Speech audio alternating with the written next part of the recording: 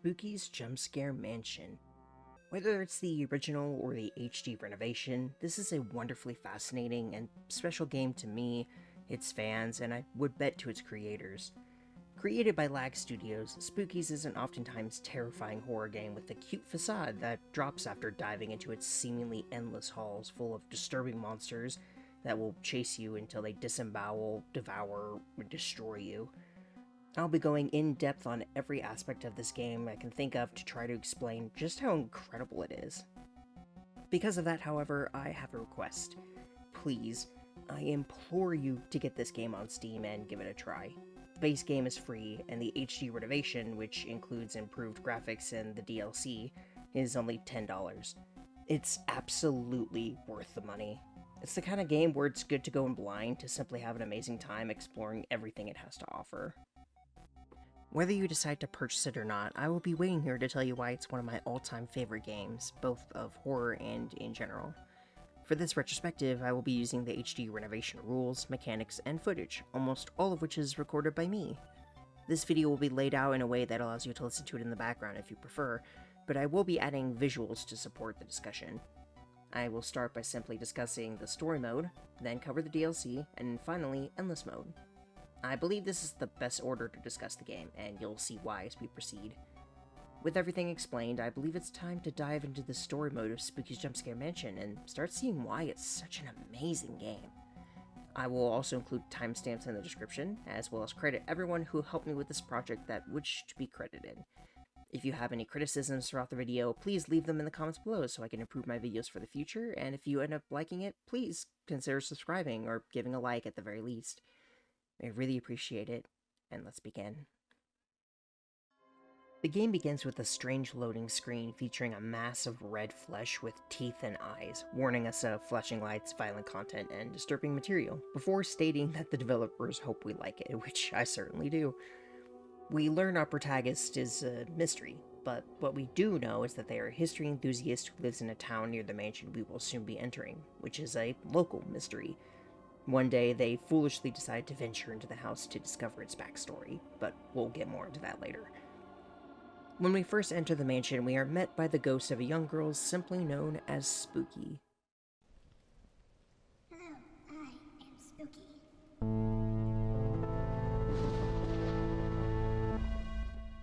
And this is my home. Can you, humble player, make it through 1,000 rooms? Can you find your lives at the end? Or is there even an end? I don't really know. Anyway, just go. That's all the setup we get before she floats into the ceiling and gives us our first achievement. Welcome! Keep in mind how Spooky is happy to see us in this achievement icon because that is an important detail for later. On the surface, this seems like a simple concept, and ultimately it is. However, the beauty of this game is that it's able to squeeze so much potential out of this concept, even if it doesn't seem that way for the first few dozen rooms. We can see that we have a health bar and a stamina bar, which limits how often and how much we can run. The stamina bar is refilled to full at the start of each new room, while in the original, the health and stamina bars were more cartoonish, with the stamina being green. In the HD renovation, it was adjusted instead to be more realistic, with a deeper red, and the icon turning into a realistic heart when the player takes damage. The stamina was also completely redone with a new icon and a yellow bar. The only monster, quote-unquote, we can encounter for the first 60 rooms is what is known as Specimen 1, otherwise known as cute cardboard cutouts. In story mode, there are 14 different kinds. Green tentacled creature, a faded version of that, a light blue teardrop-shaped ghost, a skeleton, which may be a reference to the creepypasta trope, and then a skeleton popped out, a purple spider with blue spots, a pumpkin, named Sam as a reference to the movie Trick or Treat, a tree stump, a purple cloud-like creature, a brown cup filled with coffee, a frowning piece of toast, an ice cream cone, a bloody skull, a red pepper with arms, and a distorted version of the green tentacle creature, which is a reference to SCP-106. Endless mode introduces 19 more variants, but we'll get to that in that segment of the video. In the video, Spooky update with rarely screenshots, at the end there is a salt shaker variant that never appears in-game. It's implied by the notes you can find in Endless mode that Spooky is the one who created them all. The way it attacks is by popping out of the wall and making a noise, which can vary between a few sounds, including beeps and creaking, as well as the same sound as another minor enemy, Howard and the old man, though in endless mode they're giving even more, which again, I'll save for that section.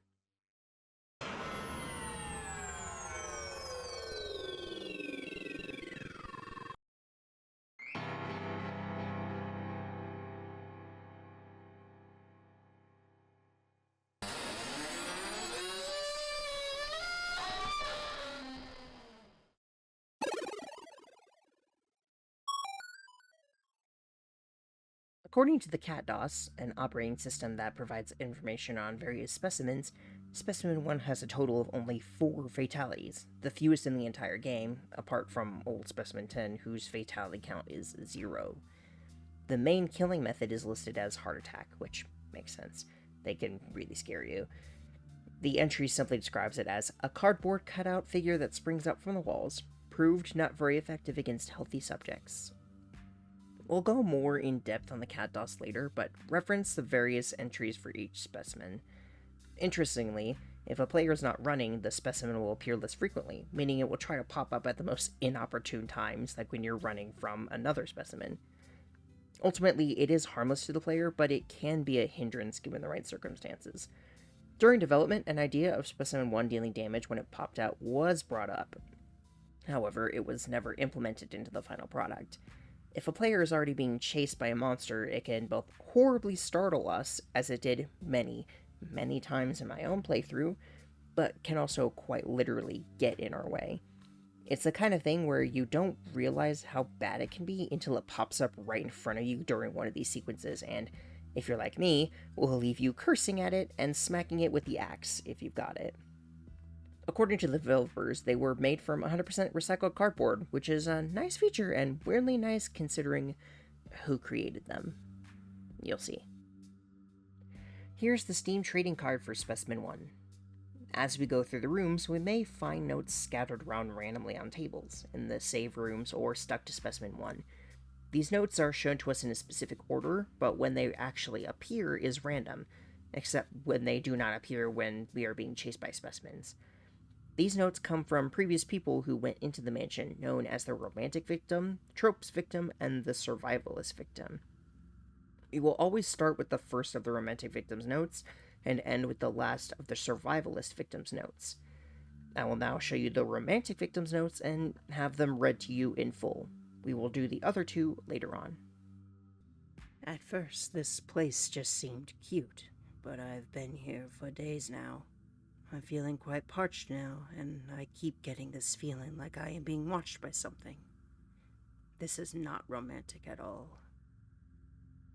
I know something is following me, but I feel like I am prancing through the same rooms over and over.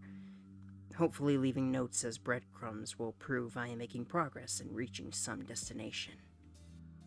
I just hope I don't run out of ink. I am dreadfully thirsty. Ink. Not quite quenching my thirst. Taste is terrible, stains are terrible. I don't think drinking it was a very romantic idea. I found something today to satisfy my unromantic thirst. I awoke today from a brief faint and found before me a bottle of red wine. I am not sure what brand or year, for there is no label. All I gather that it tastes strongly metallic. I don't think that was wine. I don't know how much longer I can go on. I haven't seen any of my previous notes, so that means either I'm getting somewhere, or someone is taking them. I think this is my last note. I'm going to die having never found my escape, but really that's not true. This place was like my escape from everything else. In the end, my death is kind of romantic. It may not come across in the recording, but as the notes go on, he stops writing double-spaced and begins writing in prose, which seems to show his growing panic. It's a pretty simple concept as well, the man having clearly died of thirst in this place, having found a bottle of blood somewhere that he downed without hesitation. Being the introduction of the idea of notes in this game, if we get his before Specimen 2, It's a strong opener, letting us get connected and get to learn this off-screen character a little bit before he's suddenly dead. Once we get the last note of the romantic victim, the next elevator room we find, we'll see the skeleton of this man, which has a feathered quill and a rather fancy hat. There are more randomized notes in this game, but we'll get to them later, since I don't want to dump all of them on you at once. There are also scripted rooms, but we'll read those as well when they come up in their specific rooms. After passing through 50 rooms, we arrive at the first elevator room. These serve as safe rooms, and for the first 200, or 250, I suppose, they occur every 50 rooms, but afterwards, it's every 100. The only other rooms that allow us to save outside of these are 250, 500, 750, and 995, the last of which is an elevator room that breaks the pattern. These are safe rooms, one of only a few where specimens cannot and will not chase us through them. We can get to some of the others later. They will have randomly selected motivational posters. Some are nice, some are disturbing, and some are downright weird. I won't go over all of them, though I will put them all on the screen if you want to see. Some ones I do want to mention are the axe poster, showing a glowing axe with "Axe, chop till you drop" on it. There's a poster advertising 100% beef, a reference to Specimen 11 coming up quite a bit later. We can also find the classic cat hanging from a branch with the words "hang in there," though I think they should have used the cat from Specimen 7 personally. There's a movie poster for what seems to be a horror movie about a caterpillar, which says "Pillar, make like a tree and die," coming this fall. Sorry. There's a sports poster that shows various weapons we can find through the game, including a scythe Spooky uses in her Mask of the Red Death Halloween costume, which we'll see more of later. Sorry. An axe, the protagonist's signature weapon once we get it, a large knife, which Spooky carries in the Mall of the Spook arcade game, a smaller retractable knife, which makes me think of Specimen 6, and a guillotine, which isn't a specific reference as far as I know. There's also a picture of broccoli with roots spreading through the dirt. This poster says, "Turn the pout inside out," with an anime-style girl doing just that, a play on "Turn that frown upside down." There's a poster of a home burning with "Home Burn Home," bunny, spelled Bunnee, that says "Cuteness Incarnate, Love Incarnate, Abaddon Incarnate," and showing a bunny with razor-sharp teeth. Abaddon, for a brief explanation, is a demon king, though sometimes also referred to as the devil himself. There is a poster of a spiral with happy, cute faces scattered around being sucked in, which could be a reference to horror manga Uzumaki's Spiral, as it is also referenced in the DLC. There's a poster with "Go team! Kill the other team! Get the sphere! Beat the game! Checkmate!" which is a general riff on sports posters and enjoyers. There's a faceless figure in the darkness that says, "You can do it. We can help. Papa John's." Which is just really funny to me. And the last one I want to talk about is my favorite, a poster of a man's creepy face layered on top of itself many times with the word "better ingredients, better pasta." That's the power of the Home Depot. I always thought it looked like Nick Cage. Even just reading this in the script again, it's just making me laugh. Wanted to go over some of my favorites. Each of these elevator rooms has only a single button labeled "down" that will do what it says, take us deeper into the earth. A fun detail I've noticed is that before this point we can get rooms with the windows that let us see the sky and the rain pouring outside, but afterward those rooms are just gone. We can only go deeper and deeper, as there is no up button. Once we go down, there is no going back up. Opening the door is reminiscent of Resident Evil, as the doors open in the same manner in both games.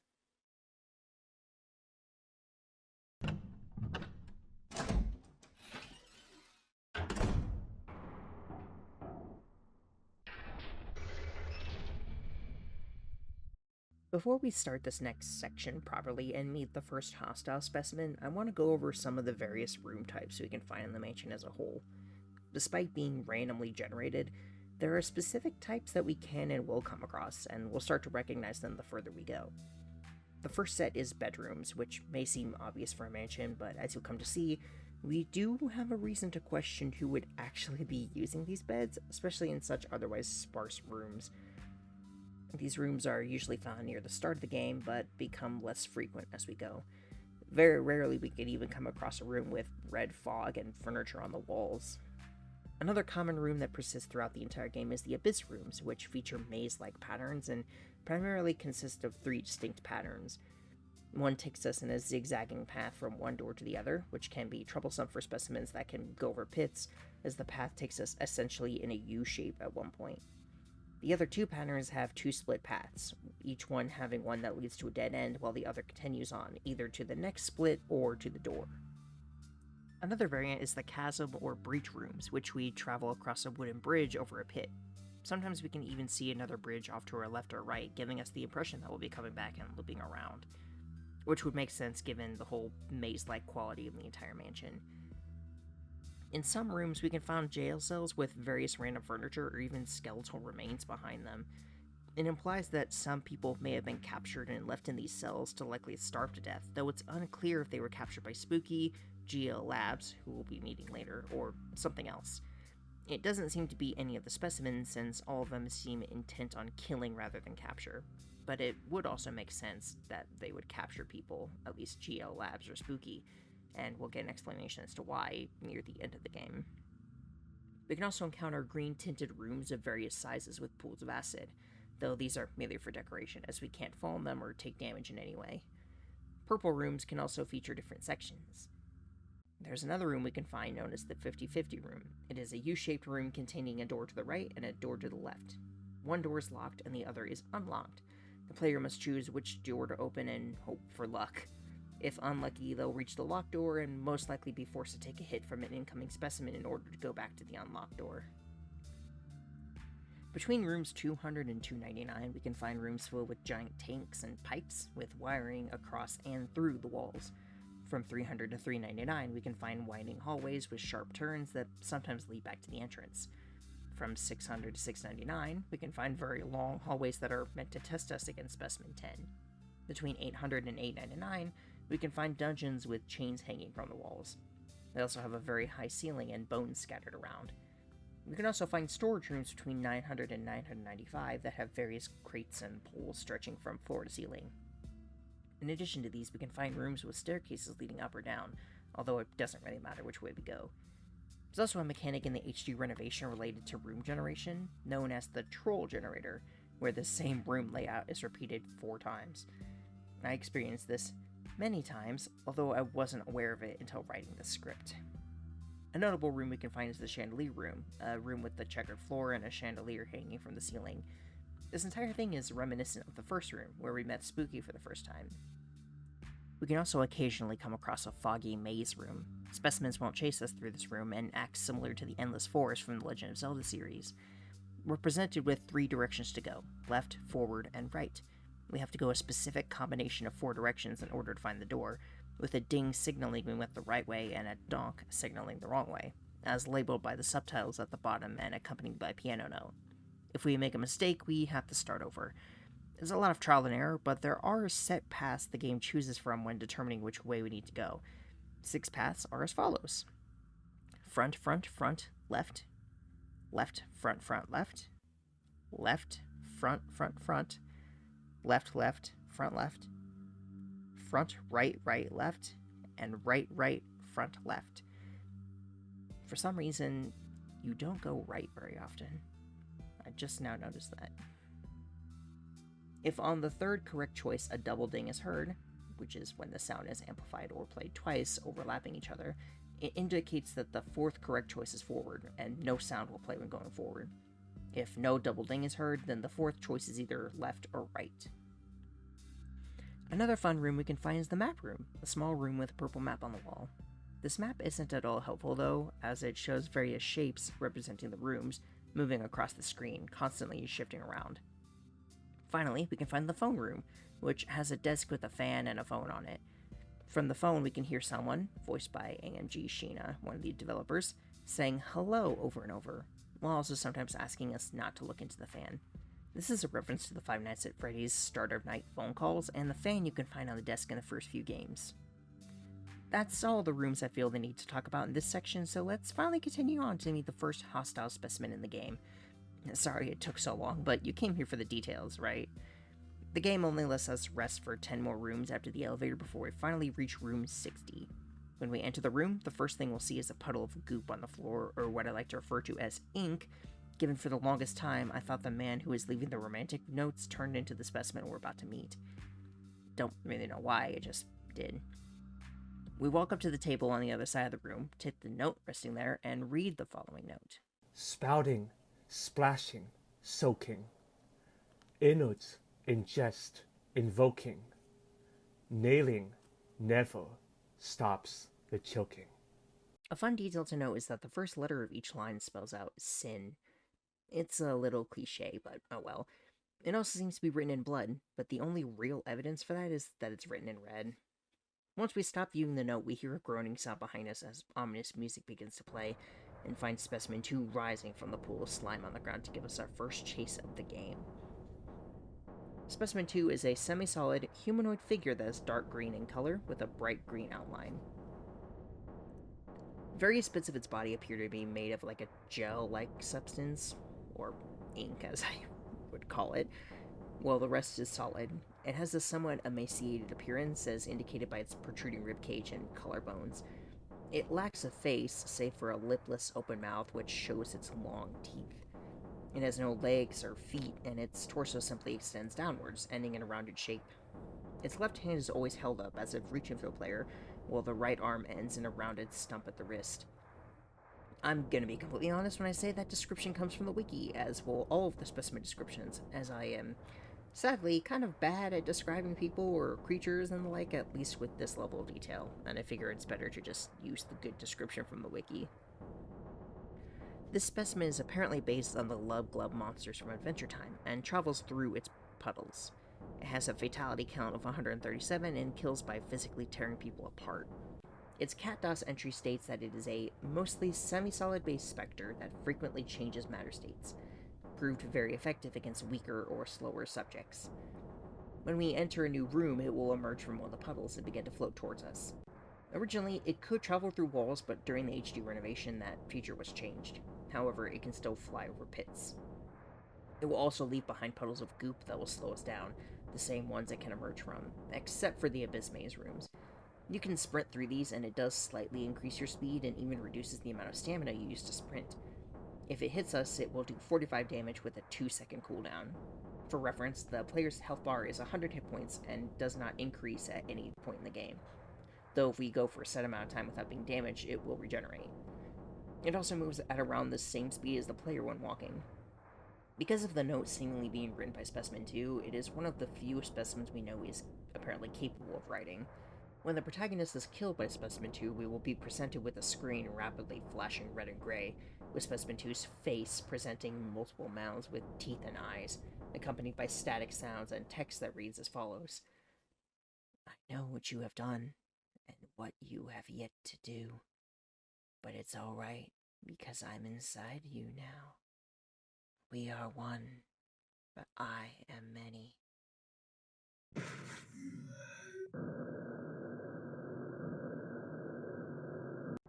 Specimen 2's death screen also pops up when you start the game, as I mentioned before, but shows up red instead of green. What this seems to imply is that by dying to Specimen 2, we have joined a collection, sort of a hive mind of people who have also died to the same creature. Meaning Specimen 2 could be a sort of puppeteer, stating that altogether they form one entity, but he is the one in control, and he is many. A fun detail to notice is that in his death screen, the eyes are red. Multiple times we'll come to see that the protagonist's eyes are naturally red, which is a very fascinating detail we'll get to explore the potential reason for later. Once we have encountered Specimen 2 for the first time, it, along with most other specimens, can randomly attack us throughout the rest of the game. In story mode, however, only one monster can attack us at once, unlike Endless, where we can get chased by up to 5 enemies at once. Every specimen has sound cues and music attached to them, composed by Akuma Kira, Jaren Christ, and Nolan Reese. Their music truly helps to make Spookies as terrifying as it is, and I will be including their music in the backdrop of my voiceover.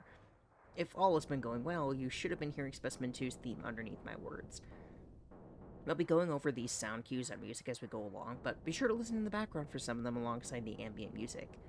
The soundtrack is also available for purchase on Steam, which I have done for this video. The music for Specimen 2 is called Unknown Hug.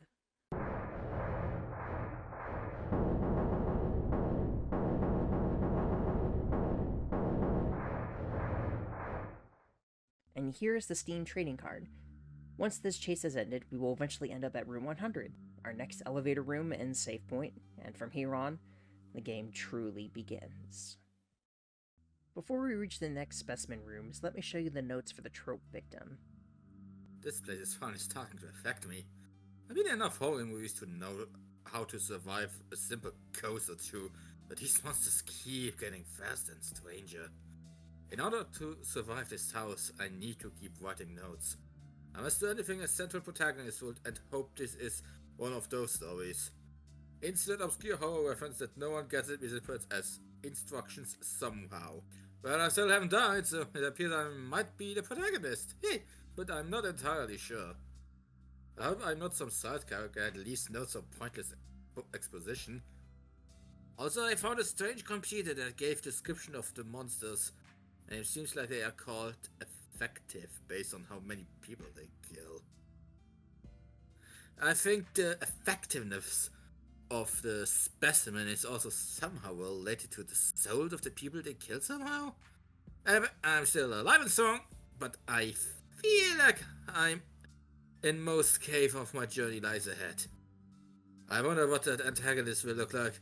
I hope they're cute. I just realized that I never had a mentor figure, trial, or leaving home scene. That means this story isn't following the archetype to make me a traditional hero. Which means I can be killed off. Well, it was nice for a little while at least. You can tell by the name that the trope victim is playing on the trope of the hero's journey. Although this victim believed he was the protagonist since he didn't experience some aspects of the hero's journey, he realizes he doesn't have any plot armor, essentially, and slowly comes to accept that he's going to die. No, we are the true protagonists of the story, though that becomes more true in the DLC than in the main story. It's pretty funny when looked at as someone who could recognize the tropey parts of this game, which, to be fair, it does a great job of circumventing at times, only making the mistake that he would survive it all. Once we reach room 120, we'll enter the GL testing labs.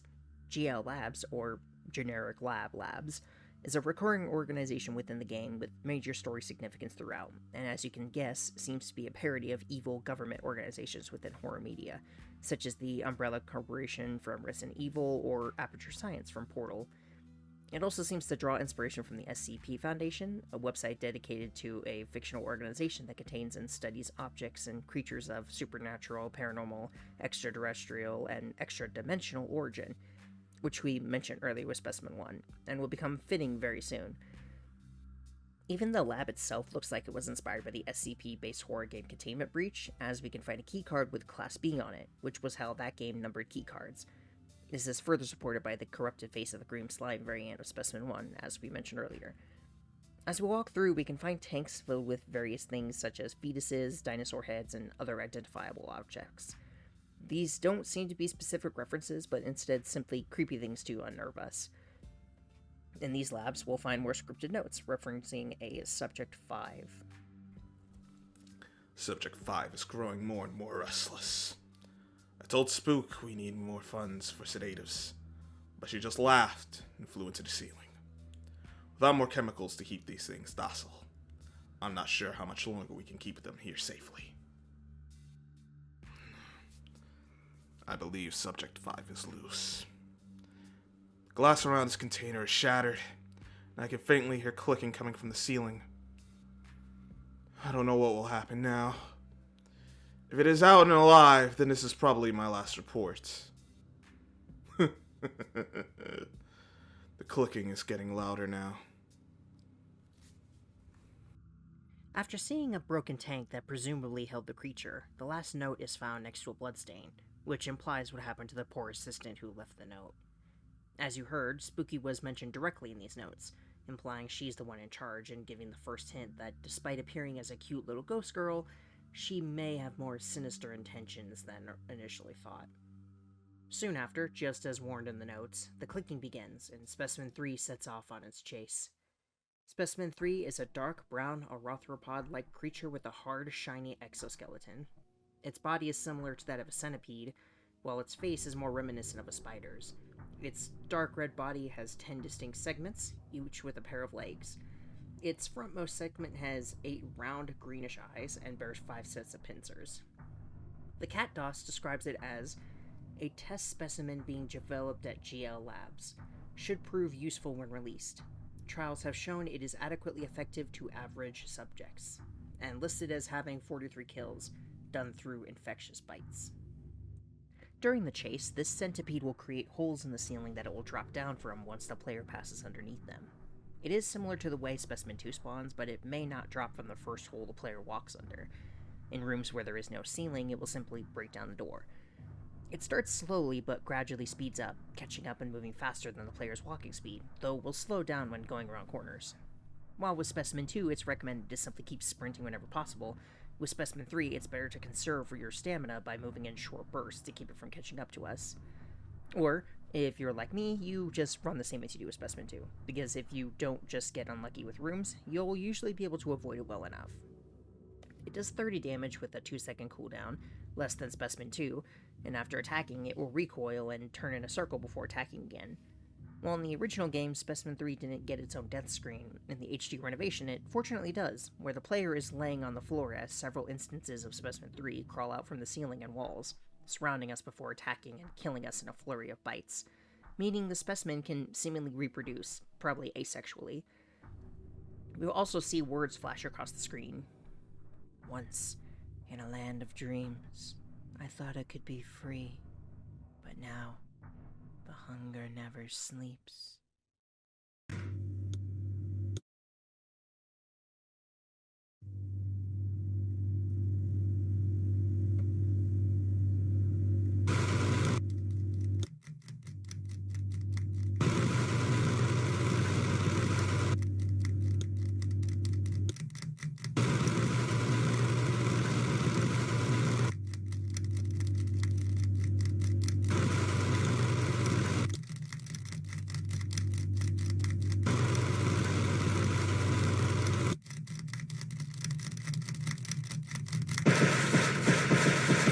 This seems to potentially be Specimen 3's thoughts itself, dreaming of being free from containment, only for it to discover that it's not free. All it does is hunger for more, leading it to chase us throughout the entire mansion in a desperate fight to feed. This need becomes especially prevalent considering it apparently gave birth to children, given the death screen has multiple of it. And the chase music for this specimen is called Writhing Sneezes.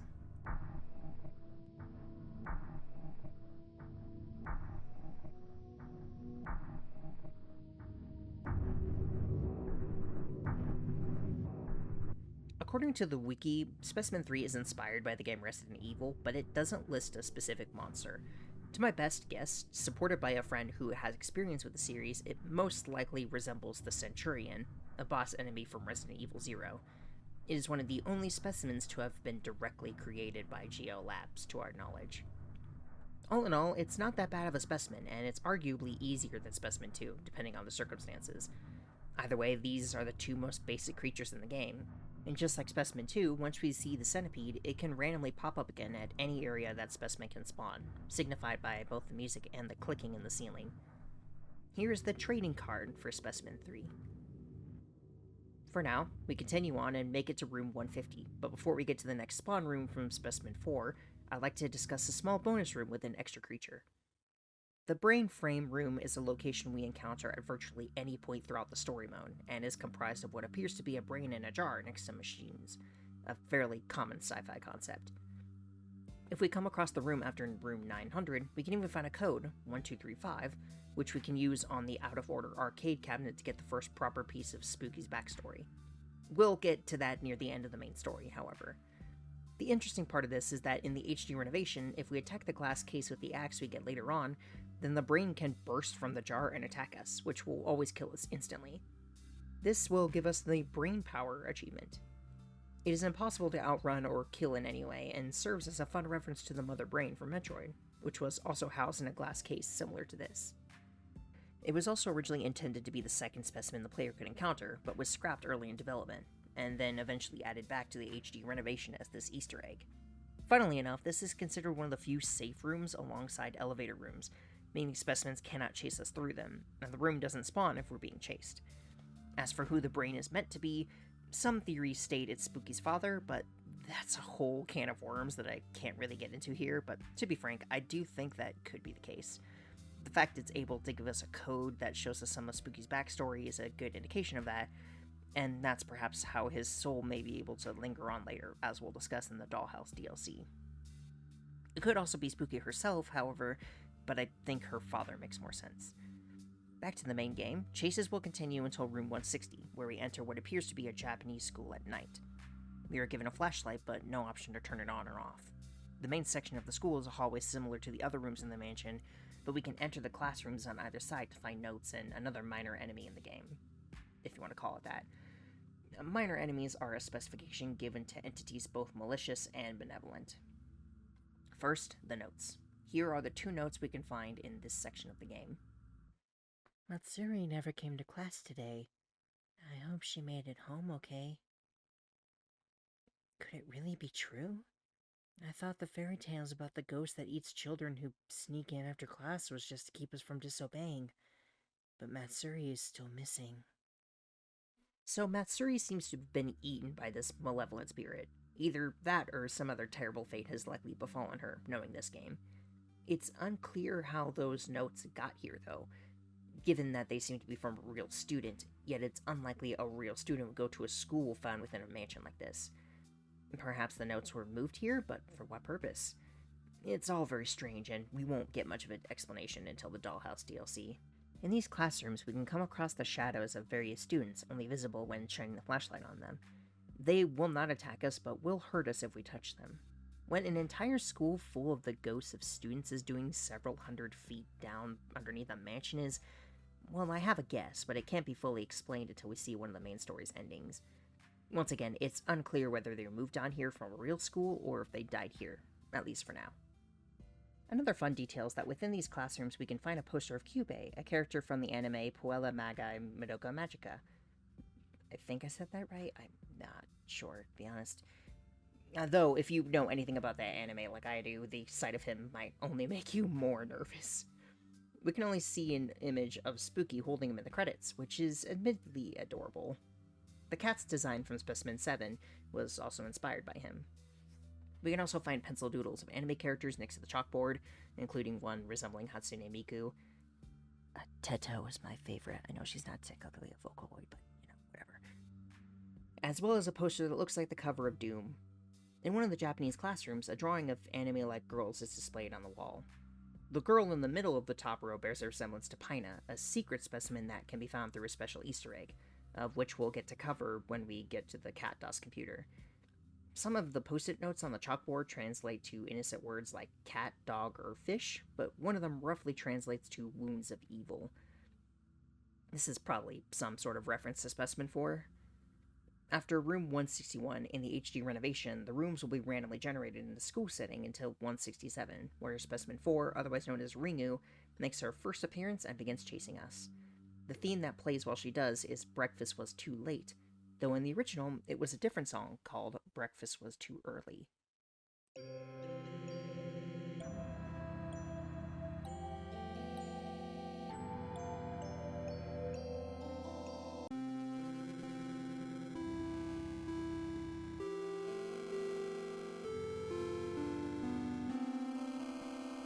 Specimen 4 is probably one of my favorite specimens in the entire game. I love her design and music immensely, and I'm excited to gush about her for the next several minutes, as in my first playthrough, she was one of the specimens that terrified me the most whenever her music started playing. Unless it's just the music being normal. Okay, it's not! Specimen 4 appears to be an adolescent female with long, messy black hair and pure white skin. She has solid black eyes and an abnormally wide mouth with black lips. She wears a plain light gray garment with wrist-length sleeves and a white sash around her waist. Her fingers extend into long, sharp claws that are stained blood red. Her legs from the knee down are visible, revealing them to be black, and her body is covered in scan lines, reminiscent of old television screens. It's also believed she might call out, "Come here," but that's not confirmed. Now, if the name wasn't obvious, she is partially inspired by the trope of Japanese women getting turned into malevolent spirits, such as those in the Grudge and the Ring series. Unlike some other specimens, that's not her only inspiration, however. Her appearance was based on Sachiko from the horror game and later anime adaptation Corpse Party, which is one of my favorite anime horror things. While I personally think the resemblance to Sadako or Kayako is stronger, I can see the inspiration. Some small references within her character include the death rattle she lets out, which is similar to Kayako's.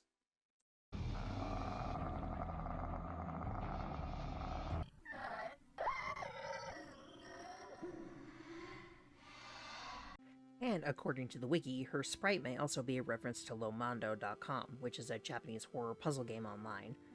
Funnily enough, although the number 4 is avoided in Japan because it sounds similar to the word death, Ringu being Specimen 4 is a coincidence, at least according to the creators.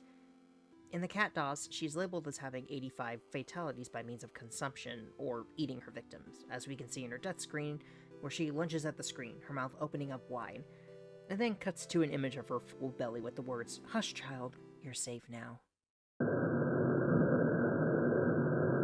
She seems to think that her being the one to eat us means she's keeping us safe from a more horrible death at the hands of the others.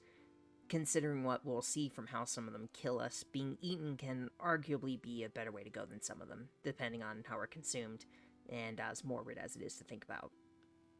Fun fact, Yor was misspelled in an older version of the original game. It's also implied from the notes that she was the one who ate the student named Matsuri. According to the cat DOS, she is a 14th century spirit that was contained and relocated here. Tests have yet to reveal origins, but all relevant information has been placed into the testing chamber.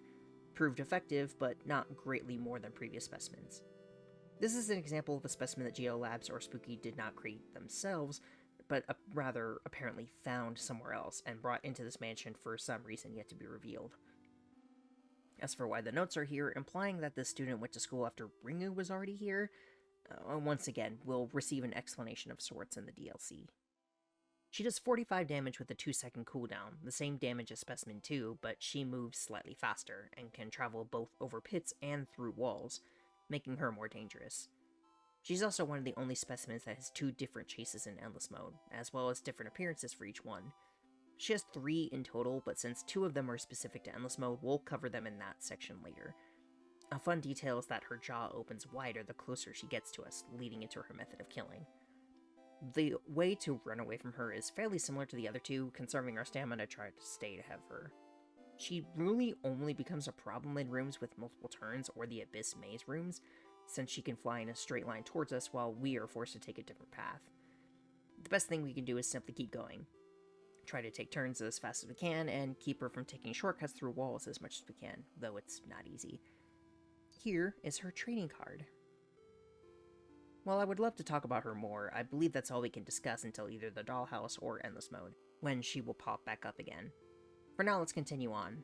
There aren't any more new specimens for these 100 rooms, but 100 to 199 is the only series of 100 rooms that introduces more than one specimen, likely for game balance, as you'll come to see. The game continues with various chases until room 200, where I'll take the opportunity to have you listen to the last of the randomly generated notes from the survivalist victim. Day 2. Food supply depleted. Water supply 30%. Mental health deteriorating. Leaving notes behind to help others and mark where I've been. Day 3. Hallucinations are manifesting at increasing intervals. The cause is probably sleep deprivation or gas that has been pumped into the rooms. I have not yet been injured, so I don't think the cause is a brain injury or blood clot. Day 4. I'm starting to lose track of time. The barrel in my phone became very low, so I delegated the saving key to find an exit. Day 5. I can't remember. Why did I come here? Was there ever a purpose? I believe death is steadily approaching me now. The hallucinations can hurt me. I'm out of provisions, and I'm having sudden violent heart palpitations. Day 7. I can't tell the real from unreal anymore. My limbs refuse to move the way I want them to. I feel like I'm wading in a deep river that is always flowing against my direction. Now, I will lay down and let the river flow over me. I will let it guide me to its end.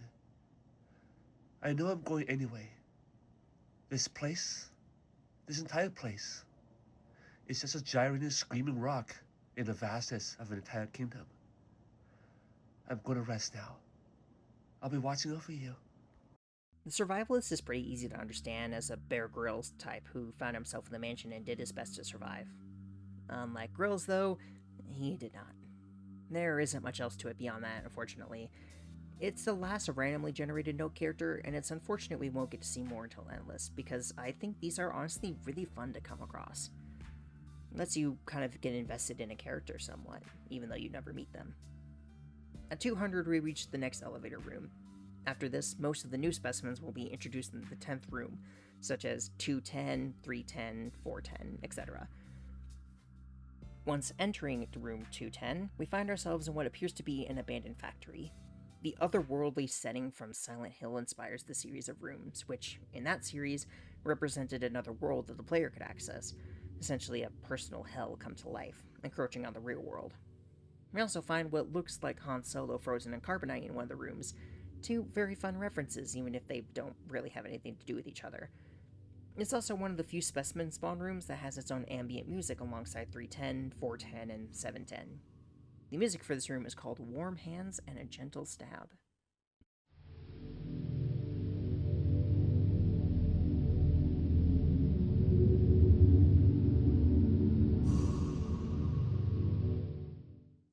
Although this place appears to have many rooms, most are inaccessible, labeled as broken. One room is even blocked off by metal bars. In the rooms we can access, we can find notes hinting what events may have occurred here.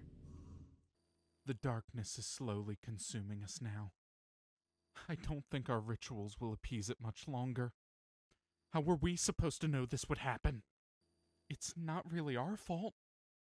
We just did what Mother has told us to do in this sort of situation. Mother is not pleased with us.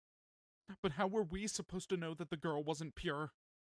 This cult seems to have sacrificed a girl to Mother, a girl who was impure, likely meaning she wasn't a virgin, as that's usually the terminology used for that sort of thing, and therefore caused something called the darkness to consume them.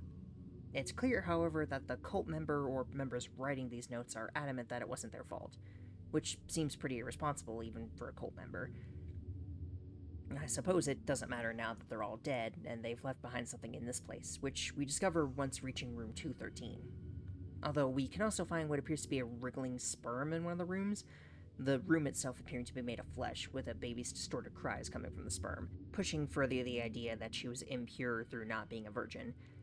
At the end of the room, Specimen 5 will emerge from its cell, the gate to our left sliding open as it begins its chase. Specimen 5, also known as Bab, is a faceless, pale humanoid creature. Her body appears feminine, and she wears no clothes or accessories. Certain parts of her body, such as her face and limbs, also exhibit darker shades, presumably due to lighting.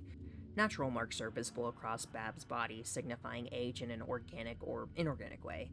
Her texture and composure is similar in appearance to substances such as paper, clay, parchment, and wood. Bab also lacks hands, with her arms ending in stubs, like a mannequin. She carries a red-brown blade attached to her right arm, which appears to be tipped with blood. She moves at the same speed as Specimen 4, though cannot move through walls. Similar to Specimen 3, when it cannot enter through the ceiling, it will break down the door entirely when entering a room, and it does 60 damage to the player with a cooldown of 2 seconds, the most out of any specimen so far. As she walks, she'll leave a trail of red afterimages and cast a dim static effect over the screen, something you'll see from several specimens as we get to them. Alongside the static, she'll make the player see various environmental and visual hallucinations, such as changing walls, ceilings, floors, and even doors to one of 3 different patterns. A scintillating black and green texture, a repeating pattern of pale brownish colored humanoid faces, or just a river of blood. Bab will also sometimes appear in front of the player, which can be extremely frightening if you don't understand how it works, like I did in my own playthrough, though it's only one of her afterimages. When she's near the player, she makes clanking metallic sounds similar to the ambient noise from Silent Hill. Bab is just a direct homage to Silent Hill in several ways, particularly Silent Hill 2, as she resembles the nurses and mannequins, and the massive sword she carries around is reminiscent of the one Pyramid Head carries. This tracks well given that the cult seems to be inspired by the Order, a religious doomsday cult that seeks to revive a malevolent entity, also from Silent Hill. When the player is killed by Specimen 5, the screen flashes red and a death screen shows up along with the text. Tiny, shining holes in the sky. Delicate, perfect emptiness. Black, growing absences of life. Cold, swarming death. And we shall become them. The pentagram that appears closely resembles the halo of the sun used by the Order as well.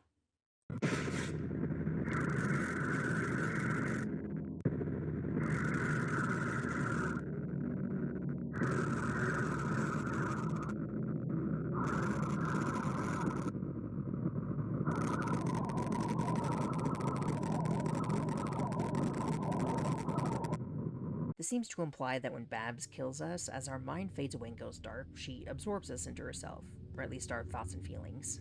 The second line points to the emptiness that comes from being removed of all emotions, thoughts, and feelings as we die, and all that becomes a part of her. The cult sacrificed people to her to try and satiate her to avoid this fate, but as one of the notes puts it, the darkness is slowly consuming us now. The darkness could refer to the oncoming crawl of death, the infinite nothingness that allows her to take everything that someone is. The fact that she brings on hallucinations is probably her trying to break into our mind to consume it, to weaken us and let her in so she can feed on our very thoughts.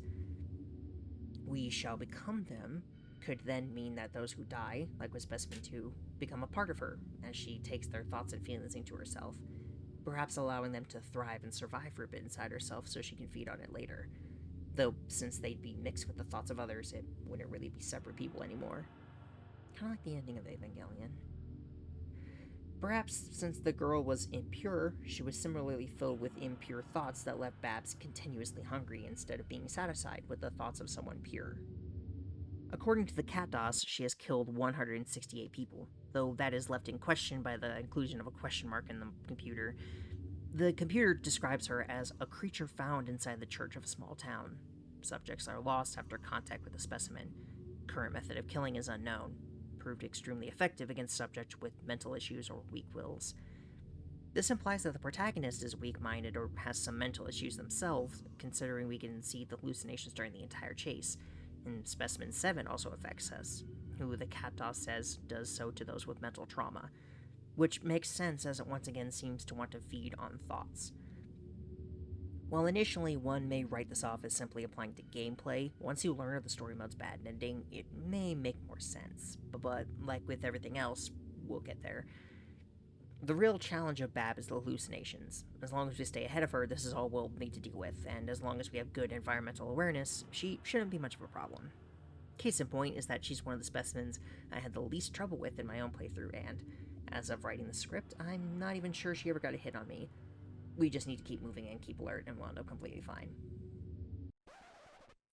But, as of editing and reading this script and playing through the game again for some of the final achievements, I retract my statement. She was able to hit me several times because I got disoriented or trapped mainly in the abyss rooms.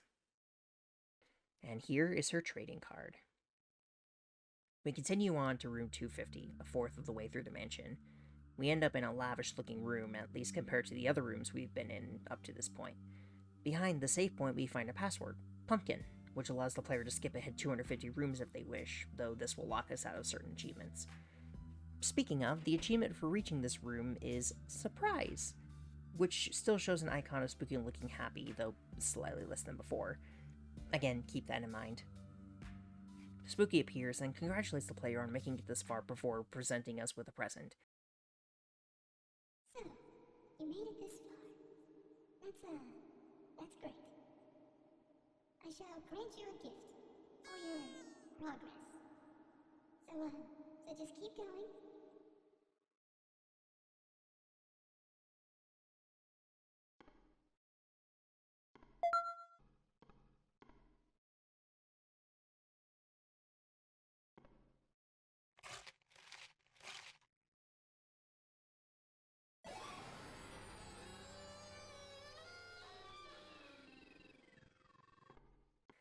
When we open this present, we find a note saying, "Look behind you," which, although this may send immediate fear through us, once we turn around, the only thing that comes out is several Specimen 1 variants.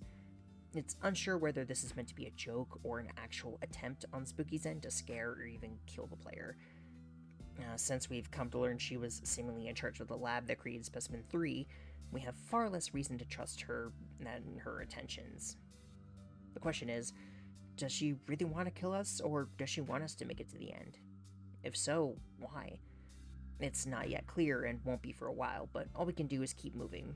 The rest of the rooms from here to 300 don't have any more specimen spawn rooms, so anything we've previously seen may appear to try to kill us. Which is why we'll take the opportunity, now that we're a fair bit into the game, to discuss the arcade games we can find in the arcade room, which the wiki refers to as being part of the game's mini-games. They are pretty simple, so they shouldn't take much time to talk about. The first one we'll talk about is Mrs. Spook, a play on Miss Pac-Man. Just like a normal Pac-Man, the ghosts have names. The blue one is named Edgar, to which the game calls him Dreary. This is a reference to Edgar Allan Poe, a la the famous quote, "Once upon a midnight dreary," from his story The Raven. Given Spooky's backstory we'll come to see in the DLC, this makes a lot of sense, as Spooky is a fan of Poe. Next is Mary, who says she came out of her shell. This one references Mary Shelley, who was the author of the original Frankenstein. Lastly, there's Bram, and it says he's stoked to be here, a reference to Bram Stoker, who wrote the original Dracula. After all those, Spooky's introduced as a fourth ghost, with many exclamation marks. For the game itself, we play as Spooky, who, like the game suggests, is one of the ghosts chasing Pac-Man. She's much more brutal, however, and when she catches Pac-Man, she impales him with a spike from off-screen. Letting Pac-Man win doesn't do anything. This is the shortest and easiest game of the three, since Spooky can fly through walls. The second game is Mall of the Spook. This one is even simpler, where we play as Spooky flying through a mall holding a knife. We, obviously, stab people, and the more people we kill, the faster we move. If we go long enough without killing anyone, a bar at the top of the screen decreases, and when it's depleted, the game ends. The various high scores on the screen are all from Spooky, and given that some of them are very high, it's plain to see that she played this game quite a lot. I guess when you're trapped in a mansion, there's not much to do. When the game asks us to input our name, if we instead put Spooky's name, it will glitch out and become unplayable, displaying error. Lastly is Spooky Cart, which has, in my opinion, the best music.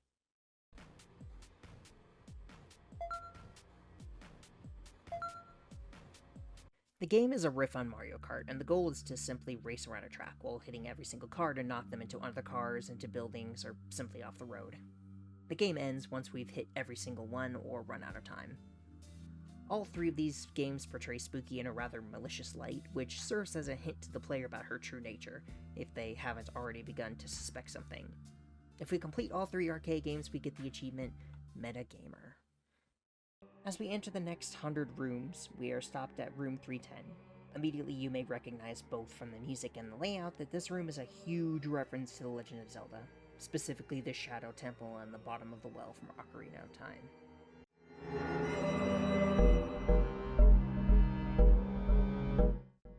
The entire room has an eye motif, which can also be related to the Sheikah from the series, who have a similar motif.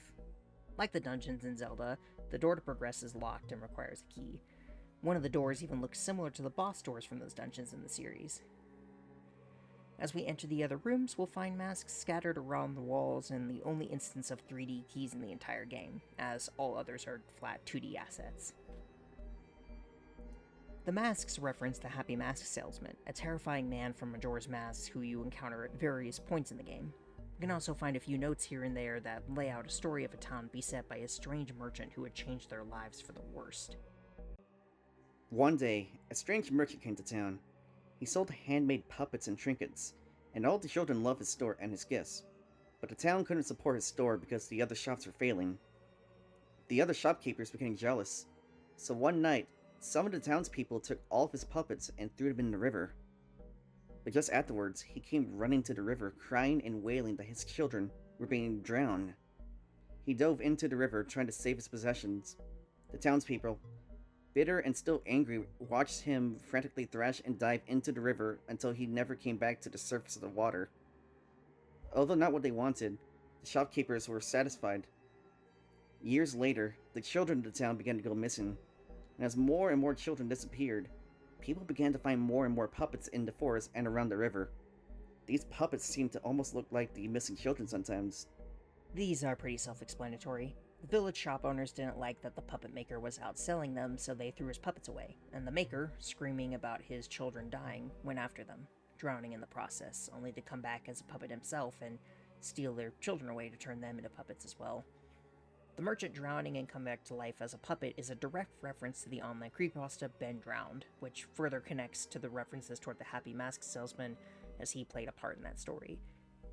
For some brief context, Ben Drowned was a story about a man getting a haunted copy of Majora's Masks, which seems to have the spirit of a dead child named Ben inside of it, which often takes the form of the Link statue you summon by playing a specific song in the game. The Happy Mask Salesman has a large role in the creepiness of the story and the accompanying videos, which was why his likeness was used. After the boss door, we find Specimen 6. Specimen 6 is a wooden life-size puppet. His eyes are pure white with no irises or pupils, and his face usually bears a wide, toothy grin. Specimen 6 wears a simple brown tunic with a brown belt, gray tights, and black shoes. He carries a long, thin silver blade, likely a needle, with thin strings attached to his arms and back. Though his face initially bears a smile, he can suddenly switch to a frighteningly angry face at random intervals. His expression and general facial structure look almost identical to the Happy Mask Salesman's, driving the influence even further. Because of the Ben Drowned creepypasta, this specimen is nicknamed Ben. According to the Cat DOS, he is a wooden life-size puppet found floating in a reservoir where a town had once been. Specimen is active despite appearance, and has proved very effective on subjects who disregard it or have vision impairments. He has 189 fatalities by, as you could expect from his weapon, physical punctures or stabbing.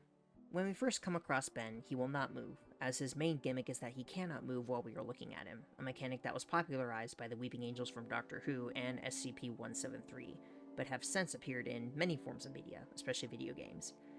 It can also be considered another reference to Ben Drowned, as the Elegy of Emptiness statue often teleported directly behind the player. At the start of every room, he will come down from the ceiling to attack, so we must turn around to look at him. Once we take our eyes off of him, he will hit us, flying into the ceiling and attempting to descend behind us to do so. To prevent his attack, we must quickly turn and face him whenever he descends, and then keep our eyes on him as long as possible. With a minimum of a second and a half, though if our gaze lasts longer than 10 seconds, he will move again. The following sound cue will come with it. He does 45 damage with a 2-second cooldown, and his chase music is called The Merchant.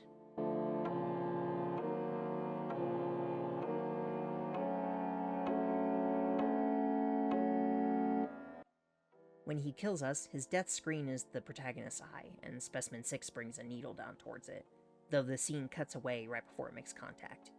Once again, the player's eye is red. This is the second time we've seen this, but it won't be the last.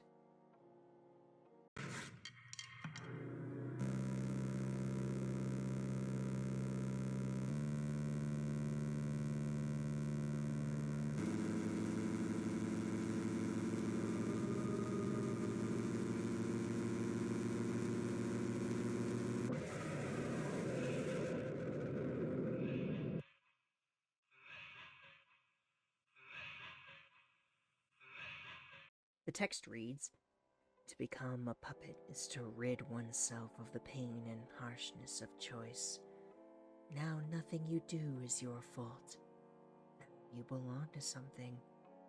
You belong to me." His death screen might also be a reference to a dream the protagonist has in Ben Drowned, in which several children turn the protagonist into a statue, one of the steps being to sew his eyes shut.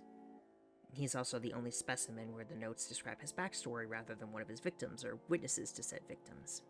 In the original game, Ben could teleport through walls, but while he still can in the HD version, he does it far less often, rarely at all in my experience.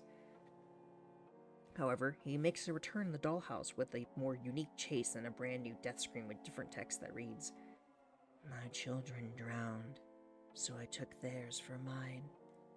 I sew them all up with long silver twine. Use my wood drill to bore out their eyes. Speak not, my child, I'll silence your cries." He seems to think that being a puppet is far better than being alive. The first death message directly says that's the case, stating that as a puppet, you don't have to worry about making choices or living your own life. You don't have to blame yourself for mistakes and bad actions now that you belong to someone else.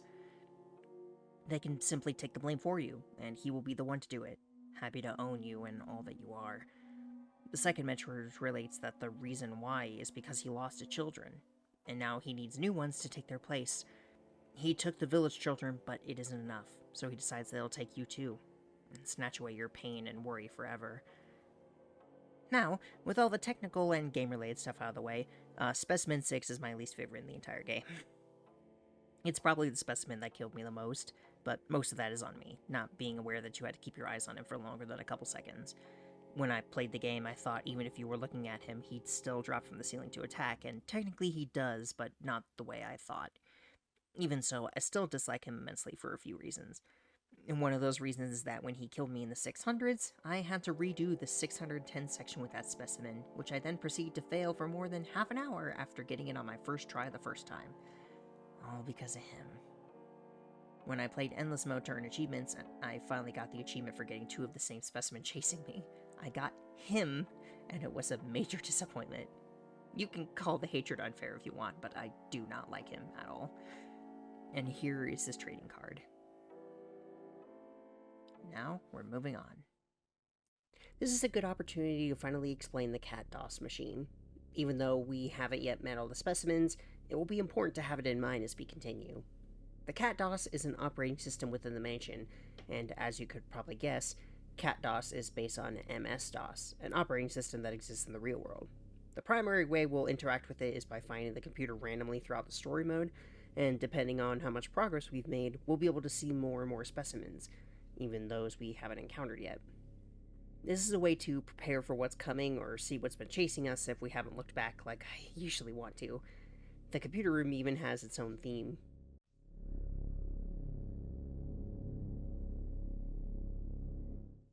When first using the computer, which consists of a blood-red screen, we have 2 options once we press enter, which are Access Specimen Database or Modify House Layout. The Access Specimen Database option will direct the player to another menu, featuring entries for all specimens that appear in story mode. Specimens 1 through 5 are available after room 50. After 150, Specimen 6 appears. After 200, 7 through 9, although the latter's entry will sometimes be missing.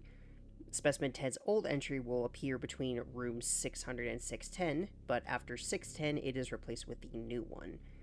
After room 700, Specimen 11 becomes available. After 800, 12, and finally, 13 can appear after room 910. These entries contain a picture of the specimen, their number of fatalities, method of death, and a brief description, which I will continue to reference through the game.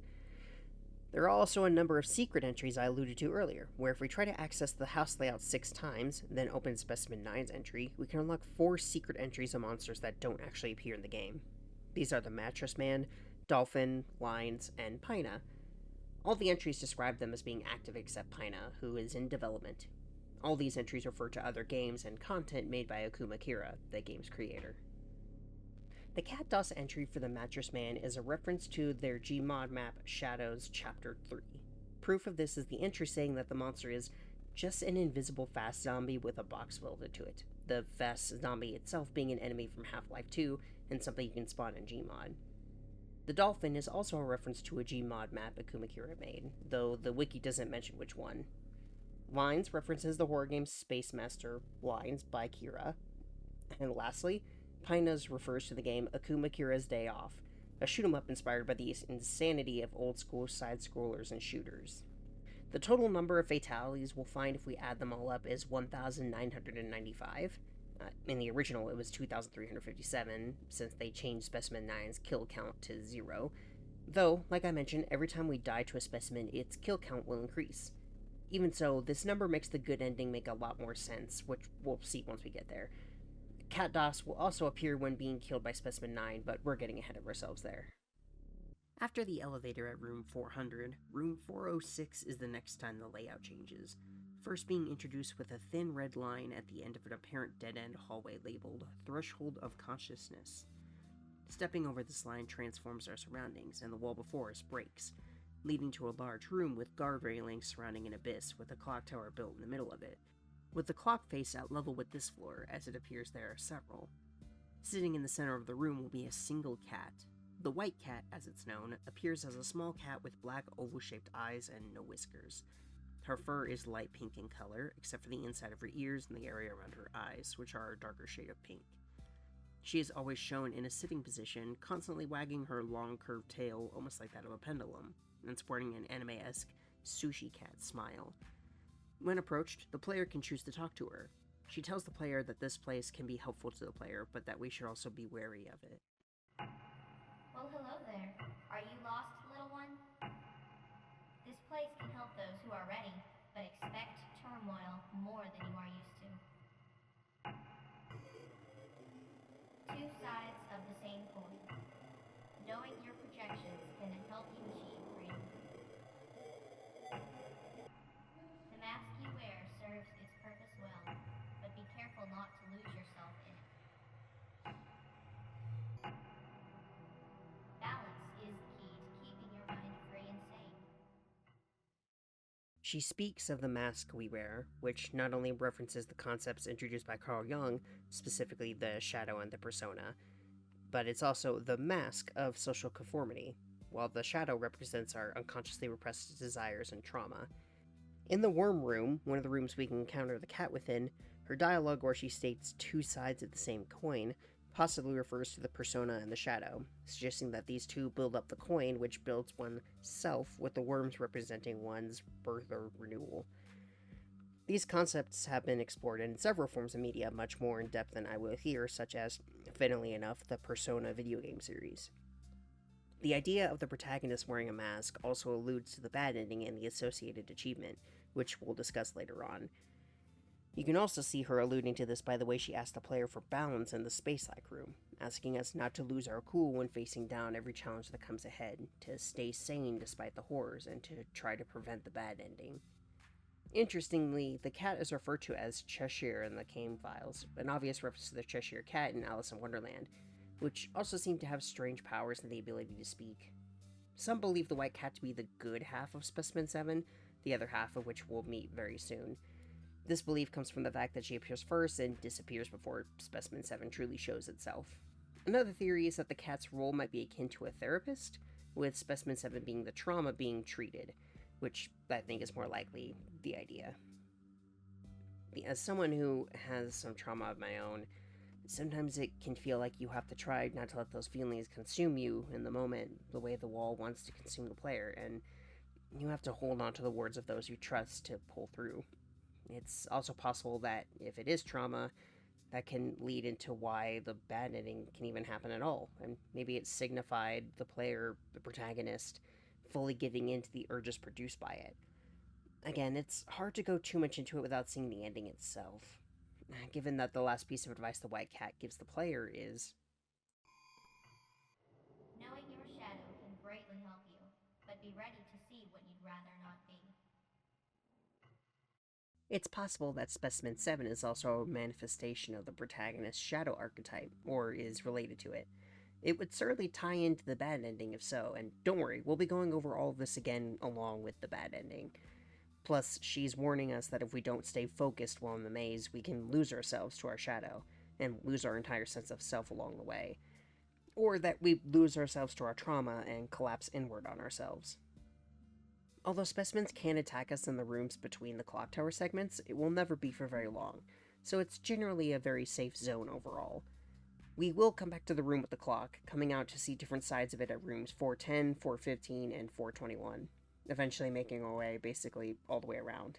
Once we reach the clock room again, we'll need to go to the various side rooms through differently textured doors along the wall. These rooms include a room with pink and yellow textured walls and floor and a white ceiling. In this room, the player is greeted with 2 points of interest: red, worm-like creatures on the ground going perpetually back and forth, and a demonic-looking compass which is constantly pointing at the player, both being purely cosmetic. There's also an office building in a city. Distant phone calls can be heard, and 2D textured windows are visible on the western wall, which are obviously fake. On the other end of the room is a computer which shows the following rapidly alternating lines of text: put on your mask, be who you are to others, be part of something, become more than yourself, and follow the group. Given what we've already discussed, I'm sure the meaning of these statements is rather clear by this point. The red fog covering the area will also increase as we travel from room 410 to 421, perhaps intending to represent our mind becoming more clouded, and once we reach that final room, the cat will speak to us one final time before she disappears. We enter 422, a rotating red room, which finally reminds the player to prepare themselves for whatever may come. And as we enter 423, the Specimen 7 chase then finally begins. Specimen 7 is a moving wall of distorted corpses that chases us through what appears to be a simple maze, with the imagery on the walls shifting and changing back and forth between various horrific scenes. The fleshy red evil face could represent the protag's dark thoughts. The runes could represent their unknown thoughts and desires, as the runes themselves don't match up to anything in our world, and the legs could represent us having to use our legs to keep going, both through the mansion itself and to complete our missions and goals. We have the potential to escape if we just keep running. Its kill count is 93, though its method of attack is unknown. And its cat.'s entry reads that it is constantly changing form and attributes depending on subject's personality, but most common form resembles a wall of moving anatomy symbols. Only effective on subjects with past trauma or a history of psychological issues. This is interesting and further hints at the protagonist having a rather troubling past, if they too are affected by the specimen alongside the others that attack weak minds or those with mental issues.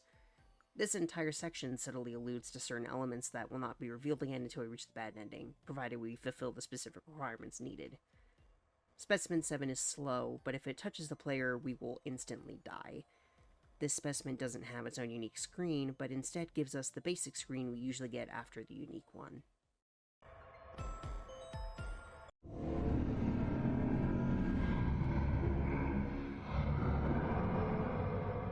The only way to avoid it is to simply keep moving and not get distracted or turned around, as it encompasses the entire wall in a straight line, meaning once it reaches a certain point, if you go the wrong way, you'll be unable to go back. Its chase music is called Strange Wiggles.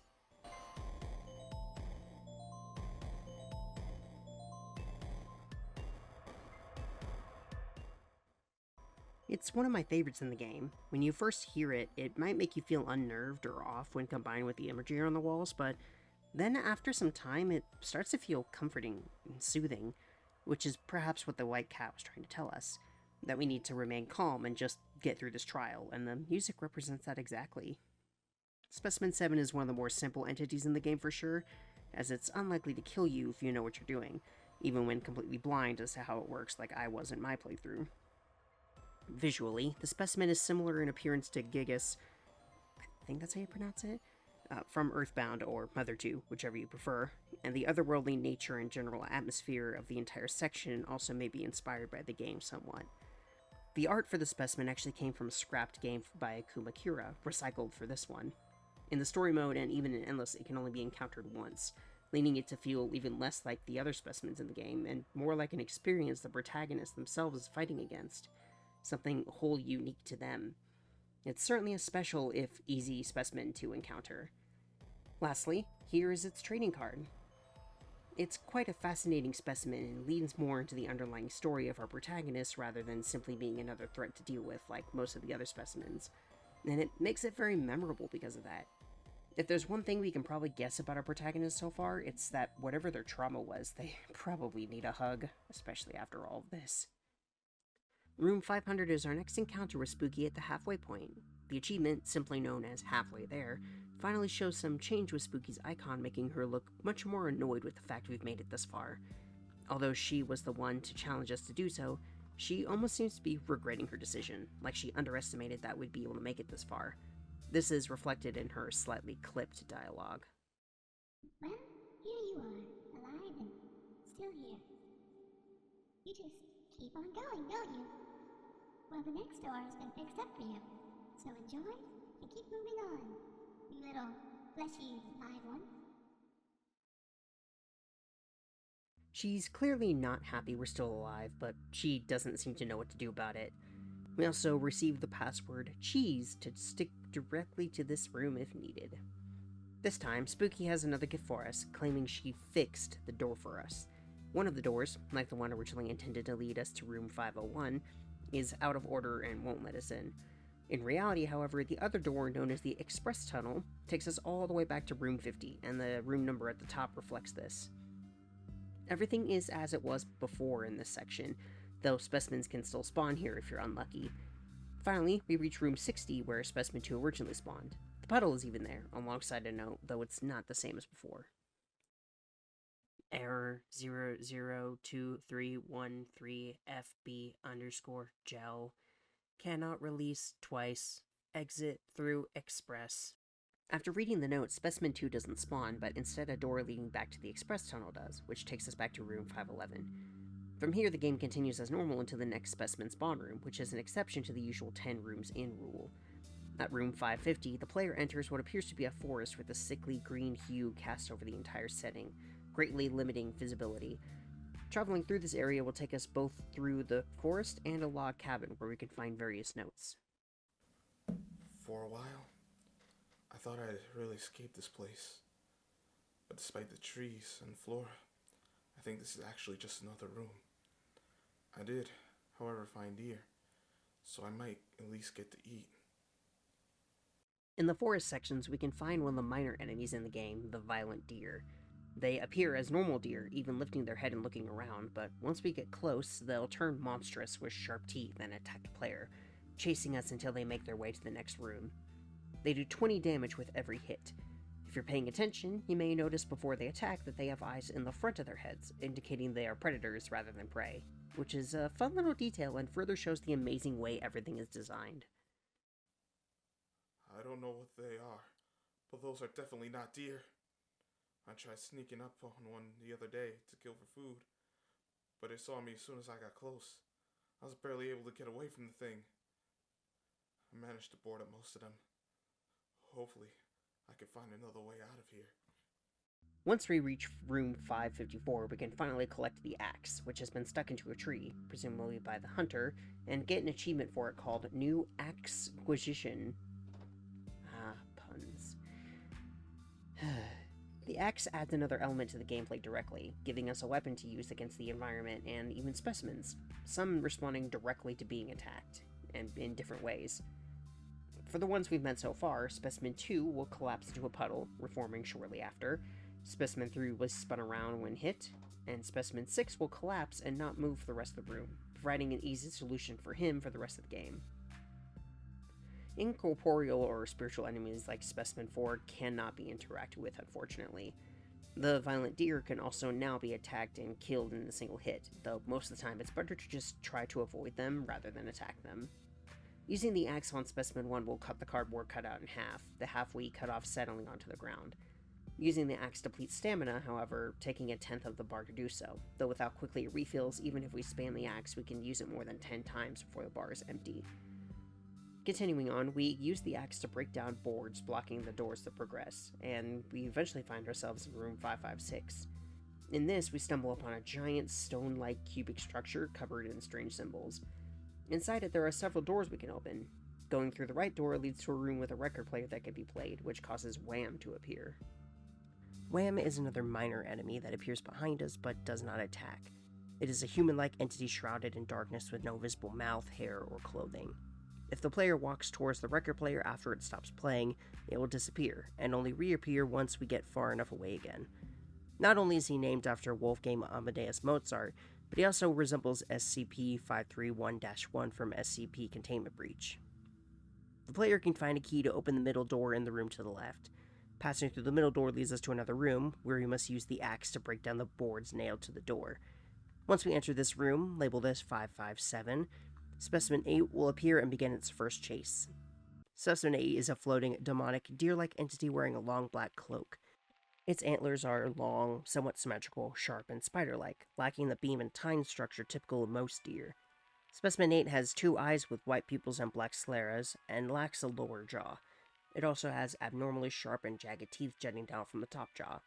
The cloak is sleeveless, and even when open, reveals no limbs, as Specimen 8's body comprises a set of human rib bones underneath which lies a host of screaming faces fading into the darkness.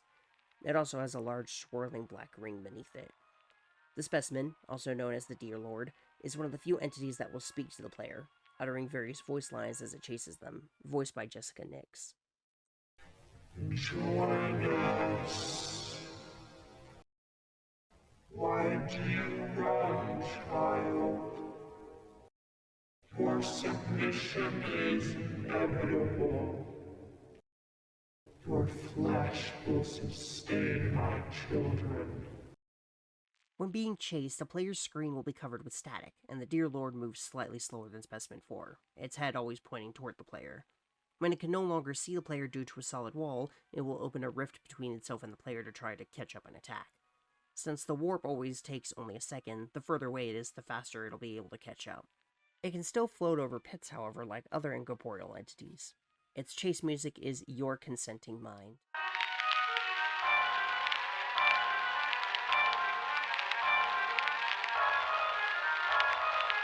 It does 30 damage with every hit with a 2.5 second cooldown, showing intense subliminal messages when it attacks, and when it kills the player, it will teleport us to a separate level where our health, stamina, and rune number are completely gone, though the axe is still usable. The player traverses a dead forest on a red dirt path, with bells audible in the distance. After walking for some time, the player will finally find Specimen 8 waiting patiently for them, and when we walk into the screaming sea of souls, a text message pops up on the screen signaling our demise.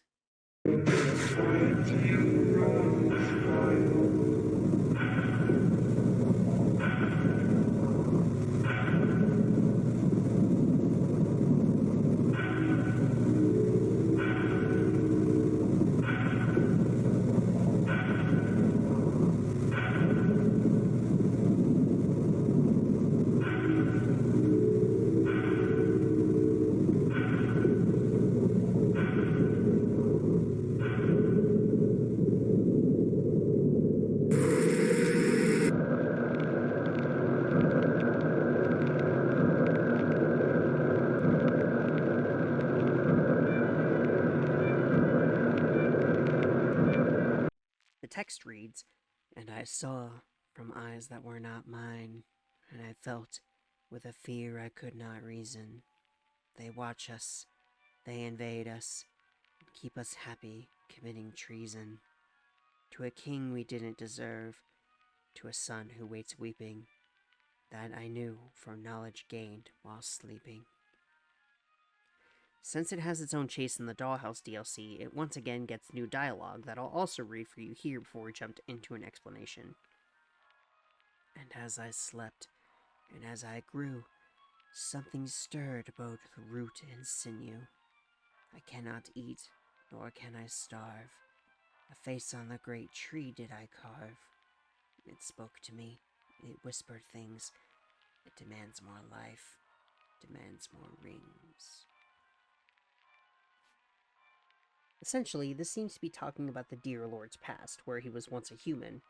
Him and his family starved and prayed to the god Bayagatoth, who he not only praises in the Dollhouse, but who is the main antagonist in Lost in Vivo, who he appears in. In exchange for providing food, the god took him and turned him into the Dear Lord, indicated by the "I saw from eyes that were not mine." However, given the line, "a son who waits weeping," he likely doesn't even know if his family survived or not, waiting for the day he can see if they're even still alive. Only he likely never will.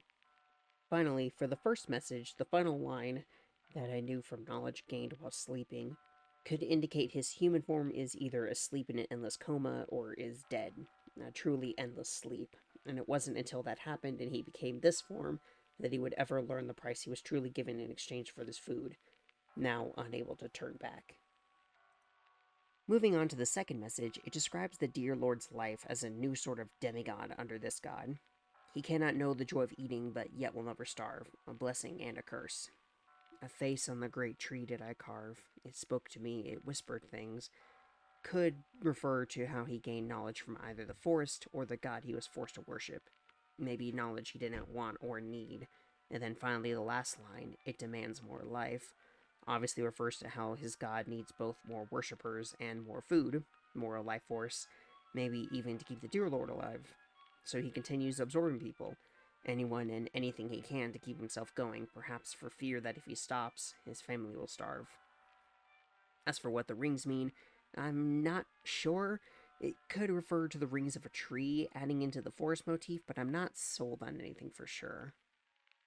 This text is also a potential nod to Bambi, as it references the death of a king and a weeping, or potentially mourning son. The "they" in the text may refer to humans who capture and hunt deer, but Obviously it's more for the Dear Lord's lore.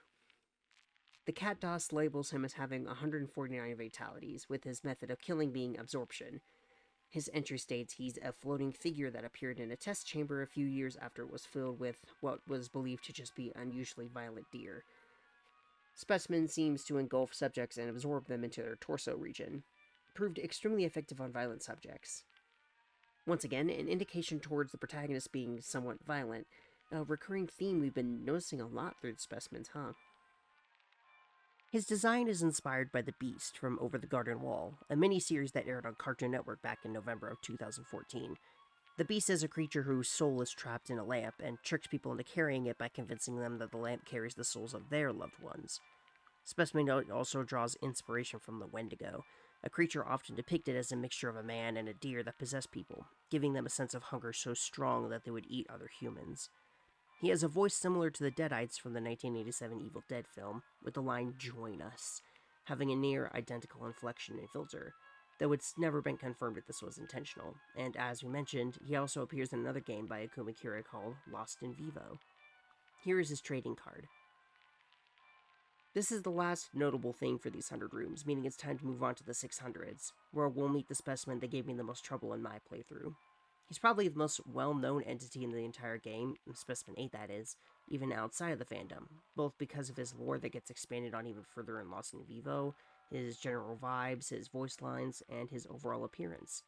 It's not without good reason. He's one of the most interesting enemies in the game, in my opinion. The first thing I want to talk about before getting to that specimen and its spawn room is Howard. Howard appears to be a tall humanoid figure with a skin color similar to bronze, with no pupils or visible mouth. He wears no clothes, is bald, and has a body shrouded in darkness, similar to Wham. He appears in a specific room that can be randomly generated, and even if you don't recognize the room, you'll be able to recognize his presence thanks to him covering the screen in static, similar to the Deer Lord. The room he appears in is referenced to as Howard's Room, or the PT Room, as the series of looping rooms is reminiscent of PT, the first of two entities based on the game.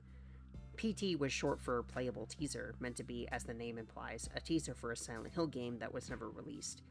The gameplay of the teaser involved walking through a single looping hallway repeatedly, with minor changes made each time. This has been done in numerous games since, including Howard's Room. The player is forced to loop through the room at least 3 times in order to leave, with Howard having a chance to rush at the player while screaming, though he doesn't damage us. There's also a note on the table we have to read after the 3rd loop before the door will actually open. This was such a surprise that there would be another entry. Another actual entry. One I could admire.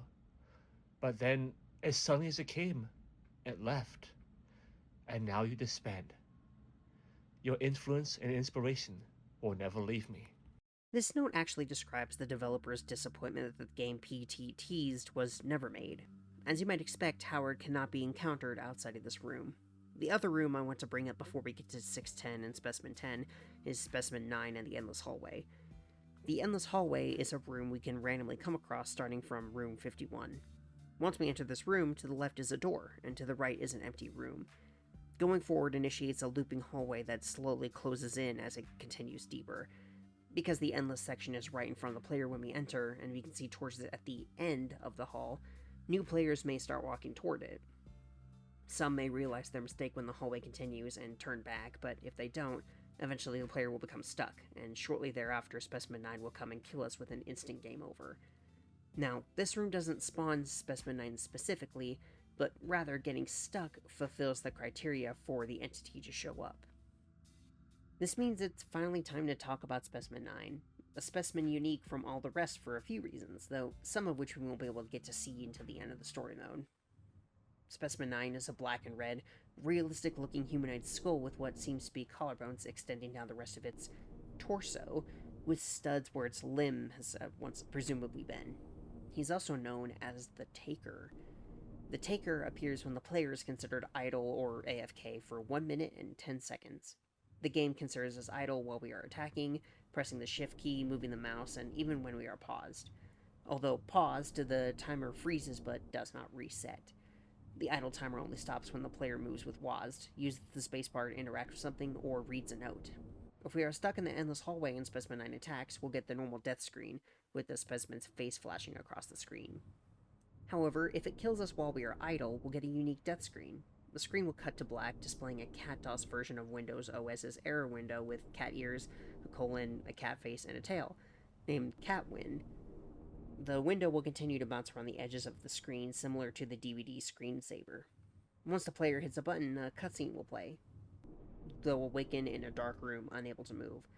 Suddenly, spotlights will turn on, illuminating the dark room and eventually focusing on a door. Shortly after the door opens, Specimen 9's theme starts playing, followed by him coming out the door, charging towards the player, ending the cutscene and showing the death screen.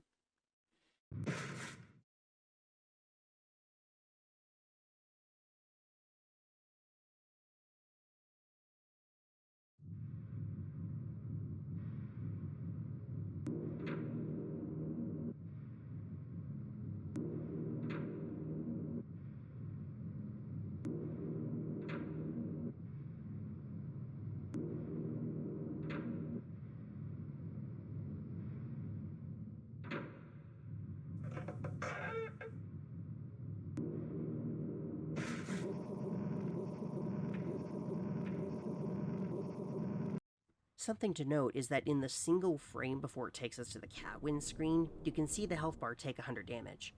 Its original cat-DOS entry describes it as having 362 fatalities, the most of any specimen, though this was changed to 0 in the HD renovation.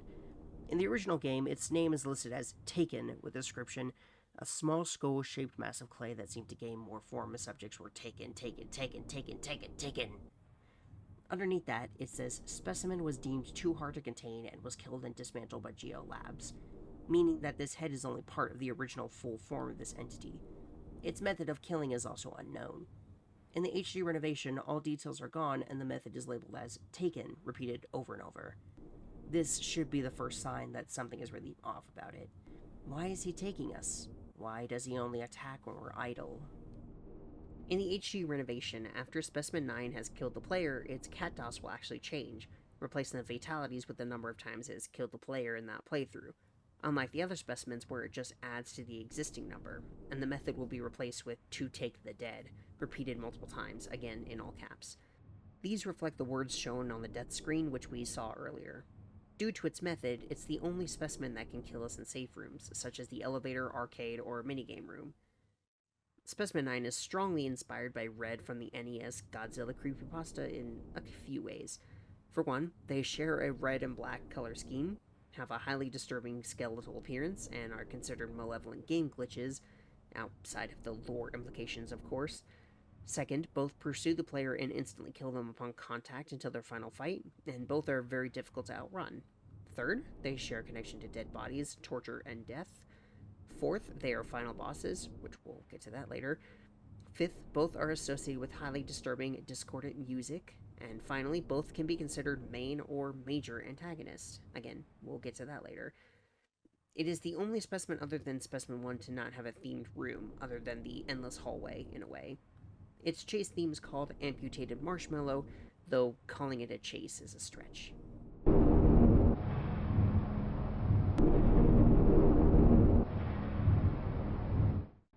Specimen 9 does not technically appear in the DLC the same way it does in the main story, but we can encounter it in the Dollhouse under specific circumstances, which we'll get to in that section.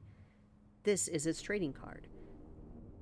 And with that specimen finished, we can move on to the next spawn, or themed room, the upcoming specimen being the one I had the most trouble with other than Ben. Rooms 610 to 617 are another GL lab setting, though this one is in a much more futuristic style, reminiscent of sci-fi horror classics like Alien. In reality, this lab is actually older than the first, somehow. Even so, the tech seems more advanced with holographic screens for the door and ventilation systems, which we'll have to unfortunately crawl through. It's not exactly clear why this one appears more advanced, especially given that we find out Geo Labs has been around for at least 50 years, but since we are never given that much of an explanation, there isn't much we can glean. We can find some notes from a member of a team that was sent to collect some things from the lab, as directed by Spooky. This old place is somehow even worse than the new Geo Labs. Although it seems to have been constructed with a much larger budget than the new lab, nothing works quite right.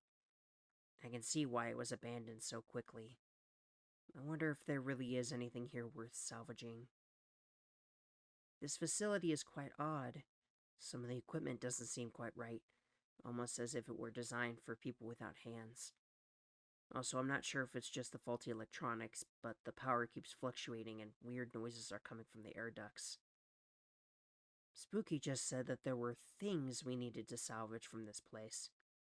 I'm starting to worry that a loose specimen may be included in the list of things for us to retrieve. The power just shut off again. Is everything broken in here? I don't know what to do. I can't think well. I feel strange. I'm hiding from that thing. I feel like something is growing on my skin. I can't seem to tear it off fast enough, and I'm losing a lot of blood. This lab was likely constructed with a significantly larger budget, but also with far less care, as much of the equipment barely functions, and even during our visit, the power completely cuts out and remains off even after activating a generator. The player must locate and activate multiple generators to restore power. Once we reach room 614, we are forced to use the vents to continue, and in doing so, we catch an absolutely horrifying glimpse of Specimen 10. During my playthrough, after I saw this the first time, and my friend did not, I kept my head down every time I went back through because the sight of the thing in the vents triggered a deep fear inside me that had already been heightened by my fear of the dark, which this section absolutely plays on. Once we've made our way through a few air ducts, we'll reach the final generator, and after picking up the final note, you have to keep it close. It becomes something else when it gets too far away. Something I can't outrun. Which tells us how to deal with Specimen 10, though I sadly didn't understand the instructions at first, even though they're really easy. Activating the generator will spawn Specimen 10. The first version we see is a large floating worm. It was made of various distinguishable segments, with the frontmost segment appearing to have black eyes, and its gaping mouth reveals many sharp fangs. Its skin appears pale and slimy. Funnily enough, Specimen 10's first form used to be in the original game and served as simply part of the specimen's appearance, but after an update, and now in the HD renovation, this older version of Specimen 10 is only here at the start, and the new, updated Specimen 10 bursts from it, with the old appearance merely serving as a vessel for the parasitic new one. This new Specimen 10 has two forms. The first form resembles an armless humanoid figure with a deformed upper body that appears to be composed of two main parts: a yellowish organic layer covering the entire upper body, and the main body, which lacks arms and features bare humanoid legs. This appearance is also included in its form where its torso opens up into two parts, making an opening with small teeth surrounding the inside walls of its apparent mouth. The second form resembles a large, albeit small compared to the player, leech-like creature. It retains the same colors as the former. Similar to the old Specimen 10, this form is divided into separate segments that slither along the ground. The inside of this form has at least two visible sets of teeth. According to the cat DOS, it has 245 fatalities through method of parasitic infections. The entry reads that it is a form-changing creature that is believed to be extraterrestrial, though it was not officially proven. Proved very effective on most subjects, but deemed too difficult to contain. The specimen broke out of its containment area due to frequent electrical malfunctions. The fact that this creature may be an alien certainly distinguishes it from the other specimens, and given its inspirations, it's very likely to be true. It's also one of the few specimens that was known to be uncontained. If the player gets too close to Specimen 10, it will reveal its huge vertical mouth inside its torso and attack us, dealing 40 damage with an unspecified cooldown, while causing constant, disturbing visuals simultaneously. If we get too far away for an extended period, it will transform into its second form, the worm. The worm form does the same amount of damage. When it attacks us in this state, it will morph back into its original form, but it remains between rooms instead of reverting to its humanoid form. Its worm form can break the doors down faster than its humanoid form, taking them down in a single bash. Specimen 10's attacks leave the player's vision covered with the yellow, slimy substance for a period of time, and the less health the player has, the more it covers the screen. It will slowly fade away as the player regenerates health, and every time it changes between its forms, a hallucination will flash on the screen, accompanied by a sound. The first form moves at about half the player's walking speed, meaning it's very easy to get too far away from it and activate its second form. In contrast, the worm form is faster than even the player's sprinting speed, but has a hard time taking sharp turns or going through doorways, slowing it down. Typically, the way to gauge how far is too far is to keep the specimen in your vision. If it goes outside the radius of the black fog obscuring the player's vision of distant objects, it will transform. When the player is killed by Specimen 10, they will be presented by a flashing screen.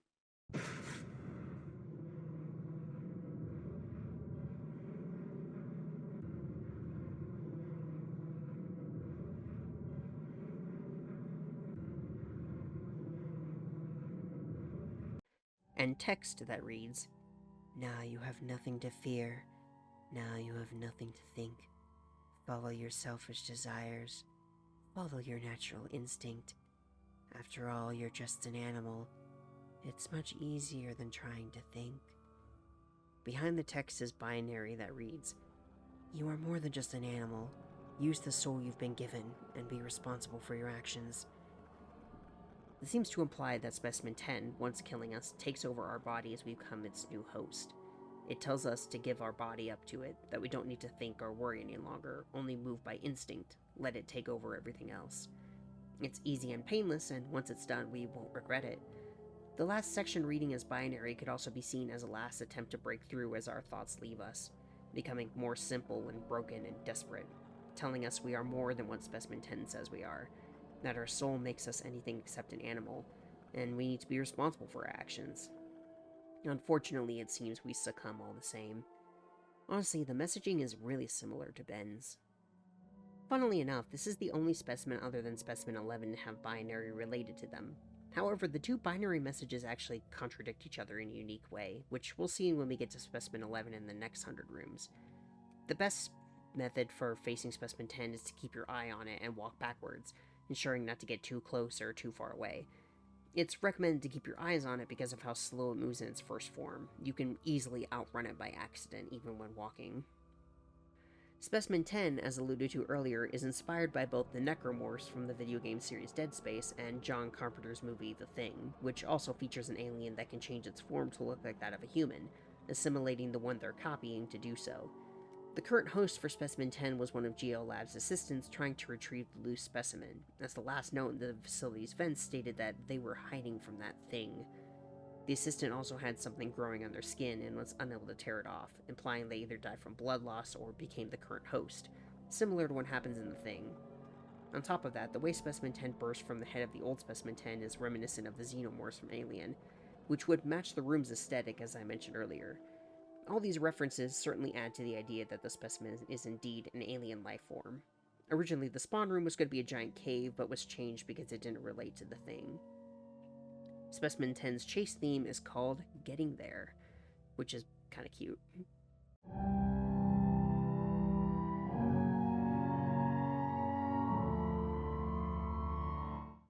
And this is its trading card.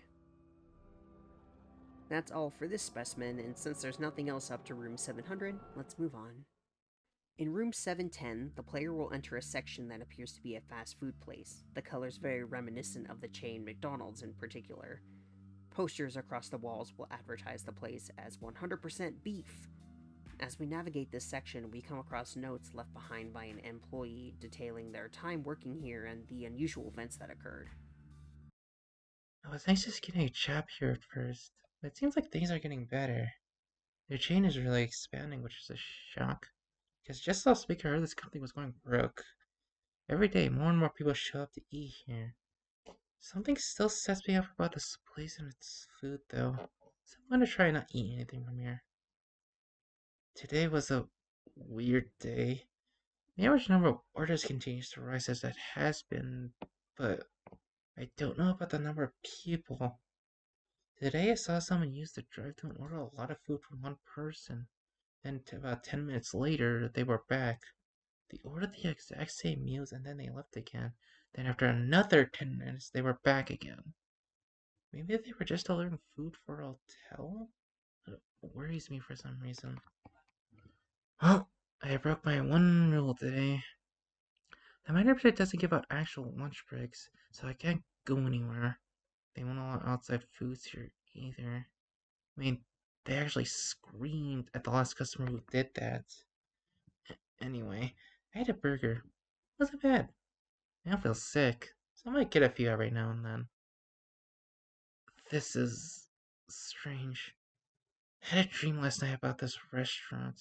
I know I was here, but I also felt like I was in another place at the same time. Everything looks so wrong. Nothing was the right size, and I kept hearing these strange animal noises, almost like wailing. Guess I just feel guilty for eating that burger the other day. Also, I saw that man again, the one who kept ordering every 10 minutes.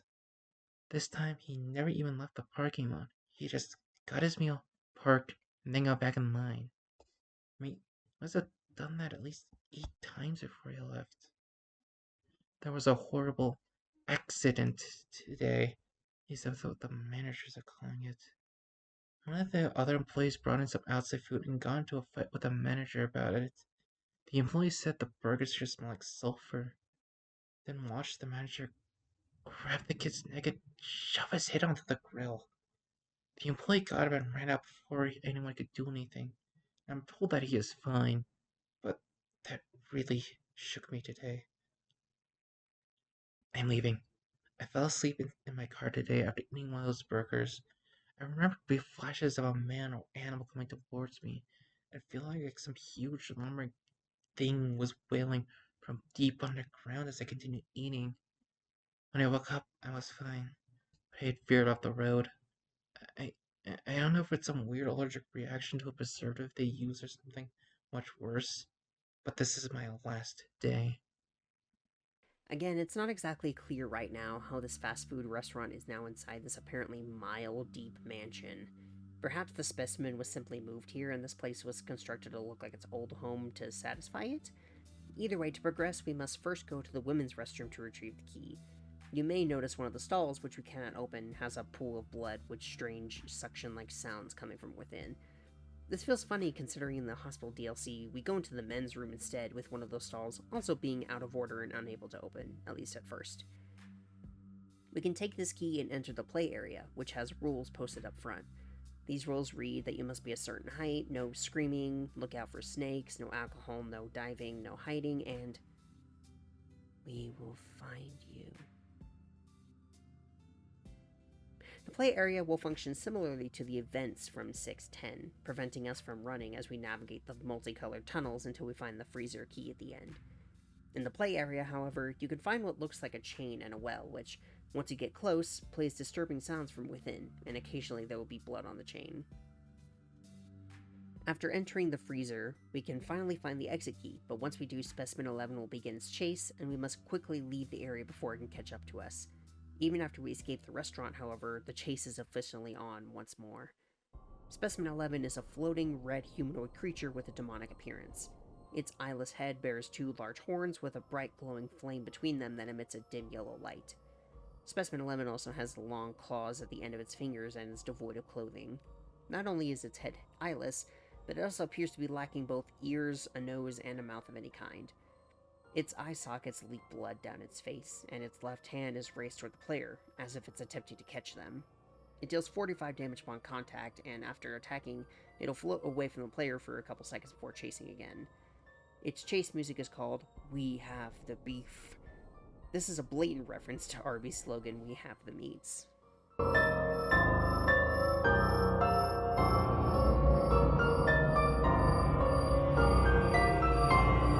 The flame floating between its horns makes Specimen 11 similar to Anung Un Rama, otherwise known as Hellboy. I hope I said that correctly. Hellboy's flame crown is not visible when his horns are cut off, but will force them to grow to full size if his true name is spoken.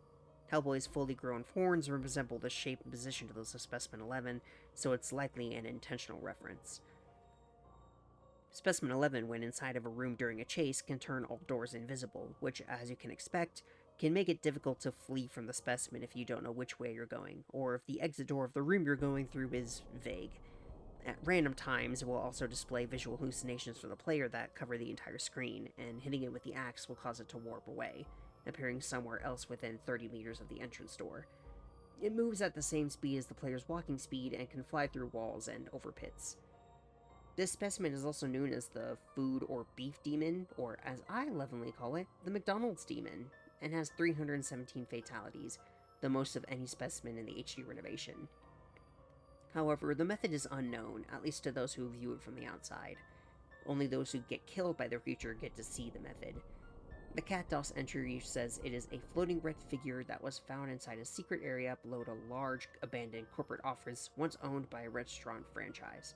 The specimen is extremely violent and also seems to leave the house at will despite various containment methods. Victims vanish on contact with Specimen, but sometimes remains of the victims have been found inside the testing chamber days later, proved not effective as victims' souls do not remain after contact. The fact that the Cat DOS mentions the victim's soul is interesting, as that hasn't been alluded to at all so far in any other entries. Only when Specimen 10 is trying to take you over does it reference your soul. GL Labs, and by extension Spooky, wants to make sure that the soul stays intact, but why? Well, as we get closer to the end, it will become all the more apparent. When Specimen 11 kills the player, there is no initial death screen. Instead, it will teleport them out to the meat hallway, a series of hallways made out of red meat that doesn't make any logical sense, as you keep making turns that shouldn't be physically possible. At the end of the fleshy hallway, Specimen 11 appears to wait for the player. If they go back, they will end up at a dead end, forcing them to come back to Specimen 11 regardless. If our character comes close to Specimen 11, they will be presented with a death screen, with black and white colors and reddish meaty visuals, with text that reads as follows. With every bite, with bone and skin, the temple groaned and shook again. His dwelling place did I neglect, to the end with bad effect.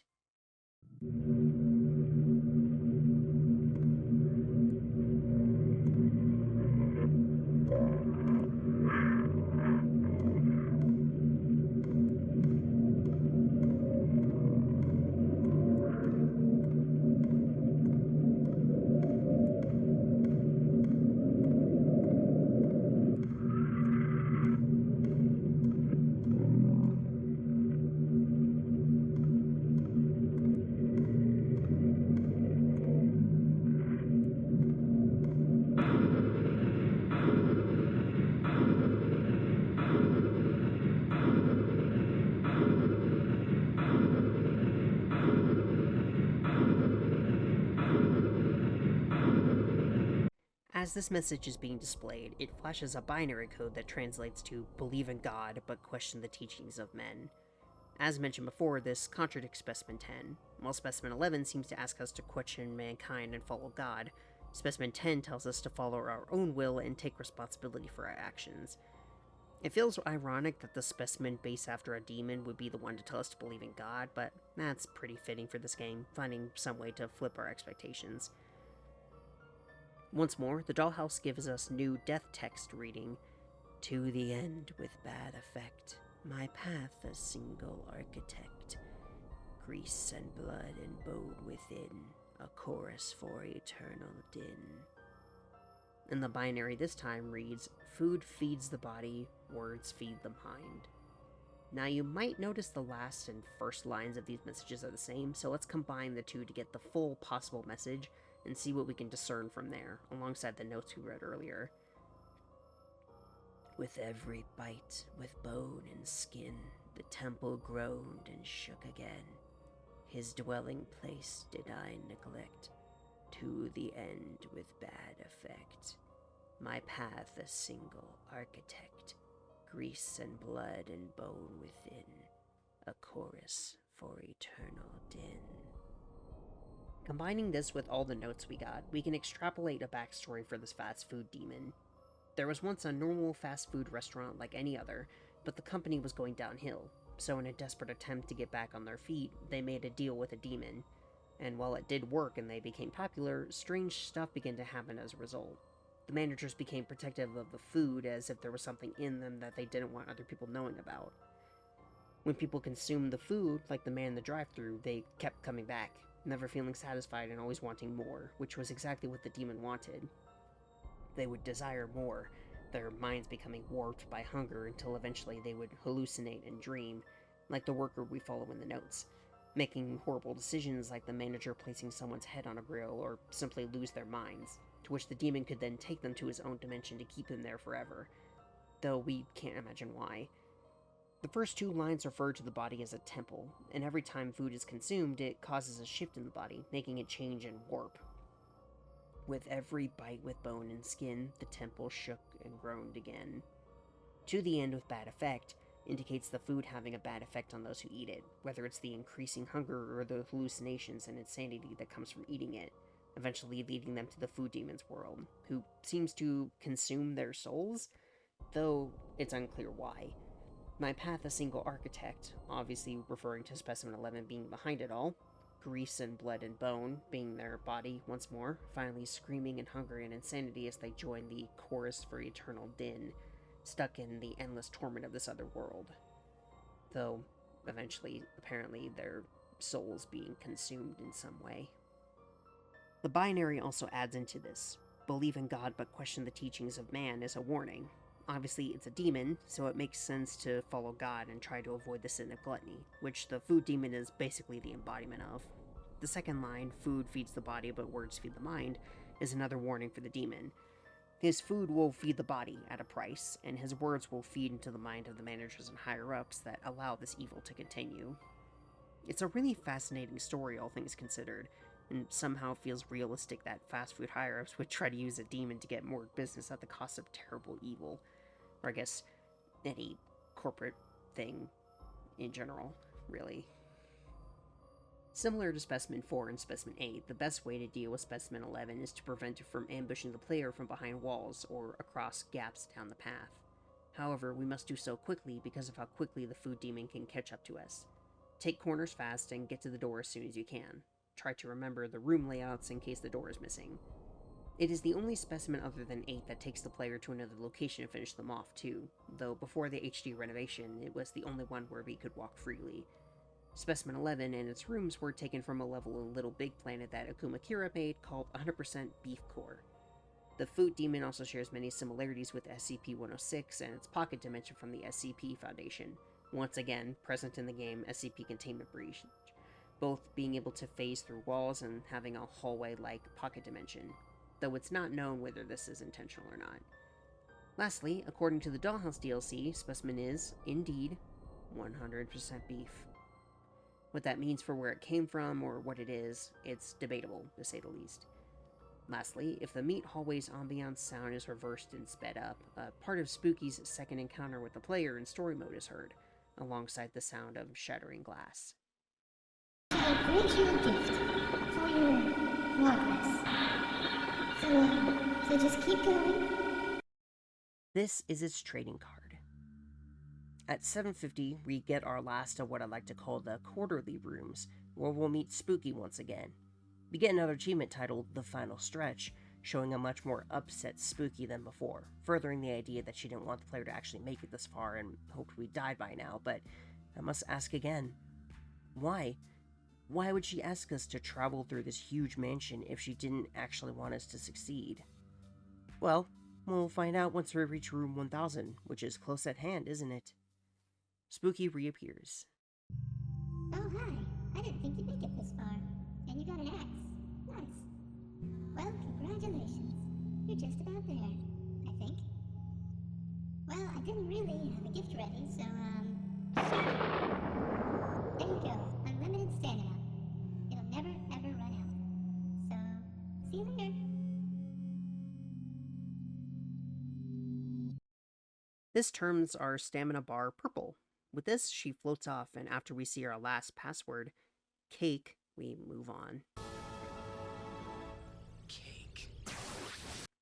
Only for us to soon discover when we try to run that we can't. Instead of granting us infinite stamina, Spooky has instead restricted us from running at all, though we can still use the axe, and in that case it is technically unlimited since we can use it as many times as we want. Thankfully, it only lasts 10 rooms before we return to normal, though in the original game it lasted 15. Specimens can still attack us during this time if we're unlucky, though they didn't in my playthrough. However, since we just had a save point, it's not really that big of a deal. You might want to say that perhaps this was an accident and Spooky simply messed up, and that maybe she's the one who fixes it later once she realizes her mistake.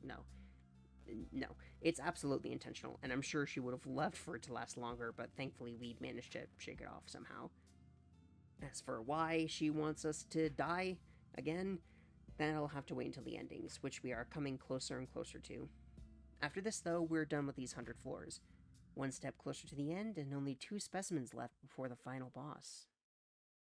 Room 810 is the next spawn room. It is a mansion inside another mansion, which is actually Specimen 12 itself. Yes, the entire mansion is the specimen, though there is another piece of the specimen that will chase us, considered the mansion's host, but we'll get to that in a bit. The mansion appears to be in an old Victorian style with supernatural properties. The cat DOS describes it as having 57 fatalities, and the method is listed as various, which is new and makes sense given what it actually is.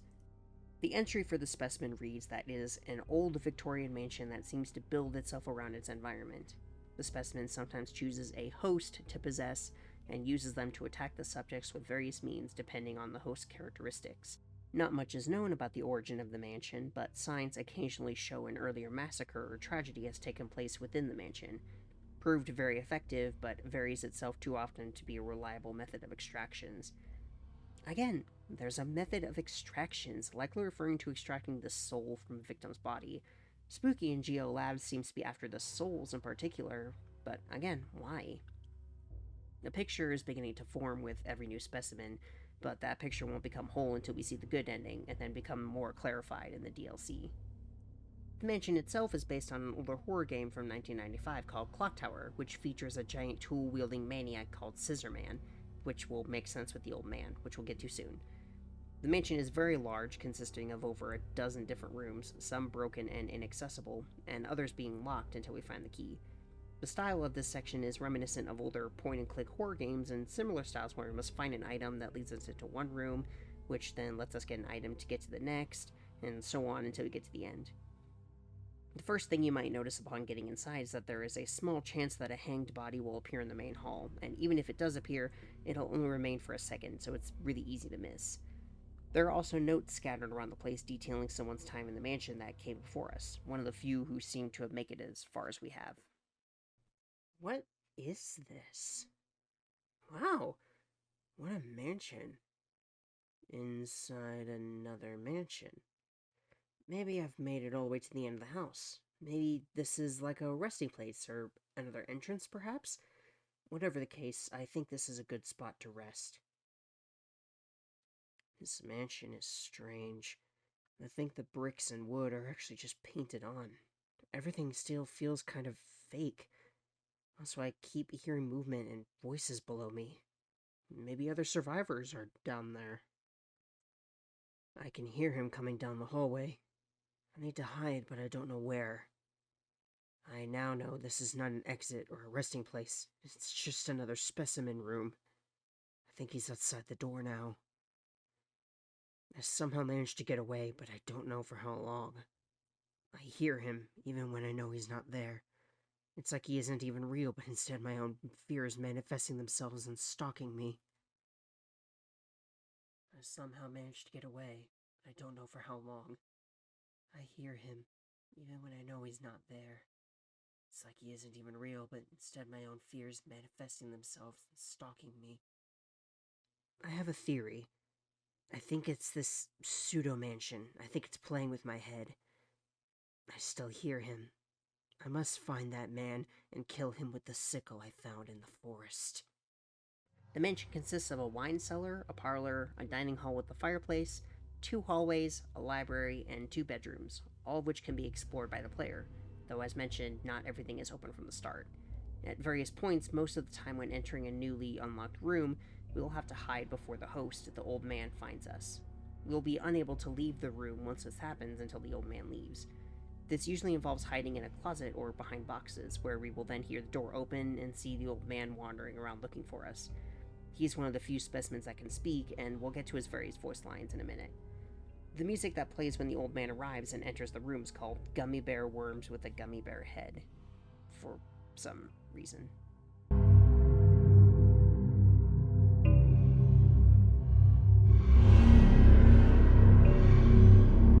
Once we enter the bedroom and hide from the old man, we'll see that he's dropped the key to the library. In the library, we'll find the parlor key, as well as see that one of the shelves is missing a book. In the parlor, we'll need to hide again. In this room, however, there's a piano with 13 keys per octave, which actually isn't how regular pianos work, as they usually only have 12. While one could chalk this up to a mistake, given Akuma Kira's predilection towards music, given how much of the game's soundtrack he composed, it's likely intentional, helping to add to the fakeness of the mansion itself. In the parlor, we can pick up the book and return to the library. Once we put it back on the shelf, it'll slide to the side, revealing a cellar. In the cellar, we find the final note amidst a room of skeletons, either past victims, past hosts, or both. After leaving that room, we can turn to the left and find another room, one that I missed in my first playthrough for so long that I had to look up a guide and still got confused because I'm not always the smartest or most observant, I'll admit. In this room is a closet and a table, and we once again hide in the closet. When the old man returns, he walks up to the closet and stares at us, but thankfully doesn't open the door. This does mean he likely knows we're here, but simply wants to surprise us once we leave. Play with us and run after us. It should be mentioned that if the old man finds us and makes contact at any point during this section, he will instantly kill us. So it's a good thing he decided to play with us instead of just killing us outright. Though, as we may learn later, it might also be for another reason. Once he leaves, we're able to pick up the final key and leave. But before we can get back to the library, the old man screams, signaling that he's seen us and the chase has finally begun. His chase music is titled Here Comes Trouble, which bears a resemblance to the Clock Tower chase theme, Don't Cry, Jennifer.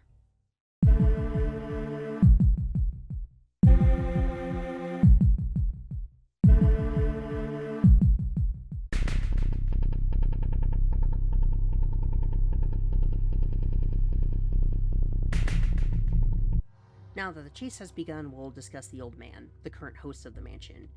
What we do know is that the notes we can find throughout the mansion, the ones I showed you earlier, are from the old man before he became the host. Given he mentions trying to kill the entity with a sickle, the same weapon the old man uses, meaning he somehow took the old one's place as the new host. That could mean all the bodies in the basement are previous hosts, the cycle constantly repeating. It also seems like the mansion's host can't die unless they are killed, inciting murder and evil in whoever takes the old host's place, and perhaps it influences people to do just that, like the old man did to the last one. We even get some notes in Endless that gives us a little more backstory to the character, which we'll get to in that section. The interesting thing is that despite the player being able to try and kill him with the axe, which would let us take his place, he can parry it with a scythe, preventing us from damaging him. You'd think the entity would want us to perpetuate the cycle, so why let him parry us? Well, maybe the old man is using whatever is left of his humanity to try and spare us from his fate. Though, as we see in one of the endings, maybe it's all for naught. The old man appears as a balding, middle-aged male human with a yellowish or tanned complexion. He sports a tan trench coat, dark gray leggings, and brown shoes. His visage features a rather large nose and an eerie, constant smile. He carries a large, sharp sickle in his right hand, as we mentioned, which he drags along the floor. Once the chase begins, he does 45 damage per hit with a 1-second cooldown. If we try to attack him with the axe, he'll raise his sickle and actually parry the attack, as we said, being the only specimen to do such a thing, and giving him a unique pose when he does so. His appearance was inspired by the popular Adult Swim short Too Many Cooks, where a serial killer murdered people inside of a meta sitcom opening. It's honestly one that I really, really like, along with I believe it was called the Bear Attack, unedited footage of a bear, something like that. When entering a room, he will slam open the door, though he starts off walking very slowly. He picks up speed once both he and the player leave the mansion, but he also has a unique mechanic. When the chase starts, he will begin with 0 stamina, and over time, this invisible meter will build up. Once it reaches 100, he will let out a scream that uses the same sound as Howard's jumpscare scream and run toward the player. It's honestly kind of terrifying. At first, at least. If this happens inside room 810, his sprint speed will be the same as the player's walking speed. Outside of it, he actually moves faster than our sprinting speed, but it only lasts a short time. The best way to avoid him is to simply do what we usually do, run fast. Most rooms are small enough that as long as we use our stamina well and don't make any bad turns, he won't be able to reach us, even if he uses his sprint. If we move fast enough, or the room is small enough, we'll likely even get through before he even activates his sprint at all. If we get killed by the old man, a close-up of his constantly smiling face will be shown, alongside multiple distorted and bloody images behind him.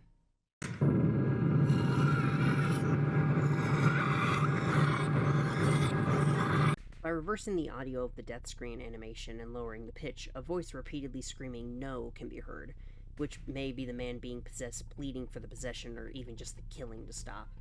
Plus, in a few frames, his face will distort, showing something other than that usual smile, perhaps giving us a glimpse at the human still deep within him trying to fight back.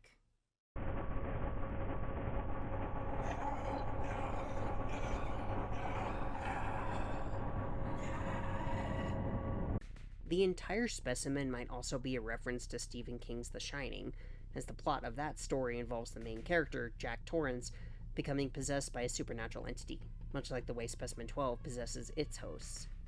A fun detail is that the old man's voice was originally done by Vernon Shaw from the YouTube channel Hot Pepper Gaming, who also got to design one of the later Specimen 1 variants.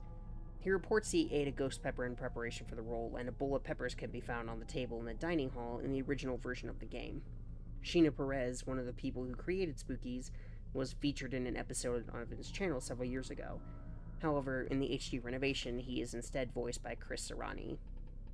Because the old man isn't always looking at us, unlike most other specimens, his sprite is unique and utilizes rotational frames, making it feel more 3D than the others. In the game files, he's referred to as Killer, which is fitting because he does look like a stereotypical slasher villain, especially with a giant weapon. And here's the trading card for Specimen 12. That about does it for Specimen 12 and the old man, but I'm saving one last detail for one of the endings. You'll see what it is when we get there, which seems not too far off now. For now, we'll continue on to the last 100 rooms before the final boss to see what the last specimen we'll meet is. She's quite something. Room 910 is the final spawn room and the start of arguably the most annoying section in the game. When we first enter room 910, we find ourselves in a very dark room with fountains on either side. The setting feels sparse and cold. Traversing through this section of the game will be difficult until we find the lantern, which, if you aren't looking carefully, you can easily overlook it, like I did in my playthrough. As we go into the corridors on our left and our right, we'll come across various notes that seem to be from marine biologists studying the recent mysterious deaths of whales under their care. Research Report 1. More whales are being shipped to the facility tomorrow. 1 for health inspection, and 2 are already dead for autopsies. More and more beached whales keep appearing around those islands, and I still can't find what's causing it. Research Report 2. Whale 14D has strange, small bite marks. They appear from another smaller mammal, but the strangest thing about them is their placement. They are in even rows inside the whale's stomach, all about 5 feet from the bottom of the stomach lining. Research Report 3. Whale 15A is still alive, but gets into fits of thrashing, and is surfacing more often than natural. I think there may be a problem with his lungs, but I don't have any tools that would allow me to check it without it dying. I'll have to allow it to die from whatever's causing it, and then do an autopsy. Research Report 4. Whale 15D has died much sooner than I expected while I was away on holiday. I regret not being here, but I estimated it will live much longer. The team that did the autopsy said nothing seemed to be wrong with the lungs, but the stomach had a circular hole about 2 feet in diameter all the way through to the outside of the whale. This pretty much confirms a parasite as the cause of death. Research Report 5. The research facility is now in dire need of more engineers.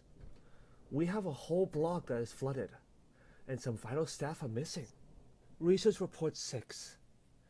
I hear a girl, or an animal, or something, singing to me, pleading that I come outside my locked room and let the sweeping waves come for me. Now, these notes might be enough for you to figure out straight away what's going on, but if not, let's continue, and it will become pretty clear soon. In one of the rooms, we can actually find a sort of viewing area, which consists of a glass pane, and on the other side is a body of water that a whale will swim past once the player checks the note in the room. It's unclear whether this is just a tank or the ocean itself, though this deep it's likely just a tank, but it's quite nice to visit the rooster room because compared to the other dark and dingy rooms, this one is well lit thanks to the bright blue water, and it feels almost calm compared to the rest. However, we have to keep looking. The right corridor has 2 accessible rooms, one of which contains a note with the code we need to access a locked door in the left corridor. One of the rooms also has a lantern that we can pick up to see a little better, which is required as it's too dark for the protagonist to enter the code in otherwise. This lantern itself, and kind of this whole section, is likely a reference to the one used in Amnesia, The Dark Descent, which you've seen get multiple references in this game, and of which Specimen 13 itself is also one. But thankfully, unlike that one, this one doesn't require oil to use, thank God. Once we return to the door and enter the code, we can finally continue to find the final note and the water pump. Once we shut down the water supply, we can enter the next rooms that were completely flooded. While there is still a large amount of water in them, it's now shallow enough to wade through, though the lantern is snuffed out and no longer usable. Various crates will be littered in the water that we can stand on, but while we move through the water, our speed will be greatly slowed. We can still sprint, however, and the stamina bar will move down much slower while we sprint in the water, similar to when running through Specimen 2's puddles.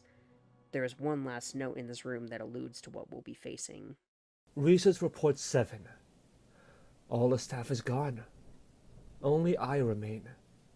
For no purpose, I remain here, resisting the call from behind the sealed door. But I will remain, as long as I can. Don't open that door. We need to find one last key on a crate in the water, but once we do and unlock the door, we'll enter a new room. As we progress further into this room, we finally see her, Specimen 13 sitting on top of one of the crates. Once we get close enough, since you can't leave the room without activating her, she'll dive into the water, and the final unique specimen chase will begin. These water rooms will continue for a while, but don't seem to have a set number. The wiki says around 30, and I had to enter this specimen for 35 rooms, though because of how slow we're forced to go, it feels like much longer. The worst part is that the chase can happen again if we're unlucky, though that wasn't the case in the original. Specimen 13, the Siren, resembles a young white woman with shaggy gray hair. Before the chase, she is seen sitting on a floating crate with her back to the player. She's wearing nothing on her top half, and as mentioned, can be seen diving into the water when the player gets close.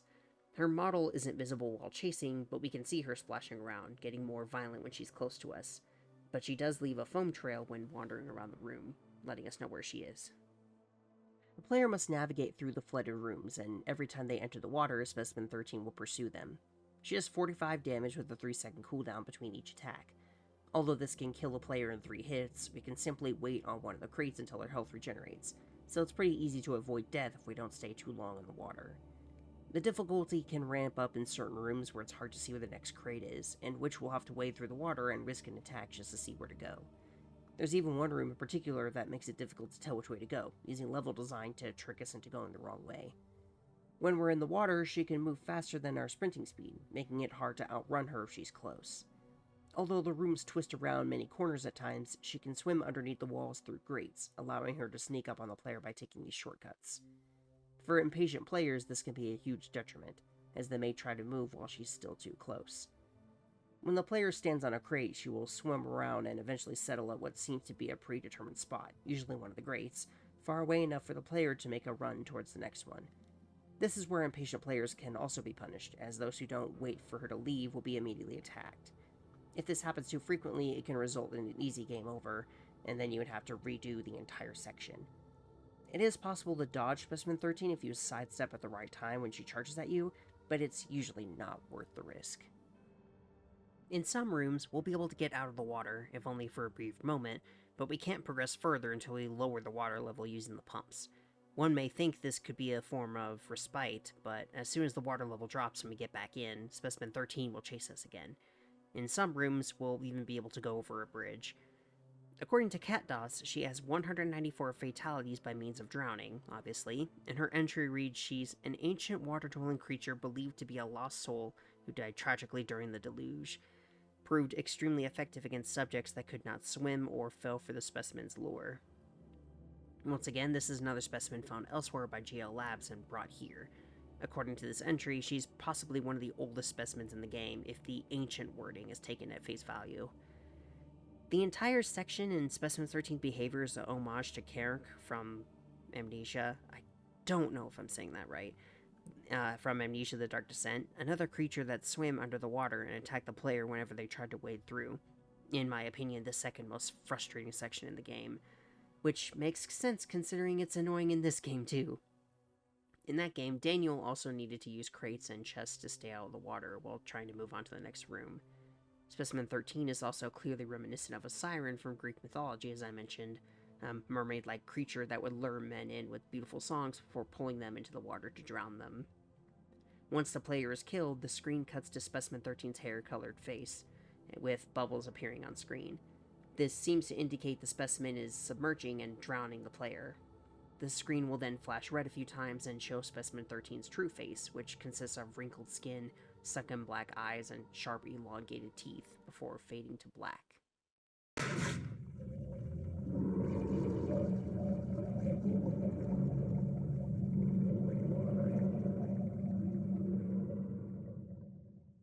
So, for a small explanation, the deluge in the Katdos relates to a great biblical-like flood, and considering that all of those types of floods are myths of ancient times, that already tells us she could be thousands of years old, which makes sense given the prevalence of sirens in myths even around Greek times.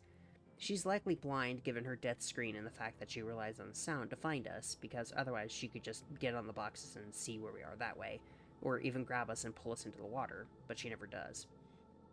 It's not clear when she was blinded. Perhaps it was even by Geo Labs trying to keep her from being too dangerous, but given what Spooky was doing and it's not mentioned in the Katdos, it probably happened before they even capture her. She doesn't have much lore surrounding her, despite her being such a memorable specimen in my opinion. Her Katdos entry also has a random chance of showing her true face whenever it's viewed, and her chase theme is called Something in the Water, which is very fitting.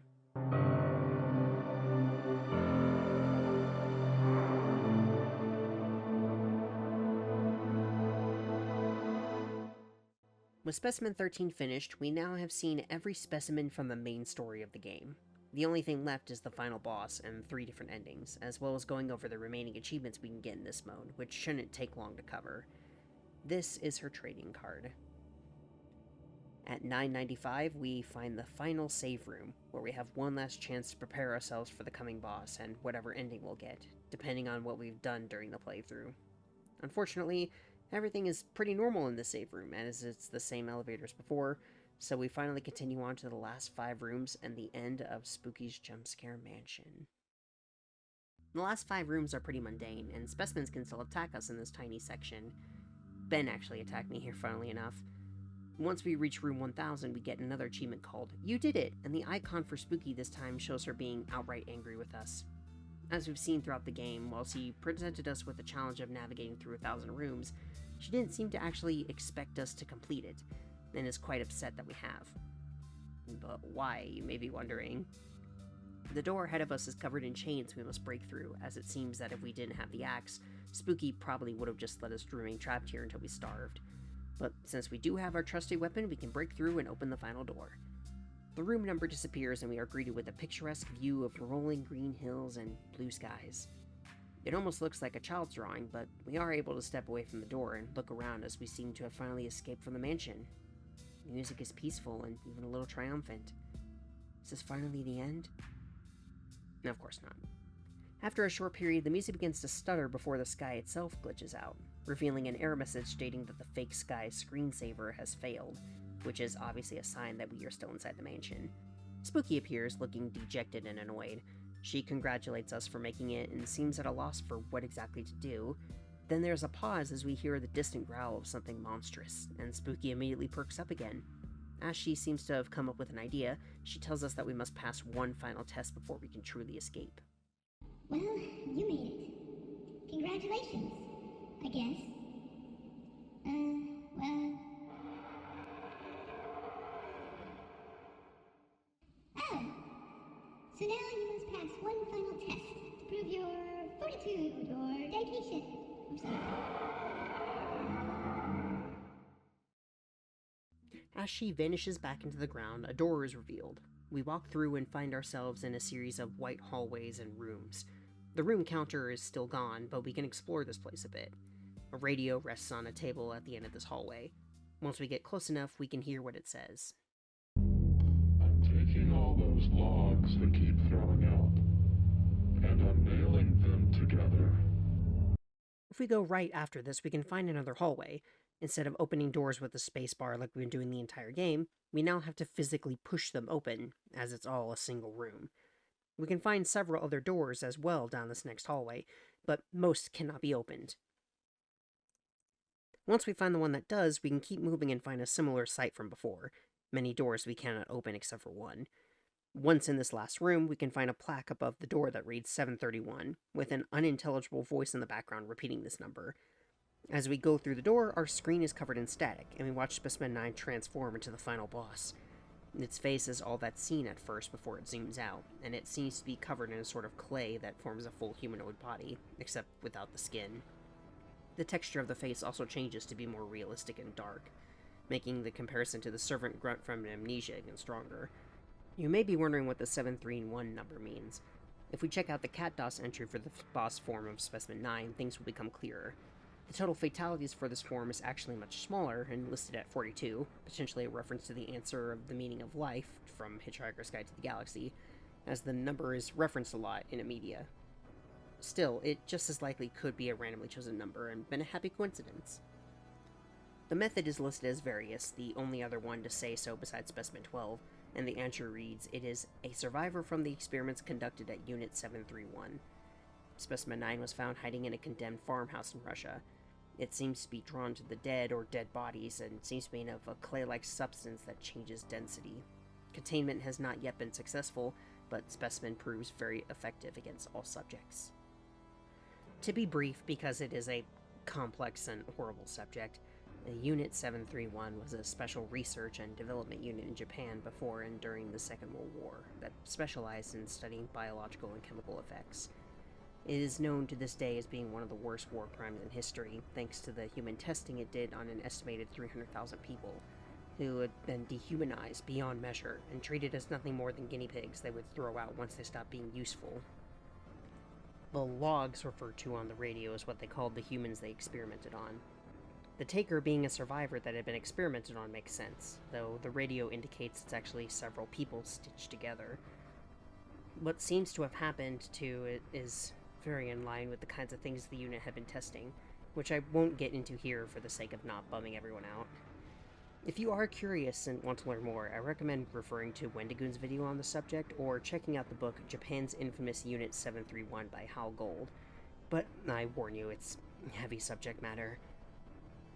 Either way, getting back to the game, the Taker is now fully formed once more, as the previous Specimen 9 seemed to be nothing more than its skull, the only piece that survived when GL Labs tried to terminate the specimen.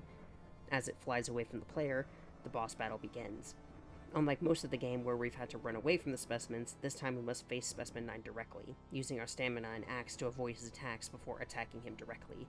When the battle starts, and when he's attacking us, he's flying above the ground and cannot be hit this way. Every round of the fight, Specimen 9 cycles through 3 different attacks, getting progressively harder the more damage he takes, and we can only do damage to him after we repel his third attack. Each attack deals 30 damage with a 1-second cooldown, meaning we cannot get hit more than 3 times or we will die. For the first attack, Specimen 9 creates 3 to 6 holes in the floor depending on the extent of the damage we've inflicted on him. After a few seconds, pillars of screaming souls will erupt from him and remain for several more seconds before fading, implying that they are the other victims of Unit 731. After this, for the second attack, dark, shadowy hands will stretch from Specimen 9 towards the player, with more appearing as the damage to Specimen 9 increases, and will remain locked on the player for several seconds. Right before an attack starts, we will be able to move out of the way as smaller hands shoot up from the darkness. This attack will also spawn several smaller monsters that can be killed with one swing of the axe. These enemies don't seem to be in the wiki, so I can't quite tell you what they are exactly, but they appear like humanoids without faces that shamble towards us as we kill them, so I think they might be other victims of Unit 731. For its third and final attack, he shoots a ball, or multiple, of energy at the player, and we must use the axe to hit one back at him. Once it makes contact, he slumps to the floor, and that's when we can finally start attacking him. Even when we're attacking as much as we possibly can, it'll still likely take at least 3 cycles before we'll finish Specimen 9 off. Once he's defeated, something different will happen depending on the ending. What determines the ending is how much we use the axe. If we play the game only using the axe on obstacles, or even the occasional cardboard cutout, and then finally the boss, since it's required to beat the boss, we'll get the good ending. However, if we do try to use our axe on specimens, minor enemies, or too many cardboard cutouts, we can trigger the bad ending. For every specimen we're able to attack that we use the axe on, we'll get violence points. Specimen 1, Violet Deer, 2, 3, 6, and 11 are the enemies that we can attack that will give us these points. Hitting Specimen 1 instances awards 1 point, hitting the deer awards 2, and the rest award 3 points. If the player gets more than 20 points before the boss fight, the bad ending will recur. We'll start with the good ending. Once the Taker is defeated, it will either melt or fall apart. However, shortly after defeating him, the room will shake and we'll look up to see the ceiling fall on us.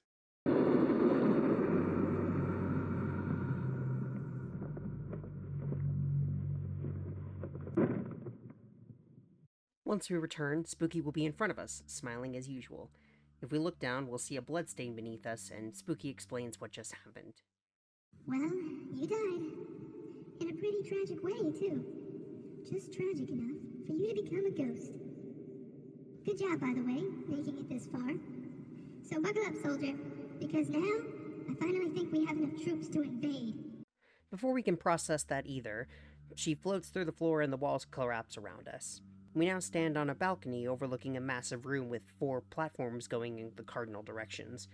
Standing on top of the platform are dozens of ghosts, looking similar to the shadows from the classrooms back in room 165, though it's likely that it's also various specimens that we can't see from here.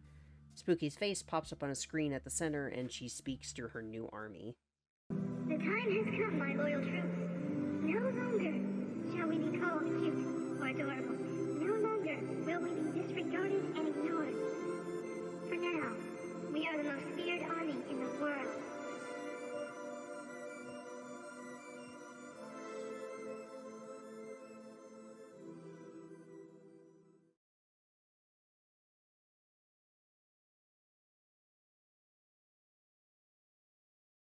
After this, souls begin to float upward from the pit, and the game ends by saying, "Did you really think this was going to end seriously?" Now, despite that statement suggesting that we aren't supposed to take it seriously, I'm going to!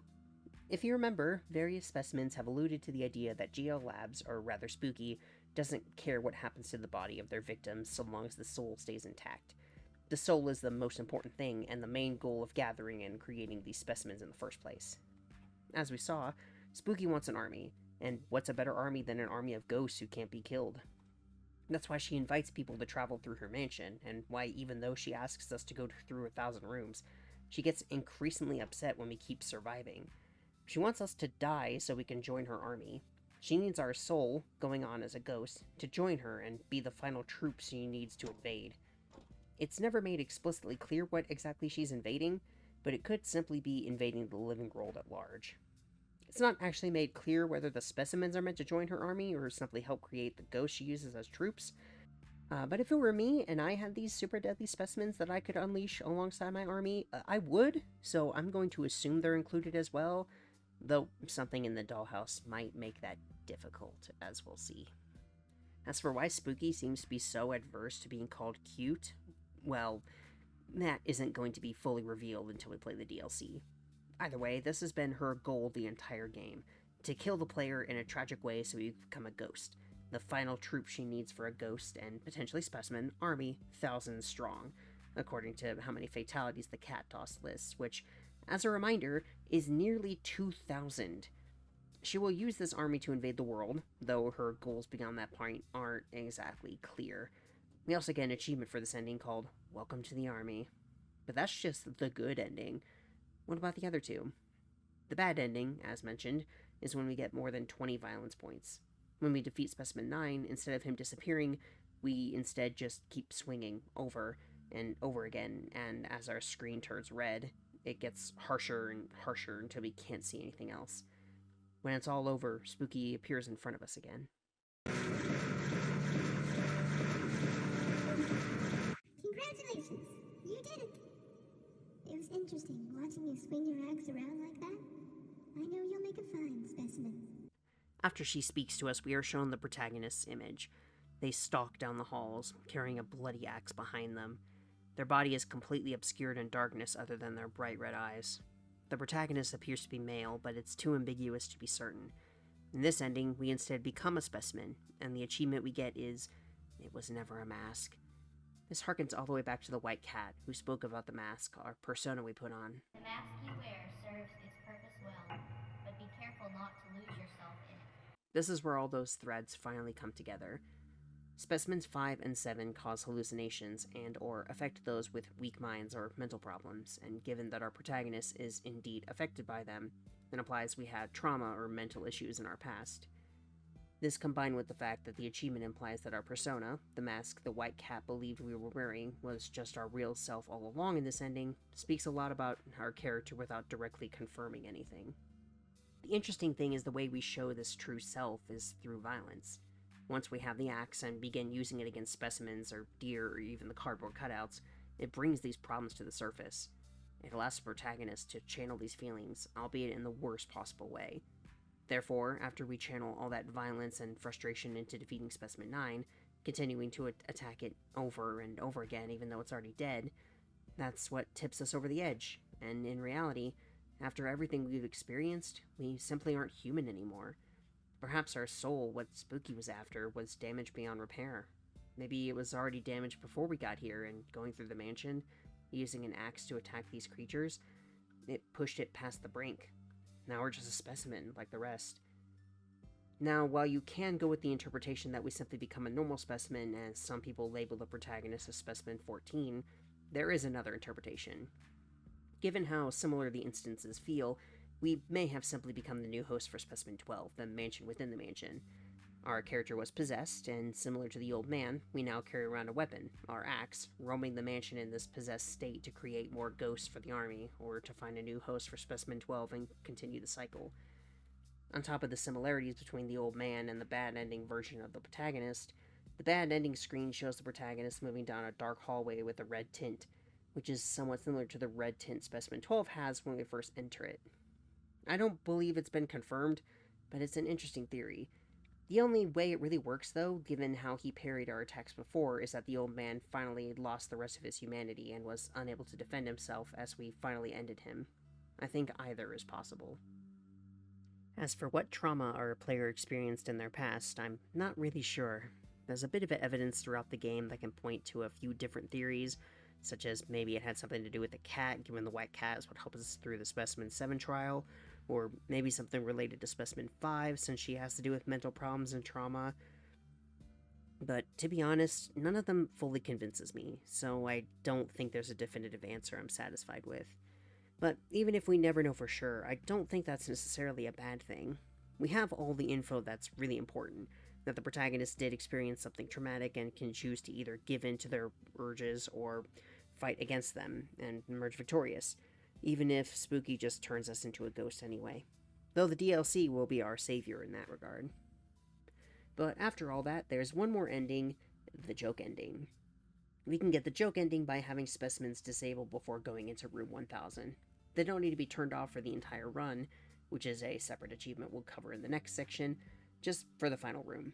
If we enter the room with them disabled, we'll find a new scene. It's a flat image of a cartoonishly drawn room with balloons lying across the ground, and a banner on the wall that reads 1000 rooms, as well as stairs leading up. Spooky will appear and give a robotic-sounding, half-hearted congratulations to the player.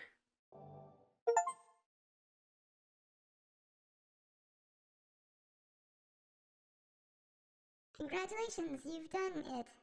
You can go home now, and if anything changes, we'll let you know. Bye. After that, the player will ascend the stairs as the following text appears on screen. You escape the manor and tell everyone about its enormous empty basement, hollow corridors, and general lack of substance. No one believes you, but you live on, somehow. And with that, we have seen all 3 endings of Spooky's Jumpscare Mansion, and all that's left is to go over the achievements we haven't covered. If we play through the entire mansion with both specimens and jumpscares turned off, we'll get the achievement A Rival Mode, with A_rival being a friend of the creators who even composed the jingle for their logo reveal. He's not a fan of horror games and playtested Spookies for them, only to quit near the beginning. They created this mode as an inside joke for him, but the community ended up wanting it anyway, so they kept it in and named the achievement after him. We can get an achievement for reading all the notes, which we can cheese by saving and reloading in one of the elevator rooms. As long as we save after reading the note, it'll count it as read, and then we can reload until we get the next one. This one is called the Avid Reader. Another achievement we can get is by completing all of story mode in one go without saving. It won't count if we turn off jump scares or specimens, so we can't cheat it, but after playing through the entire game once, we should have a good enough read on the specimens that it shouldn't be too hard, just time-consuming. This one is called Speedrun Strats. The near-death experience achievement can be achieved by ending a chase with very little health left. This is possible in either story or endless mode, but it is easiest to get by starting Unknown Specimen 1's second chase and escaping it, which we'll get to in that segment in more detail. Another achievement, one of the hidden ones named Game Over and Over, can be achieved by dying to all 12 hostile specimens in story mode. Essentially everything except the first specimen, which is just the cardboard cutouts. Refraining from using the axe at all except for environmental obstacles in the final boss gets us the pacifism hidden achievement. Lastly, there is the Marathon achievement, which we get once we run 26 miles in any mode of the game, including the DLC. Obviously, we aren't super likely to get to this one from just story mode, but it's worth mentioning here since you can technically get it. And that's everything. Well, except for one last thing. I alluded to it a long time ago, but there's a cutscene we can get from the final Out of Order arcade cabinet if we put in the code from the brain, 1235. If we do, this cutscene will play.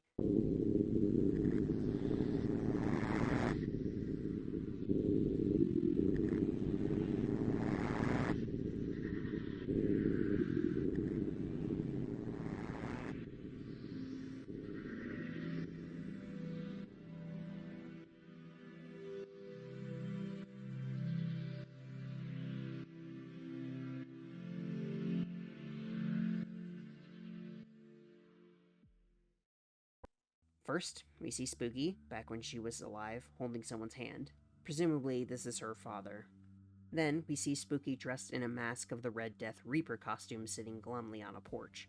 A friend in a classic white chic ghost costume is trying to comfort her, and we see inside Spooky's bag and see a few pieces of candy, a container of fake blood, and firecrackers. We then get a close-up of a person's eye and a smoking gunshot shell. Then, the following text appears on screen. I just wanted to be taken seriously. I just wanted to scare people.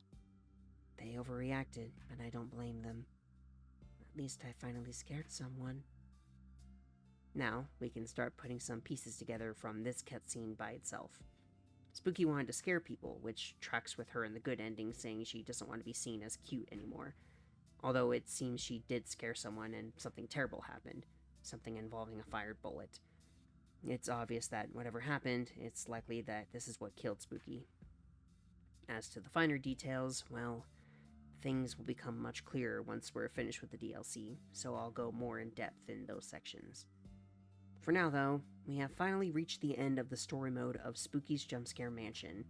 Next up is the DLC, made up of Karamari Hospital and the Dollhouse, and then finally, Endless Mode. Spooky's has 2 DLCs that were added to the game over time, and came included with the HD renovation. These 2 DLCs introduced new gameplay elements, leading to something more akin to a puzzle game rather than a survival game. Not only that, but both expand on the lore behind both the mansion and Spooky herself, featuring new creatures to run from and be scared of.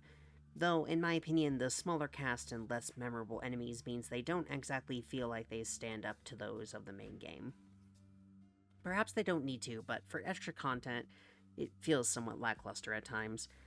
We'll get more into it as we go, but at the very top, I find the hospital far more creepy than the Dollhouse. I like the general vibes of it more, but I like the puzzle aspects, enemies, and story of the Dollhouse more. Still, overall, I think the hospital is superior, as it is far scarier and more interesting to me than the Dollhouse. Though, admittedly, the Dollhouse is far more important in the long run, especially given the overall lore.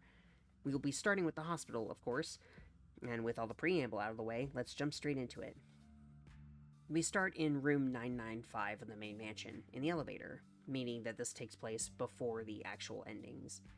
However, instead of taking us down like normal, we start dropping floor after floor, descending past room 1000, 1100, 1200, until the numbers begin freaking out, and we aren't exactly sure where we're going until it finally stops.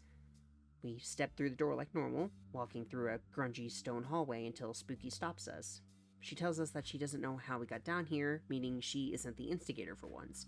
Then, anticlimactically, she just says, "Good luck," and leaves. I don't know how you got all the way down here. I didn't even remember there were rooms down here. Well, good luck. We continue on and finally enter Karamari Hospital. As you might guess, the name is Japanese, and according to what I can find, it can mean entanglement, which, if accurate, could stand for the protagonist suddenly becoming entangled in what is the start of Spooky's past, as well as whatever strange mess happened in this hospital, which we'll get to later once we see all the notes. We start here in the lobby, which offers a few places to go. The fountain to our right is where we can save the game, and it is the only place we can do so in the entire hospital, making it a sort of hub. Next to it are the bathrooms, though we can only go in the men's room for some reason, perhaps to save some space. Either that, or it's meant to imply the protagonist is male. It's not exactly clear. Hi, I want to take a tiny little pause right here to mention that, my boyfriend and I played this game, and played it blind. So, he really wanted me to share with you all, one of our running jokes from when we played the hospital. It's about 2 minutes long. It doesn't really have anything to do with the game itself. He just really wanted me to share it because I think it's really funny. So please enjoy. Bathroom. I don't need to go. Why am I going to women's? Why can't I go in here? Excuse you. Actually, never mind. I don't want to go in anymore. Okay. Can't go. So just Can you turn around and let me go? I need to use the washroom. No, not here. Oh, I thought you meant like turn around as in like let you look away so you can use it. Yeah, I go to the toilet. That's where I go to. That's where I waste. No, you can hold it. No, I can't hold it. Yes, you can. What if we get chased? We're holding it?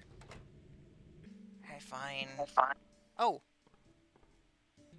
Cool. Please, I'm washroom now. Yeah, okay, fine. Here. Go around. Thank you.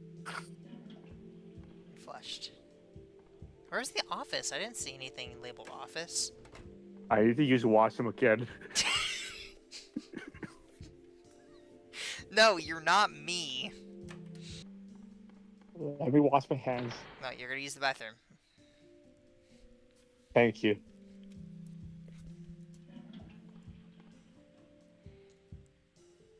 Wash. Are you good? Yes. Okay, we're not coming back. I need to use the washroom. Unless we need to. No. You are the worst. Ah!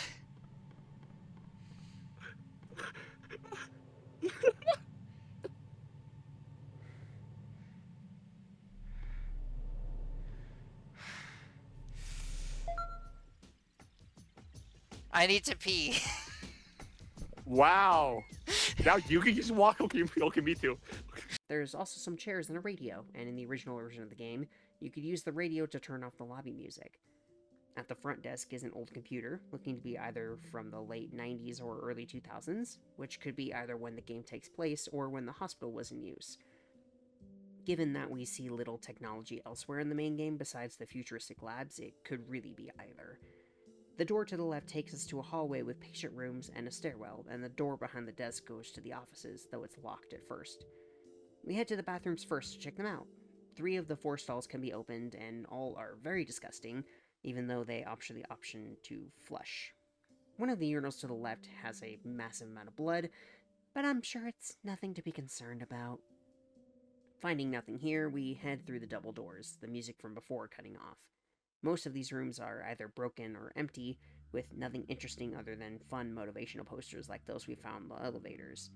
In one of the rooms, however, we find a note from one of the doctors who used to work here.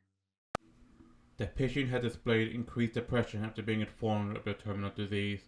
I prescribed an antidepressant to regulate this, but was later told that I'd canceled the prescription I have no memory of canceling the meds, nor can I find any evidence that my orders were tampered with. Already, something feels off here about the doctor, as she seems to be either suffering from memory loss, or something is giving wrong orders on her behalf. It also notes that she's an oncologist who typically deals with cancer patients, which will become an important detail later on. We continue through the hallway until we reach a set of double doors that are electronically locked. We then move to the stairwell, which is incredibly dark compared to the rest of the hospital we've seen so far, and the basement floor stays just as dark, looking far older and grungier than the first. Down to the left is a hallway, but stuck in the middle of the hallway blocking our path is a large mass of flesh sticking to multiple points of the wall, known as the virus. Given what we learned earlier, it's likely that the name and appearance indicate this is meant to symbolize cancer cells, and it makes wheezing sounds when we get close. We cannot do anything with the virus yet, however. It's meant to be based on the shadow from Amnesia, and will be dealt with in the same way, a bottle of acid. For now, though, we'll just have to come back. Going back to the main hallway, we find several broken doors, a locked maintenance room, and the break room, which we can enter. It appears to be a standard, if not a bit empty, break room, complete with vending machines. There's a key to the office in one of the chairs, so that's where we'll be heading to next, back to the more comfortable lighting of the first floor. In the office, once again, most of the rooms don't have anything interesting in them aside from a few paintings, with one in particular showing us a nurse holding what appears to be an incredibly deformed fetus, which almost reminds me of the fetus from PT. This could be a clue as to the weird things happening in this hospital, or it could just as likely be a gag painting for a joke or a scare. We do find a few notes in these rooms, though. It seems the other me has been giving him larger doses of hallucinogenics. They are worsening his depression, and he's now constantly screaming and expressing terror at seemingly random intervals. I've tried using the dialysis machine to remove some of the drugs, but it seems futile. This is the same doctor from before, and she talks about this other her, which once again could be either her doing things she doesn't remember, or a copy or a clone of her running around taking her identity. Regardless, this other her is causing her patients unnecessary and seemingly irreversible suffering. She doesn't know what to do about it. One of these rooms has a plaque on the wall behind the computer that seems to be missing a piece, which we'll come back to later. In another room, we find another note, this time from a different doctor. I was just informed of the procedure to extract the patient's liver became fatal. I don't know why. Why did we take his liver? There are no donation requests, and he was showing signs of improvement. The surgical staff told me I personally demanded the liver be removed for an emergency transplant. And the worst thing is, I found it. I found his liver. His entire liver. Just sitting on my desk. Notice how Karamari and all these doctors' names are Japanese names. This is very clearly a Japanese hospital, but what is it doing underneath Spooky's manor? Her dialogue has implied that she doesn't know why it's down here, but that feels strange, doesn't it? I mean, sure, we can come with an excuse why the mansion has a fast food place or a lab or an entire other mansion inside of it, but to have a hospital that the owner of the mansion doesn't know about? It's extremely odd. Whatever the case, this note indicates that, once again, either someone is impersonating these doctors, or they're being controlled by something compelling them to do horrific things that they don't remember later. Things that screw over their patients, even when they're showing signs of recovery in this case. In the same room, we can find a key on a desk in the corner to the maintenance room. Going through the door at the end of the hall takes us to what looks like a waiting area. The exit door stands before us, but of course we can't leave yet. To the right is the deformity wing, though the game states that the door for some reason looks fake. It is inaccessible until we make it to the end of this DLC. To the left is another set of double doors that are electronically sealed, which is the set of doors we saw before that were also sealed. On the table next to the doors is another note. I blacked out today while driving to work. 1 minute I was driving down the road, and then in an instant I was standing outside my car, staring down at a dead cat. I must have hit it with my car and felt sorry. The image of the dead cat has constantly unnerved me today. How did I manage to hit it in such a way to make the body completely twisted around like that? This confirms that, instead of an imposter, the doctors themselves are the ones doing such horrible things. And now it's not only inside the hospital, but even while driving, doing things outside the building. Something is compelling them to do horrific things to both people and animals, all while forbidding them from remembering what exactly happened. It's quite awful when you think about how it feels to black out, only to wake up and realize you brutalized a random animal, not even knowing how long you might have been out for. Heading all the way back to the maintenance office, we can find a generator that allows us to cut power to the entire building. Our flashlight turns on as the scariness of the DLC has now dramatically increased thanks to this decision. You may be wondering why we did this, but it's to turn off the electronic locks on the doors. We go back up the stairs, and now even the once peaceful upper floor is dark and scary, making it harder to see what lies beyond our peripheral. Heading back to the first hallway, when we go over to the stairwell, someone is standing in front of it. This is Monster 1. While the entities in the main game are called specimens, these are called monsters. Monster 1 appears as a desiccated security guard with absurdly bloated arms and missing eyes. He will stand at the door and do nothing unless the player enters one of the side rooms, where he will then give chase. Until then, he is one of very few enemies in the game that can be touched without taking any damage. There's a smeared pool of blood underneath him, as though something got scraped against the floor from the door opening. He does 45 damage with a rather long 3-second cooldown, which is actually longer than it was in the original, meaning the developers potentially found him too difficult the first time, which feels strange given how he's fairly slow moving. At first, he'll simply wander around, but if he spots us, he will turn towards us and give chase. Once he attacks once, he actually picks up a bit of speed, though unless you're looking right at him, it's not very noticeable. He's the only monster in this DLC that doesn't appear in Endless Mode, and is joined by only one other monster in the Dollhouse DLC. Speaking of, there are 2 rooms in this hallway I'd like to point out and explore: the blood bed room and the scare chair. The blood bed room contains a bed covered in blood flowing upward from the bed to the ceiling, with someone screaming in the background, voiced by Matt McMuscles from YouTube, as the room flickers. Now, while it's not explicitly clear what this is, my theory is that it likely represents one of the patients who got screwed over by the possessed doctors, his soul potentially having stayed behind to haunt the room he died in, probably very bloodily too. The scare chair room, meanwhile, is simply a room with a single, comfortable-looking chair. If we sit in it, eventually we'll start to see hallucinations, both auditory and visual, growing more intense as time goes by. The player can leave at any time, which will reset the entire thing, but once in the chair, we can't even turn our head. A blood trail will eventually form between us and the door as particles float up from the floor. Once the trail becomes fully visible, a face will flash in and out of view around the screen, looking like a combination of Whiteface and Carl from the New Game Plus of this DLC. After 3 minutes, the player will finally be kicked from the chair. When we look back, a dark, shadowy silhouette will be sitting in the chair.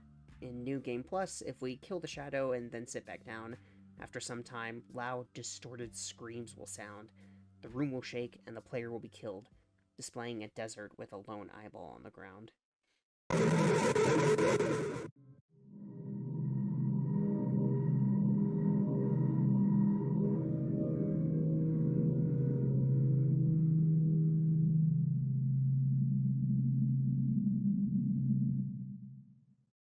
Text will appear on screen that reads, "You awake in a wasteland not meant for you. The ground underneath you screams. The sky above violently pulls you, and the air around you presses down, trying to worm its way in." This is incredibly interesting to me. It almost feels like the player discovered something they weren't supposed to, that we meddled with an entity we were never supposed to meet, probably because of how long it takes to actually see it. Then, when we attack it and sit back down in its chair, it gets angry and transports the player to a desert where we brutally die in some way, indicated by the lone eyeball separated from the body. The second line could indicate this dimension or planet has stronger gravity pushing down on us, while the third and fourth lines could identify this other world as having air too toxic for us to breathe, further aiding in our likely violent death. Alongside Specimen 8, the scare chair appears in Akuma Kira's game Lost in Vivo. In one of these rooms, on a bed covered in blood, we can find an equally bloody note. "The patient did not recover from the blood loss. I feel like there's a monster inside my head.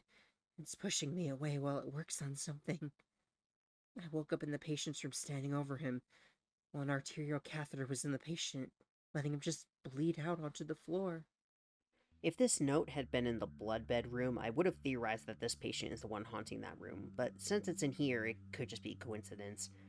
The doctor describes there being a monster inside their head trying to push them away, out of their own mind, further proving how something malevolent is invading their minds and controlling their bodies against their will. But what and why? To sow chaos? To simply kill people? It's not quite clear yet. Once Monster 1 is away from the door, we can use the stairs, taking us down again, this time on the other side of where the virus is normally blocking us. Down this half of the basement, we can find the morgue and the isolation room. The isolation room is locked, so we head inside the morgue. Here we find another note. Something sinister is beating on the wall of my subconscious, beating like a war drum, motioning me to march down into hell.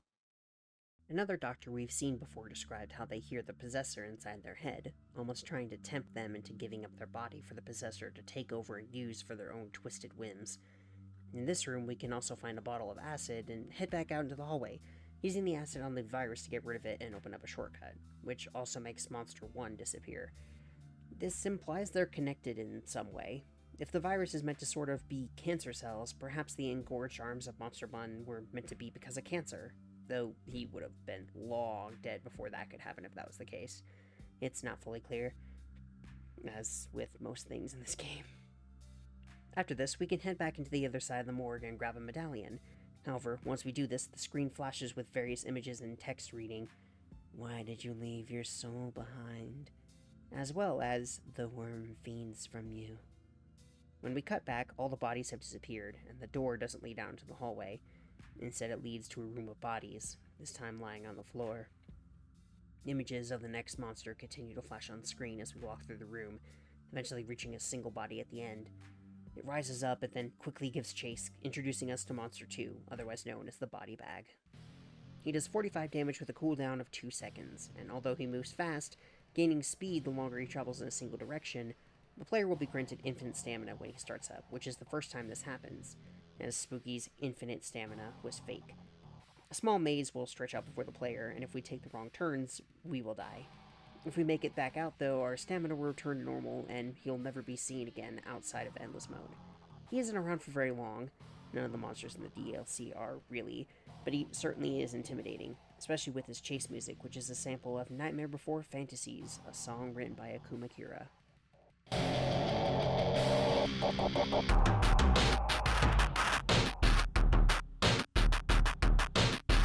Now, something interesting about Monster 2 is that while originally just another monster without an explanation like Monster 1, the creator of Spooky's teamed up with a YouTuber named Wombu to come up with this backstory for the character, which I'll relay to you now. It's very stupid. The Body Bag was a man who was 7'11", worked at a 7-Eleven.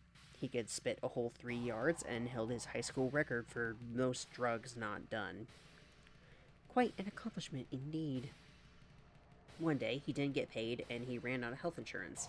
And since he lived in America, he was basically screwed. Accurate. So he decided to die before life and the country could kill him. He bought a body bag, climbed into it, and felt his energy drained. He eventually stopped being able to move, and although he was still alive, his body decayed as though he were dead. He transformed into what we see him as now, and when he was found, he was taken to the hospital, but since he couldn't communicate, they gave up on him and tossed him into the morgue. Yes, that's considered canon by the creator himself. Despite being made up on the fly, it doesn't even feel that out of place for this game. It also seems implied that the player has left their soul behind, and that's why we have infinite stamina, but that we can thankfully regain it again once we escape, which I find interesting given what we know of the protagonist and his bad ending. Anyway, now that we're back out, we go back up the stairs to the first floor and all the way back to the office. Along the way, we'll get stopped as Spooky suddenly pops up from under the floor. This place is much bigger than I thought it would be. It's very interesting. Well, keep going, recruit, and I'm sure you'll make it out. Maybe. The fact that she calls us recruit is a nice nod to the original ending of the game, where we join her army. Her calling this place massive is also likely a clue of what we're about to see.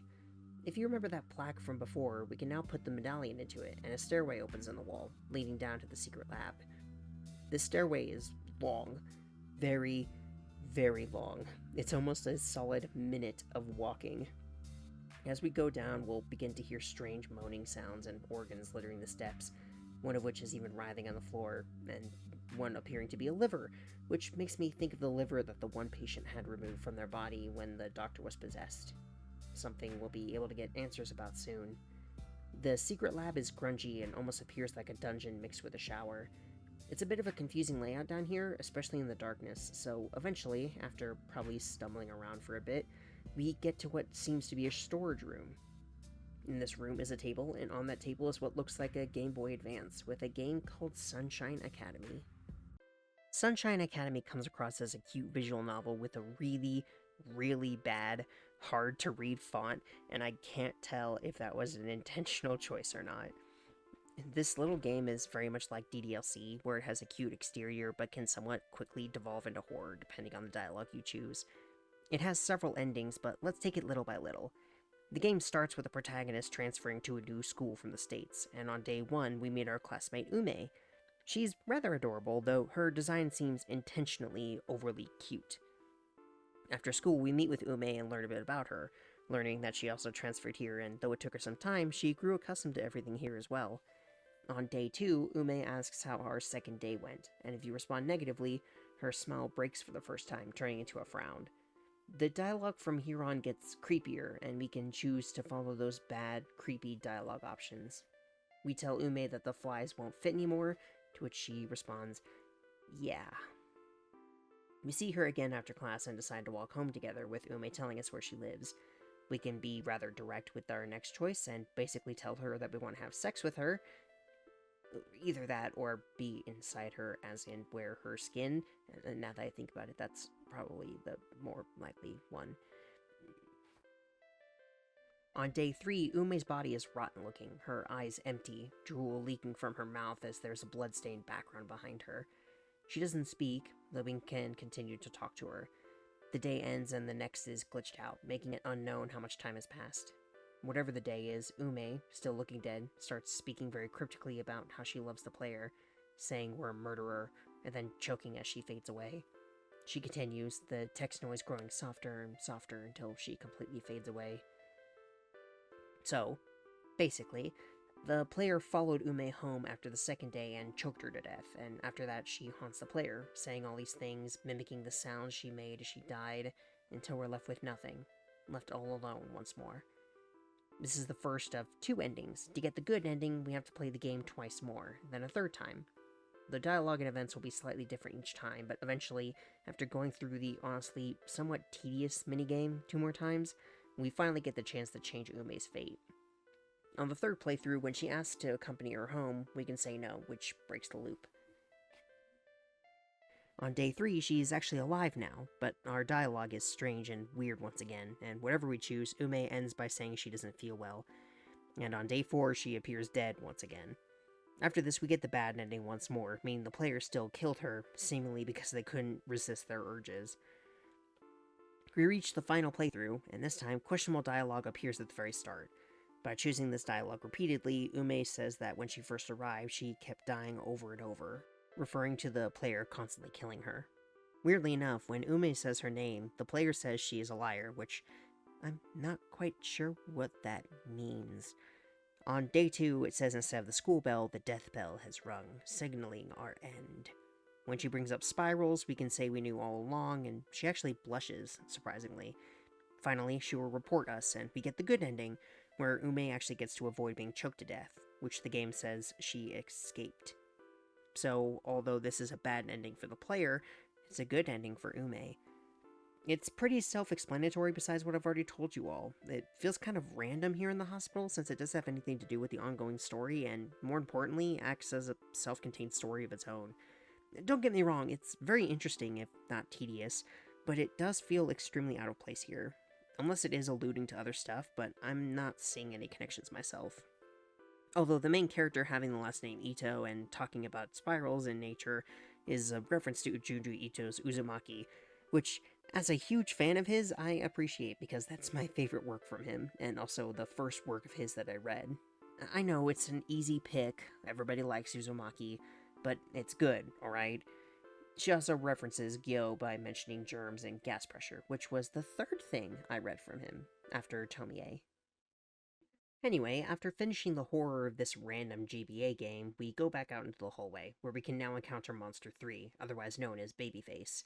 It appears as a baby's head trapped inside a box, though sometimes the face will shift into a mirrored image of itself, and is accompanied by an inhuman whine whenever it appears. It deals 20 damage to the player with a 1-second cooldown and can move through walls in its attempt to get to the player. It does move very slowly, however, so it's rather easy to evade despite its size.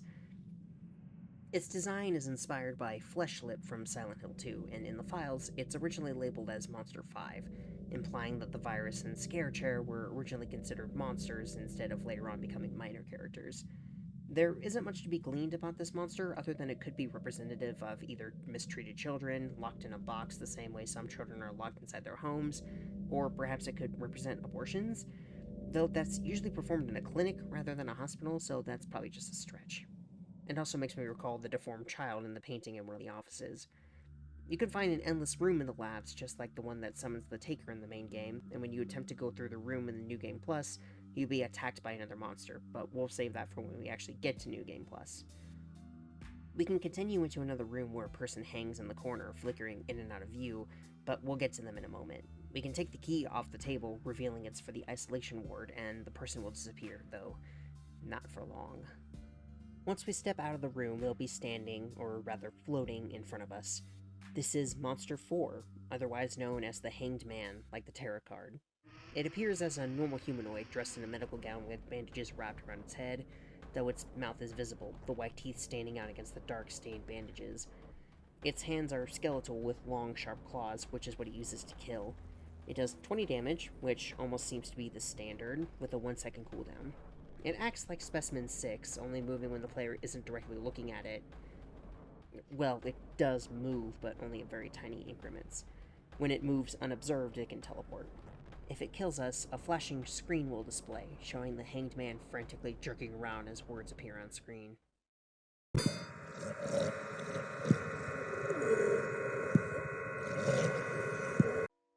Dark worms scream inside my brain, begging me to eat again. Hearts and blood and bile and soil, I must consume to end turmoil. This is actually the second time a monster has mentioned worms, the first being the body bag. This poem is fairly easy to decipher on the surface, as it seems to be someone else being affected by the same thing, getting the doctors in the hospital. Only this time the possessor is compelling the Hanged Man to eat, to maybe consume people. But that's not exactly accurate. However, if you want to look deeper into this character and why they were hanging, then the poem can actually take on a different meaning. Instead, the entire thing can be a metaphor for depression and self-harm. The worms and screaming inside his head are a perfect description of depression. Speaking from someone who has dealt with depression and self-harm before, depression for 9 years, when you have depression, it's like anytime you think you're finally past it, anytime you think you're feeling good and happy about yourself, it can just pop up and remind you that for some reason you were born with the brain chemistry to just make you sad, most of the time without any real provocation. And when you do have something to be sad about, it will just make it 10 times worse, to the point that sometimes you'll simply question whether it's worth it to keep going, to stay alive when some days feel like the entire universe wants to screw you over. The second line mentions that desire to consume, that desire to eat, which can be self-harm. Your mind will tell you that self-harm can fix your problems, that scratching yourself or slicing your arms will make you feel better, that it will ease the pain of simply being alive. And if you get deep enough into it, it can become almost impossible to resist the urge to do it, to keep from feeding that demon in your brain telling you it's the only way. The third line further adds to it all. Hearts and blood and bile and soil refers to how, even when you make objectively good decisions, your depression will make you question yourself, make you wonder if maybe all of it is worthless, that people don't really appreciate what you do for them, and if they can't appreciate it, how can you? It tells you that maybe what you did, instead of helping, did nothing but harm both you and them. The hearts represent those morally good choices, the blood symbolizes the pain and suffering you feel, and the bile represents the actions that feel worthless, like when you feel the need to vomit but all that comes out is bile. The soil, lastly, could represent nourishment, feeding into the desire for self-harm after you experience the pain from worthlessness. It may come across as a bit thin, admittedly, but I think it's somewhat up for interpretation, and this is the conclusion that I came to. As for the final line, I must consume to end turmoil, that just feeds into the idea that the self-harm will end your suffering, but as we saw with the Hanged Man, there's more to it than that, and if you continue down that road, it can eventually lead to suicide, the ultimate end to the suffering, though naturally not a good one. There's actually a few hidden things in the Hanged Man's death screen that further add to this idea. One message is, I must consume, which the meaning is obvious. Another is, I am not a devil, which comes up often in the discussion of depression, that every life is sacred and beautiful because everybody is one of a kind and you should never end that unique life. And it seems that even when he was ready to kill himself, the Hanged Man knew he was one of a kind, which only makes it all the more sad that he still felt it was necessary to escape his pain. Given that this is all taking place in a hospital being possessed by a demon, it's possible he was given bad medication too if he was treated here. It may have even been the one Dr. Hamada was meant to give antidepressants to, only for her other self to cancel the subscription and give him hallucinogenics instead. Though I'm not sure how likely that is given that most hospitals don't care for mental health patients. That's usually reserved for other locations like psych wards. Though at the same time, it is directly stated by a doctor that they wanted to prescribe those drugs, so who knows. Another message is text hidden in the top right that reads, "What do you think you're looking for?" Which I think is just a funny message from the developers, making fun of people who look too closely at the death screens, even though they're the ones adding the small details. Another is, they need me to feed them. I have to consume or else. Once again referring to that desperate need to feed through self-harm in order to stave off the demons, until it becomes unsustainable. Yet another part shows both a QR code and another set of lines. The QR code leads to a page of life hacks, which could indicate that the Hanged Man was trying to get advice to help make his life easier, that he was fighting to make it better, but that he just couldn't fight back in the end, despite his efforts. The lines read, "They are in my head. Control me. Please kill me." This clearly refers to the same thing getting into the head of the doctors, getting into his head as well, making worse what was already there, alongside the potential of receiving bad medication like we discussed earlier. This still doesn't fully reveal what it was yet, however. Although I will mention that Monster 5, who we'll discover is the source of all this, has the same distorted noises in its death screen as Monster 4, strengthening their connection. Lastly, there is a final image that appears to be a family at a table, which could represent the Hanged Man's family, who would have absolutely been affected by his death the most, or at the very least we would hope. The metaphor behind this monster is fascinating and worth discussing, given my own struggles with this kind of thing in my life. The way it ties into the ongoing story of the hospital, along with the realistic story it tells about depression, just shows me how incredible this game is. How good the entities are, how well thought out some of these enemies are in terms of their lore and inspirations and everything. For such a simple game on the surface, there's always so much to explore, and I feel so thankful to be able to do such a deep dive and share my findings with you all. Now, getting back to the game, we escape back to the upper levels and make our way to the isolation room. As you may remember, we now have the key. In the rooms here, we can find 2 more notes. It wasn't me. I swear it wasn't. It may have been my body and my hands, but I know it wasn't me. I found out how to stop them. You see, they're in my head and can control me for a time. But if I keep using the radiology machine to dose my head with radiation, then they go away for a while. These are pretty straightforward, finishing off the story we've seen in this hospital. Tanaka, the doctor, knows something is controlling them, knows that they can't let it continue, so they dose themselves with radiation to get them to stop. Now, I shouldn't need to tell you that dosing yourself with radiation is an incredibly bad idea, and it's shown by the way the note has broken, separated words. I don't know if the one possessing these doctors intended for them to kill themselves, since none of the others, other than Monster 4, have mentioned anything similar. Still, I wouldn't be surprised if they did indeed enjoy that the doctors were ending their own lives alongside their patients, because I'm almost positive that Tanaka died soon after this. Continuing in deeper, we find a door that we enter, and it takes us into a caged maze. At first, it's quiet, with nothing around us. However, once we begin moving, there'll be a few loud roars, and then what sounds like mooing.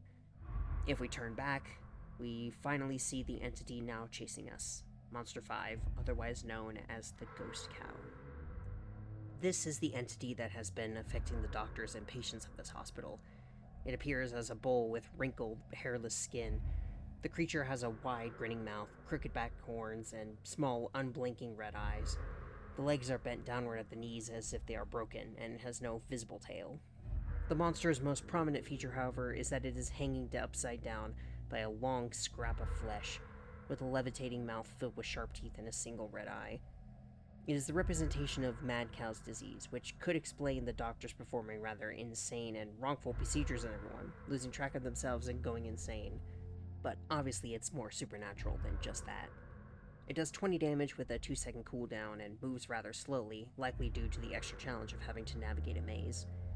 It will chase us through the maze with the theme 100% Angus playing, which feels reminiscent of the fast food demon in the base game.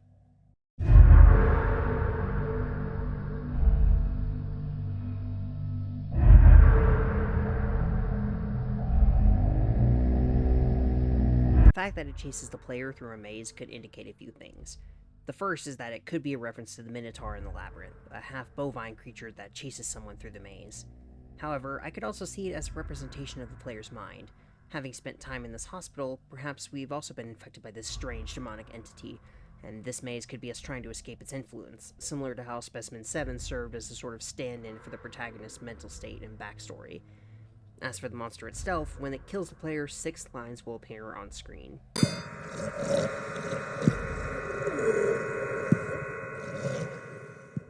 Your fear allows me to enter your mind. Your obligation allows me to control your hands. Your reason allows me to break your eyes. Your guilt allows me to loosen your neck. Your expectation allows me to hide the truth. Your tendencies have allowed me to make you. Since this is essentially the final boss of the hospital, let's take this one line at a time. The first line says that fear allows me to enter your mind. None of the doctors directly describe being afraid, at least not before they were already being affected by the ghost cow. However, if you still want to connect it to what we've said, we can look back at the note where one doctor mentions finding a patient's liver on her desk, or the doctor who felt sickened and afraid when they saw they'd mutilated a cat. It's somewhat weak, but it could simply be that the general stress and fear one probably has working at a hospital was enough of a catalyst for the ghost cow to work its way inside, and once it could cause even stronger fear, that only got worse and worse. The second line, your obligation allows me to control your hands, is obvious. The ghost cow takes control of their bodies, moves their hands, and because of the doctor's obligations to stay at the hospital, the ghost cow can continue to cause damage to everyone in the building, both patients and doctors alike, through its own actions. Or, in the case with Tanaka, the doctors killing themselves trying to escape it. The third line, your reason allows me to break your eyes, can refer to the way the ghost cow distorts our vision in both this maze and in endless mode. The fourth line, your guilt allows me to loosen your neck, further ties back into the guilt the doctors would have had over doing horrible things to their patients, or in one case to that mutilated cat, which the doctor then says they thought about the entire day. Given that they didn't understand what they were being controlled by, it makes sense that they'd blame themselves and feel guilty, which would then feed into the fear that allowed the ghost cow in the first place. The fifth line, your expectation allows me to hide the truth, refers to the fact that because these are normal, rational, intelligent people, they'd never believe or expect that some other entity was controlling them, despite the horrible things happening. They'd simply believe it was themselves doing it, even if they couldn't remember, and thus they'd never be able to escape the ghost cow because they wouldn't understand it even existed. Tanaka seemed to be the only real one to figure it out, only for him to kill himself trying to get them to leave him alone. Lastly, the final line reads, your tendencies have allowed me to make you. You'll notice that the sentence is cut off. But we can find out the final word, because if you look at the beginning of every second word of each line, it spells out the word forget. Your tendencies have allowed me to make you forget. The main thing we've known from the beginning is that the ghost cow can make people forget things, driving them crazy by making them question themselves, not knowing why they did the things they did, and being unable to comprehend that something else could be controlling them, making them do this stuff, blaming themselves for everything and making it worse. Making the ghost cow stronger and stronger till the hospital was clearly eventually abandoned. And when they do remember or do figure it out, they kill themselves in an attempt to break free.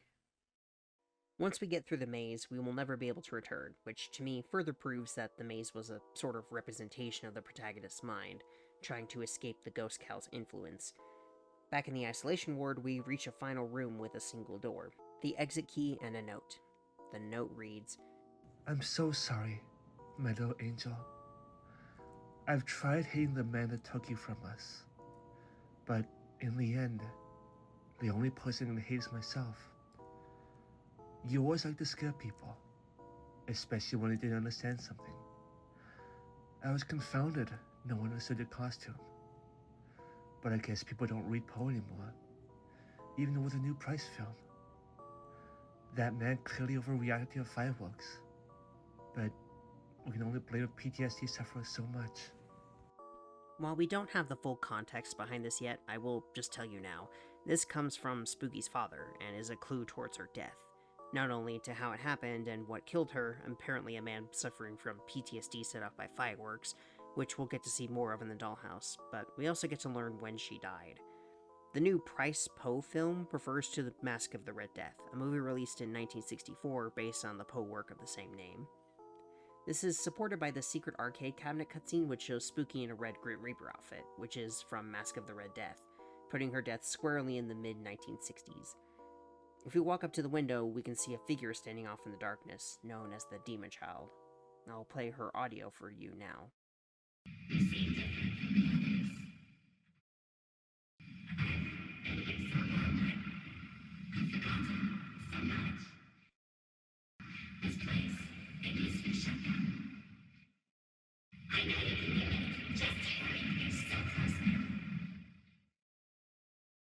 She seems to be someone who's lost her memories and simply wants to shut down the hospital.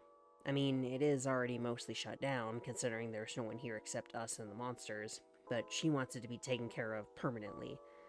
I honestly have no idea who this child is meant to be.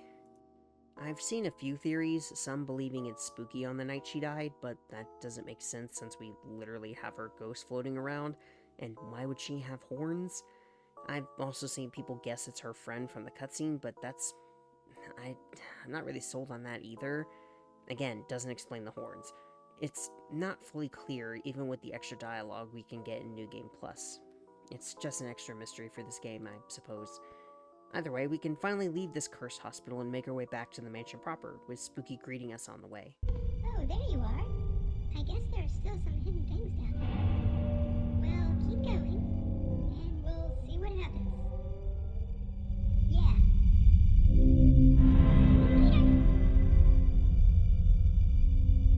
She doesn't seem to have much to say regarding this DLC, only that she reiterates that there's still stuff hidden in the mansion that even she doesn't know about, and the fact that she says there's still secrets could refer to the Demon Child for one, and her lack of any real explanation. She floats back into the floor and we continue, things growing darker as we walk before cutting to the credits, giving us no clues as to whether we're actually going back to the mansion or somewhere else, such as directly into the Dollhouse DLC. And that is the end of the Karamari Hospital DLC. However, there is some extra content in New Game Plus we need to cover before we can move on to the second, much longer DLC. The first thing you'll notice is that in the New Game Plus, Spooky wears an absolutely adorable old-school nurse's outfit, and oh my god, seriously, she looks so cute in it. I know she doesn't like being called cute, but she looks cute. But that's only the first change. As we walk to the hospital, a unique version of Specimen 1 can actually jump out from the walls, called Peter the Pepper, although unlike the others, it can't be cut down with the axe. It was created by Hot Pepper Gaming, as we mentioned before. Once we get into the actual hospital, we can go to the bathroom and open the stall that was closed before, and find a bloody toilet. If we flush it, strange sounds will play, including flushing in reverse, and something will appear from within the toilet, an entity named Carl. Now, apparently, this guy has lore, so let me read it for you. In his early life, Carl was Salesman of the Year for his high sales of the Thunderstrike Volcano Mixer. Come to find out, it was actually a vacuum with serrated blades inside, making it very difficult to remove processed food bits. Sadly, he was fired for misconduct when his boss found out he was smuggling large amounts of centipede eggs into work and hiding them in the ceiling. Carl's current occupation is a plumber. The centipede eggs in the ceiling are probably referring to Specimen 3, since it's a centipede that comes out of the ceiling. I don't know why he has lore, but I mean, it's spookies. What else do you expect? I mean, from here, knowing what to do, we can speed run through everything until we find a painting on a wall in the office leading to the basement, one that contains a sword. We can actually take the sword from the painting and use it the same way we'd use the axe, though the sound effect and speed are different, as it needs to be readied before you can swing it, unlike the axe, which only requires a single click. This sword can be used to kill almost every monster in this DLC. The only monster it cannot kill is Monster 6, which we can find by going down the endless room. Monster 6 is named Becca, and it's just Rebecca Black. No, really. She's a tall woman with pale skin and black hair, a stretched out smile, and no eyes. She's dressed in a black gown with a red design meant to look like innards, and her fingers are covered in blood. She instantly kills us when she runs at us, and the message that displays when she kills us says, "Don't get up before Sunday," which is a reference to Rebecca Black's Friday, which has been made fun of basically ever since it came out.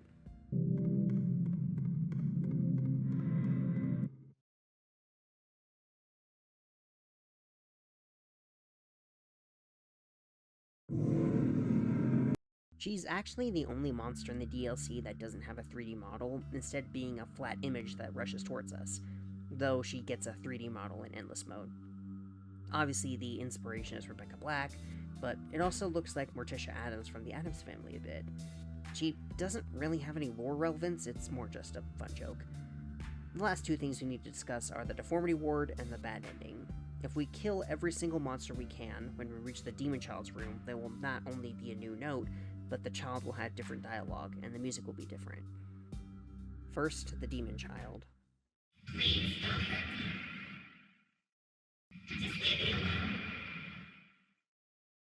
This is much shorter and much more panicked, and given what we know of our protagonist, I wouldn't be surprised if this was meant to be the more violent version of them, and thus I also wouldn't be surprised if they felt tempted to kill the child too if they got in that room.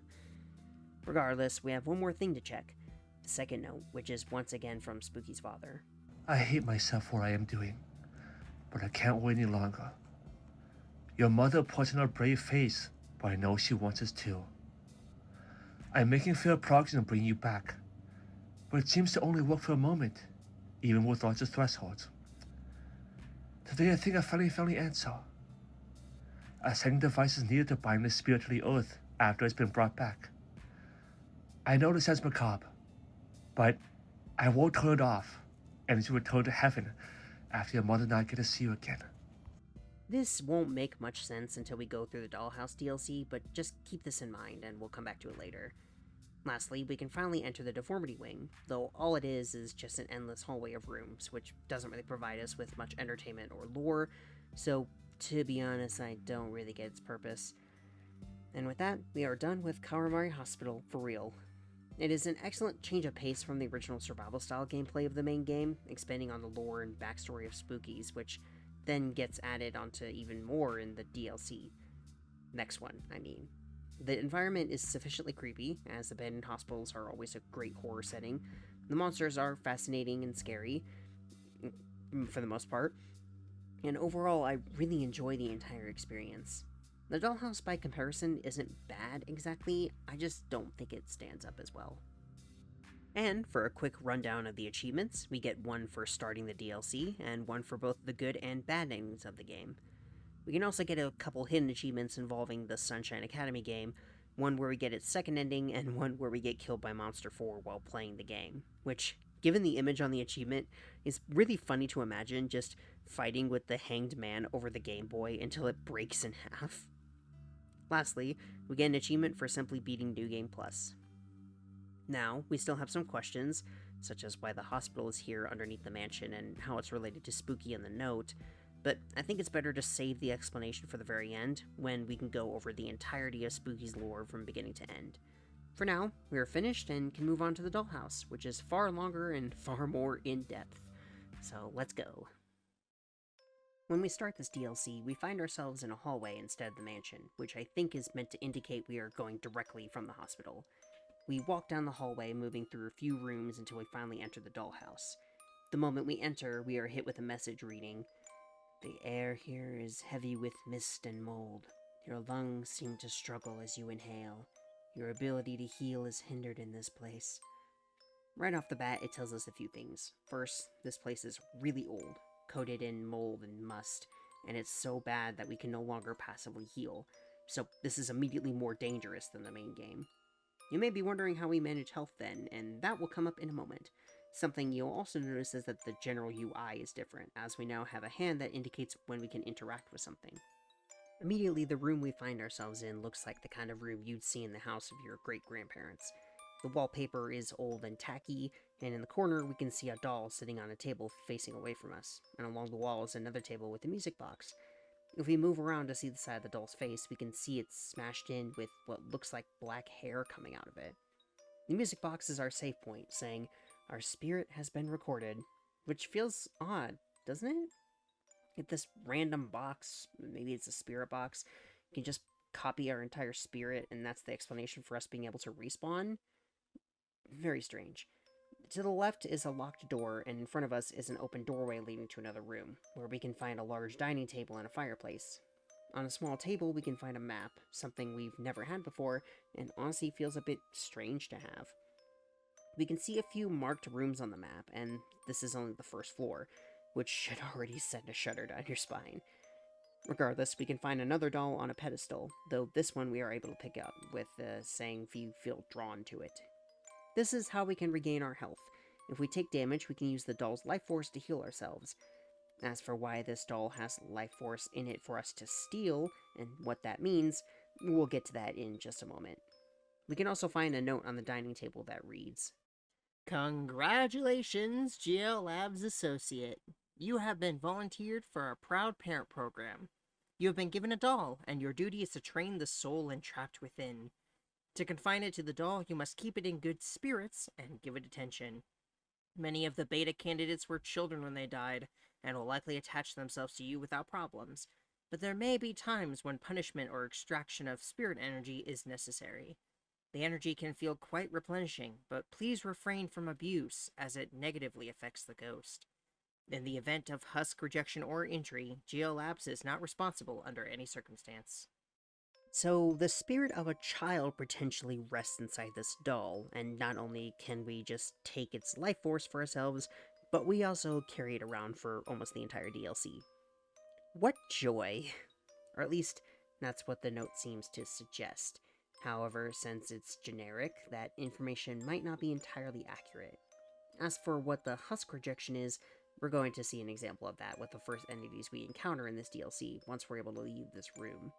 As for why GL Labs is doing this, who, as a reminder, are the same people working for Spooky that procured, and in some cases created, the various specimens that chase us in the main game, we can only speculate at the moment, but the further we go, the clearer things will become. The doll doesn't let us heal forever, though. If we drain too much, it will cover its eyes, and if it's drained completely, it will stop providing any health at all. And trust me, you do not want it to get to low spirit levels. If you do, well, we'll get to that later as well. Sure will. Also, real quick, I wanted to sample the music of the starting area for you, as it really helps to immediately set the tone of this DLC. It's called Music Box, confirming that the save point is indeed a music box.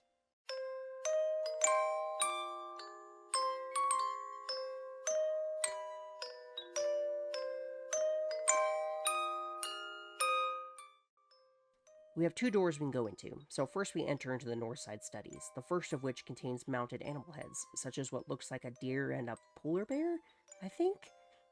I suppose if you did get a hold of a polar bear, you'd want to display it, right? Also, using the map here can be somewhat inconvenient, as the doll will block your view of this section of the map. In one of the rooms from here, once we enter, we'll hear a strange clicking sound and see a table at the end of the room with another note. The note reads, I was a good girl all day long, but when Dad got home, he was all wrong. So I hid in my room until he was gone, and then I shot him in the face at 5:45. His gun was so shiny, sparkly, and neat, and his face was so mushy, gushy, squishy. I wanted to shoot more people, but my mom made me sleepy. Now I'm in this weird house with all these weird Wyco people, and they won't give me a gun. This isn't quite clear if there's something actually wrong with the father or if the child was just demented and fired for no reason. I mean, even if there is something wrong with the father, the child shooting their father and then wanting to shoot other people probably still makes them demented regardless. Plus, her mom making her sleepy is probably her being killed and waking up inside of a doll surrounded by Geo Labs people. As we walk through the room, the clicking will continue with every step, and the player can easily go through this without discovering its source. However, if we look up, we will meet the first minor character of this DLC, Clicky the Doll. Her head moves around as she clicks, and although she doesn't attack the player at any point, she'll still probably make you tense when you see her for the first time. She's likely the child from the note possessing a doll that likes to crawl on the ceiling and under a grate for some reason. Perhaps the clicking comes from the sound a gun makes when a bullet doesn't fire? We can now go into the hallway, which is filled with empty portraits, and we'll skip the first door on our left and head further down the hall, reaching another door that leads us to two splits. We go right first into what looks like an office with another note. We've made progress, but none of it has been ideal. We developed a system to summon and contain these spirits. However, we've yet to find a suitable container. When the director first summoned his daughter back from the dead, we were astonished. But she didn't stay here long. Without something proper to tether the spirits back to the earth, they simply fade away. We tried simple jars, vases, and the like at first, but these containers limited the functions of the spirits. We've had minor success using humanoid vessels, but the spirits are still tied to the physical damage of the containers and thus are too fragile. This details the first stages of this project the director of Geo Labs was using to try and summon his daughter back from the dead. If it isn't obvious yet, the director is Spooky's father, and it seems he was attempting to bring his deceased daughter back, but simply bringing her back wasn't enough to keep her here.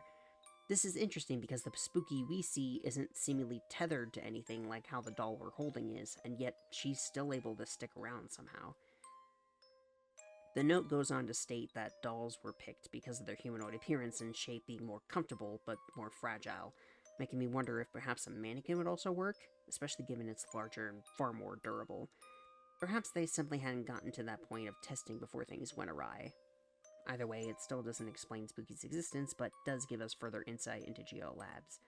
The company was likely developed by Spooky's father specifically to bring her back, or it already existed and shifted to this new ghoul, and at some point she took over after he died or whatever else, which, again, we'll get to later. I can't imagine how weird it must have been for the father to die or whatever, and then the ghost of his daughter suddenly becomes your new boss, only for her to turn it into a way to produce monsters that would kill people for a ghost army. Though I doubt GL Labs employees were even fully aware what she was doing. We head back out and take the left side of the hallway this time, though we can take note of the painting on the wall that to me looks like a doll of Anna from Frozen, but her face got fucked up.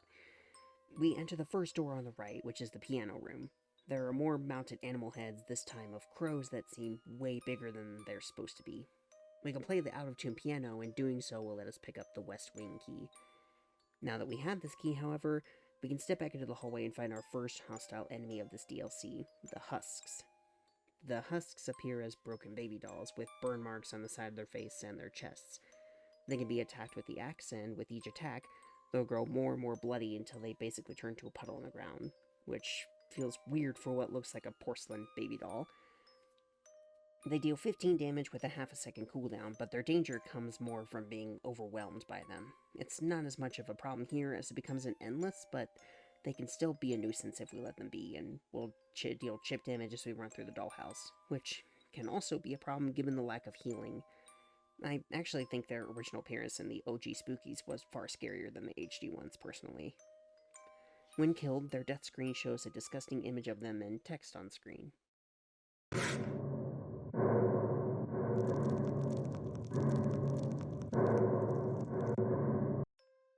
text reads, "Scarlet burning holes are placed into the skin, and flesh rebound into an unfamiliar form.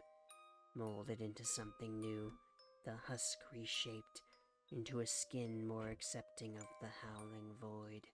This means the burn marks on the dolls are likely where the spirits entered the dolls' bodies, which makes sense. A soul entering a body like this could cause it to become burned and broken, especially with what seems like a rather weak body, especially since it explicitly says they needed something stronger for Spooky.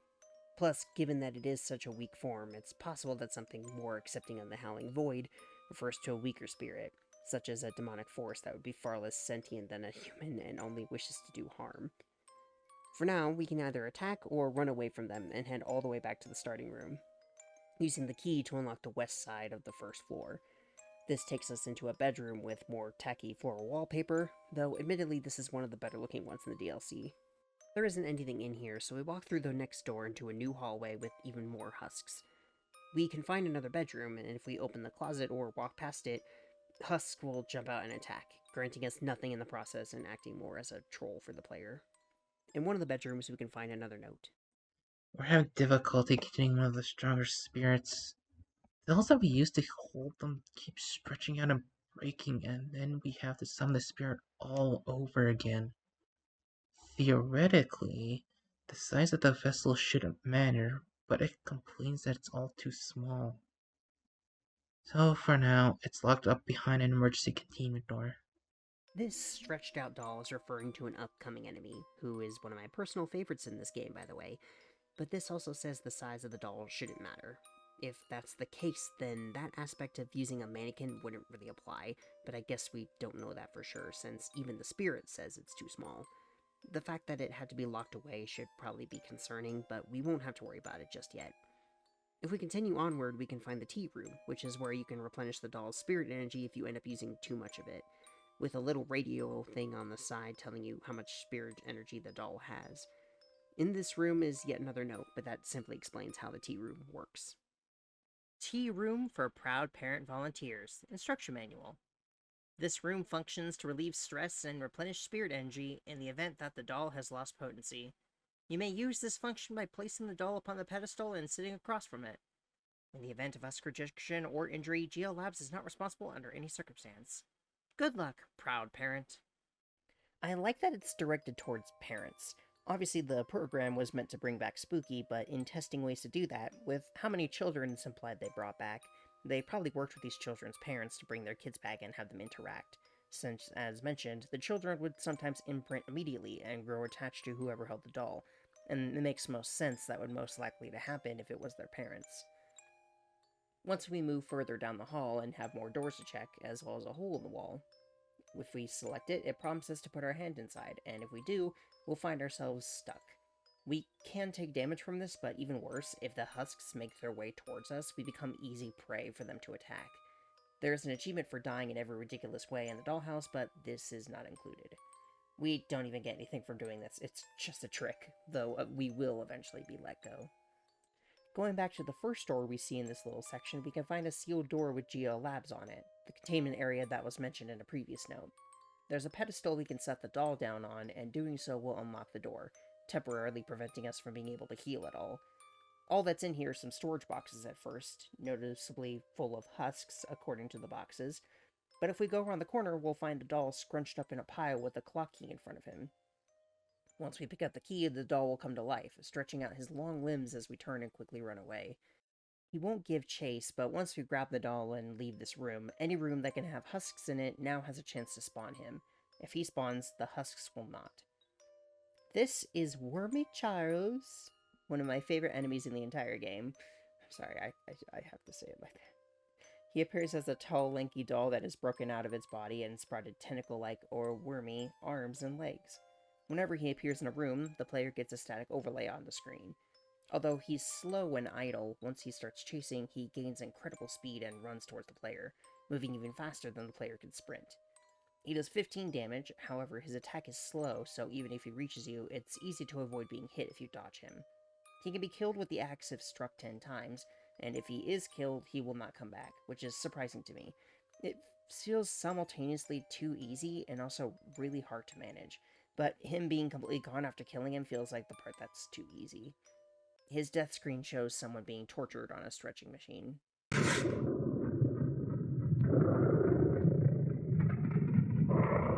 The text on screen reads, "Form within form rise and pulses. Skeletal sinews stretch outward from beneath the skin wrapped around it. It pulls until the skin's elasticity fails ultimately. From these small holes the tendrils of bone finally escape. You are finally free of this constricted bag of flesh." This death screen seems to imply that Charles will take the player and stretch us out until our bones pop, making us like him, believing that he's freeing us from our bag of flesh, since his own body was too small for him, as stated in the note we saw earlier. This poem only supports this, giving a rather graphic description of how it works. The form within form refers to the skeleton within the body, and the holes tear open, allowing the bone to break through as it stretches. Given that he keeps stretching out his body, complaining that it's simply too small for his powerful spirit, he probably thinks it's going to be the same for other people too, especially given that's likely a child spirit like the others. He wouldn't understand that's not how it works. I love him, his design, his simple backstory, the way he moves in his name, Wemacharos. It's so fun. It's so simple, but it's so fun. Anyway, moving on again, we start to head back to the clock room to use the key, but Spooky stops us again. Oh hey, there you are. I was wondering where you were. I'd forgotten about this place. So many tortured souls are here. Well, anyway, I'm gonna go check on something. See you later. Unlike the hospital where she said she didn't even know it was down here, this time she says she simply forgot about this place, which will be a clue as to what exactly is going on with her later on, because don't worry, I have an explanation for it all. I don't know for sure what Spooky is checking on, but I imagine it's the Hellgate we see later, though she floats up through the ceiling when she leaves again, so I'm not certain on that. We finally make it to the clock room, the one we skipped earlier. The room has really bad wallpaper that looks like either cicadas, bees, or moths. I can't really tell which it is, but I think it's cicadas? Anyway, we open up the clock and then turn the time to the one given to us in the note where the girl shot her father, which opens the door and lets us grab the bolt cutters. With these, we can head back to the right wing and use the bolt cutters on the barbed wire covering up a door. However, if we come here earlier, we can just directly grab these wires and take damage from them. And if we do it over and over, we can die with a message that just calls us a fool for doing so.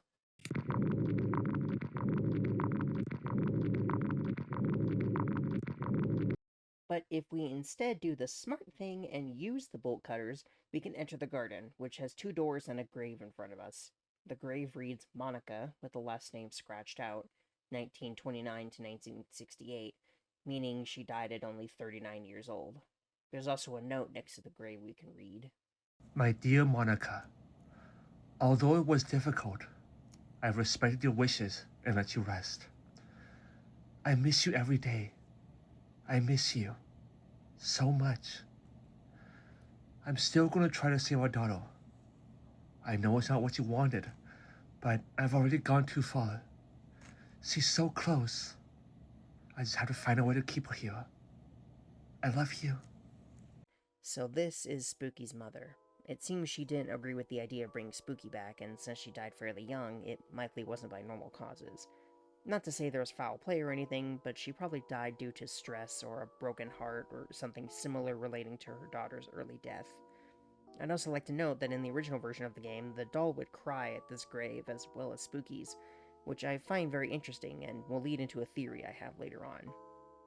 Just keep in mind that he's going against her wishes by trying to bring their daughter back, saying that he's really close, and given when she died, he's likely been working to do this for years now. If we head into the left room, we enter the Great Hall, an entirely new area that gives us a new map. Some more rooms are specifically labeled, such as one labeled Clown, which is concerning, to say the least.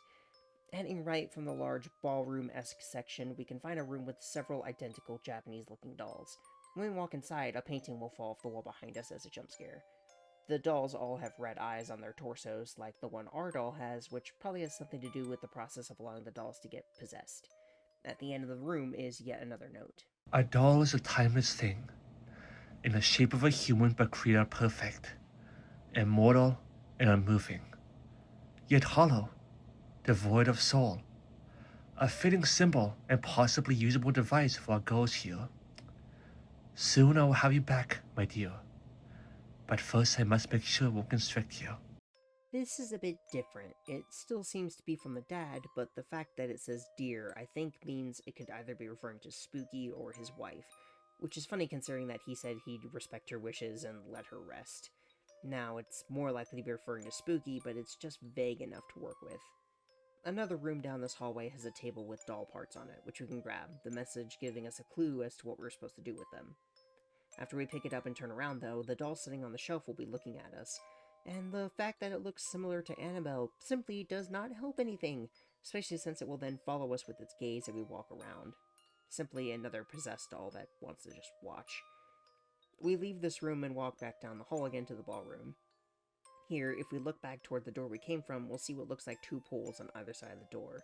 We move across to the other door and can now enter the clown room, unfortunately. As the name suggests, the main attraction in this room is a clown locked inside a large cage. Although he's stationary at first, if we look away, he'll shift around. So, yeah, it's a weeping angel because every horror game has to have one. Not that I'm complaining, it's a pretty scary trope, but it is very present in horror, you have to admit. As you can expect, eventually he will leave the cage, and when we leave the room for the first time, he'll say, bye-bye. Also, the doll covers her eyes when we enter this room, indicating she doesn't like it here very much. There's also a note in the room. To keep the dolls happy, we created this party room. We even summoned a spirit to entertain them. But this experiment has failed miserably. The dolls hate it here and seem totally freaked out around the clown. I requested the document on how it was found, and apparently they tried to summon a happy human ghost, but instead got something else. It looks human, it acts human, but just to be safe, we installed a cage. Just what did they summon? So, it's a pretty straightforward explanation. It's unclear what the spirit inside the clown actually is, since the developers have stated he doesn't come from hell, just somewhere else, which, given the implications of Specimen like Whiteface, could just mean an alternate dimension, but we'll get to that in Endless Mode. Across the hall is another room with yet another note. I haven't told anyone yet, but I think this place is haunted. There's like these strange moaning sounds all the time. Like a moan, but also like a war, you know? So, moaning. And there was this painted that I kept staring at that I think was changing. Wow, this place is haunted? Go figure. Also, this is a clue that if you stare at the painting of the baby's face, it will eventually start to change, becoming more and more twisted, though I'm not sure why that happens exactly. Probably just a general spiritual influence in this place. We can head down to the furnace room and set the doll on the pedestal, which opens up the GL Labs door again, and since that's how we met Charles the first time, it'll probably set off some alarm bells that something similar might happen again. Thankfully, it won't, and we can set the doll's hands in the furnace to melt them. However, we can also kill ourselves in this furnace by burning ourselves over and over again. The death screen that pops up when we do this obviously shows rising flames and some words on screen.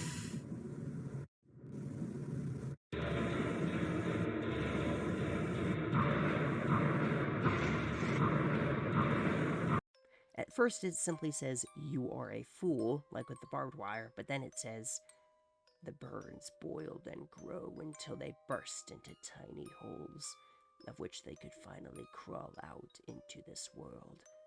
You have become the gateway." This, as before, Charles graphically describes how the fire kills us. The fire burns us, tearing holes into our skin that allow the fire to burn through and inside of us, before reaching further out, our body becoming a gateway for the fire to travel through and spread. But if we do what we're supposed to and burn the doll hands, after this point the clown will leave his cage, though he'll never attack us, simply appearing in one of the hallways later. He's more of a problem for Endless Mode, and even then he's not threatening. Inside the doll's clasped hands is a small key. With this we can head back and pick up the doll once more and check the clown room to see that the cage is completely broken. Back in the ballroom, Spooky will intercept us, doing her usual method of fucking us over. I'm absolutely positive it's intentional this time too, because it usually is. Oh, hey! I was thinking you might want some help. So, I moved all those dolls out of the way. Well, have fun!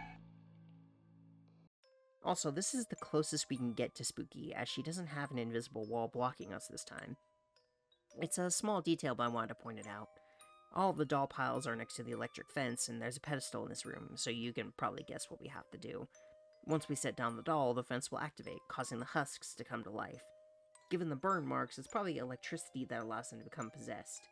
We can go up to the fence and kill ourselves with it too, getting another death screen.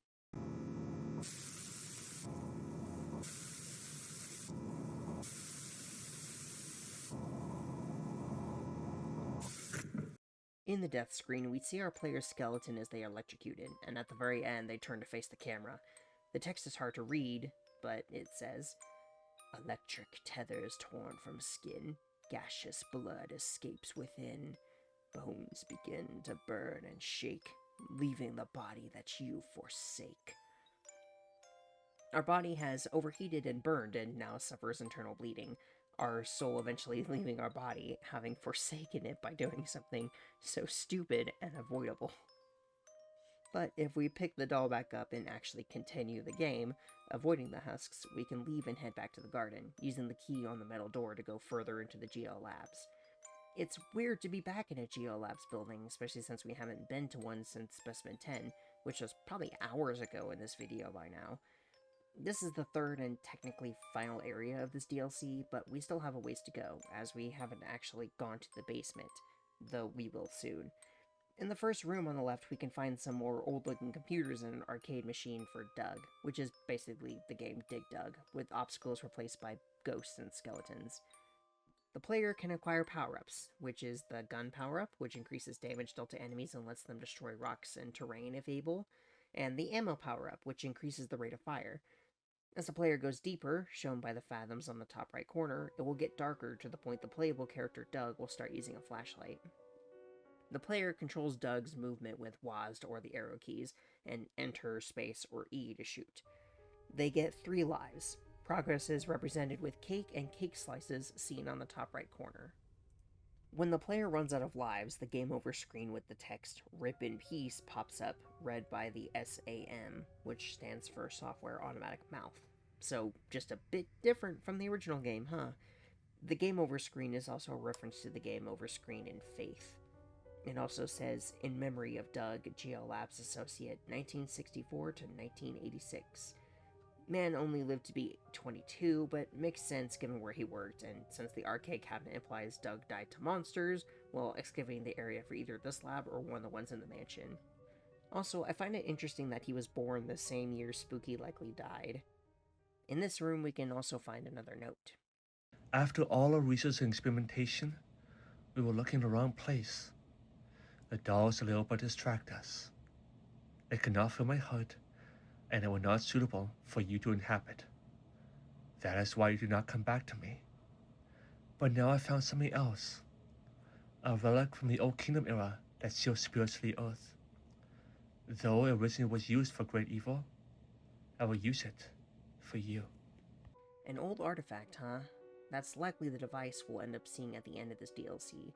We don't know much about this device, but it seems to be what's keeping Spooky locked in the mansion and able to roam around without a body, despite everyone else needing to use a vessel. It also states that it was used for great evil, which likely means that it could also be part of the reason Spooky becomes an antagonist hell-bent, literally, on making an army to subjugate or destroy humanity, because being summoned back with this thing potentially twisted her soul and made her more evil. I'm sure she would try to do more to stop us if she could, or perhaps she's hoping we'll mess up and get the bad ending, which is why she doesn't do much to stop us so far besides putting the dolls in our way. There's nothing else here, so we leave and turn left, finding another door we can enter. In here, we enter a huge, dark cavern that seems to be where we can get onto a tram that'll let us escape. However, we can't do it yet as we need an access card. For now, let's ignore the next door and go back to check out the rooms we missed. One of them has a grate underneath us, which is where we can spot Clicky for the second time and find another motivational poster on the wall.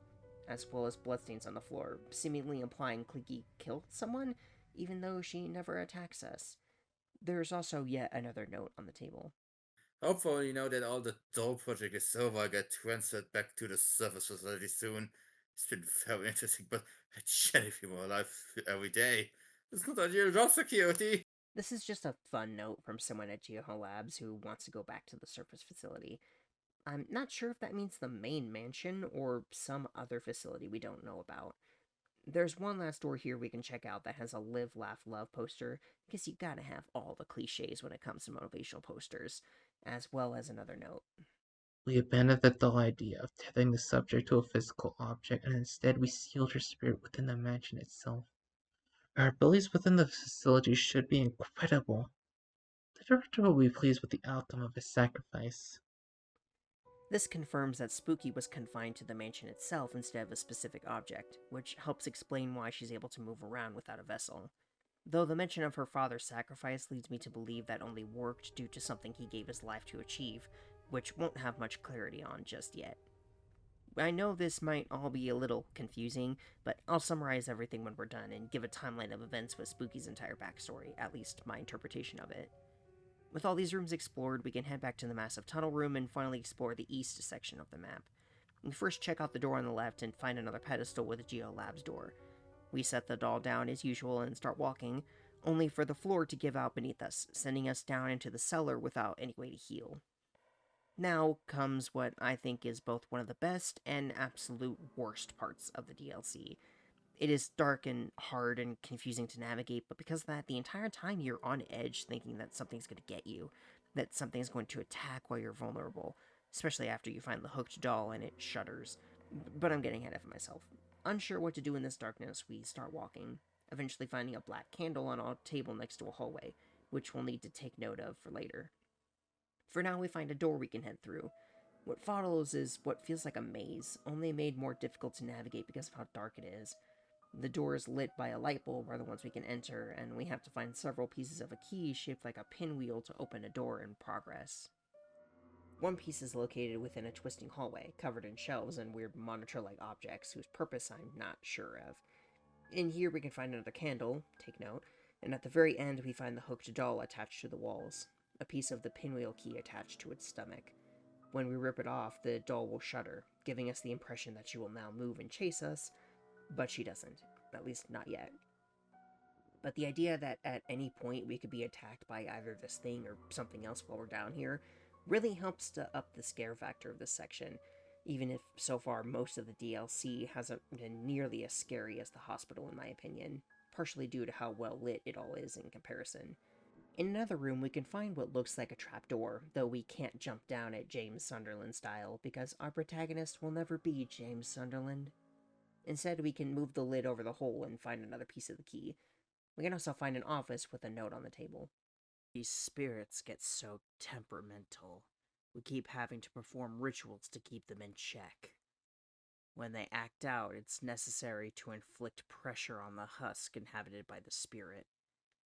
Don't forget that these dolls are not real people.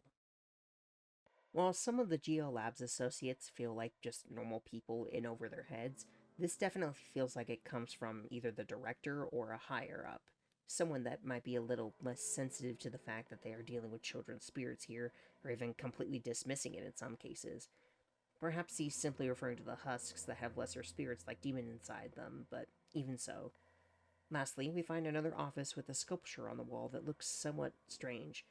It's a sculpture of a man's back with scars down the skin, standing out rather well. If we walk up and use the axe on it, it will disappear for a moment, and we can see the hooked doll rushing towards us. Before she can reach us, it will cut back and we can pick up the final piece. With this, we can place it on the slot of the locked door and open it, finding an access card on the desk before us, as well as another black candle on a table in the corner. With the card, we can finally escape the cellar, though we'll have to come back here later. When we emerge from the stairwell, which is shorter than the hospital one, thankfully, we find ourselves back in the first section of the dollhouse. However, something might be different. From here on, until you get the doll and give her more spirit energy, something new can attack us. Whenever we enter a room, there's a chance a figure made entirely of darkness, other than her white teeth and eyes wearing a tattered dress, will run at us with a large knife, attempting to attack us. This is Frenzy. She only appears when the doll is at low spirit levels or low mood, and seems to act as a sort of protector for the doll, punishing those who don't treat it well. Since after falling into the cellar, the doll will always be in a low mood until you replenish it. She will do 15 damage, and when she attacks, the screen will go black for a few moments, with her being gone when it comes back, though she can be killed with a single swing of the axe. She will continue to have a chance to appear in every room until we heal the doll, however. When she kills us, the screen will show a black background with static and a metallic banging noise, as though she's striking something with a metal instrument. 4 lines will also appear on the screen, as is the usual. Frenzied torment, distorted mind, blood to spill, bones to grind. The flesh it takes for time to wind, eye for eye makes all turn blind.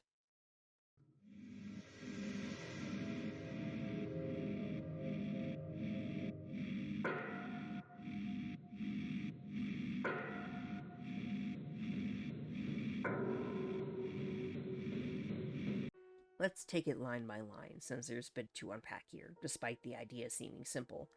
The first line, Frenzy, Torment, Distorted Mind, means that by using the doll, causing it to shake, we are causing torment, and Frenzy claims you have a distorted mind, and will attack you for harming the doll. The second line, Blood to Spill, Bones to Grind, simply refers to what she plans to do to us, using her large knife to cut us up and grind our bones, which is such a wonderful image, isn't it? The third line, The flesh it takes for time to wind, is a bit trickier to determine the meaning of, but it could mean that using the doll to heal us. To heal our flesh makes time rewind, which would be representative of us undoing our damage and healing ourselves. Or it means that it takes the doll's flesh to rewind time, though flesh in that case should just mean the doll's general life force. Or it could also be that Frenzy removes our flesh, so we stop using the doll and it can heal itself. Lastly, the final line, eye for an eye makes all turn blind, refers to the idea that if we hurt the doll, Frenzy will hurt us, getting penance for what we've done, an eye for an eye. And then other than finishing the full phrase, all turn blind, could also refer to the player being blind to the damage we're doing to the doll by using it because we're more focused on the benefits it provides us. As for who it is or why she's so fervently protecting the doll, we can theorize about that near the end. We can go back to the door that'll take us to the garden, but this time, instead of barbed wire, doll hands are holding the door shut, as if wanting to prevent us from going any further. But why? What's ahead that they don't want us to advance toward? We can use the bolt cutters to cut off the fingers and proceed, seeing no dolls on the other side of the door. We continue and get to the tunnel with the tram, and for some reason, the doll is here. How it got all the way here, we aren't really sure about, as despite knowing there's a soul in this doll, it hasn't shown any ability to move besides covering its eyes. Plus, the way it's laying on the ground indicates something else threw it down here, rather meanly. Now, being good people, and not wanting to deal with the frenzy, we will take the doll back to the tea room and let it heal. Once that's done, we can go back, finding a room where we can once more place the doll on a pedestal, granting us access to the Hellgate room. On the floor is a sort of magic circle with several black candles, a metal doorway at the other end of the room, and a TV on a desk. The magic circle is missing 3 of its candles, the 3 we need to collect from the cellar. If we walk up to the TV, we can find next to it a Sega Genesis, though for copyright it's named Akira Genesis after the game's creator. Yes, the machine we will be using is interacted with and interfaced with through a Sega Genesis. Geo Labs had all this equipment and technology, and as Sega Genesis was the best they could do? What a company. Attempting to activate it states that there aren't enough ritual materials in here. We can also examine the doorway, which is shimmering with strange energy. If we keep looking, we can find one more room. Once we enter this final room, Spooky will interrupt us again, though this time, it's different. She looks angry, almost disappointed at us, instead of her usual nonchalant happiness, which immediately tells us something is wrong. Oh, hey. I don't like it here. You should probably just leave.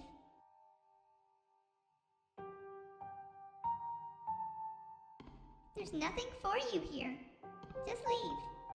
Given that Spooky is basically the main antagonist of this game, if she doesn't want us to do something, it's probably a good idea to do it anyway. At the end of the room is a large cube with strange designs and a single panel we can interact with. There's also a table with a note on it. The seal is almost complete, and then you can return to me. It requires a nightmare to work, so I will surrender mine. The same nightmare that took you from us will now bring you back.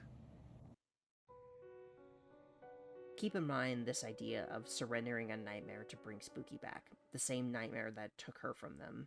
This should make things slightly clearer, but once again, let's wait for just a bit longer to discuss what's actually happening here.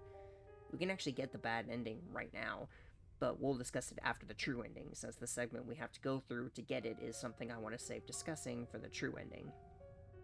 We can find a note somewhere else that points the player in the right direction if we're unable to figure out what to do. The Kira Genesis is just about fried. We summoned far too many spirits for it to handle. Even returning them might collapse the gate. So I moved 3 of the ritual candles into the root cellar. That should deter any more summoning for now.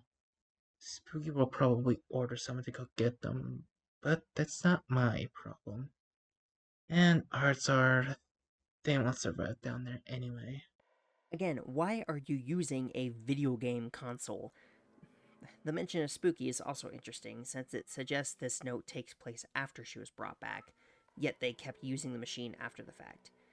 Perhaps this machine had no relation to bringing her back, and it was only something she installed once she was brought back as a ghost trapped in the mansion. We only have a few more ways to go before it all becomes clear. So it's time to head back into the cellar to collect the candles, only this time the hooked doll will be chasing us. So, the hooked doll is the last unique enemy of this DLC, and it is quite something. As you can guess, it appears as a floating doll with hooks penetrating its entire body. Once it spawns in a room, it will fly towards the player until we look at it. However, if we stare directly at her, she will continue to rush us, moving faster than our walking speed. She will only stop if we look at her out of the corner of our eye, which is definitely a unique mechanic I haven't seen before in any horror game, which is what makes her so unique. Yet, at the same time, given that she's so easily stopped, it means she isn't very much of a threat, especially since this time we shouldn't need to spend nearly as much time down here, given we saw where all the candles were already. She also changes positions every 10 seconds. She has 2 different methods of damage. If she hits us while charging, she'll deal 20 damage, but if we touch her without her actively attacking, she'll drain our health instead. It's not too much of a problem as I mentioned, but even still, she can get you if you let your guard down, especially with limited healing. While down here, the doll will cover its eyes again. If she kills us, we get a rather unique death screen where we seem to be pinned against a wall as hooks are thrown at us.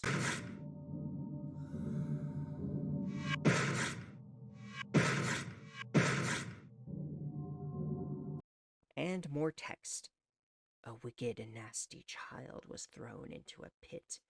No food, light, or water was ever given to it.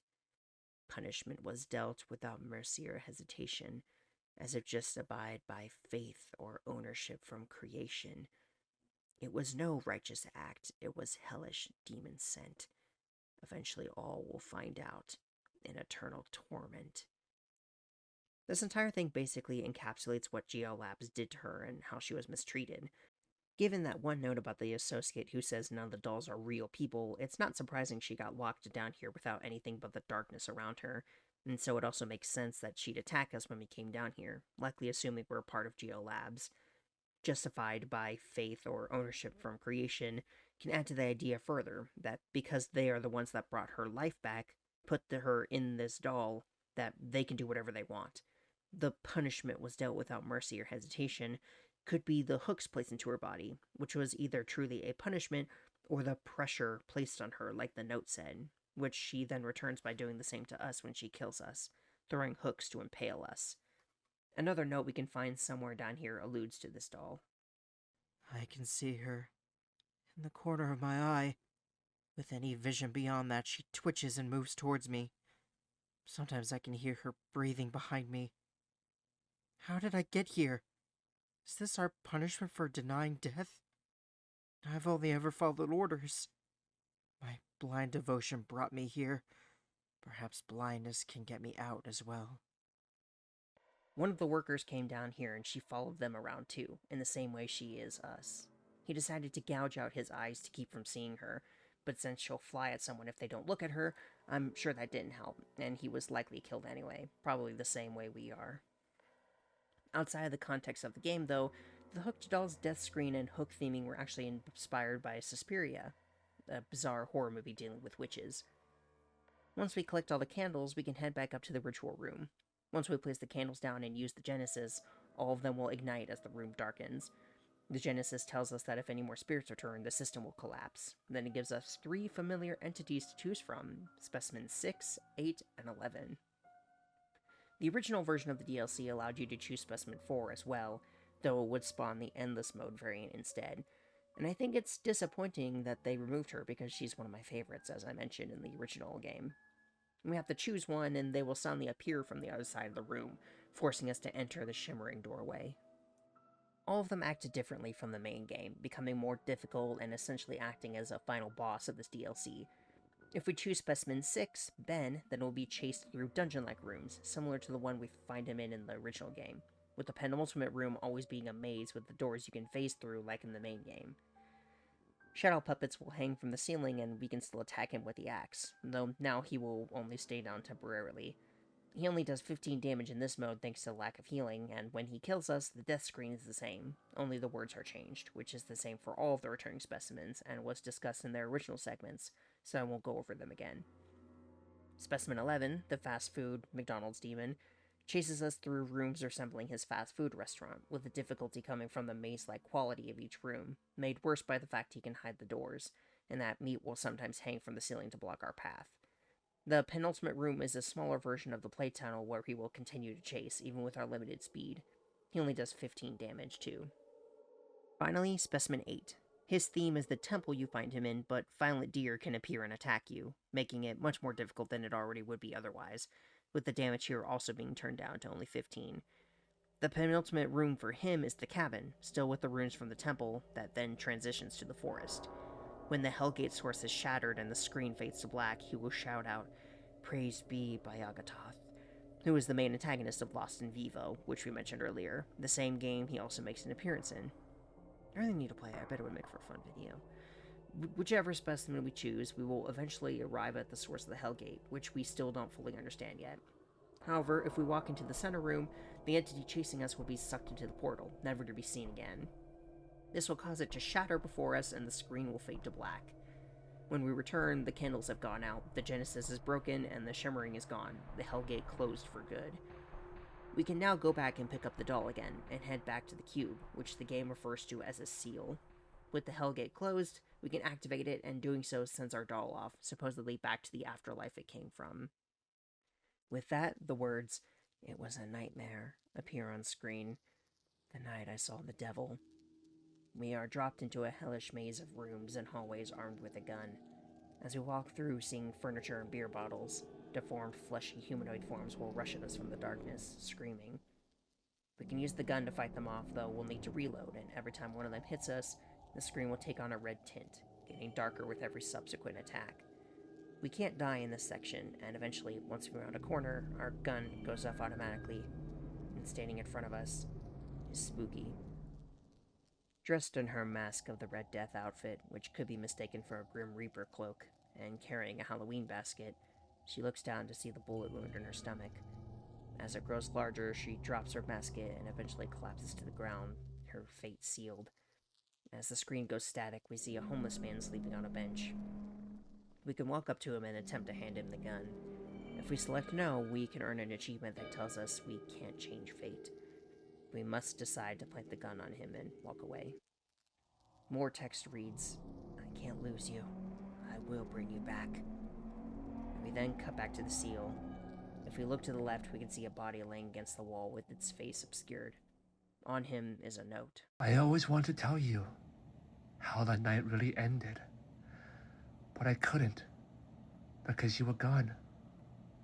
I need your forgiveness. That's why I want you back at any cost.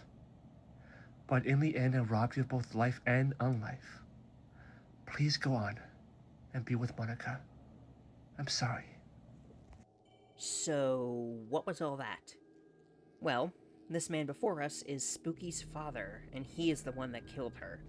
He suffered from PTSD from the Vietnam War, given that the rifle used during the nightmare sequence is one that was used during World War II and the Vietnam War. Given how old he would have had to be a soldier in World War II, it's more likely to have been the Vietnam War. During one of these PTSD attacks, we can glean from the notes in the hospital that Spooky was using firecrackers, and since firecrackers sound very similar to gunshots, her father, in such a state, might have mistaken them as such and shot her on Halloween night, before blaming it on a random homeless guy. So he decided to devote the rest of his life to bringing her back, and eventually gave his life to do so, using this nightmare as the catalyst to summon her with his artifact, with the other members of GO Labs successfully taking Spooky's spirit and binding her to the house. This is only a piece of the story, however, and as we know, this continues long after that, but we'll get to that in its own section, because it's going to need every piece we can get, and we still have yet to see the endings in this DLC. Once we leave this room, the self-destruct sequence will activate, giving us 35 seconds to escape, and as we escape, Specimen 1 will pop out of the wall to both block and scare us, leaving it as the only entity to show up in every mode of the game. If we don't make it in time, we get a special death screen. There is also more text. Your form becomes as tiny droplets of charred, withered flesh. Your is misspelled here intentionally, as a reference to when it was misspelled in other death screens in the past, before eventually being fixed later. It's also pretty basic, just telling us that our skin melted off and charred. If we do make it to the tram in time, however, a new entity will be standing in front of the door, an entity named Spooper. We won't get into who he is now, only that he serves as an obstacle that we must strike with our axe to get him out of the way. He becomes more of a problem in Endless, so we'll discuss him then. Once we get on, we can finally head up to the surface. On the surface, we can see the mansion in the distance. We watch as beams of light burst from within until it explodes, which probably feels a bit cathartic, doesn't it? Then the spirits flow out into the world, finally freed from Spooky's grasp and of the grasp of the mansion itself. All the souls we saw in the ending of the main game that Spooky held within her walls to create an army are now freed, able to return to the afterlife where they properly belong. Text appears on screen explaining everything. With the seal broken, the spirits trapped within the mansion can now go on, and with the Hellgate shut, the terrors that seeped through begin to fade away. Spooky has moved on and rests with her parents now. Somehow, despite all the horror within the mansion, you brought peace to it all. And we get a final screen where Spooky is seen with her parents, truly happy at last before she moves on to fight peace. No longer bent on conquering the world, but able to rest, just as she always needed. This is essentially the true ending of Spooky's Jumpscare Mansion. Now, that's not the only ending though. Technically there's two more. If you ride the tram without doing anything, it will stop, as it seems it's only meant to go to the surface when an emergency happens.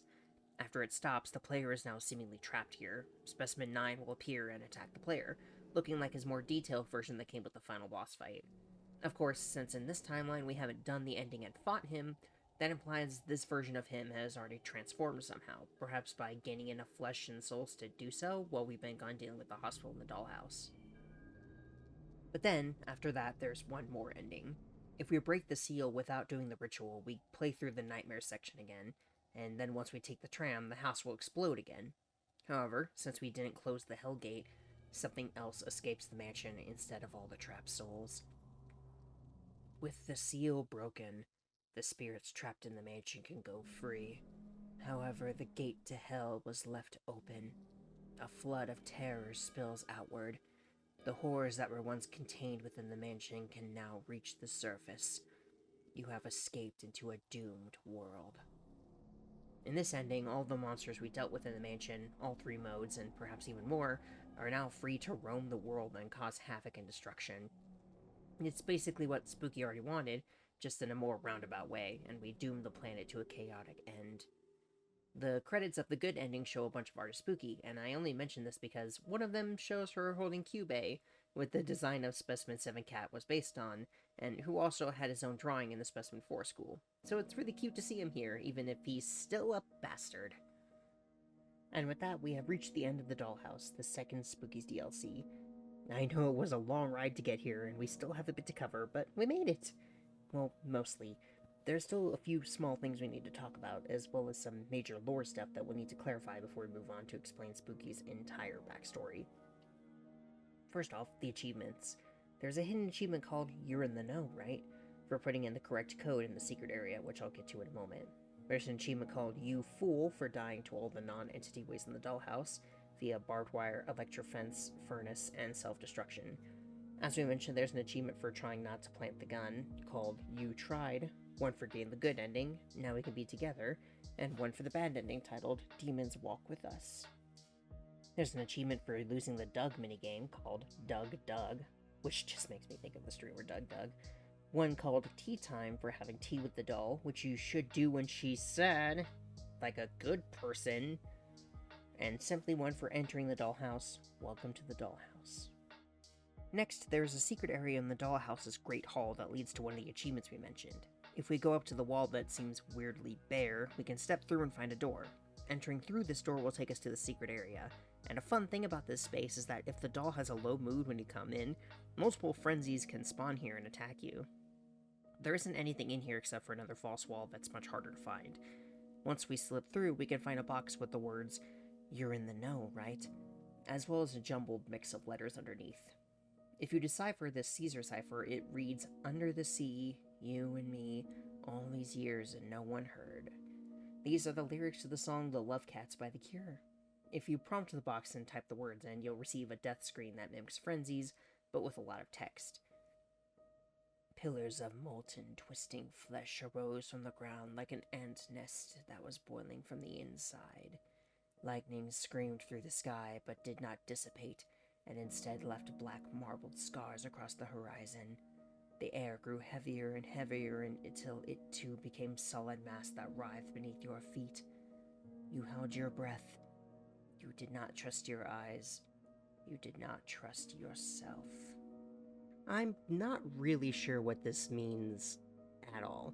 The only thing I can think of is that it's potentially referring to the bad ending, where the sky turns a blood red and monstrous entities escape into the world, scarring the world and the sky as these entities are so strong that even the world around them can be warped and melded into whatever they wanted, to the point you can't trust anything you see, or even your own thoughts. That's probably not accurate, but it's honestly the best I've got. Plus, the pillars of molten flesh feel reminiscent of the final boss fight against Specimen 9, so that's probably him escaping as well and doing God knows what. Now, to discuss some final clarifications before we move on, mainly 3 major questions. Why is the hospital underneath the mansion? What is the Hellgate? And what spirit is in the doll? For the first one, the question of why the hospital is underneath the mansion, and so far deep for that matter. As for how, I believe it was through the Hellgate, though it'll be hard to explain until we get to that question, so let's put a pin in that for the moment. What I can answer now, however, is that it's related to Spooky, and that's because I believe Karamari Hospital is where Spooky was brought when she was shot, and it's where she died. The evidence for this is that the notes from Spooky's father can be found in this place, and it would be weird for them to be here if they didn't have some connection with the hospital, right? Plus the fact that you can find them right next to the demon child, which may or may not be some separate piece of Spooky, also adds to the theory. On top of all that, if this hospital was experiencing the ghost cow stuff while they were trying to save Spooky's life, that might have been part of the reason she didn't survive, because all the doctors were inflicted by a demon cow inside their heads. The major hang-up I have is that the entire hospital and its staff are Japanese. If it were just the hospital name, I would say it's a coincidence, but every name we see is Japanese, and yet Spooky was treated here? That led me down the path of wondering if maybe Spooky was Japanese for a few reasons. For one, the hospital. For two, she's voiced by the game creator Akuma Kira, who, given his name, I believe is also Japanese. There are several specimens that tie back to Japanese lore, and the final boss is based on Unit 731, which was in Japan. Of course, it's more likely all these are included because, again, the creator's most likely Japanese, but it feels like a lot of coincidences.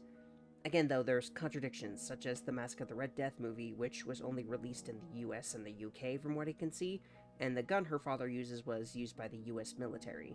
None of it quite fits perfectly right, and maybe it's just a massive coincidence, but I do believe that Spooky was treated at Karamari Hospital somehow, regardless. For the second question, what is the Hellgate? In short, the Hellgate is what brought all the specimens to the mansion. The entities that we see, from the specimens to the monsters, were all summoned through it. Now, that doesn't mean they were all summoned from Hell. I think Hellgate is more just a term, and that these entities already existed on their own, as various notes and CatDOS entries have told us in the past. The Hellgate was simply able to pull these entities from their locations into the mansion. As for their homes inside the mansion, there are two possible theories. Either their home was also transported with them, so for example, the Siren. In her case, the entire lab would have been teleported with her directly into the mansion's walls, allowing her to keep living, perhaps without even realizing she'd been moved. That would explain how the hospital ended up underneath the mansion and how the notes ended up there as well. You could also theorize that they only teleported the creature, then built them an environment suited to them, but then the notes left behind don't make much sense, because why would they be here?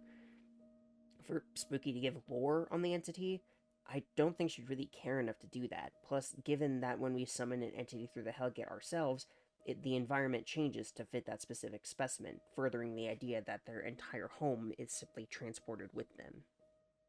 One last question is an important one. What spirit is in the doll? To me, there are two major theories, Spooky herself or her father. The evidence for Spooky herself being inside the doll is that whenever we interact with the doll, it refers to it as a she. Now, that could be explained away as either referring to the doll's outward gender or the fact that the protagonist simply doesn't know and goes with the doll's outward gender. Still, there's also the fact that in the original version of the game, the doll would cry at both the mother's and her own grave. She's also afraid of the clown, just as the note says the children are. As for how this could be Spooky, the explanation is that when Spooky was summoned via the artifact, due to the original evil purpose, she was twisted into a far more evil version of herself, and so all the good that remained perhaps made its way into this doll. On top of this, we could suggest that maybe Frenzy is her mother, trying to protect her daughter from beyond the grave. However, I don't agree with this. The fact that there can be multiple Frenzies in the secret room is one, but if you want to discount that because it's probably not canon, then for one, she doesn't look like the mother ghost we see at the end of the good ending, and her father specifically said she wouldn't bring her back. So it doesn't make sense to me that she would suddenly appear anyway when she was against bringing souls back in the first place. Now, if you can't tell, I don't think this is correct. I think the more likely explanation is that this is actually the father. It would make sense for him to cry at both graves still, and when we bring the doll to the seal, the nightmare that plays is his, the one where he killed his daughter. You could argue Spooky would have the same nightmare as she was the one that was killed, but since it's the perspective of her father, and he's the one having the PTSD, it's far more likely to be his nightmare. And we, as the protagonist, wouldn't have any reason to know of this nightmare, so it has to come from the doll. Plus, when that sequence ends, only then does the father's corpse appear. For the clown, since he knows that it's not a human, probably having been one that wants to summon it, I wouldn't be surprised if he was scared of it. As for Frenzy, I still don't know for sure. It could just be a random entity assigned to protect the doll and its spirit, but I don't think we have enough evidence to say so. Regardless, I believe the spirit in the doll is the father, and we are helping him correct his mistakes. To me, the evidence points more towards the father than Spooky, so that's where I'm gonna lie. And now that we are done with all that, it feels like a lot of information, doesn't it? There are a lot of scattered pieces here, and while a lot of the picture is probably super clear now, I'd like to spend a bit of time organizing everything together into a cohesive timeline, so we can fully understand everything that's happened, and get the entire picture of what this game is truly about. This will be my interpretation of the events of this game as we know them, based on the evidence we've seen. While some parts may feel a little contradictory or confusing, this is what I believe is the entire story. Spooky, which may or may not have been her original human name, was born sometime in the 1950s and was the daughter of two incredibly smart scientists, her father also having been a veteran of the ongoing Vietnam War, either just before her birth or during her childhood. They were a happy family and lived in a rather large mansion. Spooky, from a young age, was always interested in the macabre and grew a fascination with scaring people. Though due to her adorable appearance, she was never able to accomplish anything near what she wanted, even on Halloween, which was supposed to be the scariest night of the entire year. In 1964, she watched the movie Mask of the Red Death, based on the Edgar Allan Poe story of the same name, and she loved it so much that for the next Halloween she decided to dress up in a red cloak, reminiscent of the movie, in hopes of finally being able to scare someone. However, she continued to fail despite her best efforts, and not even her best friend's consoling could make her feel better. Fed up, she decided to try using more underhanded tactics to get what she wanted, and started using firecrackers to jump scare people instead of genuinely freaking them out like she originally wanted. She wasn't satisfied with this, however, and as Halloween night came to a close, she used some of her final firecrackers to play a prank on her father. Unfortunately, it just so happened that night, her father was having a PTSD-induced episode after drinking, recalling his time in the war, and when he interpreted the explosions as gunfire, he took his gun and fired it directly into her stomach. She collapsed, and panicking, he quickly planted the gun on a nearby homeless man before rushing to the nearest hospital, Karamari Hospital. However, due to a series of ongoing tragic events unknowingly influenced by demonic presence within the building, Spooky didn't receive the proper treatment she needed, and she passed away inside the hospital, never even once getting to open her eyes and see where she died. Her father blamed himself, obviously, but never told his wife what happened. Instead, he blamed it on the person he planted the gun on. However, being the director of GL Labs, a company specializing in fringe science, he decided he would do whatever it took to get his daughter back, simply so he could apologize for his actions. His wife disagreed with the idea, but he went against her wishes and steered his company in the direction of summoning spirits into objects. He found a way to bring her back, but the result was unimpressive, and she was only able to remain for a short time, barely even conscious enough to understand what was happening. But now that he knew he could do it, her father vowed to find a vessel for her to use to stay on the earth long enough for him to make it up to her. At first, they started with simple things like urns and vases, but it wasn't enough. Not for Spooky or for the other spirits they summoned as test subjects. Eventually, they discovered that dolls, due to their humanoid shape, were far better to house spirits. However, Spooky's spirit was still too strong. They opened up a program that allowed parents to take care of their dolls with the deceased children's spirit inside of them, hoping that perhaps if they could simply bond with the child enough, they would remain, but even that didn't work. Attempt after attempt, failure after failure. It all seemed hopeless, and only a few years into the project, Spooky's mom passed away from a broken heart, having lost her daughter and now practically her husband to his own studies. However, she made sure that he would not bring her back, like he planned to do with their daughter, and he honored his word, continuing his research. Eventually, he realized the dolls simply weren't enough. They wouldn't be able to handle Spooky's spirit, and that's why she refused to come back. He needed something stronger, and so he searched. He searched the entire world for something that could just bring his daughter back, and eventually, he found it. An ancient relic that could bring someone back from the dead and tether them to the earth itself.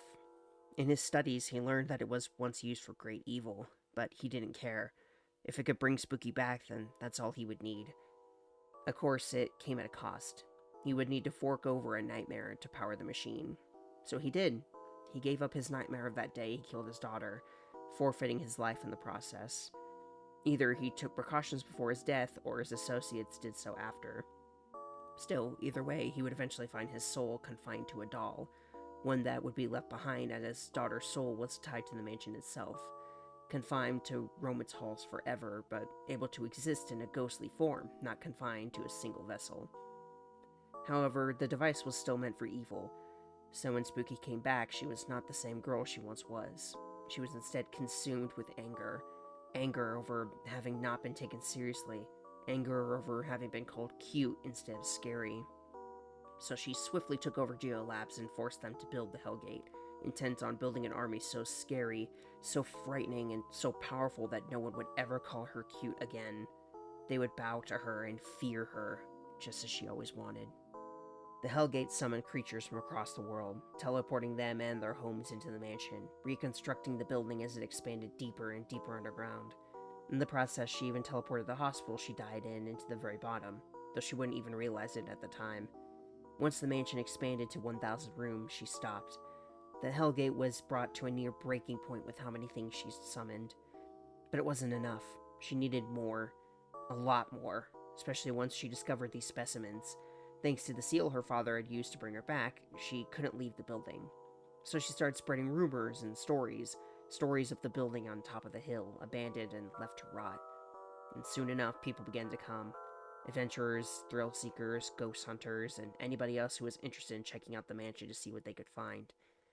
And one by one, they perished. They became spirits, all dying in gruesome ways as Spooky collected their souls and began to form an army out of them. They had no choice after all. Where else could they go? Since they had come from outside, they could leave, but they'd never be able to rest given how they died. And so the army grew. It took years, decades, but it grew. And then, finally, Spooky was getting close. She only needed one more person, and then she'd finally be ready to march on the world and make it fear her. And just like that, the final person arrived. Spooky met them at the door and challenged them to make it through the entire building, mostly as a joke. And they did. Bit by bit, they advanced through the hundreds of rooms, with Spooky growing more and more irritated the further they went. She tried to stop them, give them obstacles, scare them with Specimen 1, and remove their ability to run, but time after time they continued on, avoiding death and progressing further and further. And obviously, this is where the timeline splits, as there are multiple different endings, both in the main game and in the DLC, but we've explored them all, so we'll just go with the true ending. And just as Spooky was losing hope, just as they were approaching the final 5 rooms, the elevator broke. The cable snaps, and they plummet deep, deep into the earth.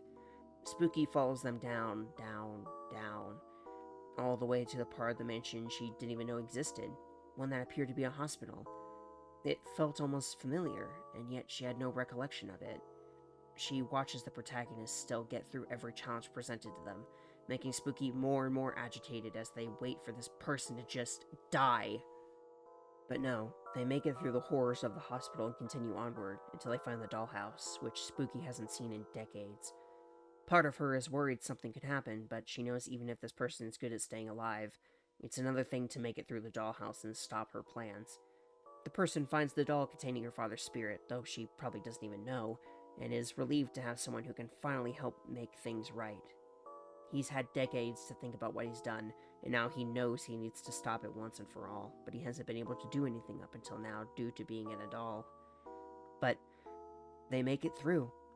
They make it all the way to the seal, and Spooky stops them again, begging for them to leave, that she doesn't want them here, that she doesn't want them to interfere, but she's a ghost.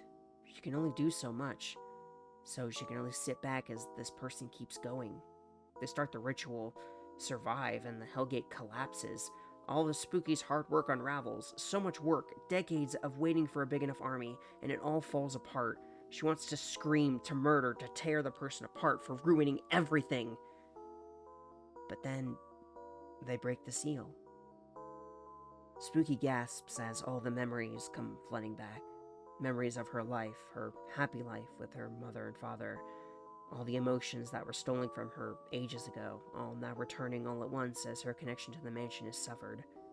All her anger dissipates, just like that, and all around her the mansion erupts. All the souls she'd captured to show the world how to fear her are now escaping, finally able to be at peace, free from the mansion and her.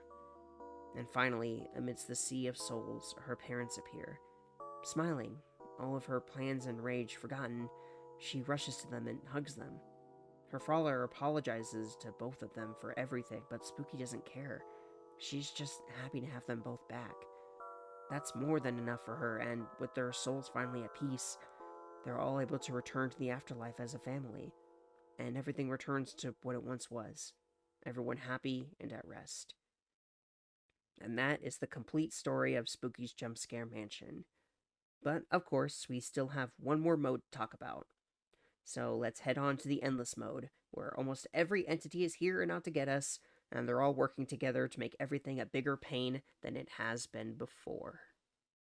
In Endless mode, it's about what you'd expect. It's a mode where you can travel through the mansion, going up in rooms forever. However, unlike in the main game, multiple specimens can chase us, up to 5 at once. Though, in all honesty, 5 at once rarely happens organically. Sometimes we can even have the same specimen double up on us twice, giving us an achievement. This mode includes all but a few of the specimens and monsters we've seen so far, and even includes several new ones, and we'll go through all of them. The original specimens have the least to say about them, so we'll go through them first. When we start up Endless mode, we don't head inside the front of the mansion this time, instead going through the side door, almost like a cellar. If we go up to the right, if we finish Karamari's New Game Plus, we can actually use the sword from the hospital. It really comes down to preference, but I always prefer the sword. It feels way cooler to chop down enemies with it. Anyway, we step through the door and begin. Let's first run through each specimen and talk about how they can be a problem in endless mode. First off, Specimen 1 gains 19 new variants in this mode.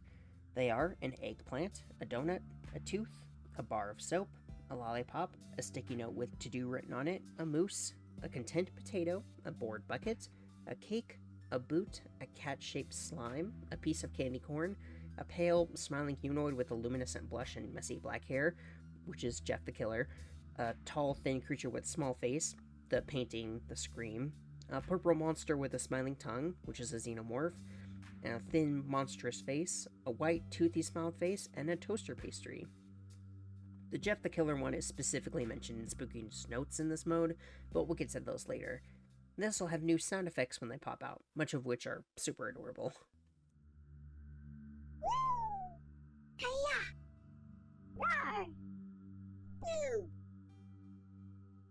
Now for an actual threat, Specimen 2.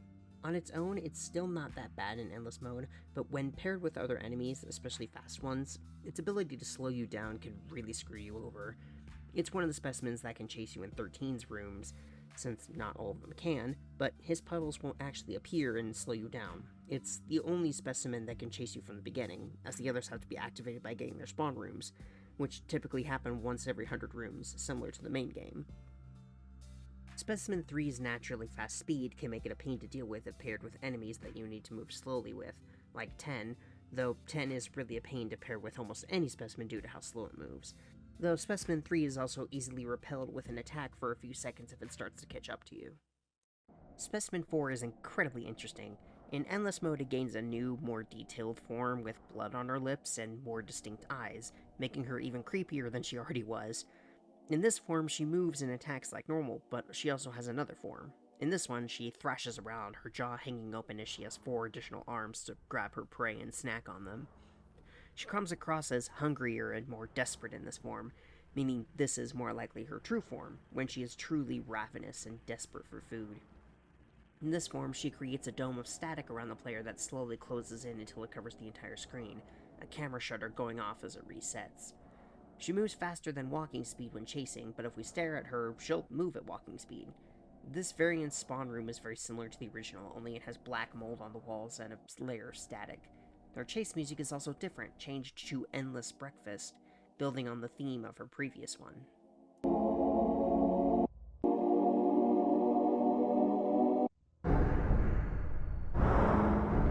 Specimen 5 is slightly faster in Endless, and she can join the chase with Specimen 13, though she'll be slowed down by the water. Her hallucinations still affect the walls, however, and her challenge comes from being paired up with other characters that mess up your sight, like the ghost cow or the hooked doll, leaving you easily disoriented and thus easier to kill. Specimen 6 is the same, except that if you attack him, it removes 1 room from his chase length. He's annoying when paired with characters that don't want to be looked at, or characters that need you to run away fast like Specimen 3. Specimen 7 acts like normal, but chases can occur in the period between the clock rooms. However, once you get it once, it will not appear again, like in the main game. Specimen 8 acts identically and faces the same problems as normal, being annoying to deal with in rooms that have lots of turns, allowing him to teleport often. Specimen 9 is still the same, of course. Specimen 10 is the same, but is an absolute pain in Endless given how many enemies require you to run away quickly, while 10 needs you to stay close. It is annoying when paired with almost any other enemy. Specimen 11 acts the same and doesn't necessarily pair negatively with anyone in particular, other than 10, of course. When he and Whiteface are active at the same time, the doors won't disappear. Specimen 12 can appear during the 13 chase and moves more slowly through the water as well. He is very dangerous when paired with 13 despite this, especially if he's able to move over a crate and regain some speed. Given he's one of the fastest in the game when charging, he pairs especially poorly with Specimen 10. And finally, Specimen 13, who can pair with 2, 5, 12, and another 13 if the player is really unlucky. Obviously, any pairing with 13 is terrible given how slowly you move in the water. And that's all of the original specimens discussed. Like I said, there wasn't much to talk about with most of them, so it was nice to just get them out of the way at the start before we move on to the bigger meat of this mode. Next up, I'd like to discuss some of the notes we can find in Endless, because yes, just like in the main game, we can find notes that I actually really like. So let's start with the romantic victim. Aha! Yet again I have cheated the grave, and shall proceed to escape these confines. While the thought of my death being quite romantic did cross my mind, I believe my escape shall be profusely more so. I'm still filled with vigor after my experience the other day. My hunger and thirst have both left me, leaving me with nothing but distilled romanticism.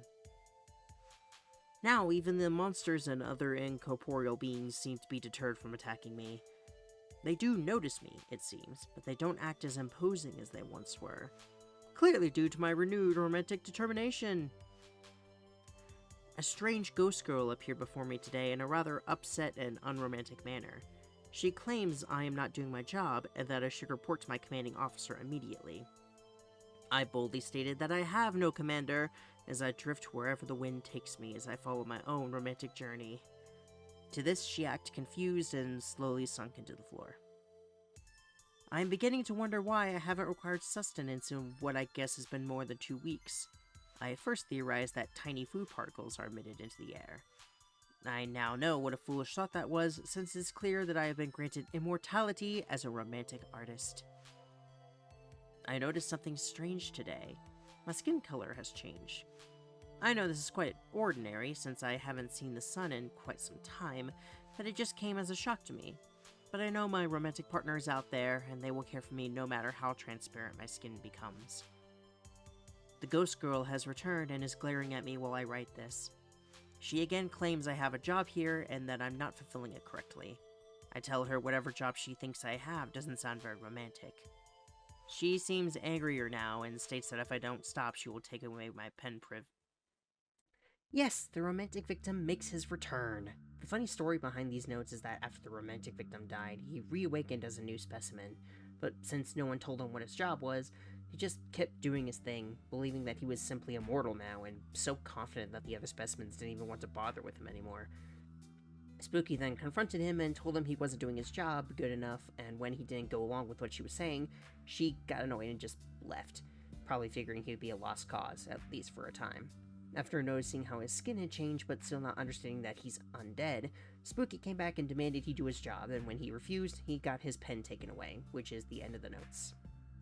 It's honestly really funny to imagine because it makes me wonder if she has any other struggles wrangling in the other specimens, especially given that later on we learn that some of the specimens don't like each other, according to the scare machine. The next one, though, it's a bit sad. Mommy and Daddy love me very much. They told me they were throwing me a party. Where's Daddy? He told me that the party was going to be here. Mommy gave me a basket of cookies for my party. I've eaten some. Why are there noises? Is Mommy or Daddy following me? Is this a game? I fell down a hole. My leg hurts a lot and I cried. I fell asleep.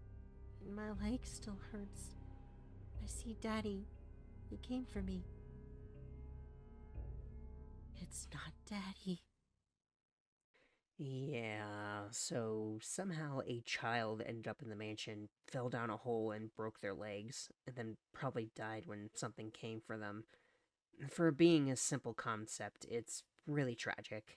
Though I can't help but wonder why the hell her dad told her the party was going to be here. Was he just messing with her, or did he have sinister intentions? Like, seriously, it's weird to consider. The next one is a bit of a troll one, I think. Day 1. I have entered a spooky ghost mansion. I do not know how long I will be here, but I hope not too long. Day 2. Today I saw quite a spook. I'll admit it was scary, but not as scary as I've seen in some horror games. Day 3. I'm beginning to get hungry and thirsty. I did bring much food other than my cheesy curds. I hope I'll find more food soon. Day 4. Alright, I am tired of this place. Today, a scary slime man attacked me, sort of, and I ran away. Day 5. I wish I had Wi-Fi here. That remains the scariest aspect of all in this palace. I can't check my online profiles or post my daily thoughts. It is making me build up tension. Day 6. So, I'm pretty much dead now. I don't think I can on, and I know the world will miss me, but don't worry, world. I'm still pretty hardcore for making it this long, I suppose, but it was a frightful journey, kinda. Day 7. While I am at the end of my ropes, I shall press on anyway. I have eaten the last of the cheese curds and haven't found any new food. There's something down the hallway, I believe. It's getting closer. Oh, why? Why has this to happen to me? I don't know why, but I just imagine this stereotypical overweight nerd addicted to social media just trying to escape the specimens while his cheese curds are slowly running out. That's probably not accurate at all, but it's the image that conjures up. I also imagine, considering he only saw Specimen 2 as far as we know, he probably didn't get very far. The next one is a vlogger. So, I'm writing notes down. I think that is the correct thing to do in this situation. I was filming the mansion for my urban exploration video channel, but I think I'm trapped and I ran out of battery on my cameras hours ago. Hey readers, so everything is okay so far. I can't go back because these elevators only go down, but they have to stop somewhere, right? I've got enough food to last for a while, and my wind-up flashlight is working nicely. So we'll see how this goes. Hey guys, so there are these weird pop-outs that appear to be cardboard. I guess this was or is a theme ride of some kind. I just keep going down, but I don't really have much choice. All in all, it's not that bad. So, everybody, everything is decent at least. Food is almost gone, water too. At the least, the foundations of this place seem to be holding, and there isn't much mold in the air, so I don't have to use my mask. I still want to get out of here soon. Well, readers, I found a greenhouse or garden area. It was pretty neat, but it didn't help me much. I did find a cool sickle thing in a tree. Normally, I don't steal things from the places I explore, but I have this really uneasy vibe from this place, and I want something to defend myself. Hey everyone, I wish my cameras had batteries left. I found some really cool areas at this building. Some look like a school of sorts, and another might have been some kind of in-house restaurant. I found some frozen meat there, but I'm not sure if I should attempt to eat it or not. Okay guys, I'm done with this place. As interesting as it may be, I think I'm actually in life-threatening danger here. I can't imagine it going on much longer, and I've gone way too far down to get back up now. Well, readers, I think I'm near an exit. I found another mansion-like area. I'm really tired, so I'm gonna take a break here. It actually seems likely that this vlogger turns out to be the old man, as he mentions finding a sickle and seems to stop once he gets to the fake mansion. It almost seems like this vlogger didn't encounter any specimens on his way through the mansion, at least until the end. He does make it far since he mentions both Specimen 4 and 11 spawn rooms, and seemingly reached the mansion of 12, but never anything about monsters or being chased, and I can't help but wonder why. Plus, I believe the greenhouse he mentioned is probably the forest, where he found a sickle instead of an axe, which I find interesting. Perhaps different weapons manifest there? Either way, given the note's end, he either did become the old man or was likely killed by whoever the current host was. Note 1. Dear reader, I am known as Jasper Midnight. I appear to be trapped within a house of horrors, so to speak. While at first glance I thought this was nothing more than a carnival funhouse with scary pop-outs and irritating ambiance, it has lasted longer than I expected. I'm going to write these notes as I journey on in order to inform any unfortunate souls that follow me. Note 2. Today was an interesting day. I found what appears to be a spider or centipede-like creature following me. It was a glorious, yet somewhat unfulfilling encounter. After only a few rooms, it got away from me. Note 3. This mansion just continues to get better. I found a room today that was delightfully themed around rusted and abandoned asylums. I say themed simply because it was too perfect to be real. I even found strange creatures holding onto the grated floor, writhing in some sinister dance. Note 4. I love this place. It is like nightmare without the haze of sleep or a daydream you would have while drowning. Today I found a creature behind a fake forest of terrible delights. They move without moving and speak without a face through a bottom jaw. Note 5. This has been a life-changing journey for me. For a long time I felt this emptiness that both hollowed and overwhelmed me. But now I have a place in this world. I no longer feel coldness within me, but rather a growing fire. Note 6. The world is an ashtray, constantly burning out. It is full of hardship, turmoil, happiness, and love, and all of it is beautiful. Note 7. My life is spent, my fire snuffed, my body shakes and ejects blood. I cannot go any further, though I wish I could. Continue after me and witness the beauty of the world. Witness the terrible and terrific. I like this one. He's just enjoying his time in the mansion, and even when faced with death from stuff like Specimen 3, he basically calls it boring, which is hilarious. Unfortunately, he also does seem to die at the end, though it's unclear what he died to. Even so, he seemed to really enjoy himself all the way to the end, and grew passionate about exploring and seeing all this place had to offer, until he finally couldn't go any further. He's kind of like us in a meta way, just having fun with the horrors of the mansion. And then this last one is the one and only time we get notes from Spooky herself. Through this spider portal, I have come across a plethora of new horror designs for Specimen 1, as well as some new ways of recruiting soldiers. In today's dive, I discovered a cluster of webs centered around short horror experiences, as well as some sort of Italian cooking. I will continue to research this particular web cluster. Today's dive inspired me to create a design for Specimen 1 that I think will be more effective. It seems this creature known as Jeff is terrorizing the world above. Further research on other webs led me to believe there are multiple Jeffs, some even crossbreeding with other monsters. It goes without saying the offspring may prove interesting. Today, an idiot GL Labs worker thought to question my concept for the new design. They stated that whatever creature Jeff is, he certainly does not resemble my design. I countered by showing them the stacks upon stacks of images depicting him as I have, and then skewering him in the ribs with my knife. Recruitment is just barely staggering along, and I need to do something about it. From research gathered in today's dive, I believe I have the solution. We need to attract one of those LP people to the house.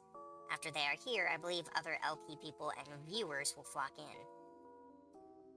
I have started my plan to attract the LP people to the house. I have sent hundreds of identical notices to a couple of the big LP people. So far, most have gone unseen, so I have today enlisted all GL Lab slaves to copy the message I've written and post as frequently as possible. Today, in the spider portal, we got a few replies to our brochure for the house. Most stated that we were some kind of canned meat product, but a few seemed positive.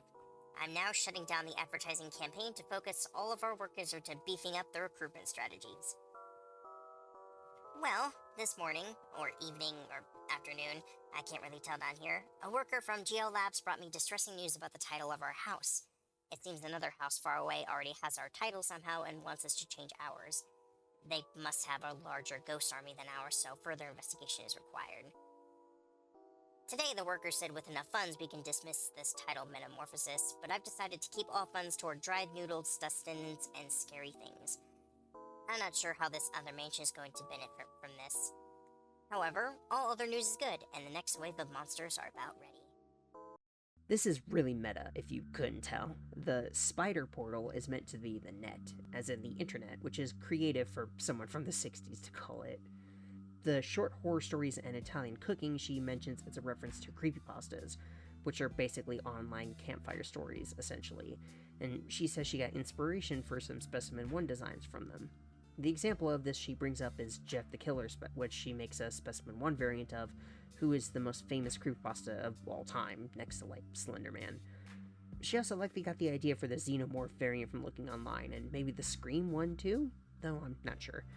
She also jabs at Let's Players, saying if she can lure one of them in, more will follow, alongside their viewers, which is extremely accurate, and also funny considering the original game had a room of pictures of LPers.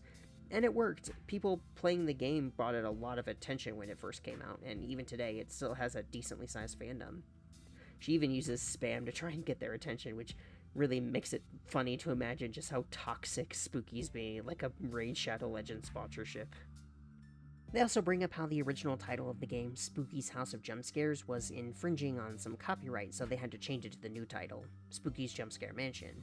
She doesn't seem to fully understand what the problem was, and just lets the GL Labs associates figure that out for her.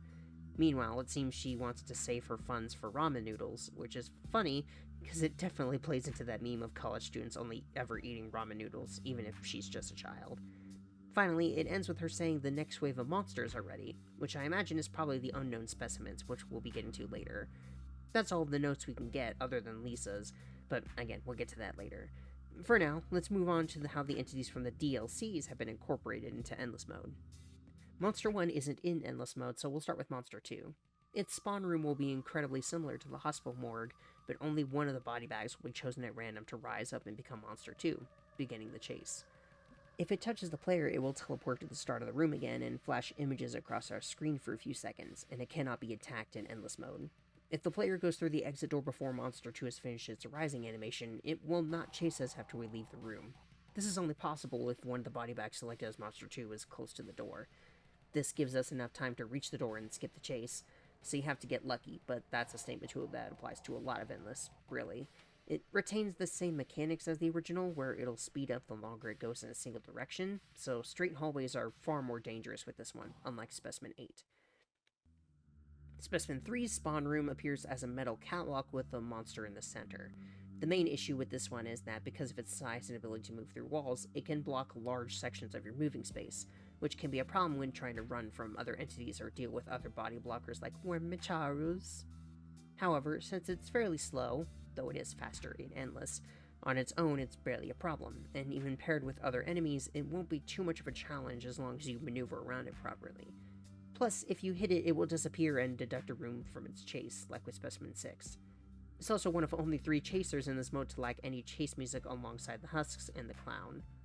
Monster 4's spawn room is identical to the one in the hospital, and attacking it will deduct a room from its chase length. The chase music is called T-Rex Can't Wear Mittens, and now I'm starting to wonder if some of these names are purposefully ridiculous so it makes it easier to search them up or something.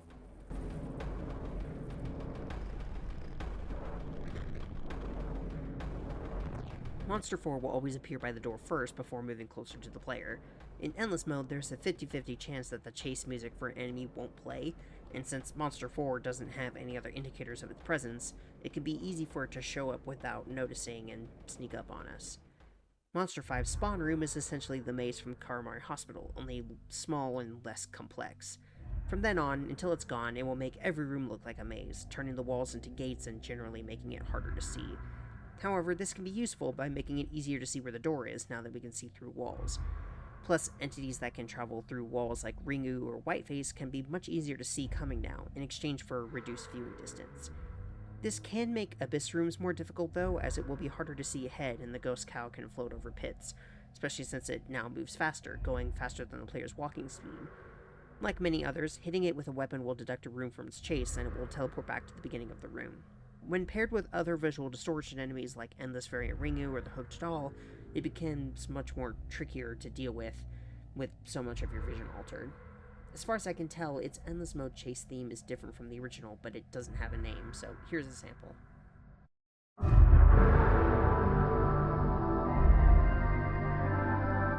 Monster 6, or Becca, has an endless room similar to the hospital, which consists of a long hallway. Thankfully not endless this time, and finally reaching a door. Once we reach the door, Becca will start having a chance to spawn.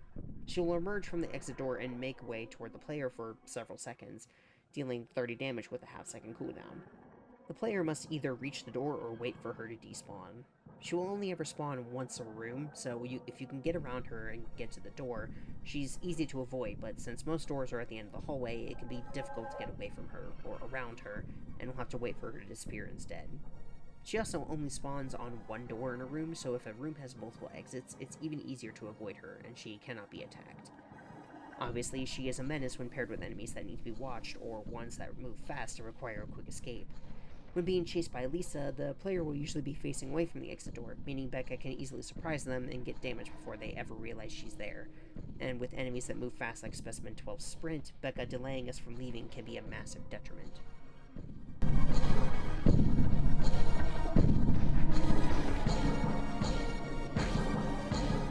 Now onto the Dollhouse characters. First, the Husks. The Husks spawn room looks like a room from the first area of the Dollhouse. At the end, several Husk piles are situated in front of the way out, with an electric fence like in the ballroom. Once we grab a doll, which is the first doll we saw in the DLC, the one with the broken face and what I think is hair growing out of it, and set it on a pedestal, the lightning fence will activate and the husks will awaken. From here, there will be in every room until the chase ends.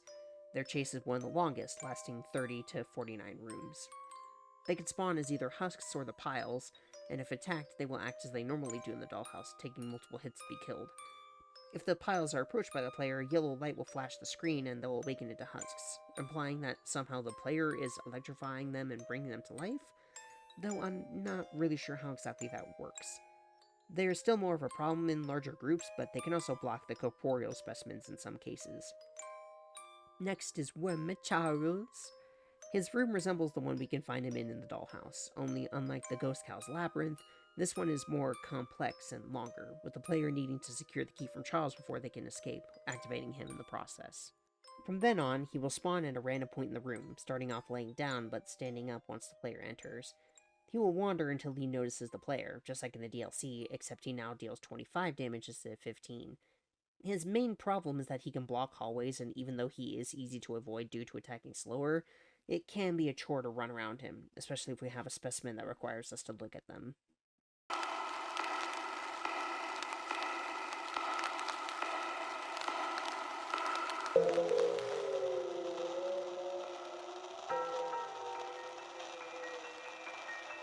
The clown shares its spawn room with Unknown Specimen 2, which we'll get to later. If the player ends up in this room, we have to press a button on the wall that reads Clown to release him, meaning if we get through this spawn room without releasing him, he will be unable to chase us without resetting. When I was playing Endless and trying to get every achievement, he was one of the last characters I needed to chase me, but I didn't know how he spawned, and I didn't want to look it up at first. Since I already had Unknown Specimen 2, I kept selecting him ahead of time so I wasn't getting his spawn room again to let me free the clown, so I actually had to select everything other than his spawn room to get it again so I could actually let the clown chase me. If he is released, he will say bye-bye as we leave Unknown Specimen 2's room like in the main game. The clown still doesn't do any damage and rather serves to body block us like Charles, moving only when he's not being observed. He's the only Endless Mode specimen who doesn't damage us and will say bye-bye again once it stops chasing. Also, I wanted to point out that his laugh and voice lines sound exactly like Pennywise's, which I would imagine is probably intentional. Hiya, Georgie. What a nice boat. Do you want leaving so soon? The Hooked Doll is the final returning enemy in Endless Mode. Her spawn room resembles that of her room in the Root Cellar, with even more maze-like qualities. Like with Charles, we had to take the key from her to get out of the room, and she will immediately attack the player upon doing so, with her mechanics working the same as in the dollhouse. This time, however, she is accompanied by a blue fog and a grainy film overlay. This makes her extremely dangerous when paired with other specimens that mess with your vision like the Ghost Cow or Specimen 5. In this mode, she actually does less damage, only doing 15 instead of 20, likely for balance. Someone's Playing on the Hooks is the name of her chase theme.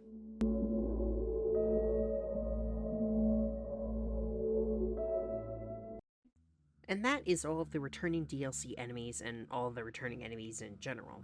We only have a few more things to discuss before we wrap up the tier list section of the video. And with that, before we get to the new specimens, I'd like to briefly discuss the Scare computer, as well as notable new rooms from Endless Mode that didn't appear previously. After making it past 1,000 rooms in a single run, the Scare computer will be unlocked. At the start, instead of using the usual door, we can go up to the top left, remove the board, and enter a special room. Using the computer, known as SCARE, which stands for Secure Central Access Resource for Employees, which, by the way, resembles the Genesis from the Dollhouse, we can essentially skip any specimen we've already seen. A list of every specimen seen in Endless will appear, and for every specimen we select to activate, we'll be able to skip 100 floors in exchange for having them be added to the chase pool from the very beginning. This means we won't get their spawn rooms, allowing us to focus on only getting spawn rooms for entities we haven't seen yet, for a maximum of 25 entities, meaning 2,500 rooms. However, depending on how many we select to start with, we then have to choose 1 to 5 enemies to chase us from the very start. This essentially lets the player choose their starting difficulty and which enemies they want chasing them, allowing them to choose almost anything. For example, we could choose 5 enemies that we can simply outrun, which will be far easier, or we could choose 5 enemies that all distort vision, which in my experience almost always ends up in dying within 10 rooms.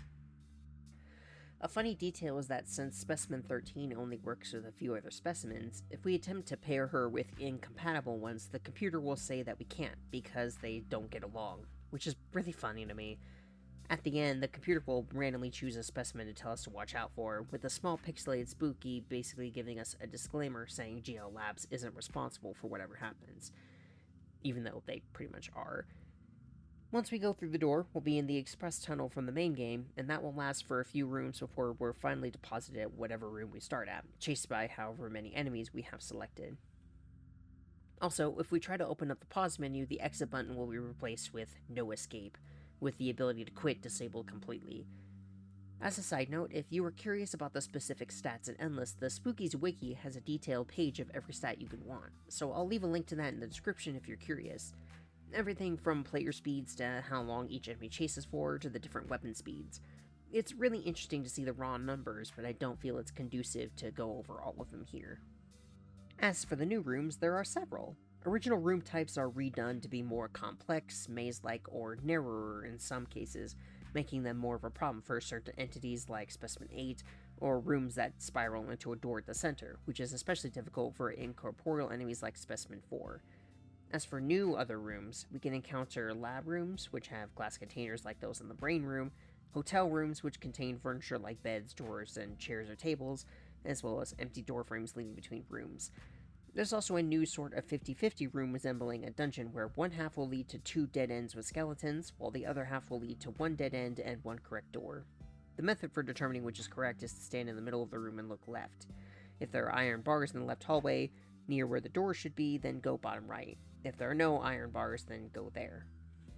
There's a P-shaped room that starts as a hallway, transitioning to a loop on the right and a door in the hallway on the left, as well as a winding room that's essentially the same but mirrored. We can also find rooms filled with aquariums, which some even being filled with blood and bones or things that are out of order.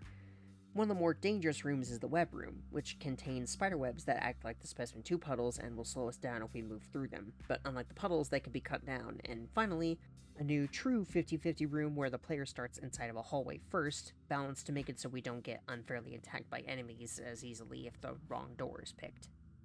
And with all of that covered, it's time to get to all of the new unknown specimens in Endless. Fittingly, we start with Unknown Specimen 1, otherwise known as Whiteface, which is a direct tear from the game I'm Scared, where he is the main antagonist, sort of. Everything he does in the game is a reference to his original game. The starting sound is similar to the Not to See room from the game, and the breathing sounds he makes are similar to those found on the market level. He chases the player the same way he does in the game, and the death screen is a reference, where the screen goes black and the player is teleported to a room with a noose, with Whiteface approaching the player as he speaks.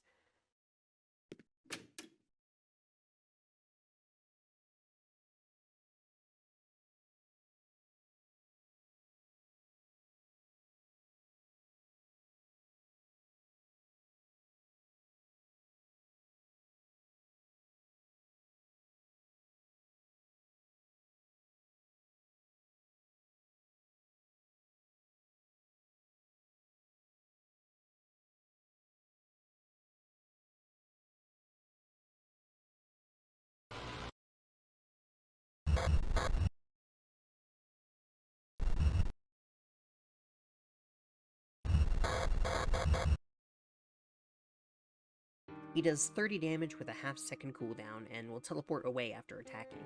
He's also able to move through walls to get to us, making him a bit more dangerous due to that, especially in rooms that cater to the difficulty like we mentioned before. During his chase, the environment and doors will change to look like the kind you've seen in his home game. However, the death screen can actually be avoided. When killed, the message that flashes on screen is "Death is no escape," and then shifts to the screen I mentioned before. He says, "Look at you. How sad. Your body is all closed up," and will prompt us to type something in. If we type anything, the game will close, as I'm Scared often does when the player dies. But if we type open, then his second chase will begin. In this second chase, essentially a second chance, the player will start with only 1 HP and is plopped into a new environment outside of what we've seen before. The walls around us red and fleshy, reminiscent of the heart room from I'm Scared.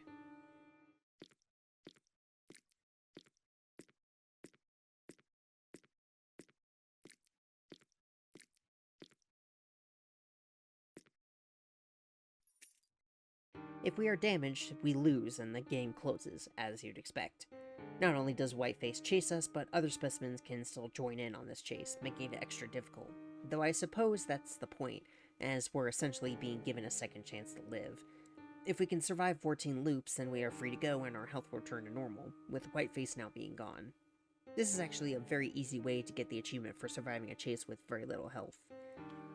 Now, if we want to come up with an lore reason why he might be here, there are two possible explanations. One is that the Hellgate just summoned him here and I'm Scared takes place in the same universe as this game, which honestly wouldn't even be all that surprising. Or he was pulled from his home dimension, which, given what we understand of the Hellgate, feels less likely to me personally. I do love the idea that he's just taken here, not knowing at all what's going on though. Serves the bastard right. Up next is Unknown Specimen 2, otherwise known as Otto the Otter, an animatronic that is meant to directly reference FNAF, since fans repeatedly ask Akuma Kira to make a specimen based on the game, given how many other incredibly popular franchises they design enemies based on. That's actually the reason why he's probably the worst enemy in the entire game. I'm not even joking, I legitimately think he's the easiest enemy to deal with in the game. His spawn room is, as you'd expect, a pizzeria dining room. He'll be standing motionless on a stage and won't damage the player if we touch him. A slice of pizza will be laying on the ground near him with the option to consume it. Consuming it will show the message, delicious, and activate Otto, who will then play a small holiday jingle. We can also find the clown in this room and release him, though it's recommended to do so before activating Otto. He does 15 damage with a 3-second cooldown and is one of the slowest enemies in the game. Combining this with his long cooldown and relatively small attack means we will never lose the game to him unless he gets a lucky hit when combined with other enemies already chasing us. His death screen, which we'll likely never see, is a cheap imitation of a FNAF jump scare.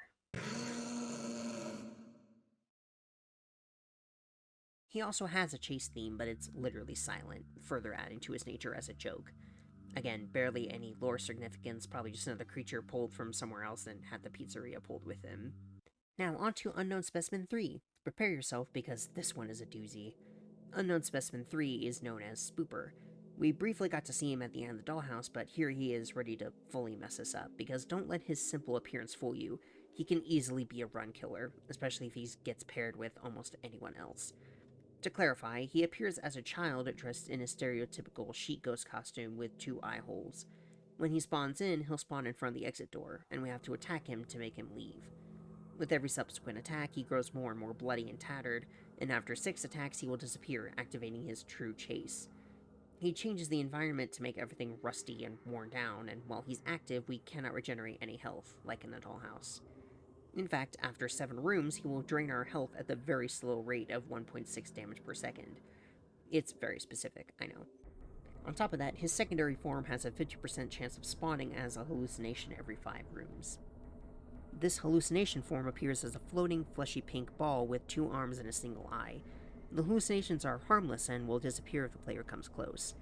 Lastly, every 9 rooms there's a 20% chance that the player will completely stop and vomit up blood, and even a fetus. According to the developers, when you hit Spooper for the final time, it releases spores into the air that then impregnate the player, which is where the fetus comes from. It would also be a reference to an infamous scene in Silent Hill 3 where the protagonist vomits up a monster that looks like a fetus. Leslie, what have you done? What did you swallow?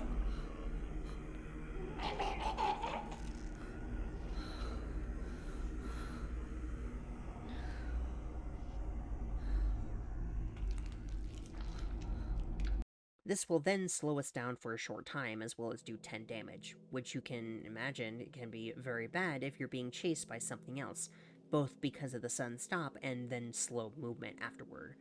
Plus the fact that you can be poisoned and be unable to heal at all while he's active means an easy run killer if we're not careful. Here is the chase theme.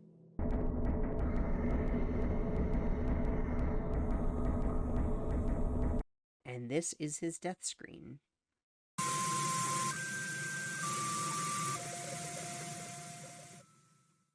The text on screen reads as, "Beyond that door is another world, a world made of dreams, a world where all your fantasies have come true, a world full of everyone's sick fantasies, a world lusting to include you." This entire thing refers to him trying to impregnate the player with his spores by sending you to a new dimension, which is just the world of hallucinations caused by said spores. He basically says that dying to his spores will allow you to go to a world where fantasies come true, which could be seen as heaven or simply a peaceful afterlife in general. The last line, a world lusting to include you, potentially adds more to the heaven idea, with the idea of those already waiting there, perhaps angels and God or even family, considering the horror and demons we know exist, waiting and wanting for us to arrive. It's a bit of a stretch, but I like the idea. Of course, in a way, Spooper doesn't get to be included in that since he constantly is reborn through the spores, so he doesn't get to experience true death the way we do. That could be why he calls it a place of sick fantasies, as due to him constantly being reborn, he might see heaven as something twisted and wrong that he doesn't agree with. It could also be that the reason he shows up at the end of the Dollhouse. With the Hellgate closed and everything falling apart, it's unlikely he'll get to continue his rebirth process, and so he tries to take you down with him by blocking your path to the tram, making you die with the self-destruct sequence. Given that in the secret cutscene in the arcade cabinet we see a friend of Spooky's in a very similar costume as Spooper, it's easy to assume that they're connected somehow, but there's no real indication of a link between them, so it's likely just a coincidence. But that was Spooper, one of the big run killers of Endless Mode alongside Lisa. Before we can get to her though, we have one more left to cover.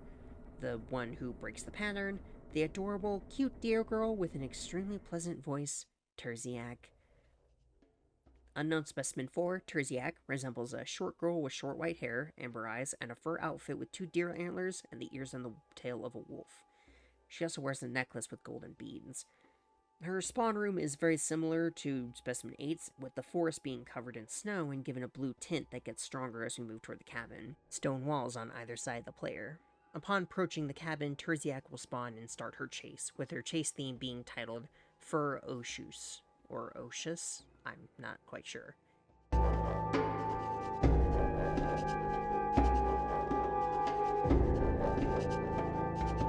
This was written not by Akuma Kira, but rather Jerem Christ, who did the end credits and Spooky Cart.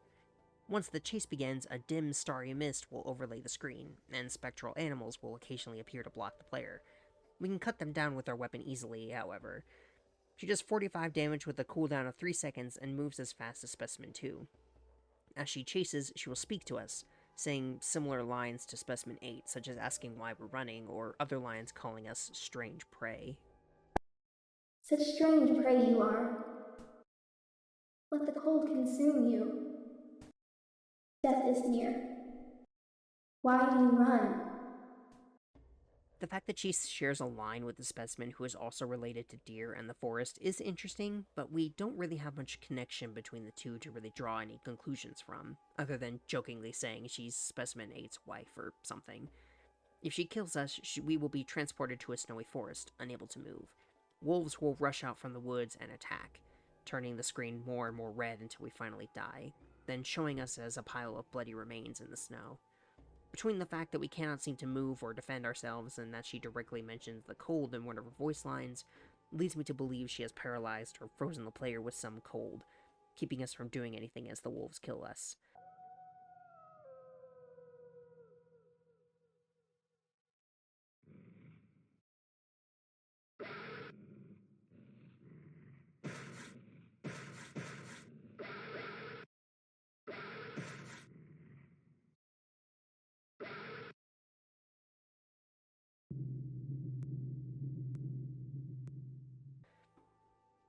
We can't glean much about her potential backstory other than she might be related to Specimen 8 in some way, although the meta reason she looks like a beautiful girl is that Akuma Kira was getting tired of creepy designs and decided to make something cute for once.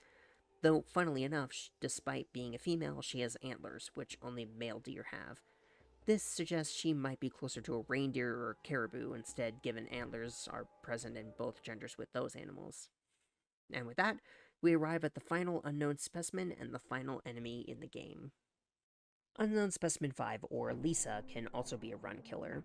She resembles a woman with pale skin, long brown hair, and a tattered dress. She's basically a copy of Lisa's design from PT, but we'll get to that in a moment. For her spawn room, we will enter a small corridor that goes into a room with a bookcase and a table with a candle on it. To the right, there is another corridor leading into a main hall, with a chandelier and a door that cannot be interacted with. On the opposite side, there's another corridor with an exit door at the end. Every time we go through the door, the room loops, producing a few changes each time. On the first loop, a phone will be on the table instead of the candle. It will start ringing, abruptly cut out, and resume ringing. On the second loop, the walls will look more worn out and the table is replaced with bones. On the third and final loop, the screen will have a deep red hue. The bookcase and bones will be gone, and a table will be present in the main hall. Lisa will be seen facing the table, which has a note on top. She will disappear when the player gets close to her. After leaving the room, we will be out of the looping room and the chase will begin. The entire sequence is a PT reference, where the premise of that game was that you would walk through a looping hallway over and over, which changed very little with each loop. She and Howard were both references to PT. Once her chase begins, she'll leave a series of notes for the player to read. You think you're clever, don't you? I've been watching you for a while now. Why even bother filling your lungs? Your blood smells so thick. I can hear the vessels oozing. Do you feel safe? Reading these won't help you. Only death can help you. After 15 rooms, she'll finally properly appear. She'll always spawn at the entrance door and flicker in and out, her head twitching violently like Lisa's does in PT. She'll freeze the room counter, so even though it takes 20 rooms to lose her, in reality it doesn't really count towards anything if she does. If the player stares at her, she'll be unable to teleport, but if she reaches the player, she'll do 15 damage with a second cooldown of 1 second, and after damaging us, she'll teleport to another part of the room. If she kills us, a freaky image will appear on screen of her rotting face with bugs crawling out of her mouth alongside text.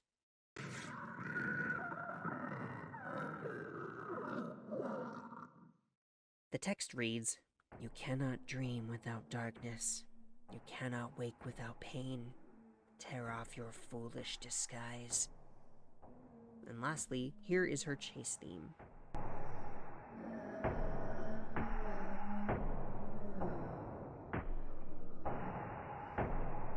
Given her blatant inspiration from PT, it's likely that her backstory is basically the same as her counterpart. That being that her husband killed her as well as the rest of his family, and then hanged himself. The first two lines referred to how she likely haunted her husband, giving him nightmares during the night and physical pain during the day, never relenting on him. The final line, "Tear off your foolish disguise," probably refers to her wanting him to come clean about what he did, since he probably tried to pretend it didn't happen, that he didn't kill his wife. Then if we're following how PT went, it ended with him killing himself instead, though it's unclear if that would have satisfied her or not. Her death screen shows what she probably looked like after he killed her, likely buried haphazardly in the ground and left to rot. Her note states that she's been watching for a while, and could also indicate that when she watches us kill specimens, maybe it reminds her of her husband, and she decides to target us for it. Given the fact she'll teleport unless she's being stared at, and that her chase doesn't count towards the room count, it's easy to see how many enemies could be terrible when paired with her, especially enemies that move fast, or an example like Becca, who, if you're busy staring at Lisa, you'll probably have your back turned to the door and won't notice she's there until she does damage to you. She can easily end a run if paired with unlucky enemies, which is many. Now, to run through the achievements for this mode really fast, as a final note. There's an achievement titled "Were You Taking Notes?" for seeing every single specimen in Story and Endless mode. Again, don't forget the clown. Run or walk 26 miles for the Just Keep Moving achievement, probably a reference to Finding Nemo, which is going to be easier to get in Endless. Seeing double for getting 2 of the same specimen in a single chase, and This Isn't the End, which we get for reaching room 1001 in Endless. And with all of that finally done, we've reached the end. Every mode has been talked about in far too much detail, every enemy examined, all gameplay discussed, and now all we have left is making a tier list of them all to see how they stack up to each other, both in terms of overall appearance and inspiration, as well as their danger in Endless mode. I hope you have enjoyed the video up to this point, but please stick around for the rest if you can. I have some fun things to say in the outro too, so I hope you enjoy. Hello everyone, and welcome to the portion of the video where we will be doing tier lists. We have 2 for this episode. The first one being how much we like the various entities within the game, including Spooky. And then we'll be having another one where we will discuss how difficult the specimens are in endless mode. So, would you like to introduce yourself? Everyone, you may recognize me as Ugg. If you haven't watched Red Class for 9 videos, please do so, because I make an appearance in those videos too, specifically in the tier list sections. But you also for those voiced a couple characters in this video. Yes, but for those who missed it, in Class 9 videos, I am the person who proofreads her script and watched her videos back to make sure there's no mistakes. I didn't do that for this video, but hopefully I'll get back into it for the next one. Which you look forward to that because it's going to be a big one. Yeah, after the Springs video, you mean? Is that the one you were referring to, or the DDLC? I'm referring to the DDLC one because you said it was going to be around 1,000 subscribers, right? And you're for sure gonna get it by the time you upload this video. Yes, but I'm gonna do the Springs. The Springs video will be a lot shorter, so I'm gonna do that one in between this and DDLC. Okay. Okay, so I'm going to be starting. I'm gonna be giving my opinions on the characters. We're just gonna go in order, from all the main story, then the DLC, and then endless mode ones, and then I'll give my commentary, and then Ark will give his. So we'll be starting with Specimen 1, which, I mean, it's hard to put it like super high because like it doesn't do anything really other than like jump scare you or maybe block your path a little bit. But I mean, it does its job well, and I love how many different versions there are. I love the little noises that it makes, especially in endless. Some of the endless mode little noises are really cute. I love the references that you get in some of the endless modes, like Jeff the Killer and everything. And to top it all off, they're 100% recycled cardboard, which is nice. Surprisingly thoughtful given it's spooky. So, what do you think, Ark? So, Specimen 1.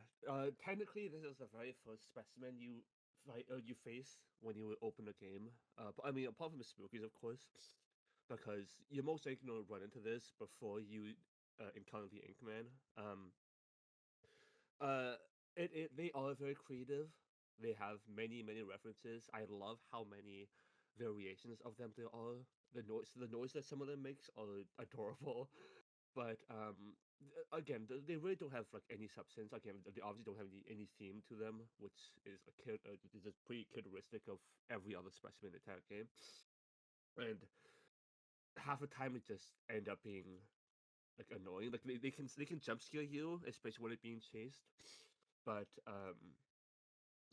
when you get used to them, when like in well, that's objective. When you get used to them in like 200 floors or 300 or 400, they just start to become a little bit of annoyance because then it just that's like a small roadblock. But I do really like that. It gets satisfying to cut them down with the axe by then.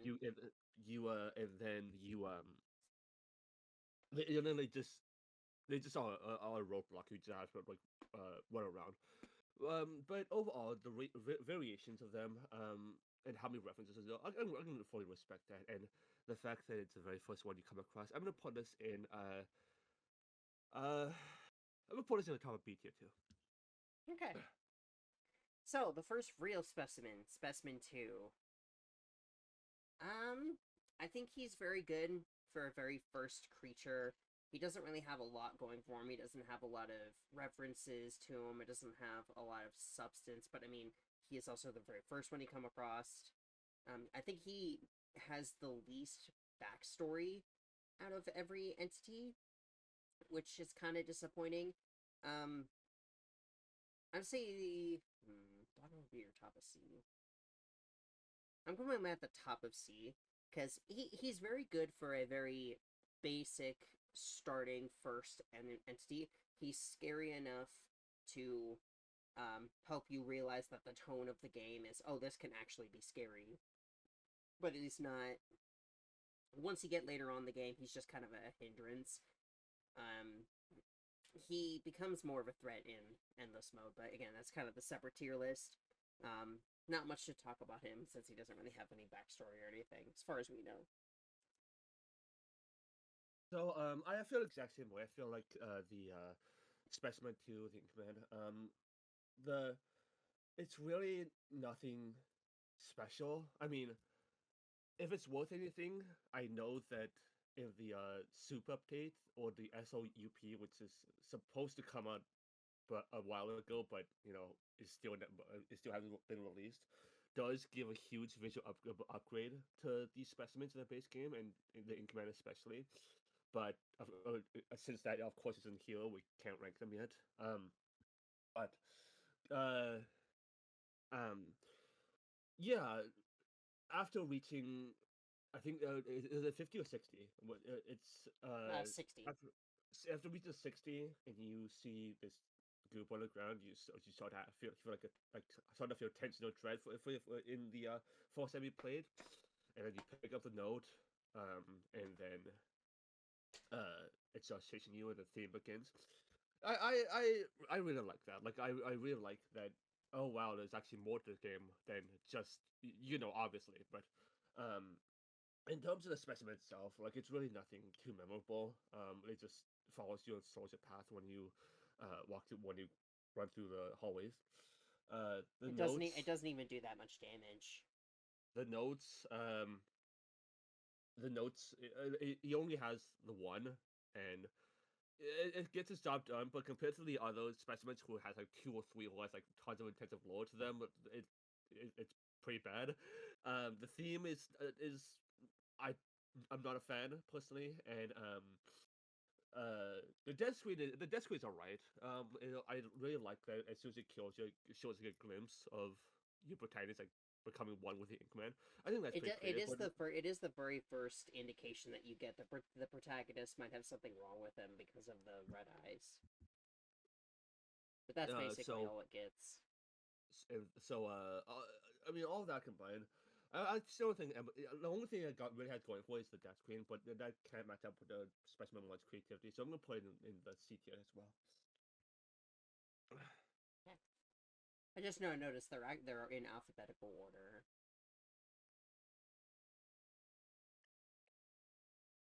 Because you have Carl, Charles, Clicky, Clown, Deer, Frenzy, Hooked Doll. They're in order.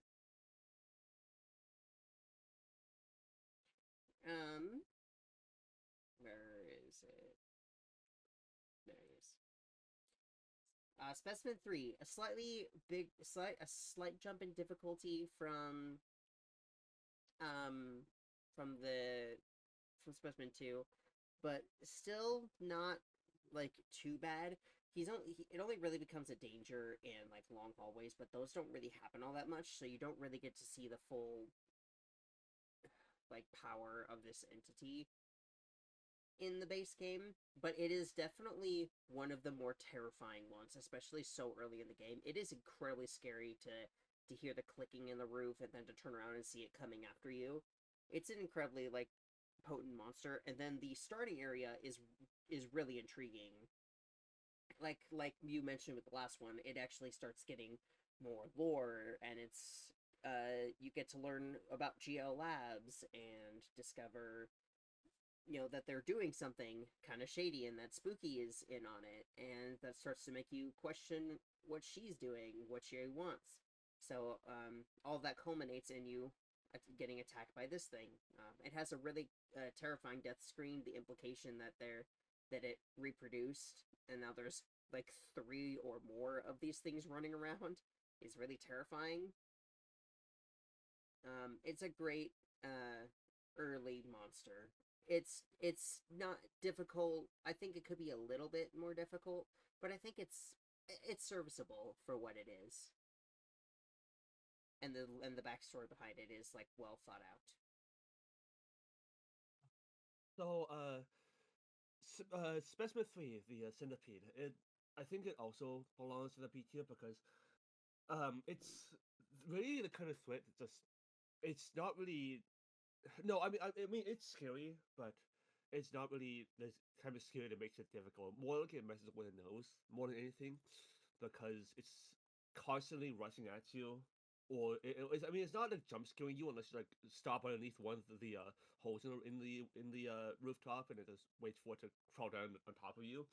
But instead, it just has the entire clicking noise that follows you throughout the entire chase, which definitely, at least in my experience, messes with the nerves a lot. That makes you recognize it still. And as soon as you turn around and see it like rushing at you, it honestly is like actually scary. I think this is genuinely the first like actual like scary specimen. Like yeah, the Inkman. The first time you see him, you might be scared, but like this one, especially if you have like a fear of bugs, an oversized centipede might actually like freak you out like a lot. Um, uh, the theme. The theme is just like a bunch of clicking, but it gets the job done. Especially since uh it instills a sense that it's just walking around or like rushing at you the entire time. Um, uh, it just every time you hear it moving, it just gives this reaction. Like, yeah, I don't like this reaction, and I mean, this specimen has, in my opinion, from the base game to the HD renovation, the biggest glow up. Because in the base game, my God, this thing did not look scary at all. It No, wasn't I I mean, totally agree. The HD renovation version is way better. almost made me laugh when I first saw it. But it's not the most dangerous specimen overall. But the centipede does do an amazing job at creating constant tension and discomfort, which is uh I think what a horror antagonist should do, and that they're like that slow crawling noise and pressure is exactly why I think it perfectly fits in Spookies.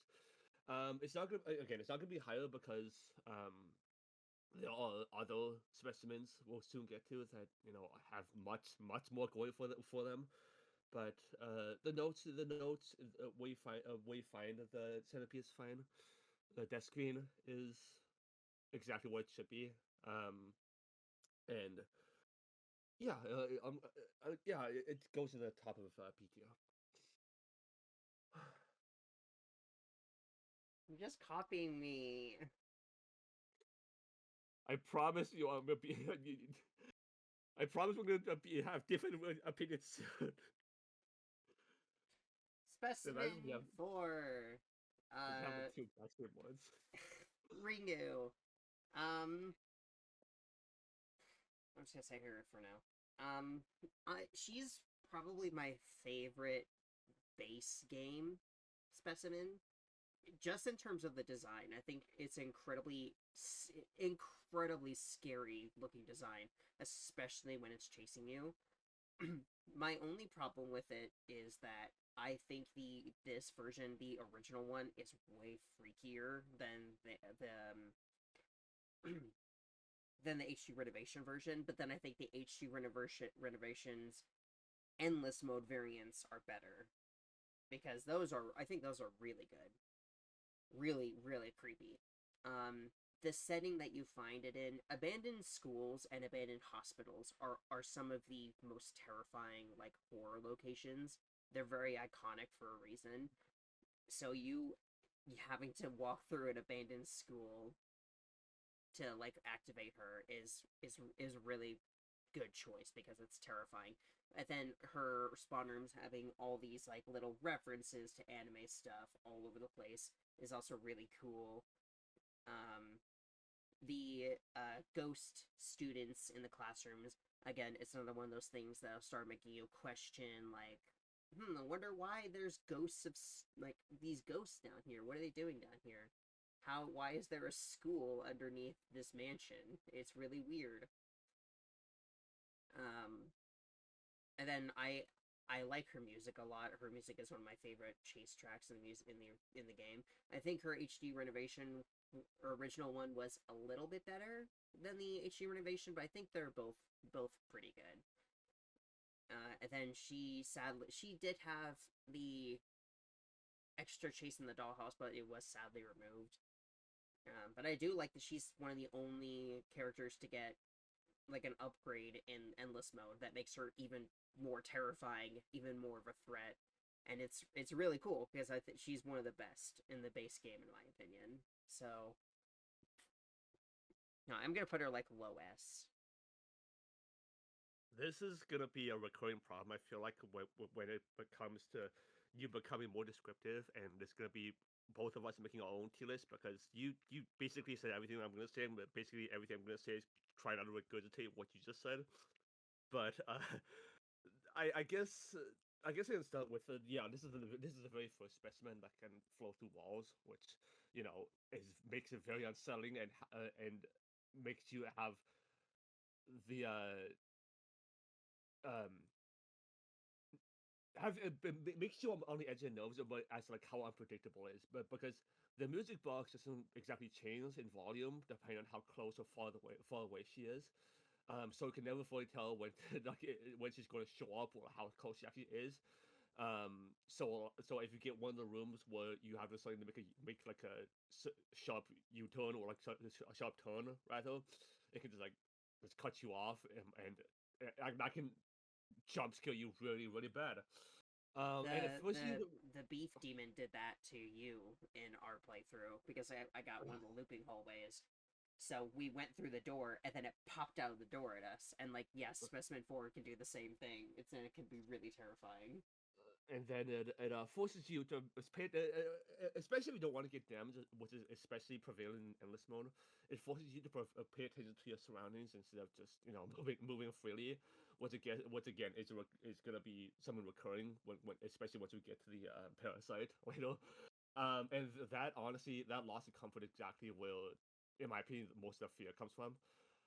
It's it she moves pretty slowly. She's not the most aggressive, which again is another reason why she's not higher.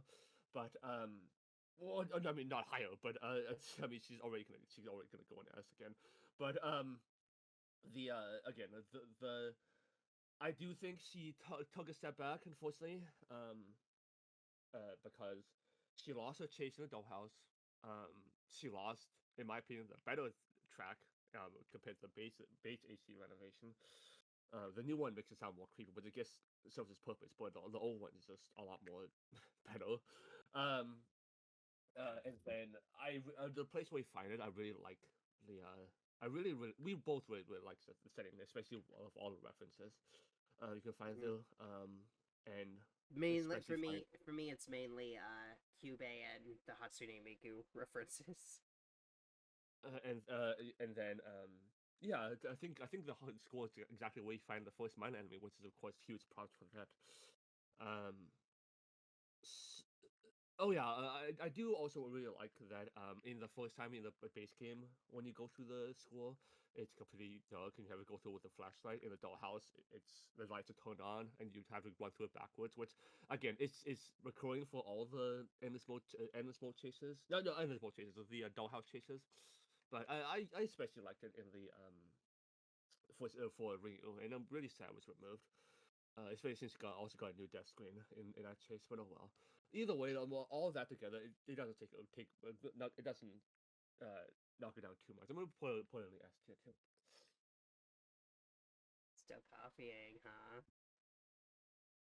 Look, if you want to, if I want, if you want, no, I'm just, I know.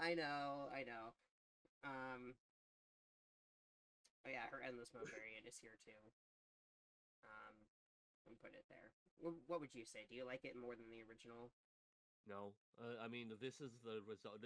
As someone who plays a lot of endless mode in my free time, or no, or used to rather, this excuse my language, this prick like it really messed up and killed a lot of my runs repeatedly, because turns out when you get chased by multiple specimens, even one or two at once, and you just hear the screeching of the static fill your screen. It messes. You get you really flustered and makes it really difficult to see. I know the trick is to just wait at the end of a door and wait for a click. So I mean, wait for like Santa close in and then walk through it. So like the next time you go through the door, like the Santa clicks and you can see again. But oh my god, she's still like she's exactly what she should be. Like she's difficult. She's extremely creepy. She is very very difficult. To be fair, and I think most of the specimens that can limit your vision are the difficult ones. No. I disagree. There are a few of them I would consider difficult, but I guess when paired with specific specimens, it can be really bad. Well, yeah, but yeah. I mean, if we're counting Ringu and Endlesswing as one entity, of course she's gonna end up in S2. But if it's gonna be separate, then of course Endlesswing does have any notes. Her theme is honestly really good. I really like the place where you find it, even if it's just for one room. And you just hear the screech behind you, and it's extremely jarring.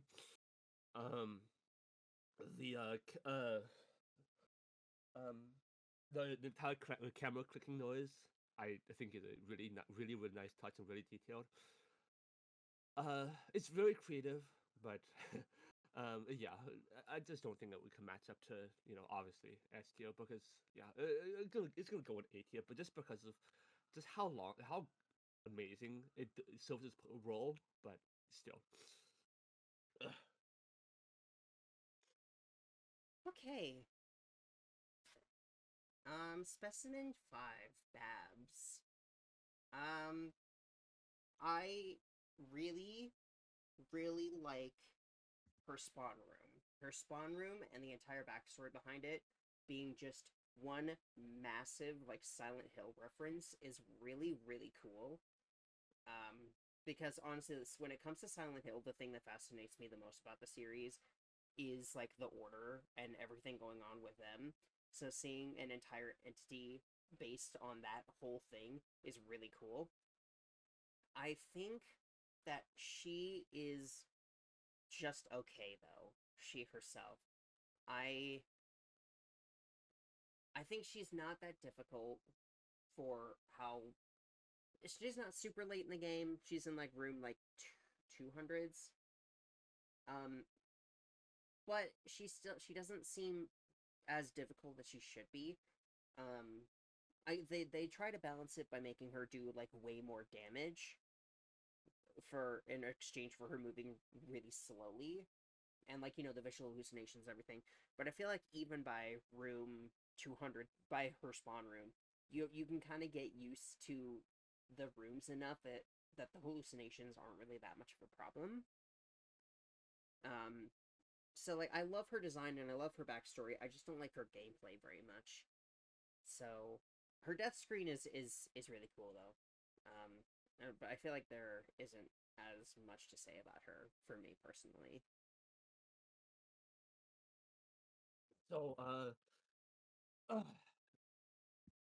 Specimen 5. What I like about this specimen, I mean, I can see what they were going for with this specimen. It's supposed to mess up with your vision and makes everything difficult to see depending on the room, and its huge damage number makes her punish mistakes for getting lost or getting stuck, and small slip ups can suddenly turn into huge problems, which might force you to like try to slow down and try to stay focused, or try to like lean in close to your screen, which creates a lot of pressure without a constant without even if she isn't able to attack you. Her theme, I'm honestly a huge fan of her theme. Of every specimen we've looked at so far, I think her theme is the best one of them all so far. Um, the rooms we find her in is, of course, again, is a huge Silent Hill reference, which we both like. Um, and the notes, the notes are honestly a bit difficult to read, but if you focus enough, you can like read it and see what like actually happened, like with the code in the creating the walking mannequin. Although the fetus room is actually like disgusting. It's terrifying, yeah. Terrifying and gross. And speaking of terrifying, well, actually, on the contrary, it's not. It's definitely not the most terrifying specimen because of how slow it walks. You can easily escape it if you just don't get lost or don't get run to a wall, which is why it's gonna uh, for the Silent Hill references, and for how for what it is, um, and for the death screen, which is phenomenal. I'm gonna put it. I'm gonna put it in the top of B tier, so above the centipede.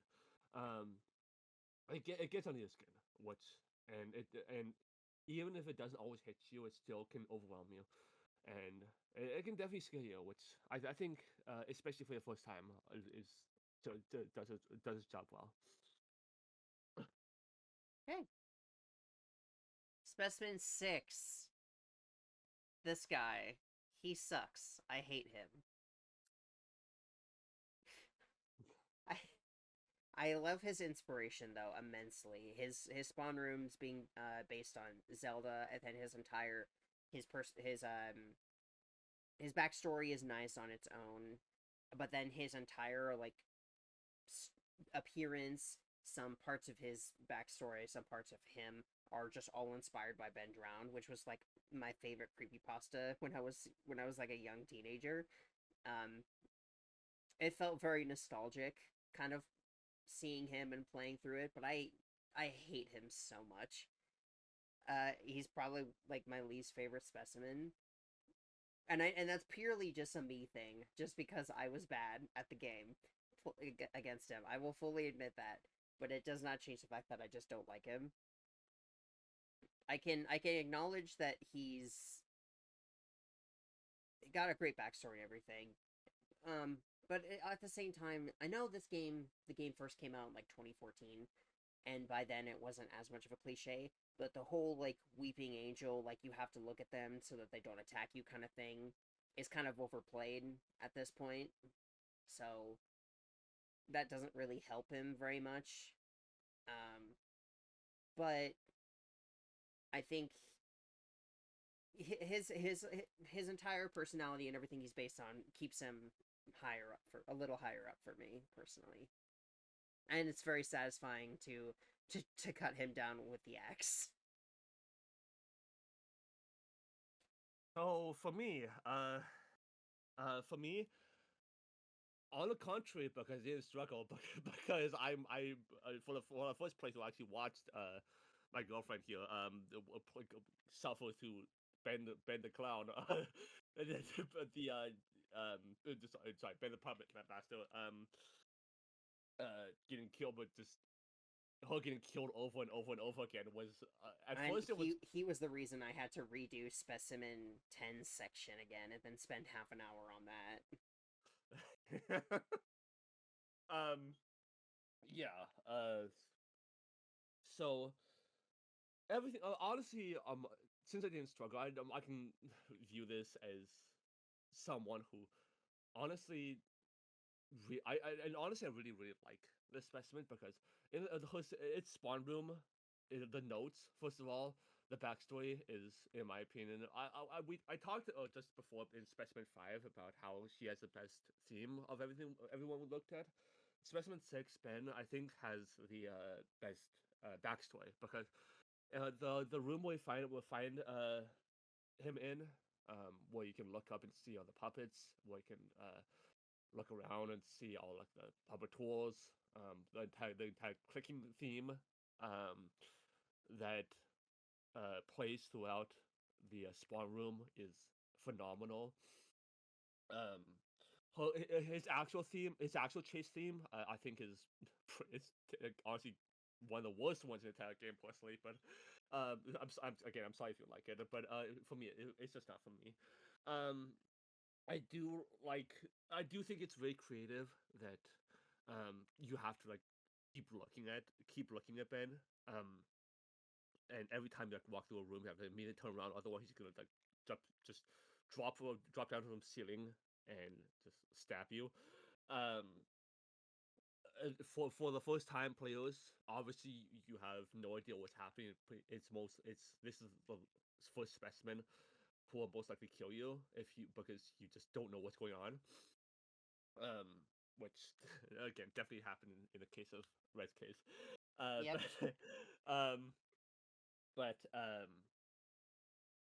it's very once you get a hang of, even once you get a hang of him, he still remains difficult because of how quick you have to turn around, and he can still damage you, which is honestly it's very difficult, and it's a huge spike in difficulty from jumping from the first 5 specimens to specimen 6.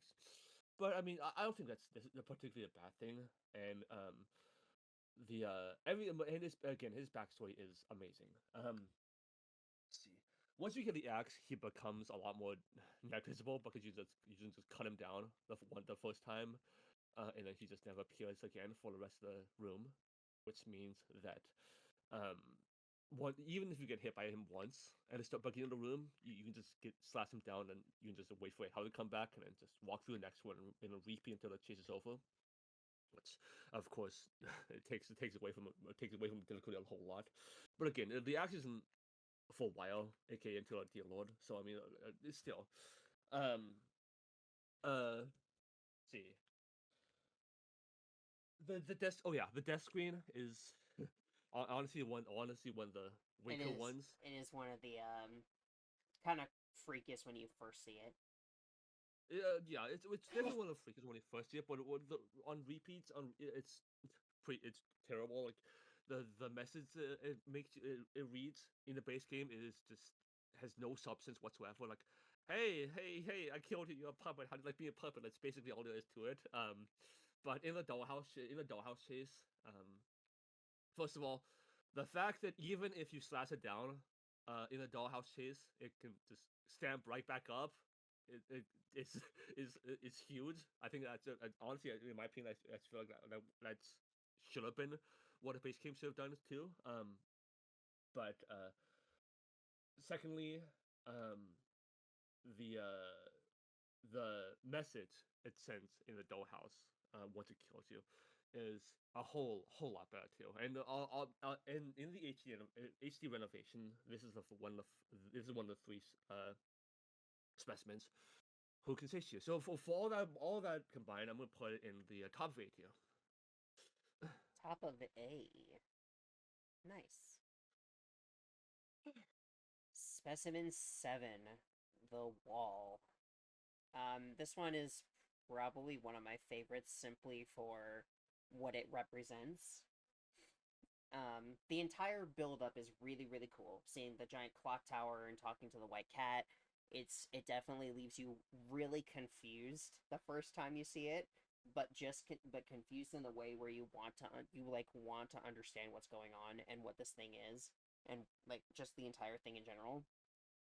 But at the same time, it's a spawn room where specimens can still chase you in between the different sections, which makes it very unique compared to everything else. This entire specimen itself is just unique compared to everything else. You only get to encounter it once in either story mode or endless.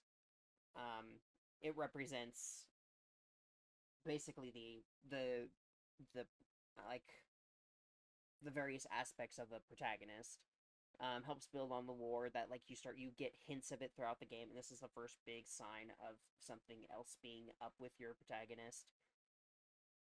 It really feeds into the bad ending, and then it's just the entire the main chase room is really creepy when you first see it, but then the longer you spend in it, it starts to become the music turns from creepy to kind of comfortable, which is entirely the point, and that's amazing because that's exactly what the white cat tells you. So I love that the music matches what you're supposed to be feeling. It's so well designed. The only thing I don't like about it is I don't like the actual wall itself and how it looks. I feel like it could have gone with something a little bit better. And it's not actually like a genuine threat. It moves so slowly that even if you get turned around, you're unlikely to be killed by it. but that's more because it's just you, the protagonist, facing themselves essentially. So I really like that. Honestly, no, I'm gonna put it at the top. Actually, it's incredible for the story going on like behind the gameplay.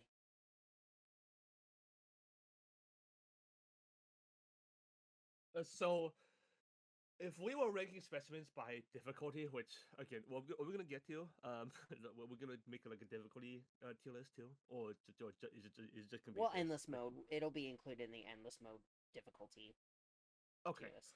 Okay. So as I was saying, if we were ranking specimens by difficulty, this thing would go on the F tier, and that would be that. There's really nothing to say. But since we're looking at everything like surrounding it, this thing also goes right up in the very top of S tier for me because, as Red has said, the entire lore to it, uh, the entire theme with the protagonists facing themselves, the entire thing with the clock tower and talking with the white cat, which is representing Kyubey, which, as someone who loves Madoka Magica, does make me happy. Um, the theme again, where you face yourself is reminiscent of obviously Persona, which of course in one of the rooms where it actually where one of the computer screens tells you to take off your mask, which is obviously just a huge just direct reference to the Persona games. I think Well, is very not exactly. It's more that the Persona games having you taking off your mask is representative of the Persona and like Jungian philosophy. It's more Persona was based on it, and rather than that being based on Persona. okay. It's kind of complicated. Oh, okay. Um. Let's see. I don't. I mean, in both the base game and this mode, again, he only appears. It only appears once. Um, which I can see why. Like, say getting chased by some other specimen. It's a really scary moment. Your chasing gets cut off by this thing. It it can save you, but it can also just ruin the tension because you just know like this thing to save you, but which I don't think is what a specimen is supposed to do. You're not supposed to like just see a specimen who wants to kill you, just saying, "Oh my god, I'm saved." Uh, um, the entire chase, I wish the wall moved faster. Even if the wall moved faster, he still probably would have been a threat just because of how easy the maze is to traverse.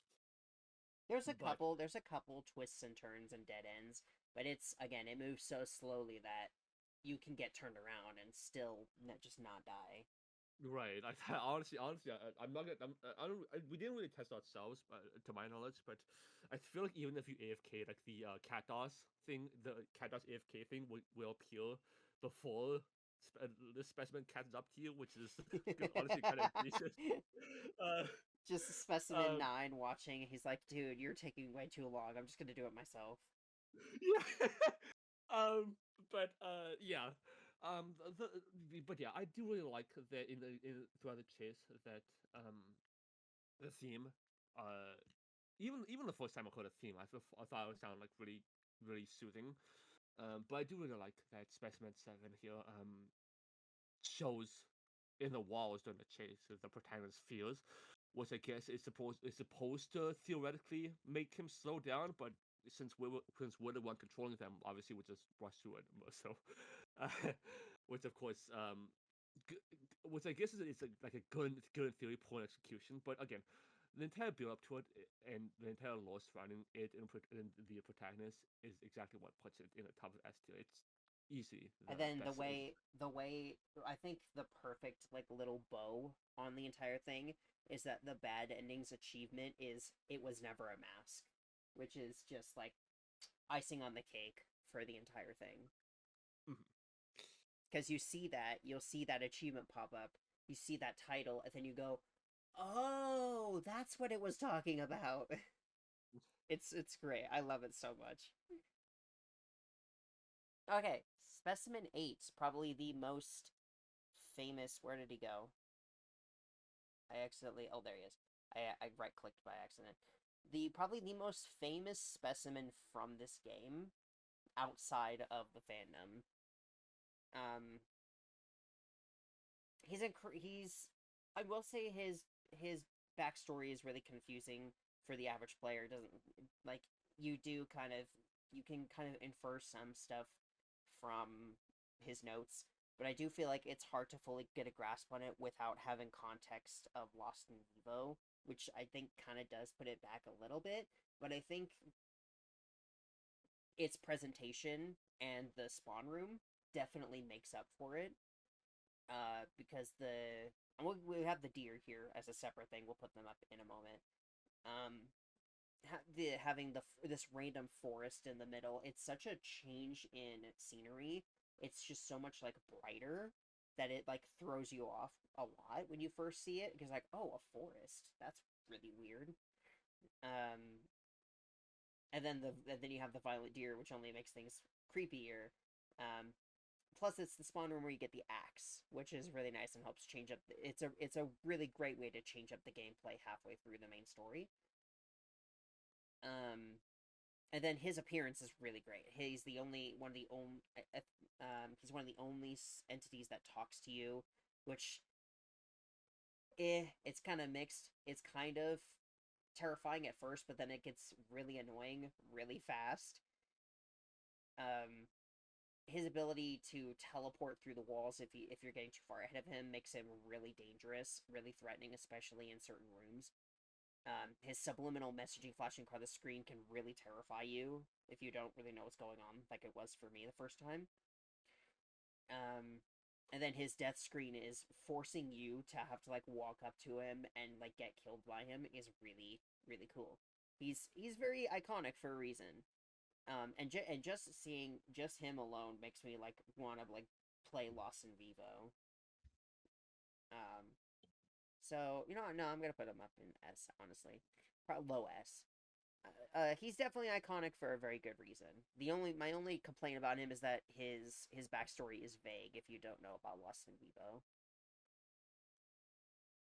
So the Dear Lord has literally everything going for it, in my opinion. His theme of okay, let's in the beginning. Let's start with the beginning. You enter a forest. It's foggy. You get a sense of unease because while you just went through like 7 specimens worth of little hell trying to kill you, and then you just suddenly into a forest which looks peaceful and serene until you go to the cabin, see some deer, and then oh wow, the deer starts attacking you. Okay, that's bad. And grab the axe, start hacking the deer. We'll just rush to it to the end of the cabin, which already is like, okay, wow, something's really really wrong here. Which of course you should know that by this point in the game, but eventually you enter the last cabin where the deer lord of course spawns. The fact that you have to first hack down the some wood blocking you from the dealer's spawn room, I think is really creative. It's essentially like you're the one that's freeing him. And his spawn room also has another minor enemy called Wham, which again is I got him to spawn a few times. I know. Oh yeah, we need to do him too. I forgot he was here. And then and Howard. And Howard, yes.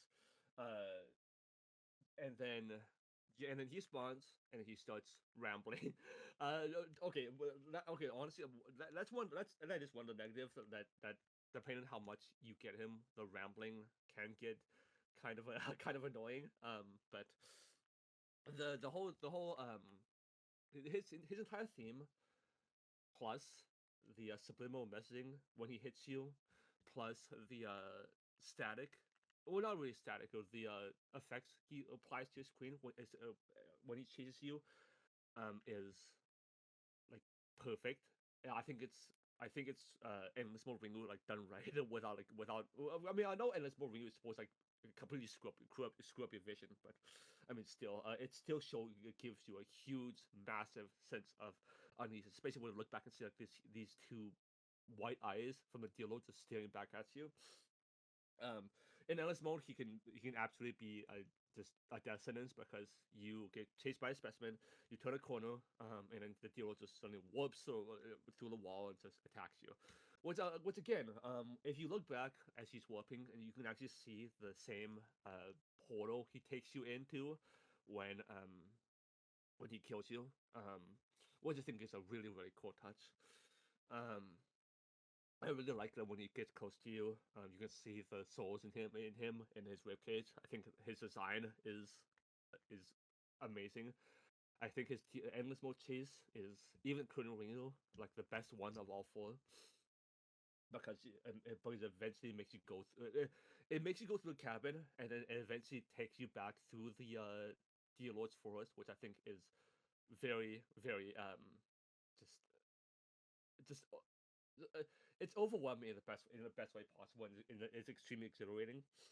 Um, the death screen is, of course, the death screen, in my opinion, is this very well may be the best death screen in the entire game, because he kills you, he brings you to, he flashes a bunch of subliminal messages, and then he warps you into his realm, and then you hear this like clock tower, like this what's the word, uh constant banging in the background as you like slowly approach the dealer, just waiting for you, just staring down at you, and you just have no choice but to, like, join the other souls. It's amazing, and it's a perfect blend of difficulty and lore. I don't know if this is controversial, but I'm gonna put him even higher than the wall. I'm gonna put him in the very top of S tier. He's iconic for a huge reason. Okay, we have a couple we need to cover now. The deer. I like that they have the detail that you can tell if you pay enough attention. You can see that their eyes indicate that they're predators instead of prey, which I think that's a really nice detail. Unfortunately, most people aren't going to notice their first time. But then the first time that the deer attacks is probably going to be kind of frightening. But then after that, they should be easy to deal with if you're not me. But they overran me and killed me on my first times meeting them. So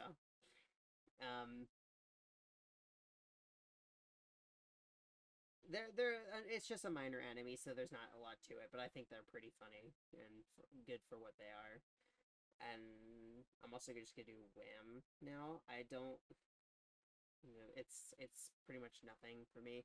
I couldn't get it to work. I don't know why. I've never been able to actually get him to show up in game for whatever reason. And it's just supposed to be like he's named after Mozart, and he just pops in because he wants you to like listen to his music or wants you to stop listening to his music. There's not much more to it beyond that. How do you rank someone who didn't get in? Do you need an F tier? Like, how do you rank someone who didn't work for you? That's a good point.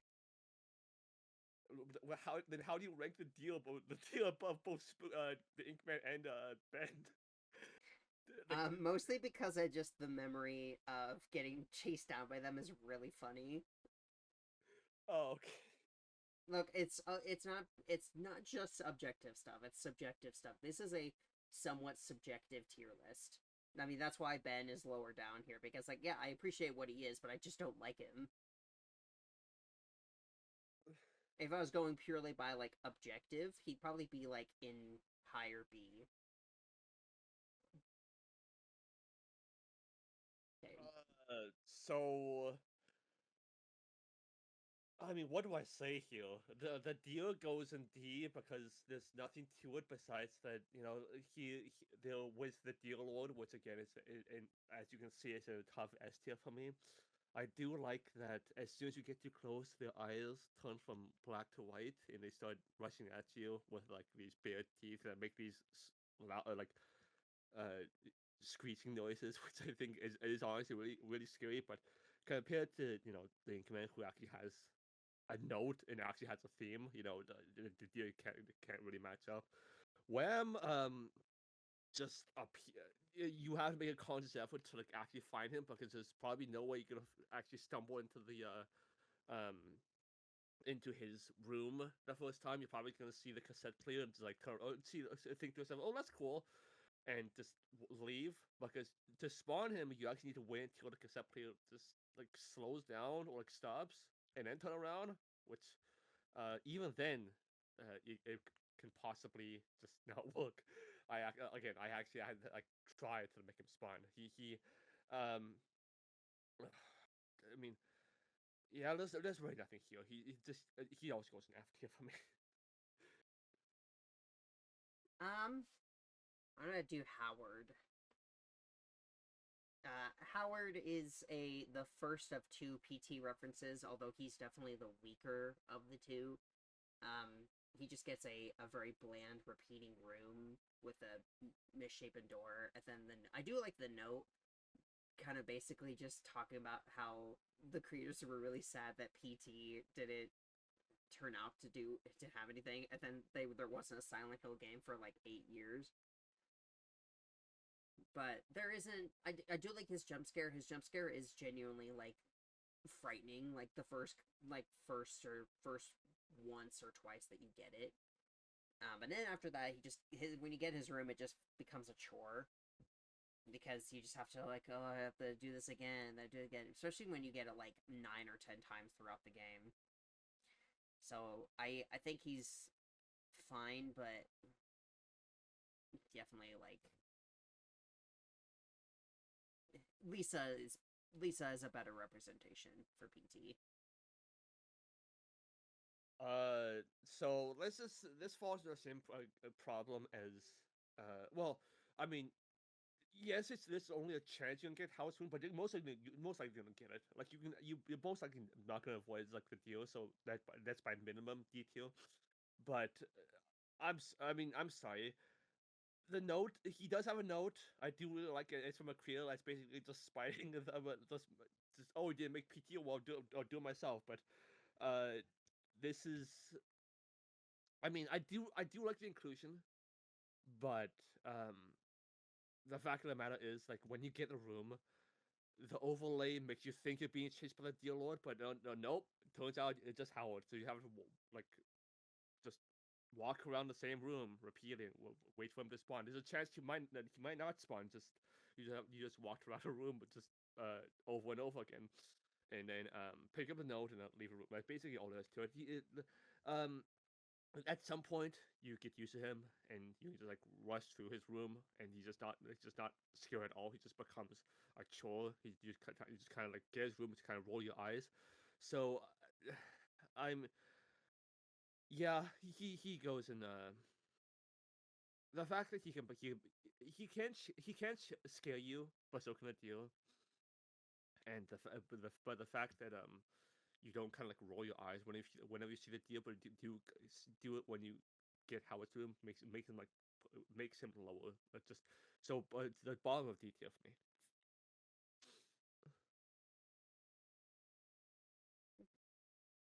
I think that's it for that. Now we're on Specimen 9.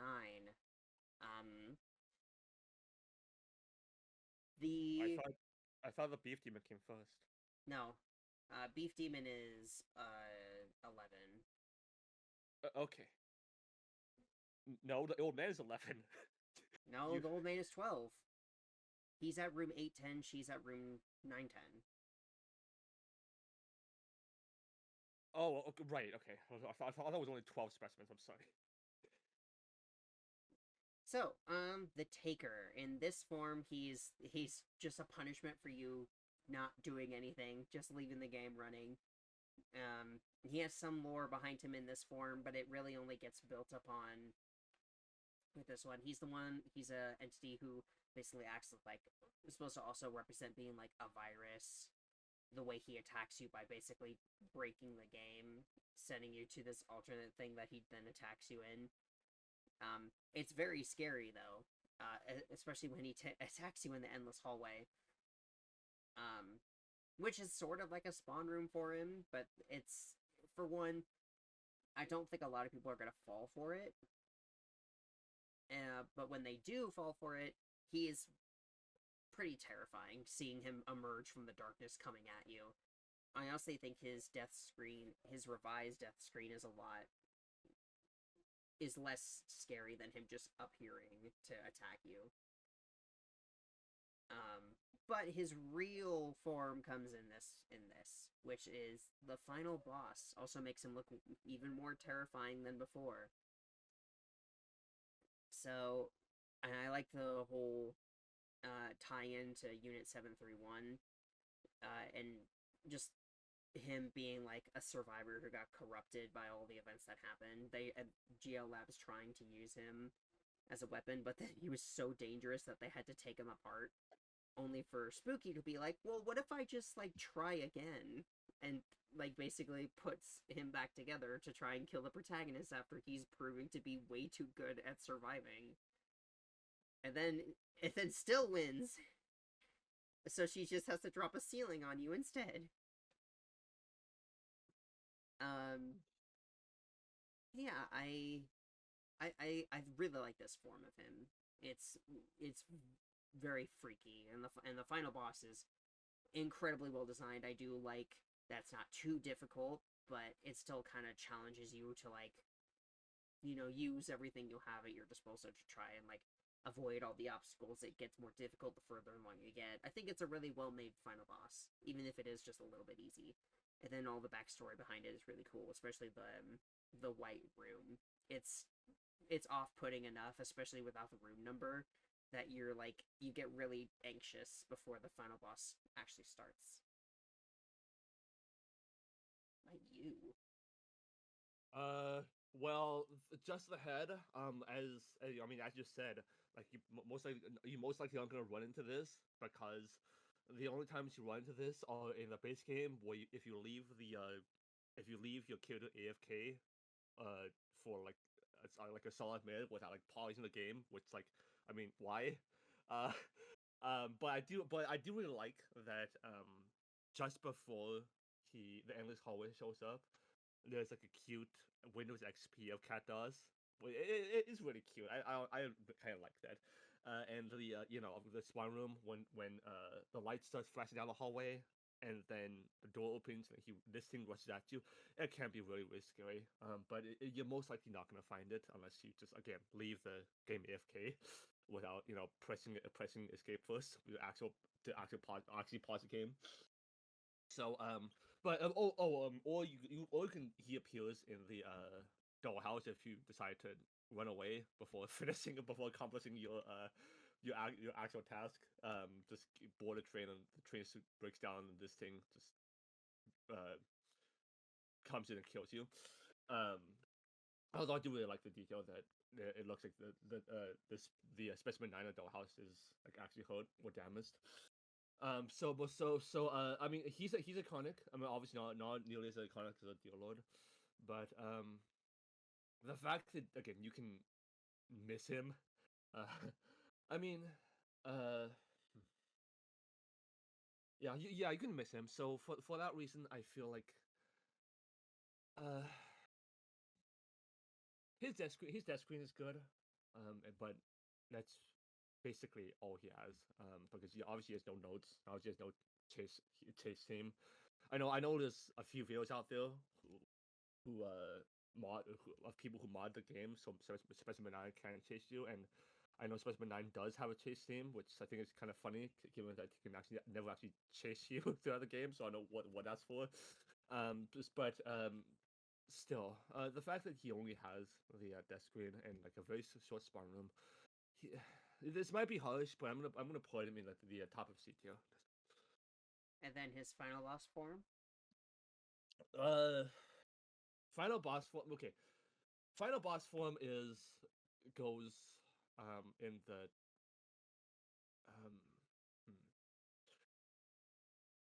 it goes between Ben and this Ringu for me personally, because I do really like the reference to the Unit 731 at the end of the game. I do really like that before you find the final boss, you're literally walking through what happened in the units in that detention area, or I guess prison area. I don't feel comfortable to talk about it too much, but I do really like that this final boss here, his design is just a culmination of like the victims of the Unit 731 of human experimentation, and his obviously, like, you can see his like ribs. He's very malnourished.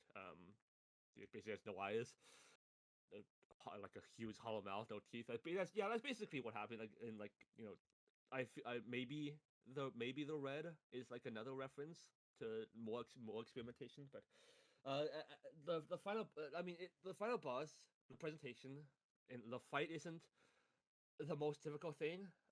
He basically only has a few attacks, 3 attacks in total.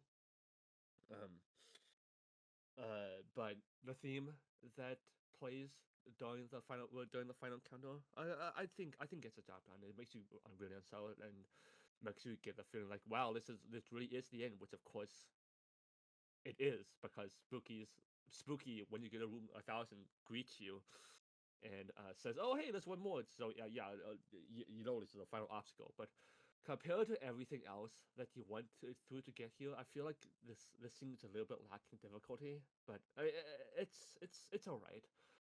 Just a reference to Unit 731, what this thing is supposed to be, I think is enough to put him here. All right. Specimen 10, the monster, the parasite. We can rank the old one too. I mean, the old one. Do you know anything about the old one? No. Okay. I would mostly rank it on its design. I think its design is really here. Let me do this first, because this is the actual like thing. Specimen 10, his gameplay is probably one of the most annoying specimens in the game, especially it's definitely the worst one in the main story. Because while all the other monsters are like mostly just run away really fast, try to get away, with him it's you want to take it slow and stay near him, which is like, yeah, it's good that it's something different, but it also means that he slows the game way down, and you can try and outrun him, but you're not likely going to. So it's just, he slows the game way too much for me to like him. I do like the backstory. It's very similar to Specimen 3's, where he was basically kind of discovered. He was discovered, brought to a lab, and then experimented on. It's a huge alien, and it's just a huge like sci-fi horror reference to like Alien and the Thing and all that, which is really cool. And I think that that lab is really scary, especially going in the vents is completely terrifying. One of the scariest moments in the game to me is going through the vents and seeing Specimen 10 just slink into the distance through one of the grates. Completely terrifying. So his design is really good. The backstory is really good. Gameplay is terrible. So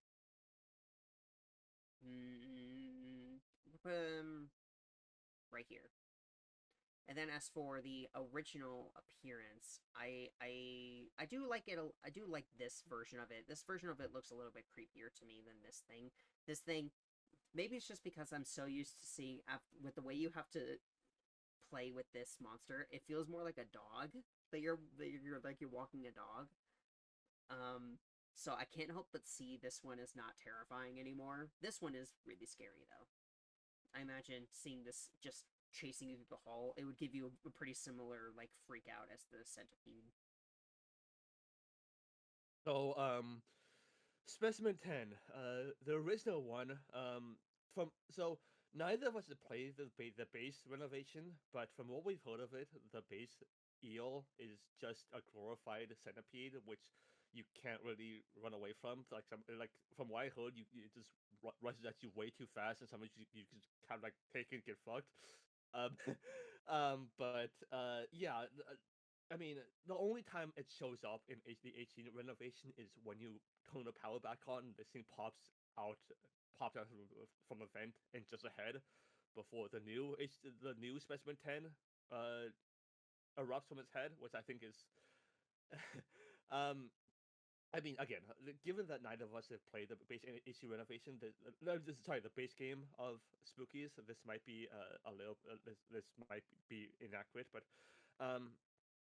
we can't really rank something we haven't really experienced ourselves. So with the base Specimen 10, I'm gonna put it in the bottom of C tier, even below the In Command, personally. That's not what I said. Oh, sorry, I misheard. But the new Specimen 10, I do really like that the place with the setting where you find him in. Everything is like powered down. It's clearly abandoned. It's basically a powered, souped up version or upgraded version, or technologically advanced version of the GLS where you find a centipede. Once I think of that, it does make sense why the centipede and the eel is so similar in gameplay. But anyway, I do really like the notes that lead up to Specimen 10. I do really like the vent portion where you crawl through the vents, and at one point you look down at grains to see Specimen 10, just looking back at you before it retreats. I do find okay. This is honestly personal experience, but I find it really funny that the reason we, or rather Red here, struggled so much was because we like didn't read the last note good enough, because it clearly said don't get away from it too much. Then she tried to run away from it. So just that just speak a lot to her competency. To be fair, I did get away the first time. The first time I managed to get away, and then Ben killed me, and I had to redo it. But yeah,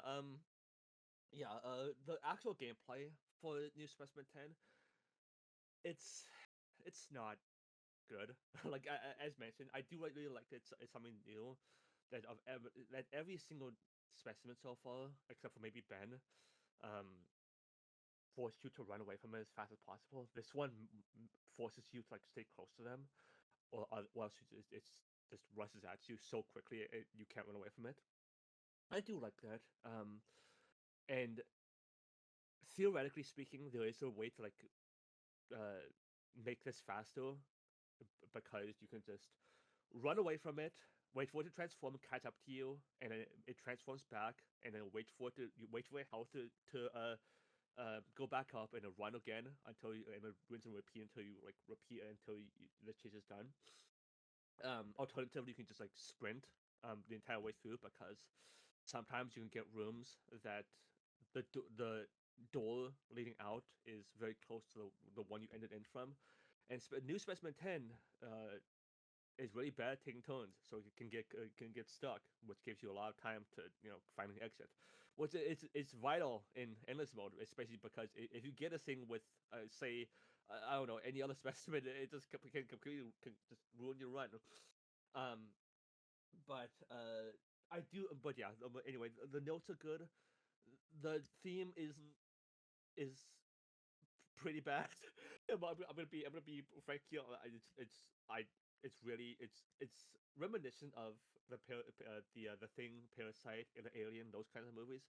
Well, you can see where it's coming from, but it's still I know its design is because the thing that chases you when you get too far away from it is what the specimen is supposed to be, and the dormant form, the one that walks towards you, is actually just someone in Shield Labs who got infected by the parasite. So when you run away from the when you get too far, it detaches from its host and tries to make you its new host, which does happen when it kills you. Because you get the binary code, which is basically your mind trying to fight back against a parasite before it ultimately takes it over. Which I think respect. I think that's really good. That's very cool. Uh, um, I mean, I still don't like this thing very much, even despite all the praise I said, because first of all, this thing is responsible for ruining a lot of my endless runs. and secondly, I I I can see why what they were going for was slowing the game down, but it just takes too long. So I'm gonna put it let's see um fittingly I'm gonna put it between Bab and the Centipede, the old and new GL labs together.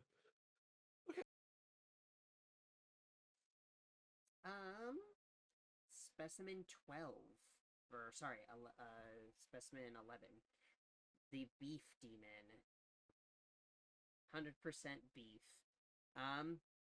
This one, a lot of my memories, like good memories of it, come from just how scared you were of it. Because like to me, it's such like a really basic design that I was never really like that frightened of it. I was more frightened of its subliminal messaging rather than itself. But the fact that you found it so terrifying was really funny to me.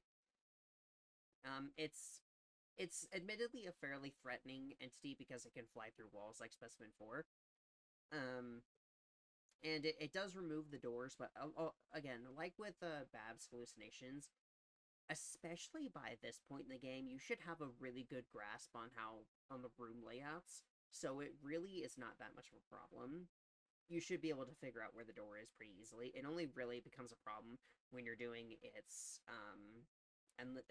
dollhouse chase. That is when it becomes the doors being gone becomes harder. Again, like I mentioned, it's very basic appearance, but that's kind of what gives it its charm. It's just a demon. It's just a demon, which compared to all these other really like weird, fantastical things, it's kind of a nice change of pace to have something so simple.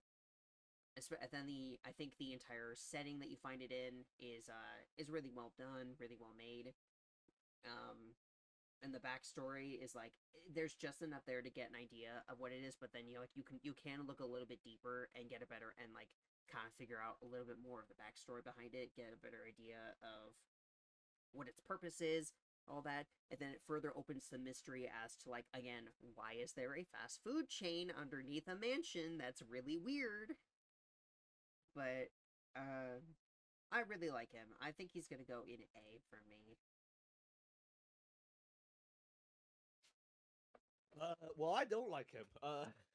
Even so, as Red said, the first time I saw this thing, even though it has a very generic design, it scared the shit out of me. I don't know what it is. I think it's because the entire time throughout the chase, it can just uh throw images of beef at you, just like red flash on the screen. I think that really got to me for some reason.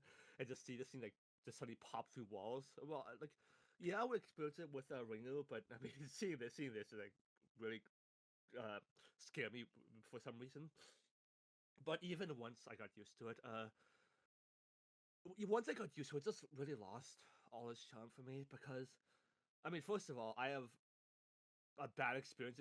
I have a bad experience with this guy already, both because I got scared with him during our playthrough, and because in my own playthrough, because Spooky takes away your stamina at some point in the base game, you can still get chased by some specimens during that point, and that includes the beef demon, which means that the only defense I had against this thing was to slash at it, which of course resets it. But it also means But it also means you get the bad ending. That also means I got a bad ending, yes. Which cool, cool. I mean, I feel like that might have been oversight. Otherwise, you just get screwed. But because if you don't slash at it, you just, I mean, you just die. But anyway, this thing is just let's see. The spawn room. I the spawn room isn't at all what I thought is what it when I see the design, it's not at all what I imagine it to be. Like yes, all the other specimens, when you see the design, like yeah, you can see like oh yeah, you can see like what how they're related. This thing, the only relation it has is beef. And the notes is basically saying the exact same things. Like something just kept re kept coming back in and reordering more beef and then leaving. Like cool. It's it lulls into a false sense of security, which I guess works. I guess, but I mean, no. I mean, still. And then the theme is very nothing too memorable. The death screen is just the beef demon again. Not the beef. The beef demon. They were talking about the beef demon. The death screen is just a deal again, but done much worse. It takes you to its realm, and you have to walk up to it, and it kills you. Yeah. Um. uh. And then the dollhouse chase. This one, it's so sad because this is what replaced Ringo in the base game. And I really wish. I know it's not. I know it's not the Beef Demon's fault that it replaced Ringo, but it lost. It between Ringo and this thing, it just lost so much. It just lost so much. It's.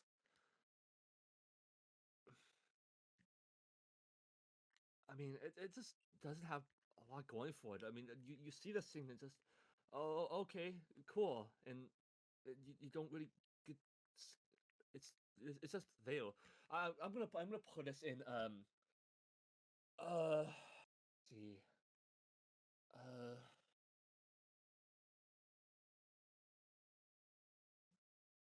Shoot. Sorry, my headphones fell off. okay I'm gonna put this between the Inkman and the eel. And this one? Yes. Okay.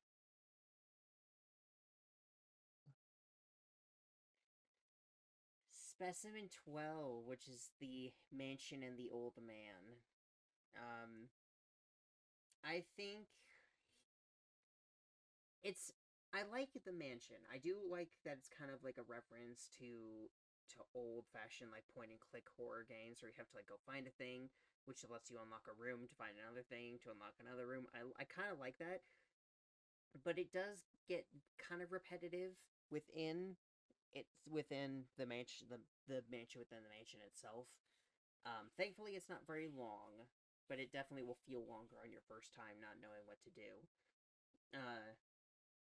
But I like the ambiance and everything. I like how everything just feels a bit off, and having to hide from the old man, I think it really does add to his horror, especially with the background music. Just hearing him open the door, you hear him moving around, talking to you, and then he just appears, looks around, and then leaves. That's honestly really scary. And then when he's chasing you, at first, it can be really frightening, especially when you hear him shout, and then if you look at him and you just see him running at you, and the way he just, like, he'll parry your attacks is kind of insane. But once you get used to him, he does become kind of nothing. He becomes way less threatening because by most of the time, well, not most of the time, I'd say half the time, by the time he's like shouting and sprinting, you're already through into the next room. So he stops being like super threatening until endless mode.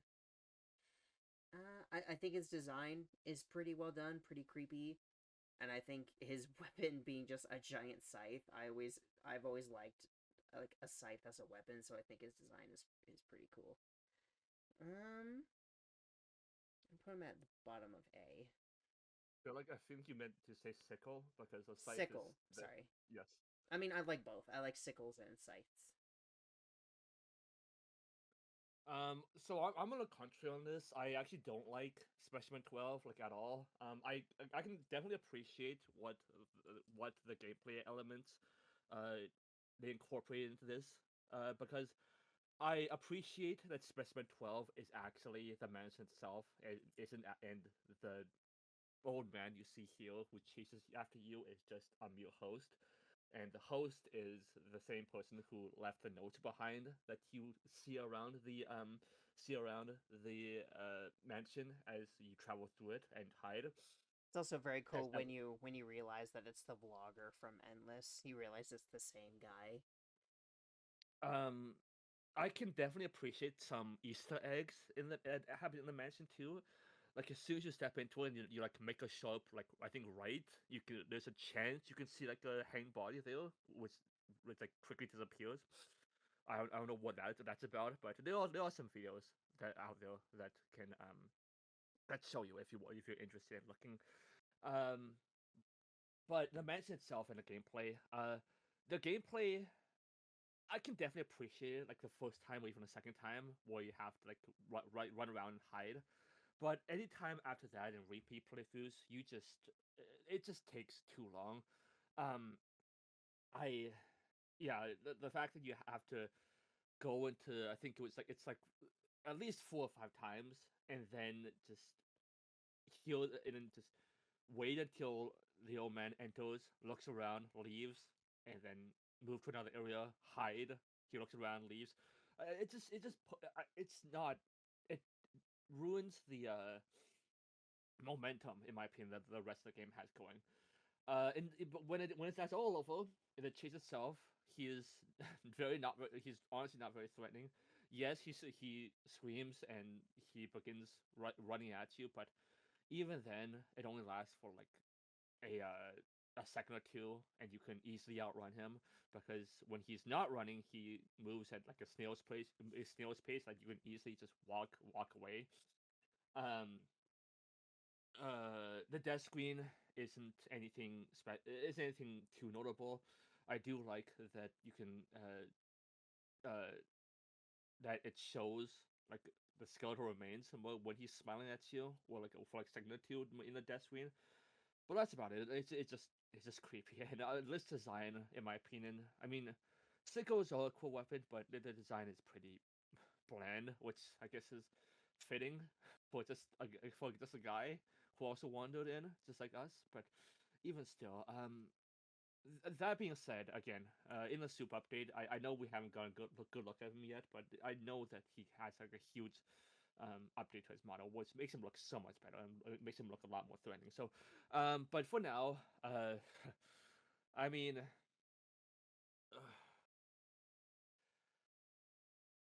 it, yeah, no, I think it just drags way too much, um, and in my opinion, he goes.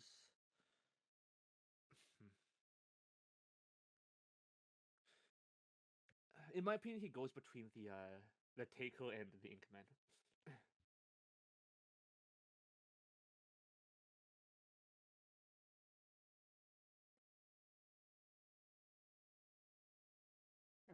So we're up to Specimen 13, which she feels like so much wasted potential to me. I her backstory is on initial look through it seems like interesting and like cool.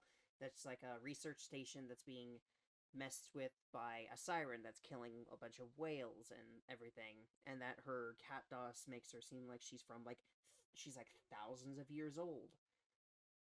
But then it's like once you really look at it, it's kind of surface level. There isn't really too much to her like a lot of the other specimens. Um Not as much as I would hope for a creature that's supposed to be 1,000 of years old. But and then her chase rooms is not only, in my opinion, the most annoying in the series, or in the series, in the game.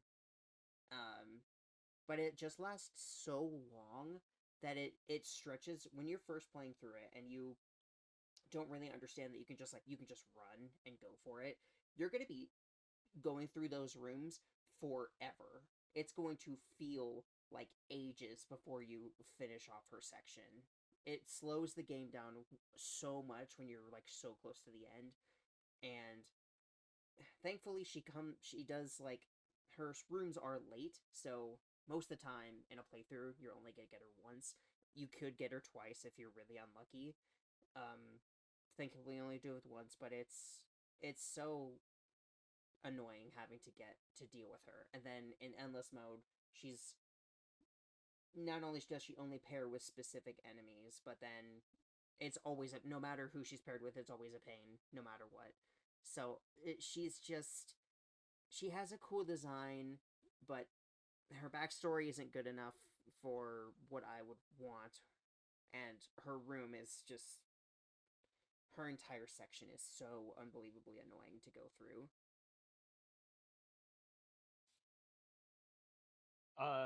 So yeah, I agree. I mentioned the old man breaks momentum.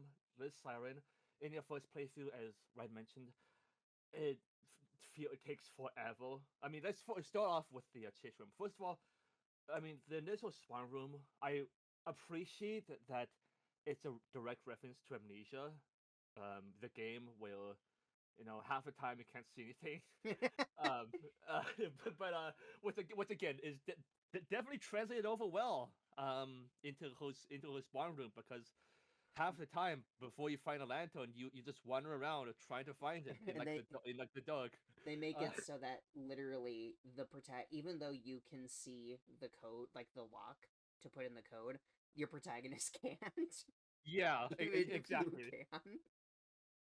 I mean, I'm guessing it's only because like they don't want you to just wander around the complete darkness and just hug a wall, because that would be absolutely awful game design. But even still, I mean, that's still kind of silly.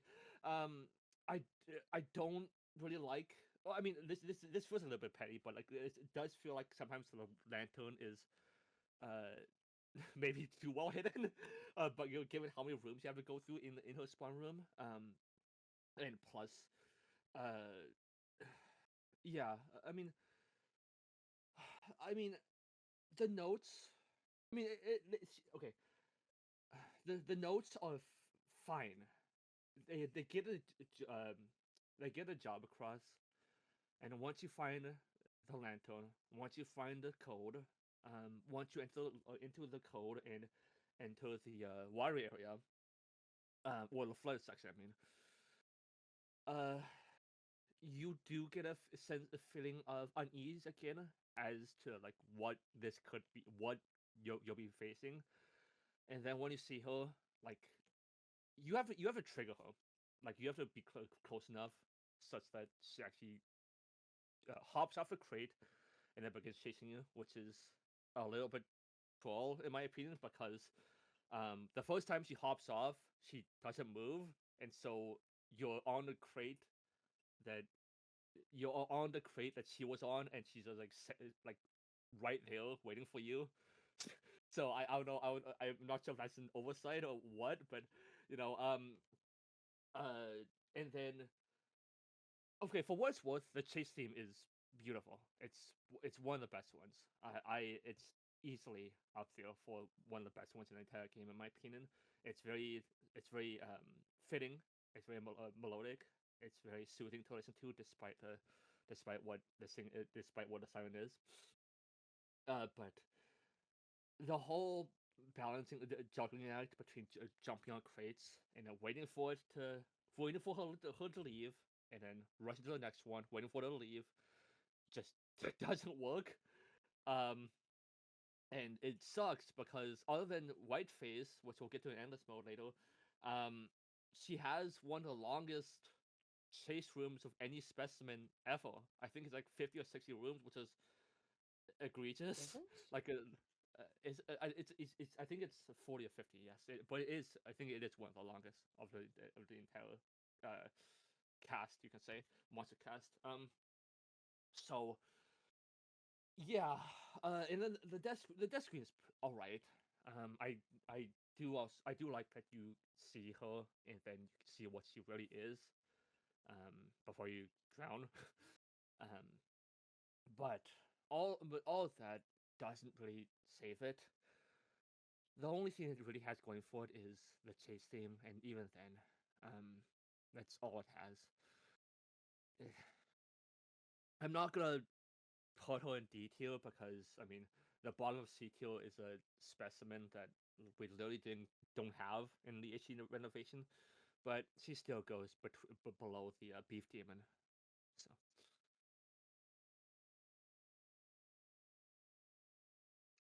And And then from here we move on to the hospital. Yeah, they're to the hospital. So the first one for the hospital would be the police officer.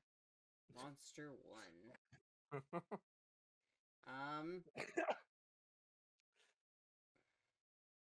He's really, really lame.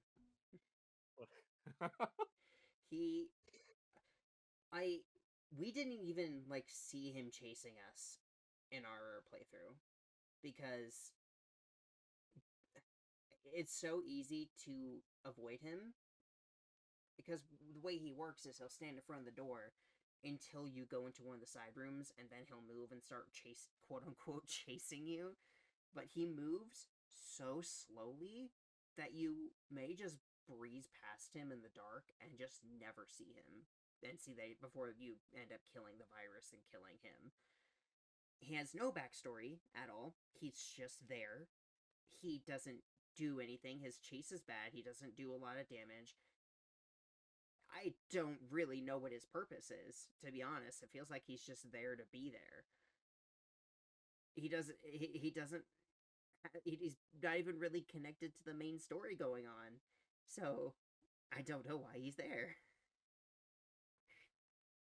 Yeah. I mean, this is. I mean, I fully agree.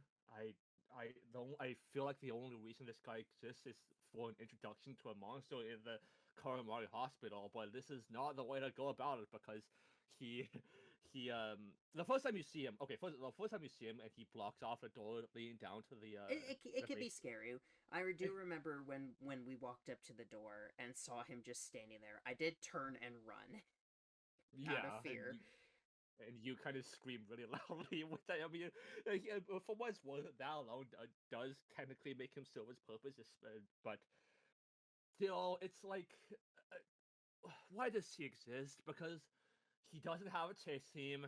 He moves at like 10 FPS, which is hilarious and horrific at the same time. He's supposed to speed up after he hits you the first time, but it's not likely that he's gonna hit you the first time. I mean, even if he does hit you the first time, I've seen videos where like people get hit for the one time and then move away, and he still moves at like slow at his slow pace. Yeah. Like you just walk away. So again, he has why and he doesn't show up in endless mode either. So the one time in Karamari Hospital is the only time you're gonna see him. And he doesn't have a death screen as a nail in the coffin, which is, I mean, again, it just feels like this is something that the creators workshopped and is scrapped in development, but like just threw in for the sake of it. But anyway, you can I mean, you can absolutely miss him because we did. After he started moving around, we just didn't see him again. So he definitely he goes beside Wham in the missable tier. But bottom or top? Left, please. Yeah, that's basically all this. Monster 2. He's very threatening, very scary when you see him.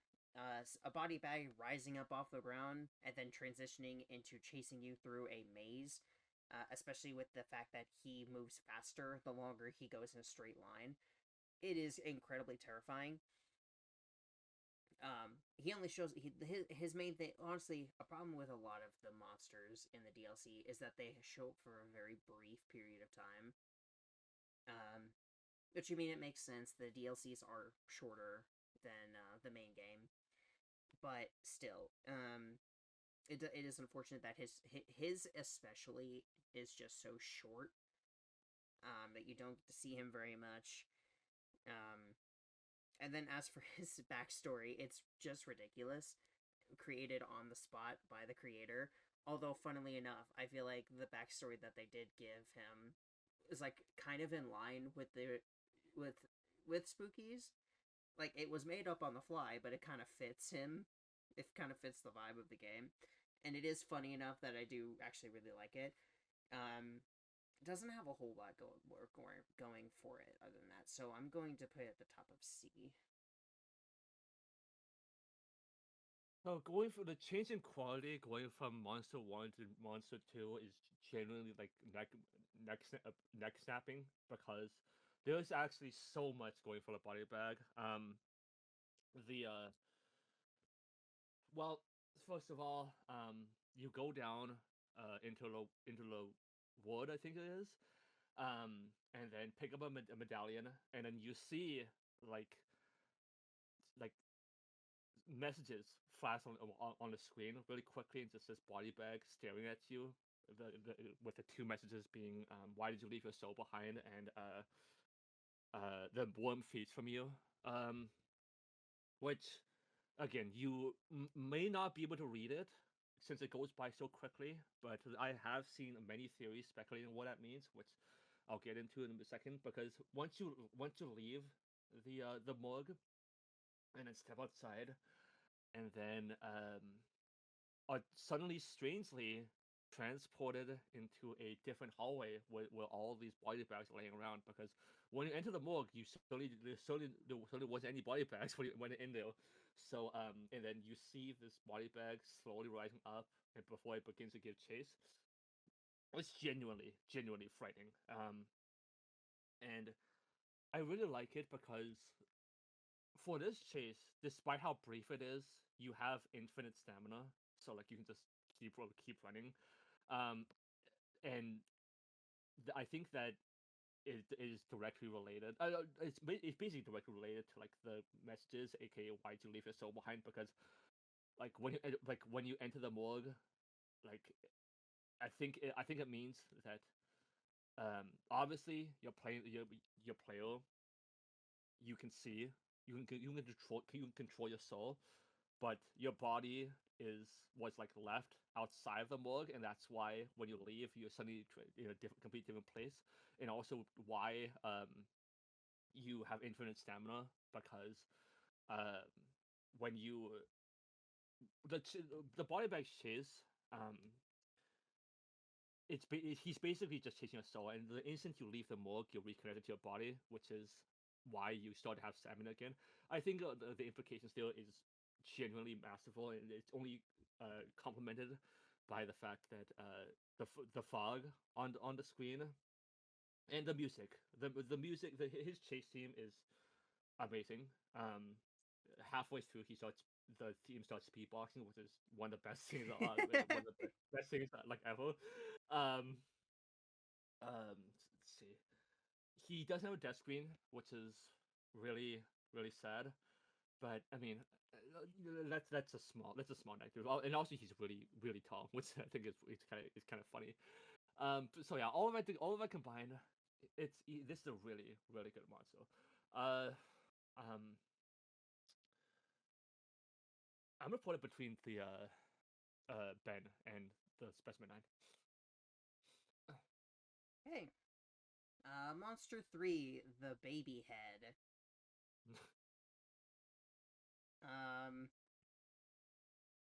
It's something. It shows up, tries to body block you, does a really bad job at it, has basically no actual backstory, and then it's gone. So it's, you would think that it being so big means that it would be hard to get around it. But no, it's somehow really easy to avoid it, because even though it can move through walls, it moves incredibly slowly. So it's very easy to just get out of its way and everything. And then it has no like real backstory to it. You can kind of theorize what it might be, but there's so little information about it that it's hard to pin down anything exactly. Its design is kind of frightening, but it's not really like scary in the same way a lot of the other ones are. So I'm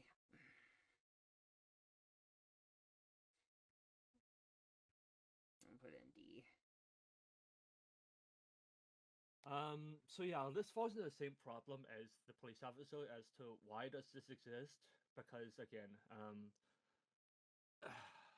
it's again, you can miss this thing. You hear this baby wailing when you're in the basement, but when you hear that, you're mostly just gonna run, and then run into the place where you find Monster 4, which is a masterful specimen. We'll get to it in a second, but um, the baby, it doesn't.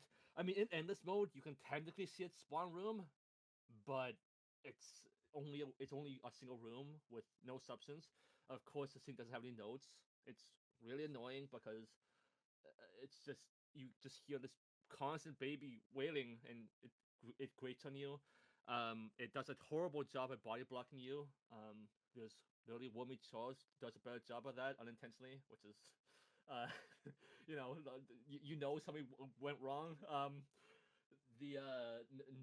No chase team, no death screen. It's just awful. I mean, it's it's it's a sad state of affairs when two of the how many is it? How many is there? Two of the six, just six. There's six monsters in the hospital. It's just kind of filler. I think it's a nice way to put it. But I mean, it's what it is. Um,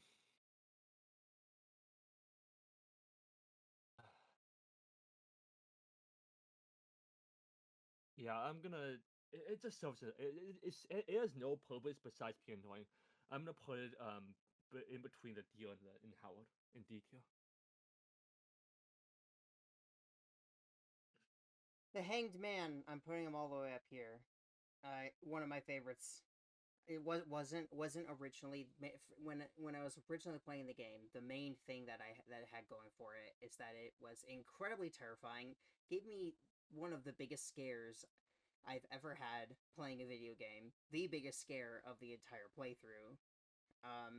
But then going into in depth on what it represents and its backstory in this video made me grow to appreciate it a lot, especially considering I heavily relate to a lot of the symbolism behind the monster. Um, it it I don't really have much to go into because I spent ages going into it in the actual video itself, so I feel like I can't really add too much that I haven't already said, but it's it's such an example to me of how well designed some of the enemies in this game are, because it not only does it is an amazing metaphor on its own. The text related to its death screen is really good. You have to really interpret some of its, but the interpretation that I came to um connected heavily with me, and but then also connects to the greater story of the hospital as a whole, which is just it's just such incredible storytelling to me that it shot way up as one of my absolute favorites in the entire game. Plus, it's a pretty terrifying design, and the achievement associated with it is really funny to me. So yeah, again, I also relate to this monster heavily.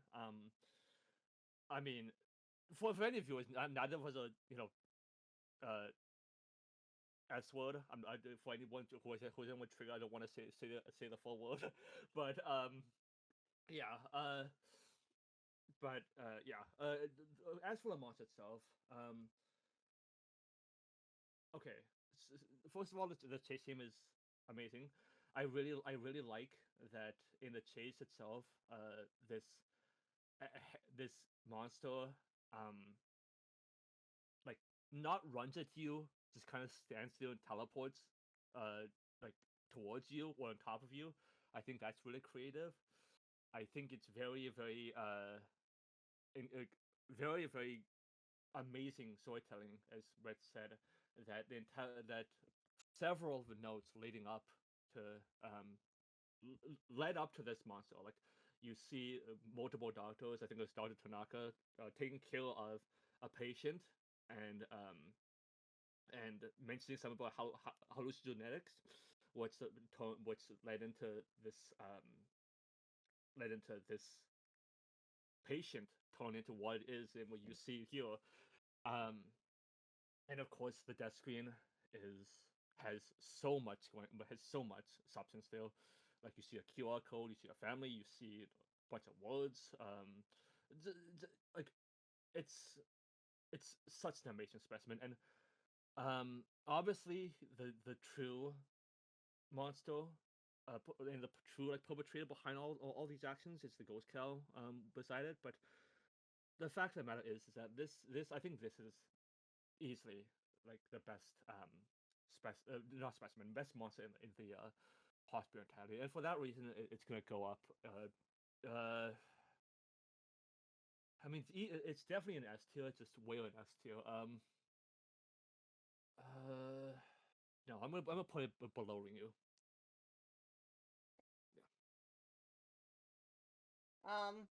Last but least is Carl, who does have a backstory, and it's basically just as ridiculous as the body bag.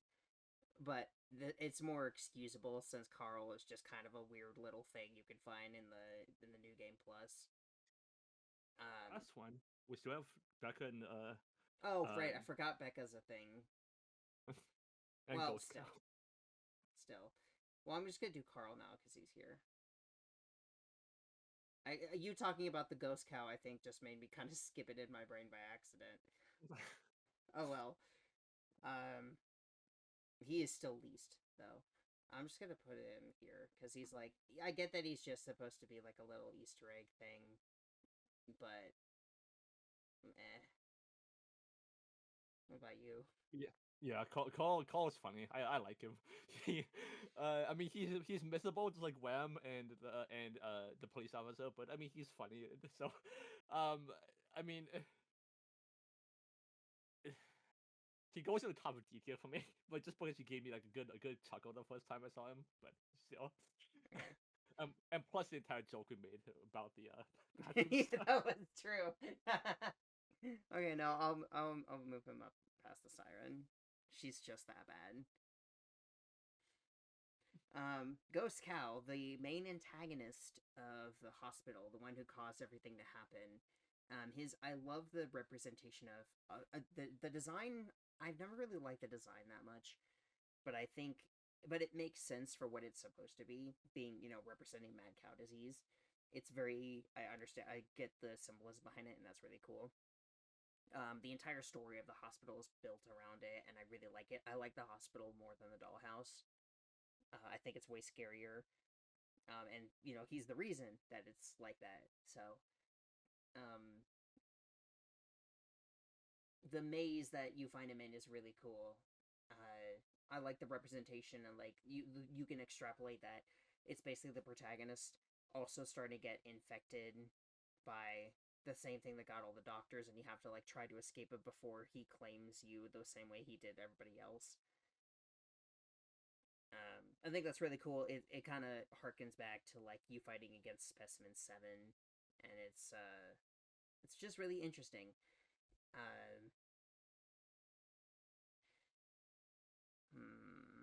This one's kind of a hard one.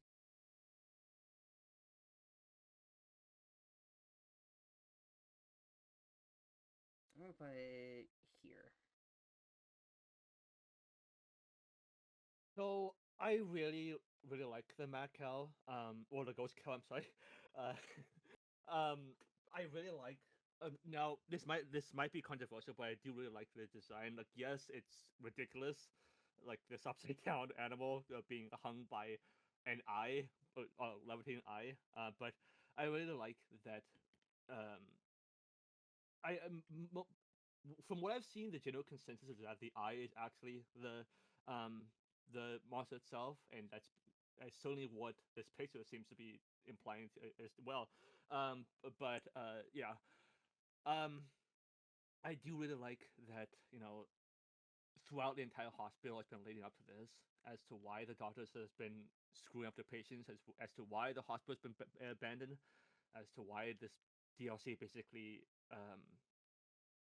exists in the first place. Is because the mad cow is there just messing up with everyone's minds, which you eventually face off when you enter the maze or the labyrinth. Which, unlike the wall, the maze that Ghost Cow throws you in is actually pretty easy to get lost in, and the entire time you hear like this distant moving sound, and this his chasing begins, and you just have this constant like panic and fear that you know something is there with you, but just it's gonna be a mad time before like it finds you and like starts attacking you. And unfortunately, during our place we didn't get to see it, but still. Um, and I do really like that when it kills you. First of all, the death screen is amazing in of itself, but then you like I think I don't recall what letter it is, but if you go down vertically, it spells out another word. Forget. So forget it. Thank you. So yeah. Overall, it's a amazingly well done specimen, and I'm kind of sad that it only appears for the one time. But I mean this is a victim of every monster uh in the hospital. Uh, hmm. um,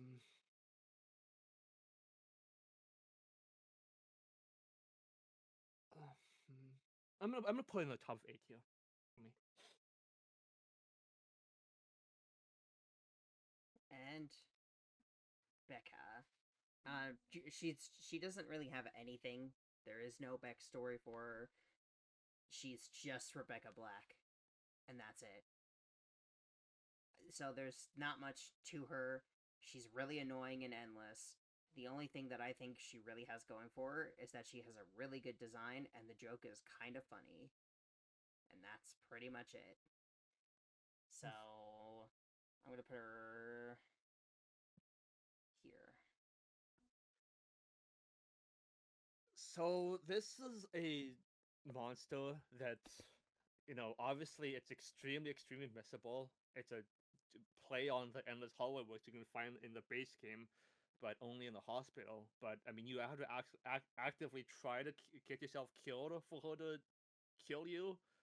But I feel like you have to like run down the hallway in the hospital's basement for like a solid minute or two, and it's only like when Becca feels threatened that she rushes at you at like Mach speed and kills you instantly, which I think is kind of funny. um, the death screen is very creative. Don't get up before Saturday, which is definitely a reference to the Friday song, which is always really funny. She's iconic enough to appear in Cooking Companions, which is I another was gonna plus for say her. that. I was gonna say that because I just remember that. Why is she? I understand why Whiteface is in Cooking Companions. He's pretty iconic. Why is she there? She's. You could have picked anybody else. Like the Dear Lord would have been like an obvious pick to have like. Maybe I guess it maybe you could have rather had if you really wanted a creature running at you from the darkness. Just use the Taker. It's so much better than using Becca.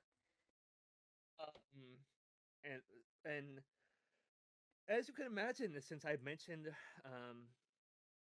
pieces of shit, I'm sorry, in endless mode, Becca is suddenly one up there.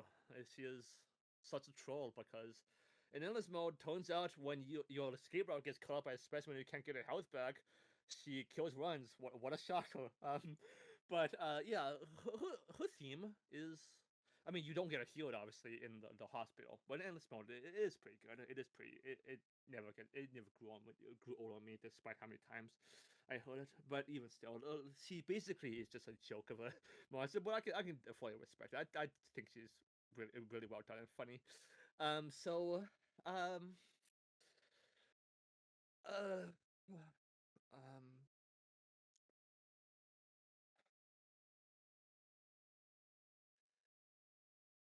Your little noises are very cute, by the way.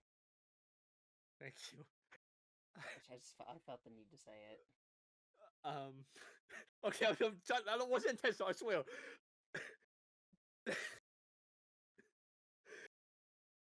Yeah, this is a hard one. Between I'm gonna put her between Bab and the parasite, please.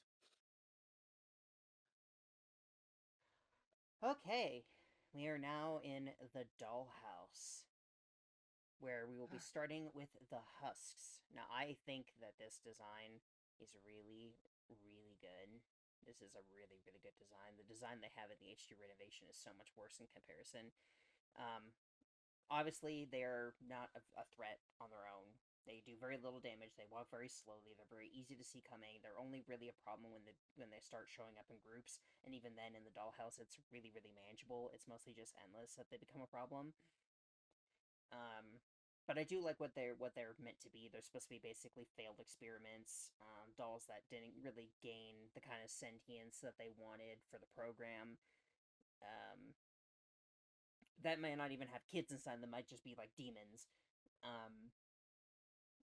So I like what they're supposed to represent. But as a gameplay mechanic, they might scare you a little bit at first, but then they grow old really, really fast. So I wish they just kept this design, because it's so much better. I'm gonna put him...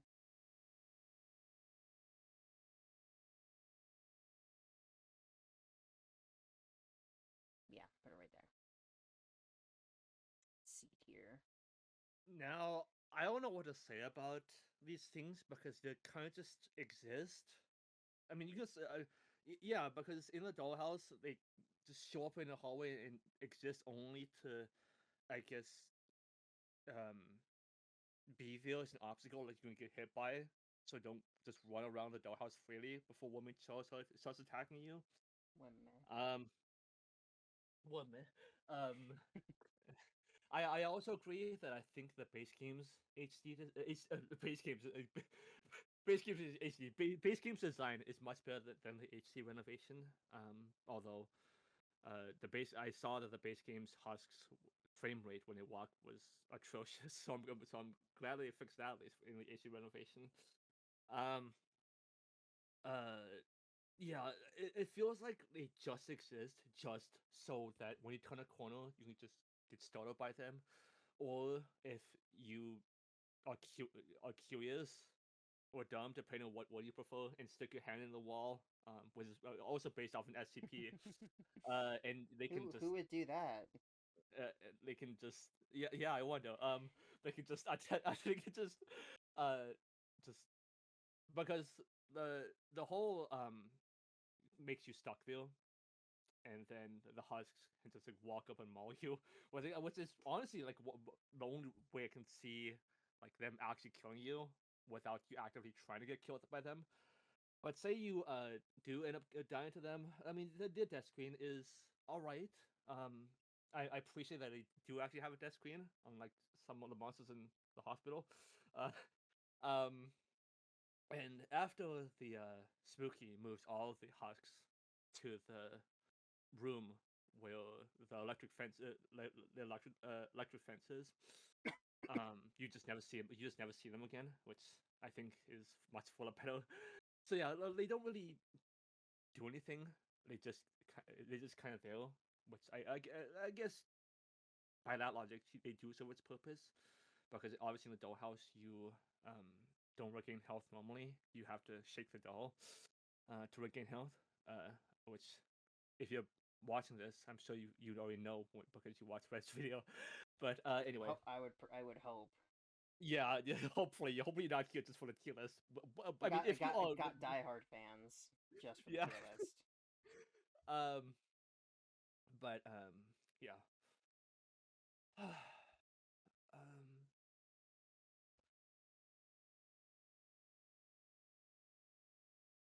Yeah, I don't like these things. I'm gonna put them in the I'm gonna put them in the top of D tier. I'm not gonna put them in C tier. I don't really like them like at all.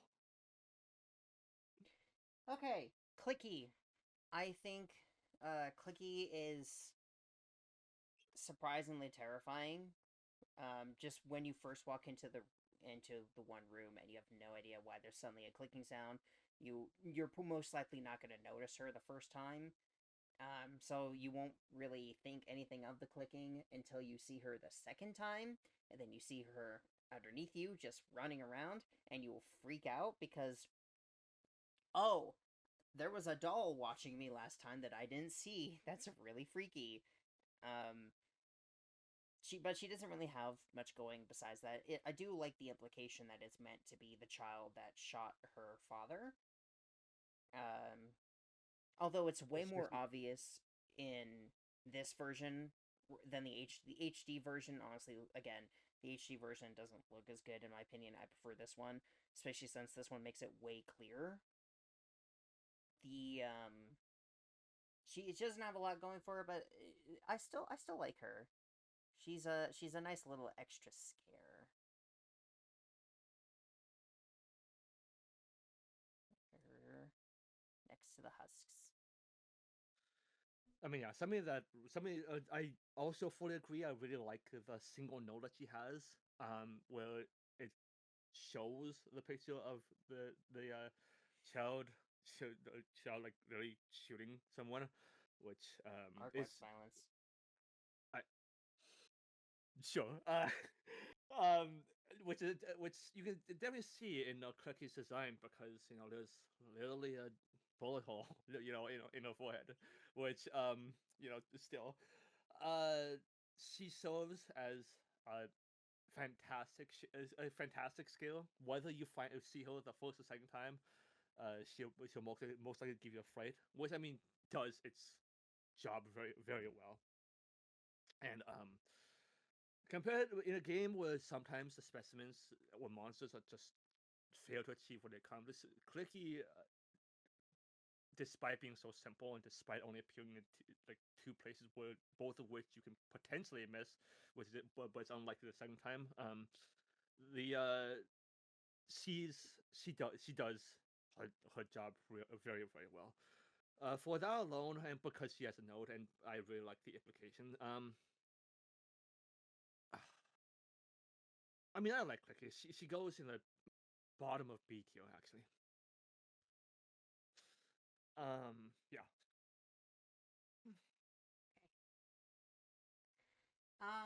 Charles is next, right? Yes, I believe so. When Charles, I still really like him. I I think he's silly. I like his design. I like the stupid sounds he makes. He's kind of a perfect mix of somewhat scary but also really funny to me. He has a bit of backstory to him, not a lot, not compared to some of the other entities in the DLCs, but I think he has enough for what he is. I think what he does have throughout the notes from the GL Labs people makes it easy to understand what he's about, because he's pretty simple. He's a pain in Endless, but in just the DLC, I think he's a decent enough difficulty that it's not really gonna like impede your progress too much.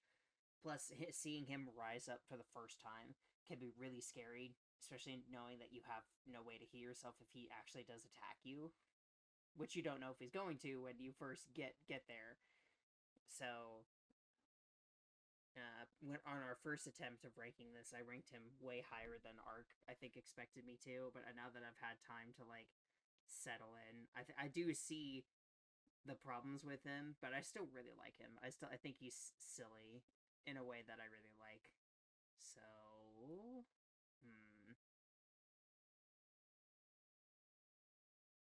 put him right here.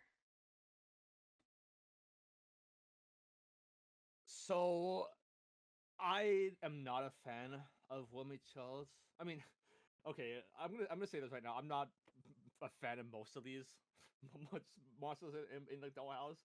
I really just a preface. I really like the Dollhouse in general. Like the lore is phenomenal. I really like the storytelling, but I'm not a fan of most of these monsters, and that unfortunately applies true to Wormy Charles as well.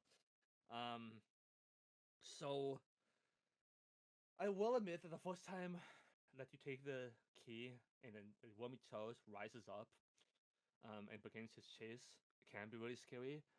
I really like the note that he has, singular note that that tells you what happens is that the scientist basically forced something into this, and that's why he's so looks so weird, and walks so weirdly, and moves so weirdly. Um, uh, the thing is, he body blocks you just so easily. Um, if he stands in the middle of a hallway, like you can just like not be able to get around him, and he can just kill you that way. Because it's basically an endless mode. Once you go through a door, you obviously can't go back through it. So if you get a narrow hallway and you get Woman Charles, he can just be a run killer for you, but you can't get around him. And the thing is, he attacks so strangely because yes, he runs at you really quickly, but he doesn't hurt you when he runs into you. He has like full stop and then tries to headbutt you, uh, which I think is kind of really silly looking, which I guess matches his design. He does have a static overlay in the Dollhouse when he runs at you, which does make him really scary and much scarier than he otherwise would be. Which I'm kind of sad that it's gone after you leave the Dollhouse, because it totally doesn't show up in endless mode. I don't think he has a chase theme, other than because the squelching noises he makes. I think it's just him moving around. Yeah, I mean I've never been too much of a fan of Charles. Hmm,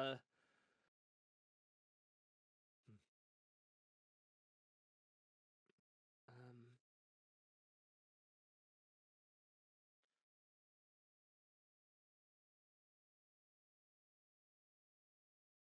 I'm gonna put Charles between but even below a Siren, to be honest. But at least a Siren has a really good chase team.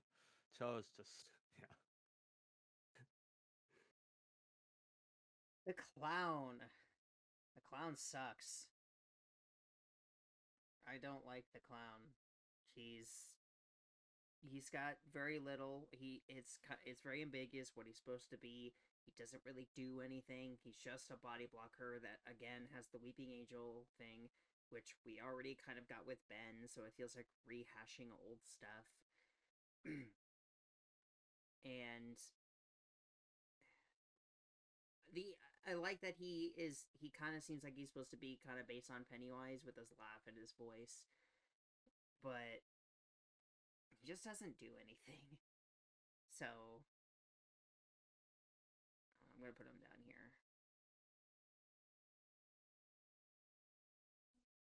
Yeah, you can. The clown is awful. He doesn't hurt you. He only acts as a jump scare, and a bad one at that. Because you go into the doll house where you can supposedly find him.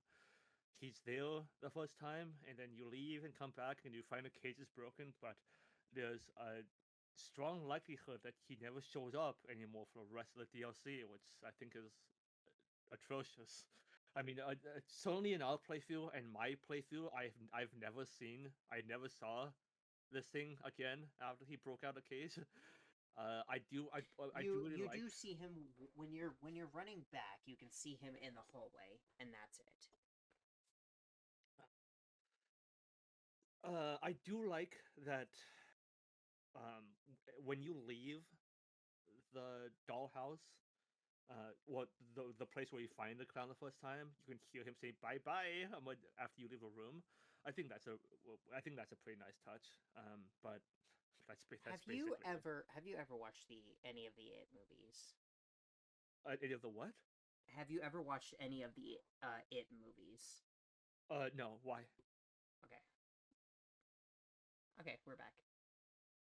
So yeah, Red showed me a couple clips of Pennywise and what the clown is supposed to be referencing, but that doesn't change my ranking because again, you can just completely miss him after he breaks out of the cage. So yeah,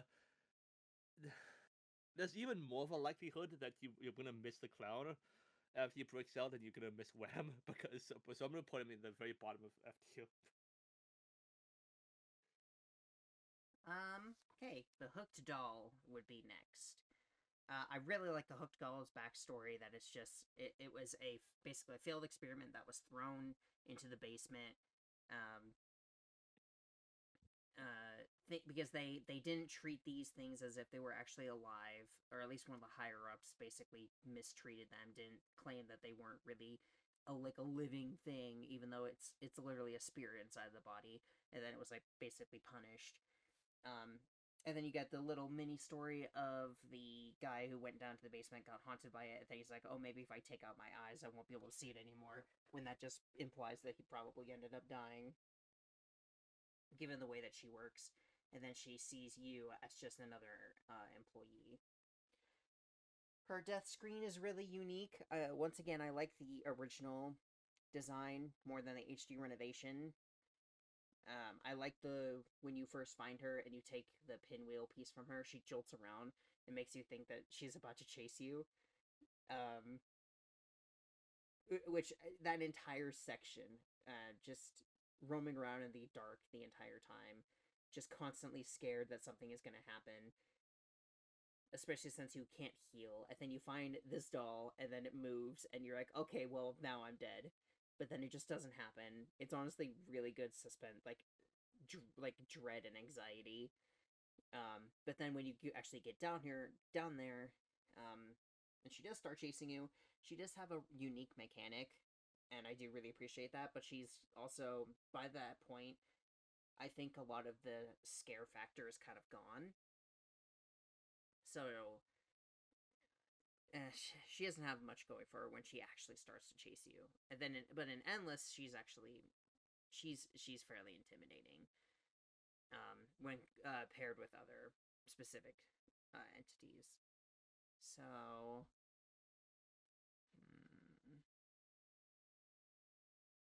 I'm putting her at the bottom of B. So I really like the Hook Doll. I think both the base game and the HD renovation designs are incredible. I like the constant sound effect and her like breathing sounds when she sort of chases after you. I like that both times, anytime you go down there in the dollhouse, it always feels scary. Maybe it's because it definitely is because it's so dark, and that when the Hook Doll like when you're looking at the Hook Doll, like there's a whole bunch of static on the screen. You just see this doll just rushing at you from the darkness, which is actually genuinely horrifying. Um, the let's see, the death screen is completely brutal because it implies that the Hook Doll hooked you up and it just started throwing her sickles at you 3 times and you just fall over dead. Although that uh, the words that tells the Hook Doll's backstory is very very easy to miss because it only flies on screen for a second before the signals start flying at your face. So yeah, uh, by this point the Weeping Angel thing has kind of grown old because you've already dealt with Ben by this point. But in my opinion, I think this is a much better version of Ben, but I think she gets across the scale factor a whole lot better. And you just anytime when you when you're facing the candles and get terrorized by this thing the entire time, it's actually really annoying, and it's also like constantly fills you with tension and panic because of how dark it is, and because of how slow you move too. So by the time you exit, collect all the candles, and make it to a stairwell. Just for me at least, I just breathe like a huge sigh of relief.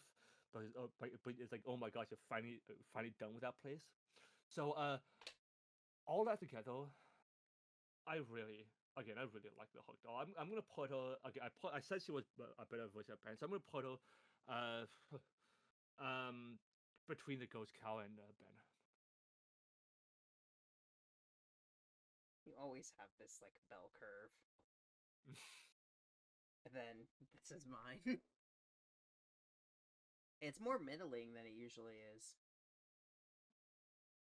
Yeah, you usually throw everything in S tier and leave that at Frenzy.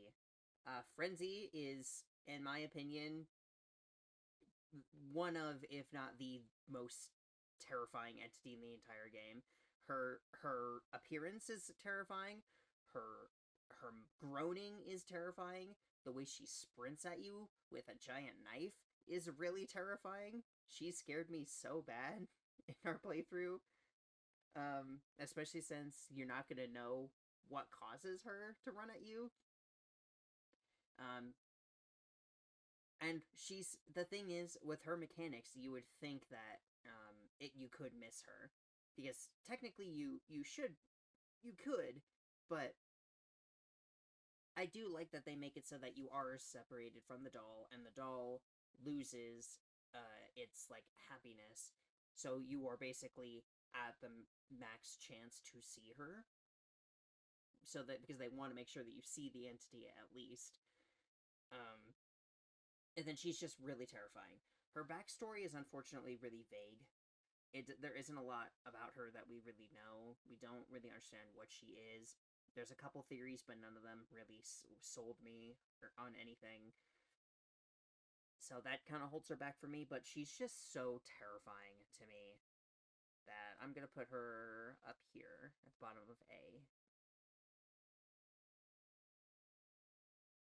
So for me, yes, she falls into the same problem as I mentioned with other things in DNF tier, and that she's extremely missable.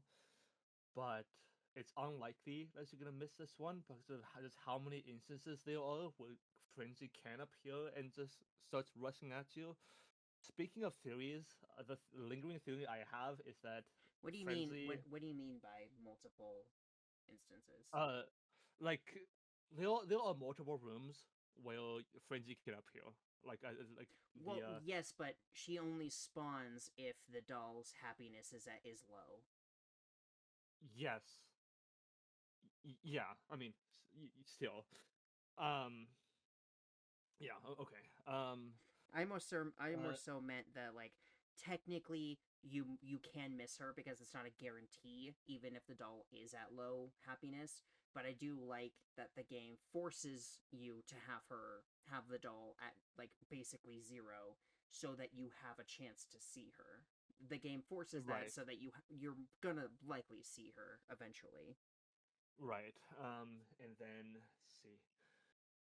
The lingering theory I have about Frenzy is that since it's clear that Frenzy is seemingly a woman, I've had a theory that she's actually the mom, Spooky's mom, because depending on who you think is the soul in the doll itself, it could be the reason why Frenzy appears, why only when a doll is unhappy and starts rushing at you to try to kill you is because uh she's quote unquote trying to protect whoever's in the soul of the doll, which some people say it's a father, which is supported by the fact that the doll in the base game cries near the mother's grave, and I think and Spooky's anytime Spooky appears.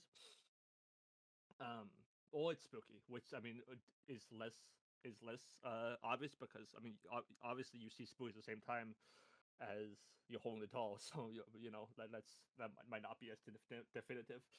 But either way, she only appears for a moment, but the screech she makes when she rushes at you is horrifying. Um, she only hits you once before she disappears, but funnily enough, she does have a death screen. I know why she does. It's because if you go to the secret room, if your doll isn't with you or it's on low HP, there's like 10 to 20 frenzies who just like run at you at once, just kill you instantly. But yeah, the she's genuinely really really scary. Her death screen's really good. Death screen's really good. There's no notes. There's no notes to support her. There's no chase theme for how brave she is. Obviously, she doesn't appeal in endless mode. So for those reasons, of course, she gets started a little bit. But like Clicky, despite how brave she is, she genuinely is terrifying. So I'm gonna put her between Specimen 1 and Clicky. I still find it amazing that I saw her in the playthrough, got really, really freaked out, and you had no idea what I was talking about until I showed you the video. Uh-huh. And even after I showed you the video, I had to point it out to you because you still didn't notice. Yeah, but you have to quickly turn around. She ran at you. She ran at you for a second in the corner of the screen. I didn't see it. I might include that in the video. We're recording this when I've only finished the first 4 sections, so maybe I should add that in the video because that'd probably be funny. The nightmare. Again, I mean, it's pretty clear what it's supposed to be. It's supposed to represent the soldiers that the father fought. Their sounds are pretty scary. It is kind of terrifying to see them running at you, just like shaking or wobbling around. It's there isn't a lot going for them, but you know, they serve the purpose that they're supposed to. So I feel like that's more than you can ask for some of the entities in the DLC. So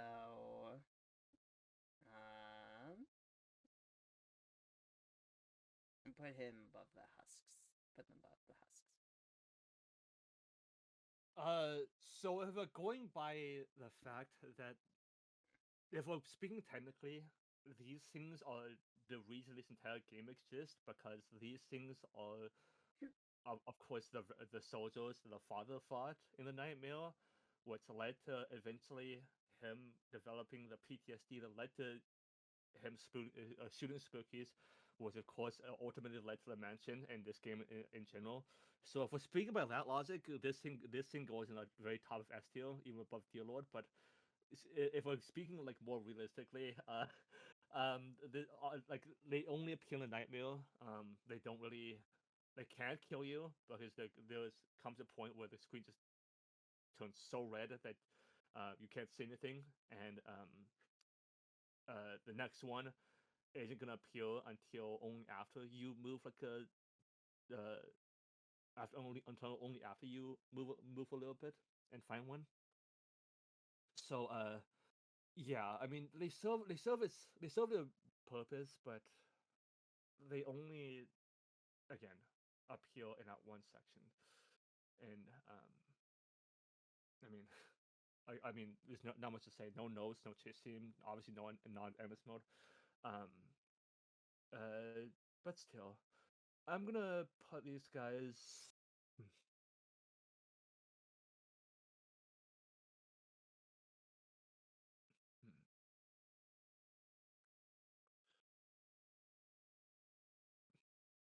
I'm gonna put these guys below Carl, between Carl and the deal, please.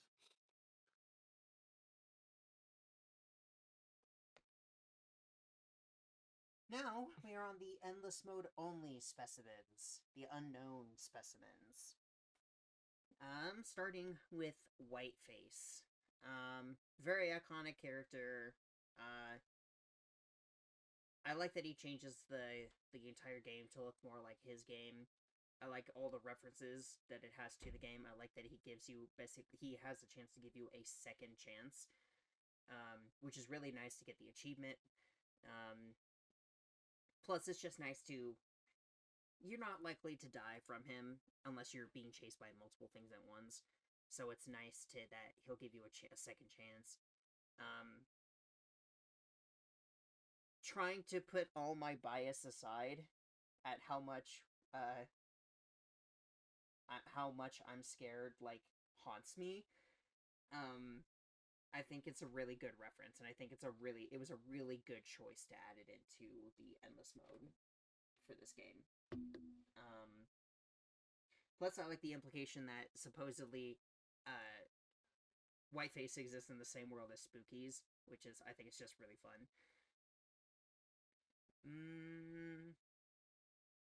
He does get... His chase does last a long time and gets really old, though. Because while it does change the environment, and that is cool, it does get kind of annoying to look at over and over. Plus, again, he's not very threatening, so it just gets kind of annoying eventually.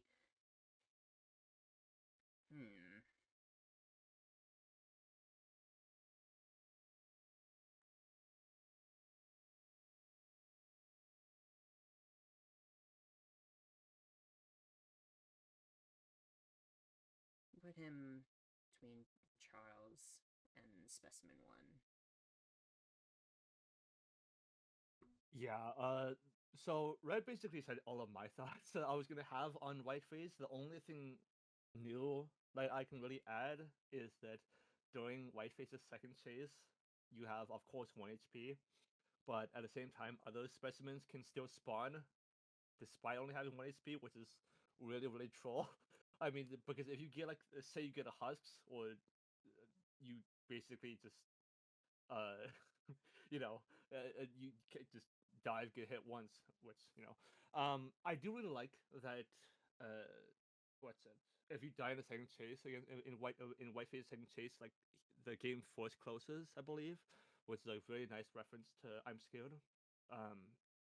But as mentioned, the chase lasts egregiously long. I think it lasts even longer than the siren for like which marks like I think 50 or 60 rooms. Where you just where Whiteface just turns the layout into the layout of I'm Scared, which I think is a neat touch, but it just lasts way too long, and it's just not very threatening, and it's kind of annoying just hearing this constant rattle like throughout those 50 or 60 rooms. So I mean, he's iconic for a reason, but and I do like that he has a second chase. I think that's very creative, but that's nothing that isn't enough to beat out some of these guys. But I'm still gonna put him. He has 40 rooms.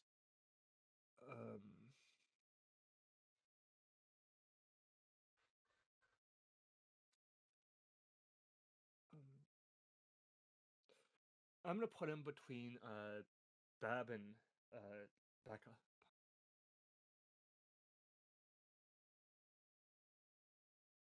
I'm losing track. Oh, okay, there we go. Otto. Really terrible monster, but that's on purpose, so I kind of love it.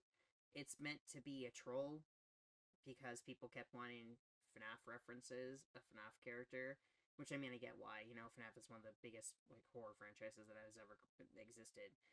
But I do love that the creators are like, okay, fine, and then made him like the worst entity in the game. And then his death screen being a really bad version of a FNAF jump scare is really funny. And I do get the joke, but I do kind of wish he was just a little bit better. I don't know. It's that kind of thing where you appreciate the joke, but at the same time you don't want there to just be a useless enemy that doesn't really do anything. So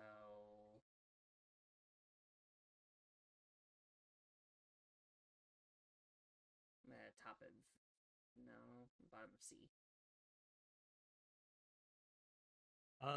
Well, I can appreciate the joke, but it's not very funny as someone who has never really touched FNAF. So all I can think of when I see this unknown specimen is wasted potential. They could have done so much stuff with a popular horror series like FNAF, but they just chose like a joke, which is again such a waste. It moves way too slowly. I do like that when he hits you, like it's this claw mark that like is on screen rather than like the typical flash of red. But that's not enough to save it like at all. The death screen is honestly the death screen is pretty funny, but let's it's basically all he has going for it. It's just a joke of a unknown specimen, which compared to the other ones, is such a letdown. Um, it's like compared to the other unknown specimens, this one is like the forgotten child of the family. To be honest, I think that's the best way I can put it. So I mean, he has a chasing, but it's just complete silence too. So yeah, uh, he doesn't really annoy me. He's just kind of there. So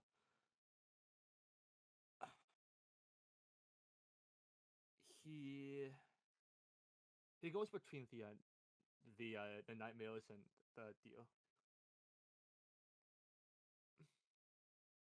Spooper. Spooper is a menace in Endless, probably one of the biggest run killers. The story and explanation for it though is really really cool. The fact that it's just like it's just like a series of like it's like a parasite kind of thing that wants to spread its spores to get around better, and it's another Silent Hill reference with the way that it can impregnate the player with the spores and then like make them throw up a fetus, which is just like just disgusting in a perfectly horrific way. um the way that it affects your vision is incredibly tough to deal with, and the way it can limit your HP and everything is difficult. It's a very difficult enemy to face in Endless. And then there is somewhat the confusion of the fact that it looks like Spooky's friend in in that flashback, but I like that it's kind of simple in what it's supposed to be, but at the same time, the simplicity helps explain it really well. So it's not like there is some ambiguity to it to speculate on, but there's enough for you to feel satisfied with an answer on what its purpose is. Hmm.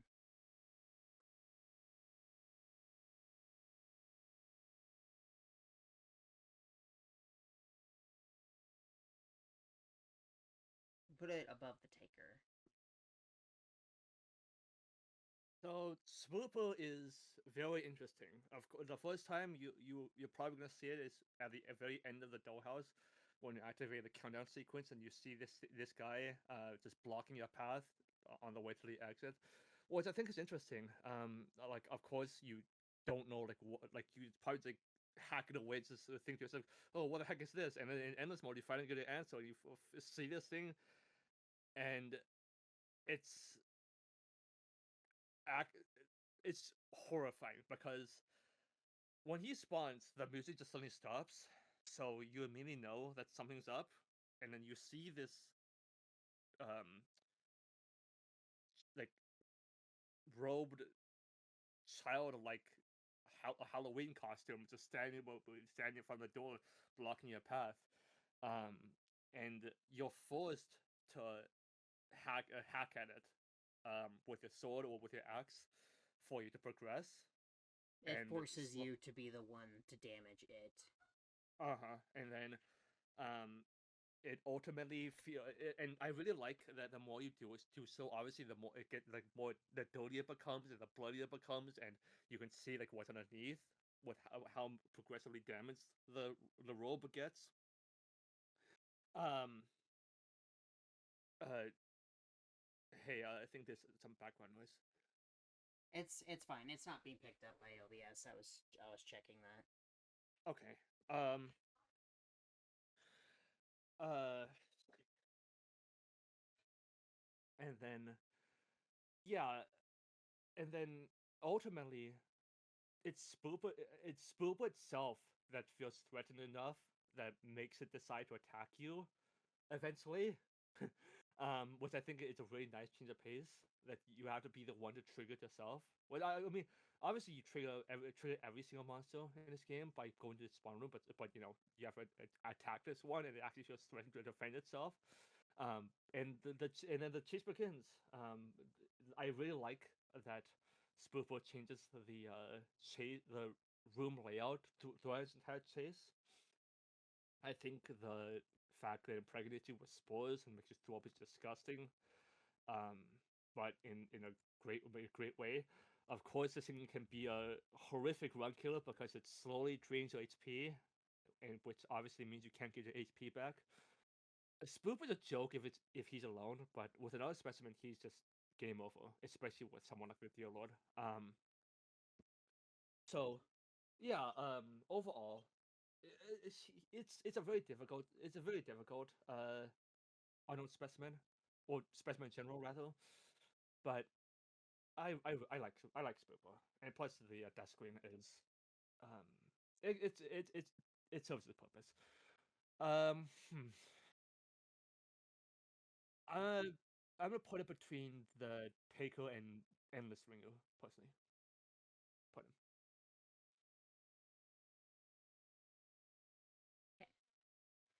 Terziak. I love Terziak. Um, her entire purpose is that she's meant to be, just a cute deer girl. That's it. Her entire purpose is because the creator got tired of making scary stuff, so he wanted to make something cute for once. Um, and they did a fantastic job. She's very adorable. Her voice is very nice. She's one of the only entities that talks to you pretty similarly to Specimen 8, although she's actually pleasant to listen to, unlike him when he gets really grating. And she has a little bit of like stuff you can extrapolate about her. Um, Obviously, a lot of her is for me is carried by just her design. I really, both of us are a sucker for like white hair. Um, Plus the blue forest, and then like the effects that she casts over the screen are like it's not it's very nice. It's a nice change of pace from all the ways that all the other specimens that like change appearances and distort the surroundings. Hers is a really nice change of pace, just being just like kind of like blue snow. Um, and then her death screen is really really good. Her chase music is also really good as well. Yeah, I this is gonna be, of course, objective. But I mean, this entire tier list is, but we both love Toziak. She's gorgeous. The AC renovation did her design so much better. Her voice is wonderful. The snow backdrop she has during the entire chase is amazing. Um, the animals she puts in front of you to try to block your path is very creative and very descriptive, and sorry, very detailed. Her death screen is one of the best ones in the entire game, if not the best one, up there with the Dear Lord. Um, yeah, it's just she still wants to kill you, obviously, just like the rest of them, but it's like it's very very pleasant. And after entire game, well, just creepy or scary looking monsters and specimens, this is a very nice breath of fresh air. So I'm gonna I'm gonna try to rein in my bias a little bit for White Hill and like how much I like her, but because she unfortunately doesn't have any lore to her like at all. But I mean that still doesn't take away from her too much. I'm gonna put her uh hmm, I'm gonna put her between the Ghost Cow and the Hook Door. Hey, the last specimen, Lisa, much better PT reference. She basically encapsulates the girl from the woman from PT. Her PT room is much better than Howard's because it's actually got stuff in it and it actually has purpose to it. It actually changes. Her notes are really creepy when you get them. The way she like makes all the music cut out is really terrifying. She herself to deal with is really annoying, but I feel like all of the stuff surrounding it makes up for it. She probably has the most depth of, well, I don't know. Spooper is decent. Probably one of the most in depth of the 5 new specimens.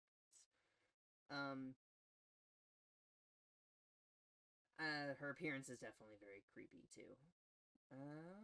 Just a much better representation for PT, which I'm glad because the creators clearly really like PT, so I'm glad they gave it better representation.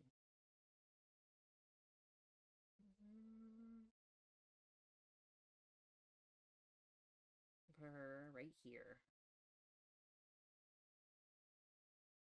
Okay, I used to like Lisa a lot more, but after recent times when I went back and did more endless more runs to refresh my memory on these specimens for this tier list, Lisa like appeared over and over and over and over again, like repeatedly, and it's really annoying because her gimmick is that you have to continue to look at her the entire time, otherwise she just moves so quick and teleports like right on top of you and starts like damaging you. But even if you just steal her the entire time, she can still like slowly inch towards you and slowly like disappear. But I mean, and eventually, like she freezes the room, and you have to like go through the room, go through. I think it's 10 or 20 more rooms repeatedly, more than you have to, on top of the additional 100 to get to a safe room, which again can be extremely annoying. But I do really like the PT reference. I do really like her chase theme. I do really like the notes that lead up to this chase because it genuinely makes her act. It's basically giving you the experience as to what having a stalker feels like because she uses Specimen 1 to put notes in a way before she ultimately just starts attacking you. Her death screen is one of the creepiest things this entire game has to offer. Uh, but I mean, in terms of a PT reference, she gets the job done so well, and in comparison to Howard, it's so well done. I'm really glad. Despite how annoying she is, I'm really glad she exists. So, um, uh,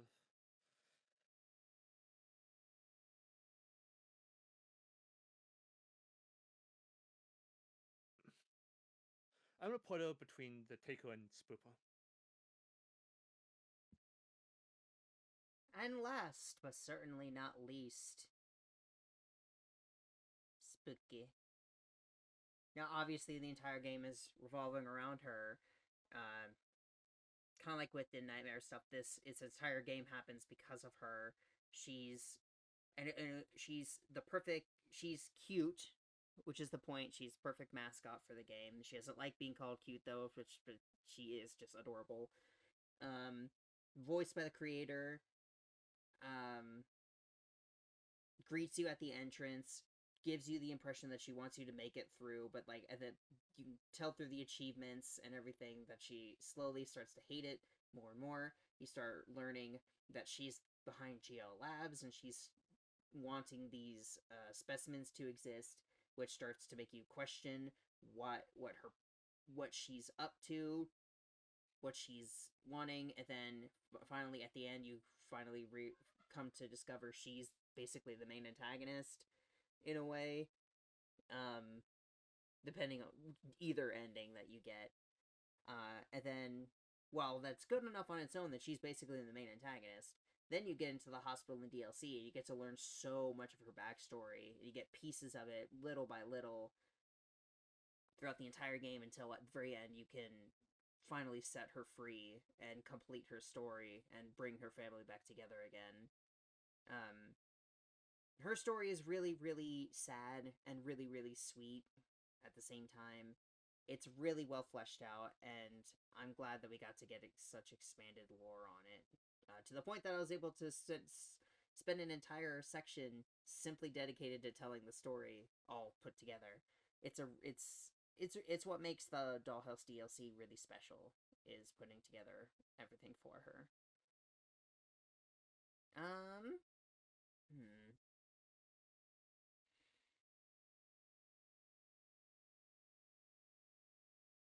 I still say I think I like the whole metaphor and everything behind Specimen 7 more. But Spooky is definitely like right there. Very close second. So, beyond everything that Red said, this is. She is in contention for one of my favorite fictional killers of all time. Obviously she's gonna go right up there on the top of that too. I don't need to say anything else about this. She is the entire reason why this game happened, and she's just one of the most adorable characters like I've ever seen. So there you go. I just find it so funny that she would murder you for saying that. Yeah. It's like, no, that's not what I wanted. But yeah, alright. So, this is my tier list. I can't fit it all on the screen because of the double layer. And then this is Ark's. So yeah. He's much more balanced than I am, but I'm way more in the middling range. Usually I'm much more of the positive range. Yeah. Now we'll be moving on to the section of the video where we discuss how hard each enemy is in endless mode. Hello, and welcome to the portion of the video where we'll be doing a tier list over the various difficulty levels of enemies in endless mode. This one should be much shorter than the previous one. And we will be only doing one tier list because we're gonna talk it through and agree on one. So, do you have anything to add before we start? Maybe just explain the tiers. So if the names didn't give it away, yeah, of course we sort out over 6 different tiers. Rank killer is, I mean, we're gonna be ranking them based off of the endless mode difficulty and not like what they are in the base game, because of course, most of these can appear in endless mode. Only a few can't. But because in the base game, of course, base game is fairly easy. We understand we understand the whole endless mode is a whole different category of like difficult than the base game. And in endless mode, of course, we can have multiple specimens chasing after you. So we're gonna only be taking into account like when there's only one, not like when there's multiple. Oh, you sure? There's gonna be some exceptions, but most. Do you want to? I think it should. I think we should take into account how they are when also paired with other specimens. I can live with that because because for example, Becca in endless mode is a whole lot more difficult when there's others around with her. We can just clarify the difference between on their own and together. Yeah, well, we can do that. I agree. Okay, so, starting with Specimen 2, because technically, Specimen 1 doesn't do anything. So, we're starting with Specimen 2. I would say it's fairly easy, even when compared to other specimens. I would say it's... Yes, I would say it's fairly easy. Like, the Inkman isn't so much, like, hard on its own, rather, like, only his puddles like slow you down in conjunction with like other specimens, but even then you can just like run past his puddles, and in that case, like it's fine. It's so brief. His puddles would never slow you down enough. Hold on. Okay. So yes, on its own, it's fair. It is extremely easy on its own, but even when paired with other specimens, usually either the room is going to be pretty small to the point that getting slowed down a little bit isn't really going to like kill you or even get you injured, And while it can be annoying when paired with specific ones like that can go really fast or maybe through walls, it's still not enough that I would say it's anywhere other than easy. Right, but and plus you can like attack it with like a sword and action. It just goes back in the puddle and takes some time to like actually come back out of the puddle and start chasing That's it true. again. So yes, it's absolutely easy. Okay. How about And also if you get like the if you, if you I'm sorry, if you get I was gonna add, if you get the rotating room and you attack it and it falls into like the pit, it just never responds again for that duration of the room, which is bordering on joke territory. But we're gonna again, for the sake of the puddles, and like slowing you down, we're gonna keep it easy. what about Specimen 3? Specimen 3 is actually surprisingly quick. Um, sometimes like if you get like a very long room, it can like surprise you and attack you once before you reach the end of it. Like it's faster than your walking speed to my knowledge or my recollection rather. But I got hit by a few times by this thing. But the thing is, even if you get hit by this thing, like or if you hit it with the axe or the sword, it does like a huge like 180 turn and then takes a few seconds again to like loop back around and attack and like chase back after you. So the most it can do is only like a single hit in a room, and even then. But Plus, given that I mean, you could. given that it's a specimen that you could just outrun, it also doesn't mean it's going to be like hindering you when compared to other specimens. The only one that I could see it being a problem with is Specimen 10, but Specimen 10 makes like basically every other specimen more difficult. Right. Okay. I mean, this thing can actually hit you because again, it's faster than your walking speed. So, for that reason alone, I want to keep it in moderate, especially in compared with like other Yeah. specimens that can just like hit you out too, and you can like lose health really quickly. So, I think this is a fair placement. Yeah, okay, I agree. Specimen 4, the base variant. Base variant is, in my opinion, um, I mean, this one also depends on the room you get because if you get like a spiral room where you have to go like right and then take a sharp left and then run across the room and then take a sharp right again, it can like sneak up on you and hit you because of course she can go through walls, but even if she can go through walls, again she can only hit you once, which is similar to the centipede. She's very slow. I mean, yeah. So Plus, she doesn't like do anything. even if she does, she doesn't like do anything that affects yeah, other specimens as well. Yeah, she just hits you, and even if you get hit once, you just like outrun her. Unlike the centipede, like if you run out of stamina and then you go to walking speed, and then worst case scenario she excuse me, worst case scenario she hits you, you would just like start running again, and then she won't be able to won't be able to catch up to you. Unlike the potentially the centipede. So it's in my opinion this one is leaning more towards easy. But the fact that I mean, do you think the fact that she go through walls can like? I think that is enough keeps to her push, up a little bump her bit up into moderate.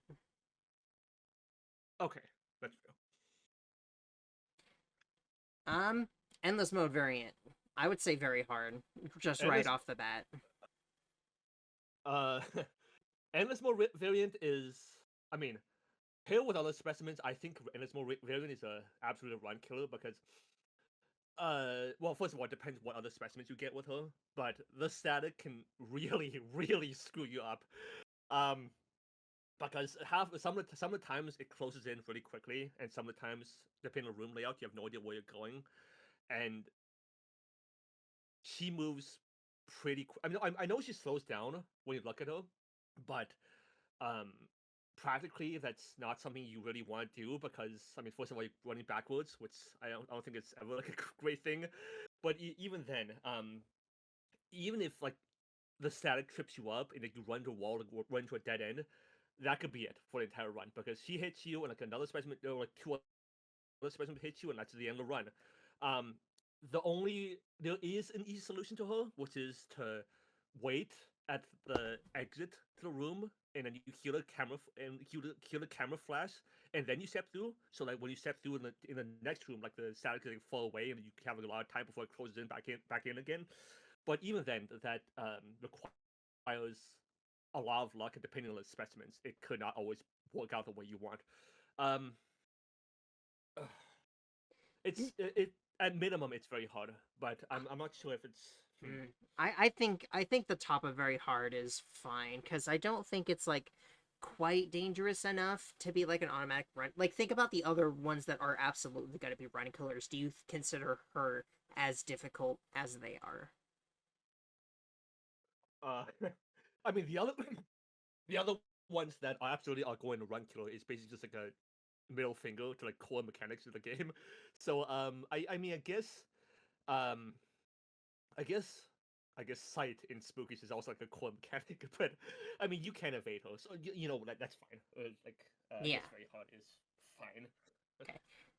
What about Babs? Babs is a gimmick. But she causes apparitions throughout a room, but even then, by the time you get to her in this mode, you should already know a lot of the room layouts, and the the fact that she distorts what happens around you or throughout the walls should never like trip you up. And even if it does trip you up, you can like easily find your way out of a difficult situation with her. She does a lot of damage. She does like a surprisingly horrifying amount of damage actually, but she moves like so slowly that you can easily just outrun her even by walking. To be honest. Plus she has to like follow the path too, so it's really easy to stay ahead of her. I think that's probably why she does so much damage, just because it's so hard for her to catch you. Plus, I mean, it's basically like what it's basically like what you said that she doesn't like yes she can affect your vision, but out of the ones that can affect your vision, like Ghost Cow and like all of that, she's one of the weaker ones for sure. So do you think it should be top of easy or like low moderate? Because I think top of easy is good. I think top of easy to be honest because you can because I understand that with us we might not get tripped up, but I can see a world where some people in the comments or like some players can get tripped up by her. And in that case, like yeah, I think top of easy is fine. I mean, she should never kill you if she is just like one if she's alone or like just pair with one other specimen, for example. But pair with like multiple specimens, especially ones that you know are hard or very hard, she can absolutely just slaughter you. That vision, that distorting your vision is really really bad. So I think this is fine. Yeah.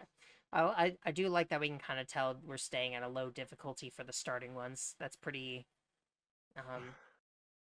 good. Ben. I want to say Ben is honestly really easy because you can just take him out and then don't have to worry about him.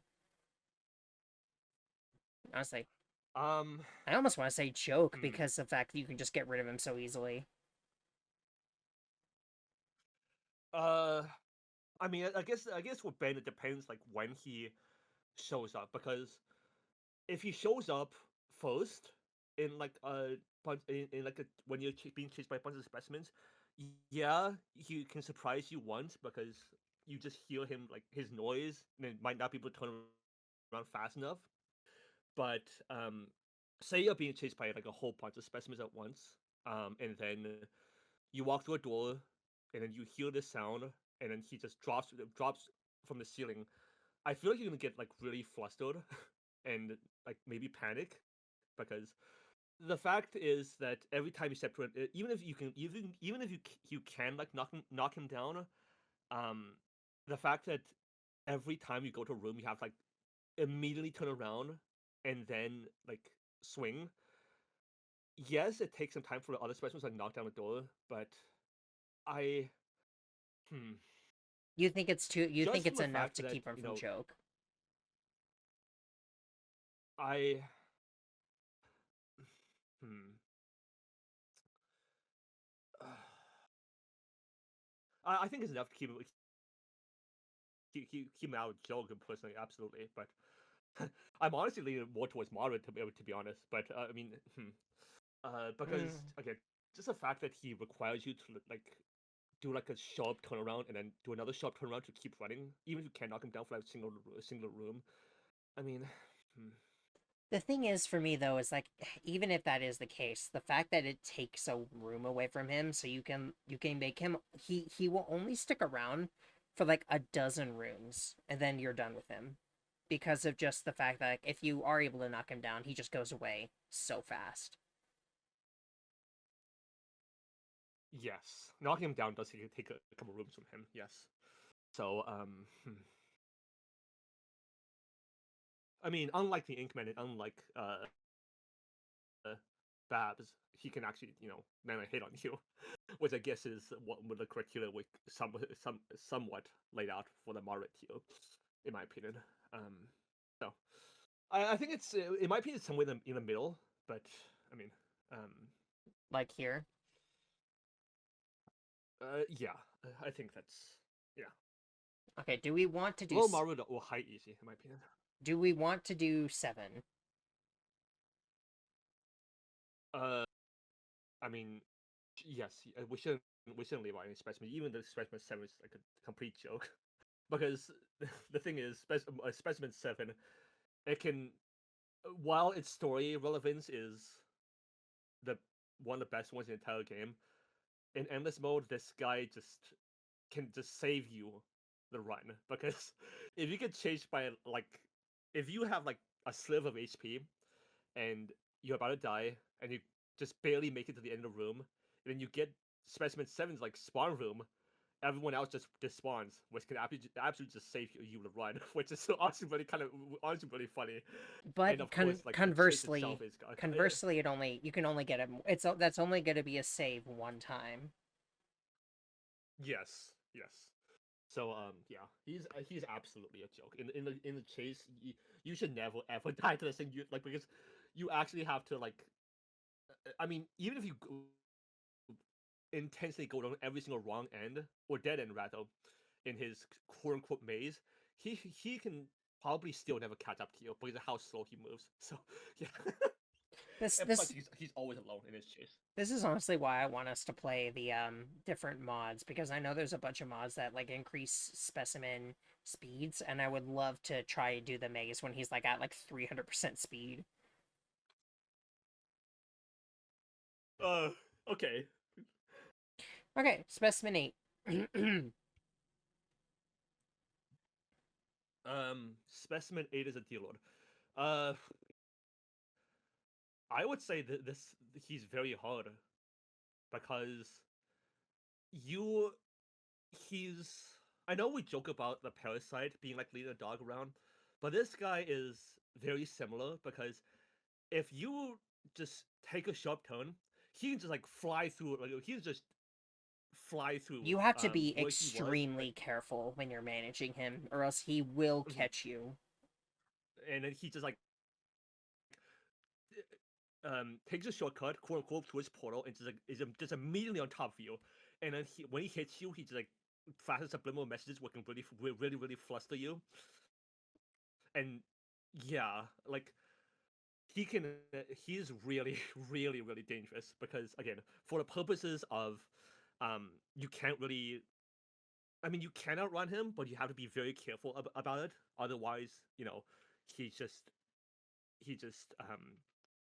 takes what's it? He just cuts corners. I guess that's the best way to put it, and then attacks you. So, yeah. Do you think he's harder than? Alone, do you think he's harder than Endless Ringu?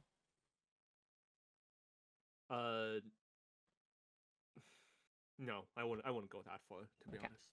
He's definitely a horribly hard, but yes, he's not harder than Endless Ringu in my experience at least. Because alone, he's honestly more like towards easy or of a joke. But I guess you can say the same about all the specimens in that case. Anything you want to add? No, I think you covered all the major points. That because when paired with other specimens as well, he can be especially difficult because again, you have to make sure to keep that control. With him, it's essentially you just can't go too fast because if you do and you just go straight around that corner, he's just gonna appear, and he's gonna mess you up. So, and then him hitting you, I mean, it's like you talked about, the being able, the sight is very important, seeing where you're going so you don't get lost and don't get confused. So the subliminal messaging interrupting you even for a short time it can be really damaging and give enough opportunity for someone else to attack you. So I do agree that it is probably a good placement. Okay. So we can skip over Specimen 9. So yes, because the only way we can encounter, I mean, the only way we can encounter Specimen 9 is if we can go AFK or like, you know, there are other mods where like you can have Specimen 9 chasing after you, but like that's not practical, of course. So Specimen 10, Specimen 10 is on its own, it is very bad. When it is paired with almost any other specimen, it is really, really annoying. I mean, again, this heavily depends on what other specimens are chasing you, because depending on the other specimens, Specimen 10 can absolutely just kill your run, because how you beat it is by moving slowly, which of course with most other specimens you have to run away from them. And if you try to run away from Specimen 10, it transforms into the actual parasite form, and you know, catches up to you in an instant, and also screws up your vision, just like the Deal Lord. So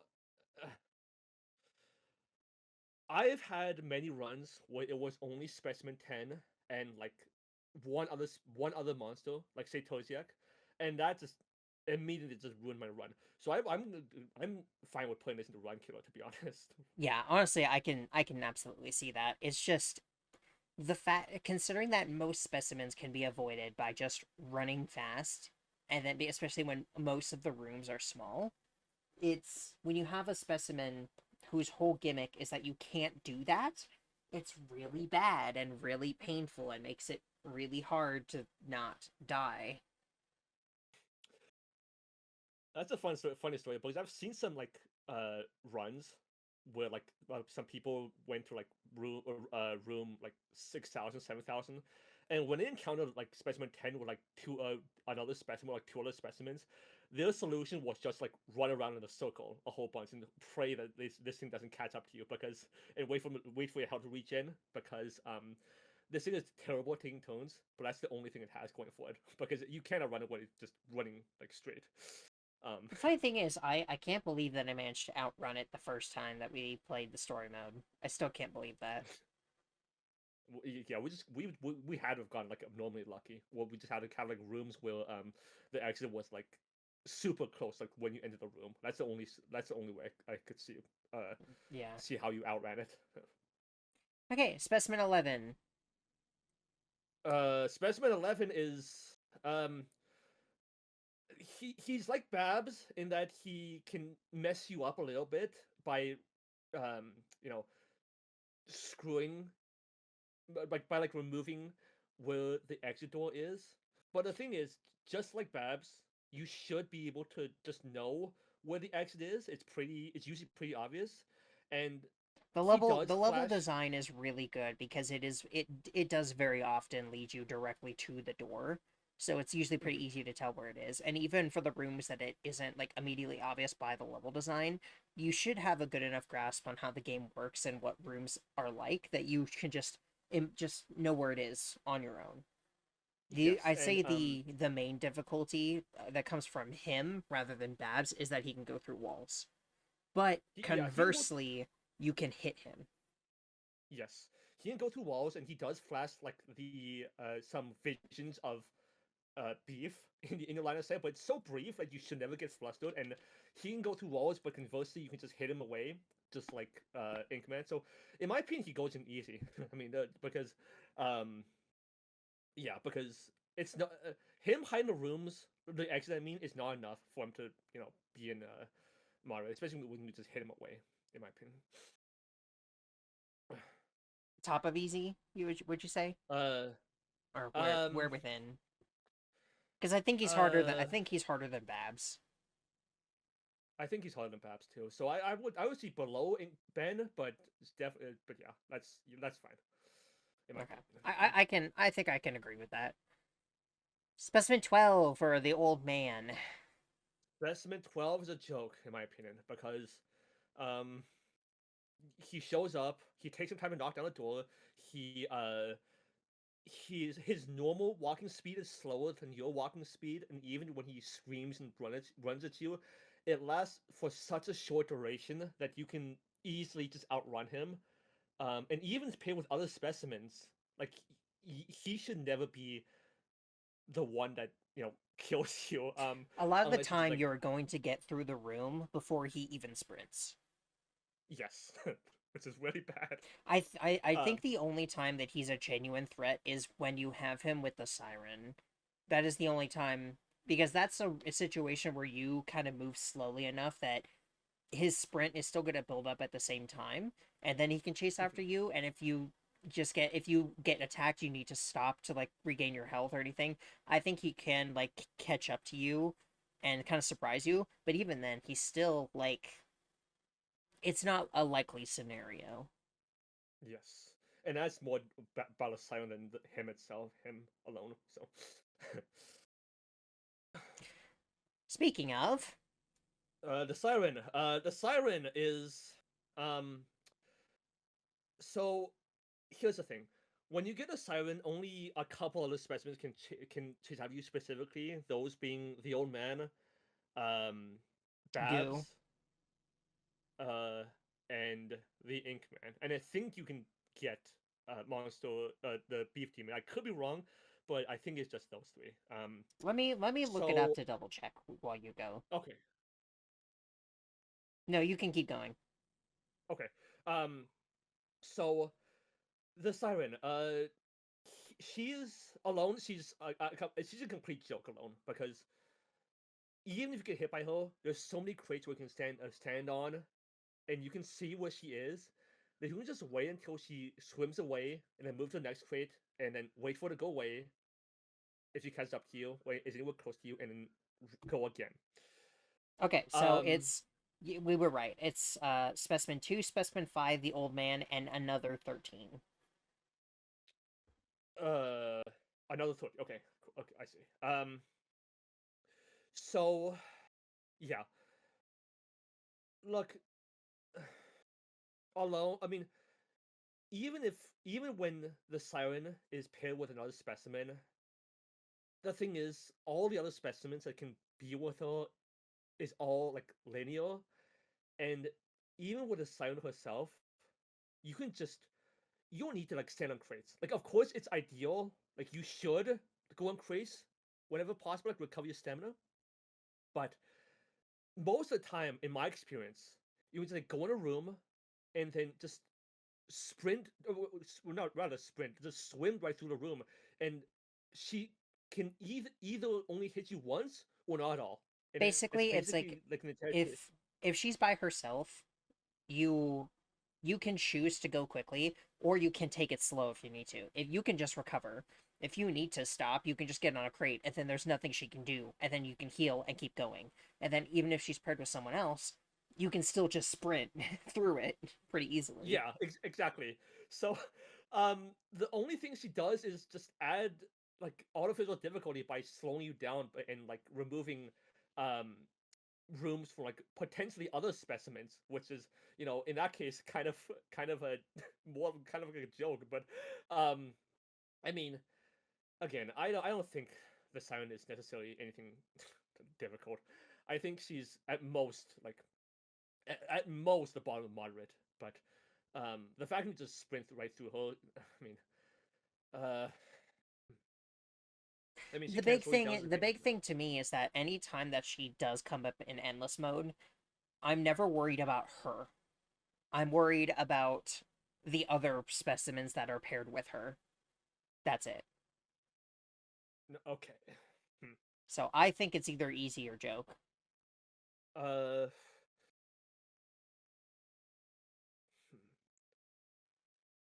Um, I think bottom of easy because I think the water section slowing you down.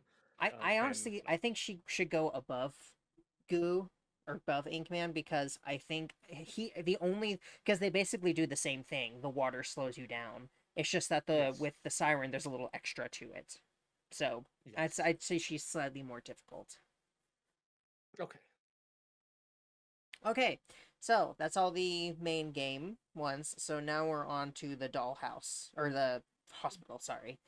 So, he's not in it. Monster So One can't Monster really show up in innocent mode.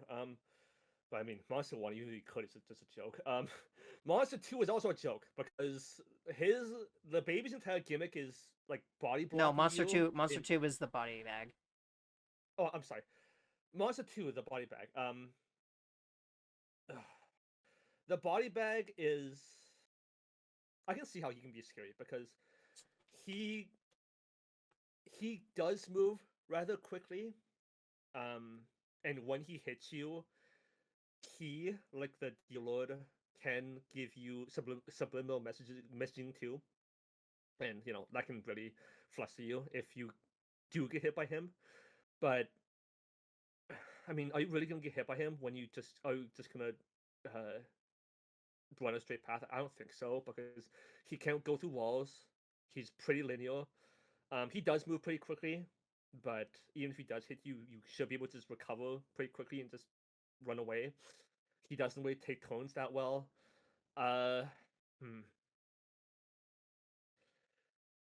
Just for the subliminal messaging alone, I feel like he can be fine in Margaret.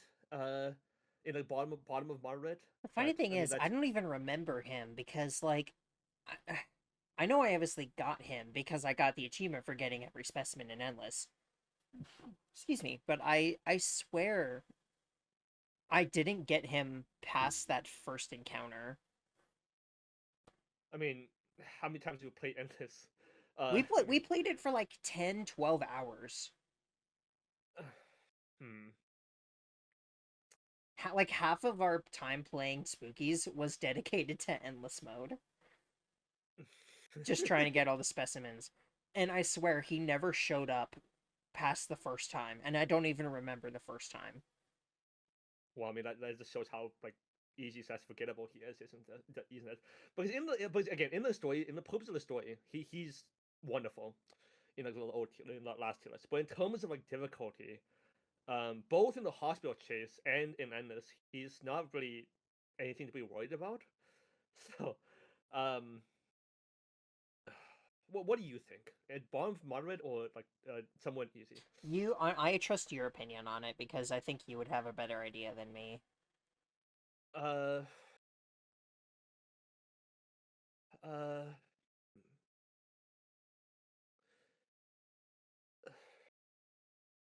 Here's this thing too.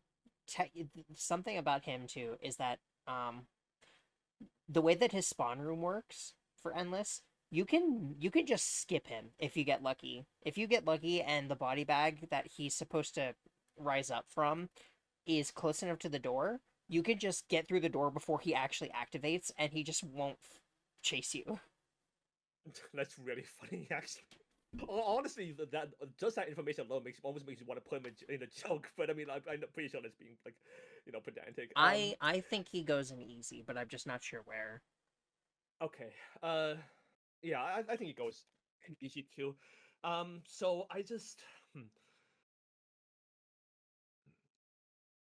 see he doesn't go through walls. So I mean, I feel like he's at least. I mean, at most, it's between the Beef Demon and Babs, but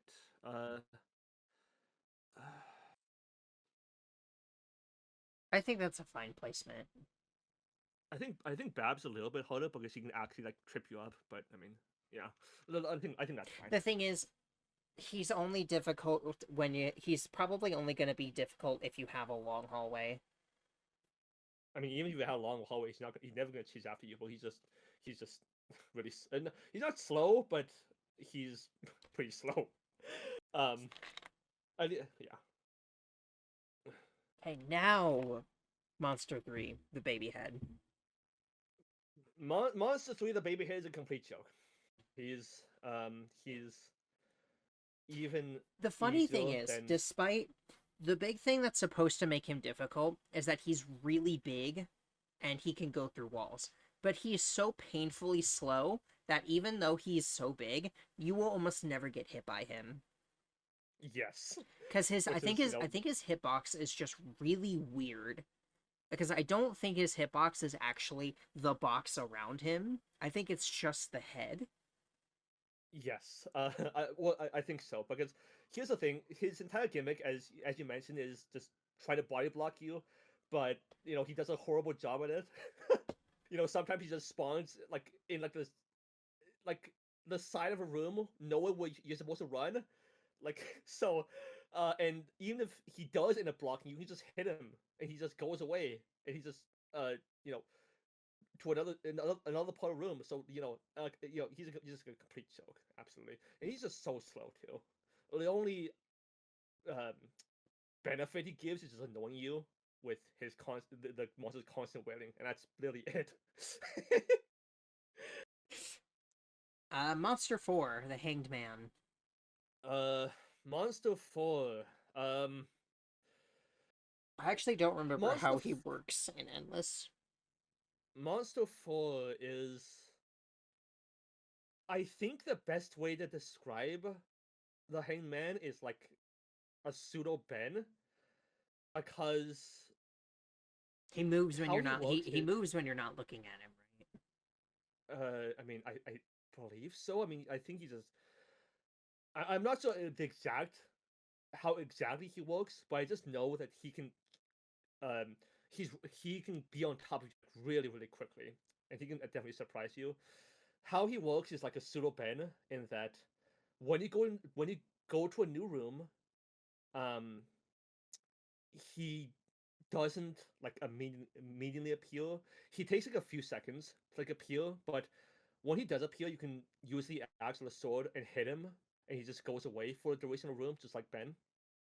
But unlike Ben, he takes like a few seconds to like spawn in, which those few seconds is enough for like other specimens to also break into the room. So he can be he definitely can be like really tricky. Uh, he's definitely moderate in my opinion, at minimum. Well, But if he takes a couple seconds to spawn, doesn't that usually mean that you'll probably be out of the room before he actually shows up? And then even if you aren't out of the room, you're going to be pretty far in before he pops up, and then by that time, he's not going to be able to catch up to you before you go to the next one, right? I mean, he kind of like teleports like right on top of you. Yeah, Oh, but like okay. yeah. That's the thing. Um, because but the hangman doesn't just like knock down the door. He, after going to a room, he just like kind of like shows up, and yeah, when you're running, he can just like be just right on top of you, and just like take a few hits off. Then But that being said, I could see bottom of moderate for him then. okay. But I mean, that being said, you could theoretically, when you just get hit by him, you can just like turn around and just like swing with his sword of axe, and then he just goes away. But then he gets a single hit him. But even then, yeah, he still is in moderate in my opinion, because he can definitely be very tricky. Okay, Ghost I Cow, Monster 5. Ghost Cow. I would say the main difficulty that comes from the Ghost Cow is like very rarely are you actually going to get hit by the Ghost Cow because he's not that fast, but he does do the visual distortion thing. But the thing is, his visual distortion can actually help you because it lets you see through walls. So not only can you see where the specimens are that are inside the walls, but you can see where the door is. Yes, I mean, his entire thing, he puts you in like the labyrinth, quote unquote, that you find in the hospital. But the labyrinth in the dollhouse is the dollhouse, and in endless mode isn't like anywhere, anywhere, anything difficult. Like the most you're gonna have is like one dead end, which is, to be fair, enough to like end a whole run. But um, realistically, he should. I mean, realistically, you shouldn't. like he shouldn't be an issue because the ghost cow himself doesn't. He's really linear, just like most other, just like the other specimens we put in easy. Um. So. I mean, he has the visual distortions just like the body bag does, but I mean, again, that's the that's not. I think his visual distortions are more often really helpful than um a hindrance. Hmm.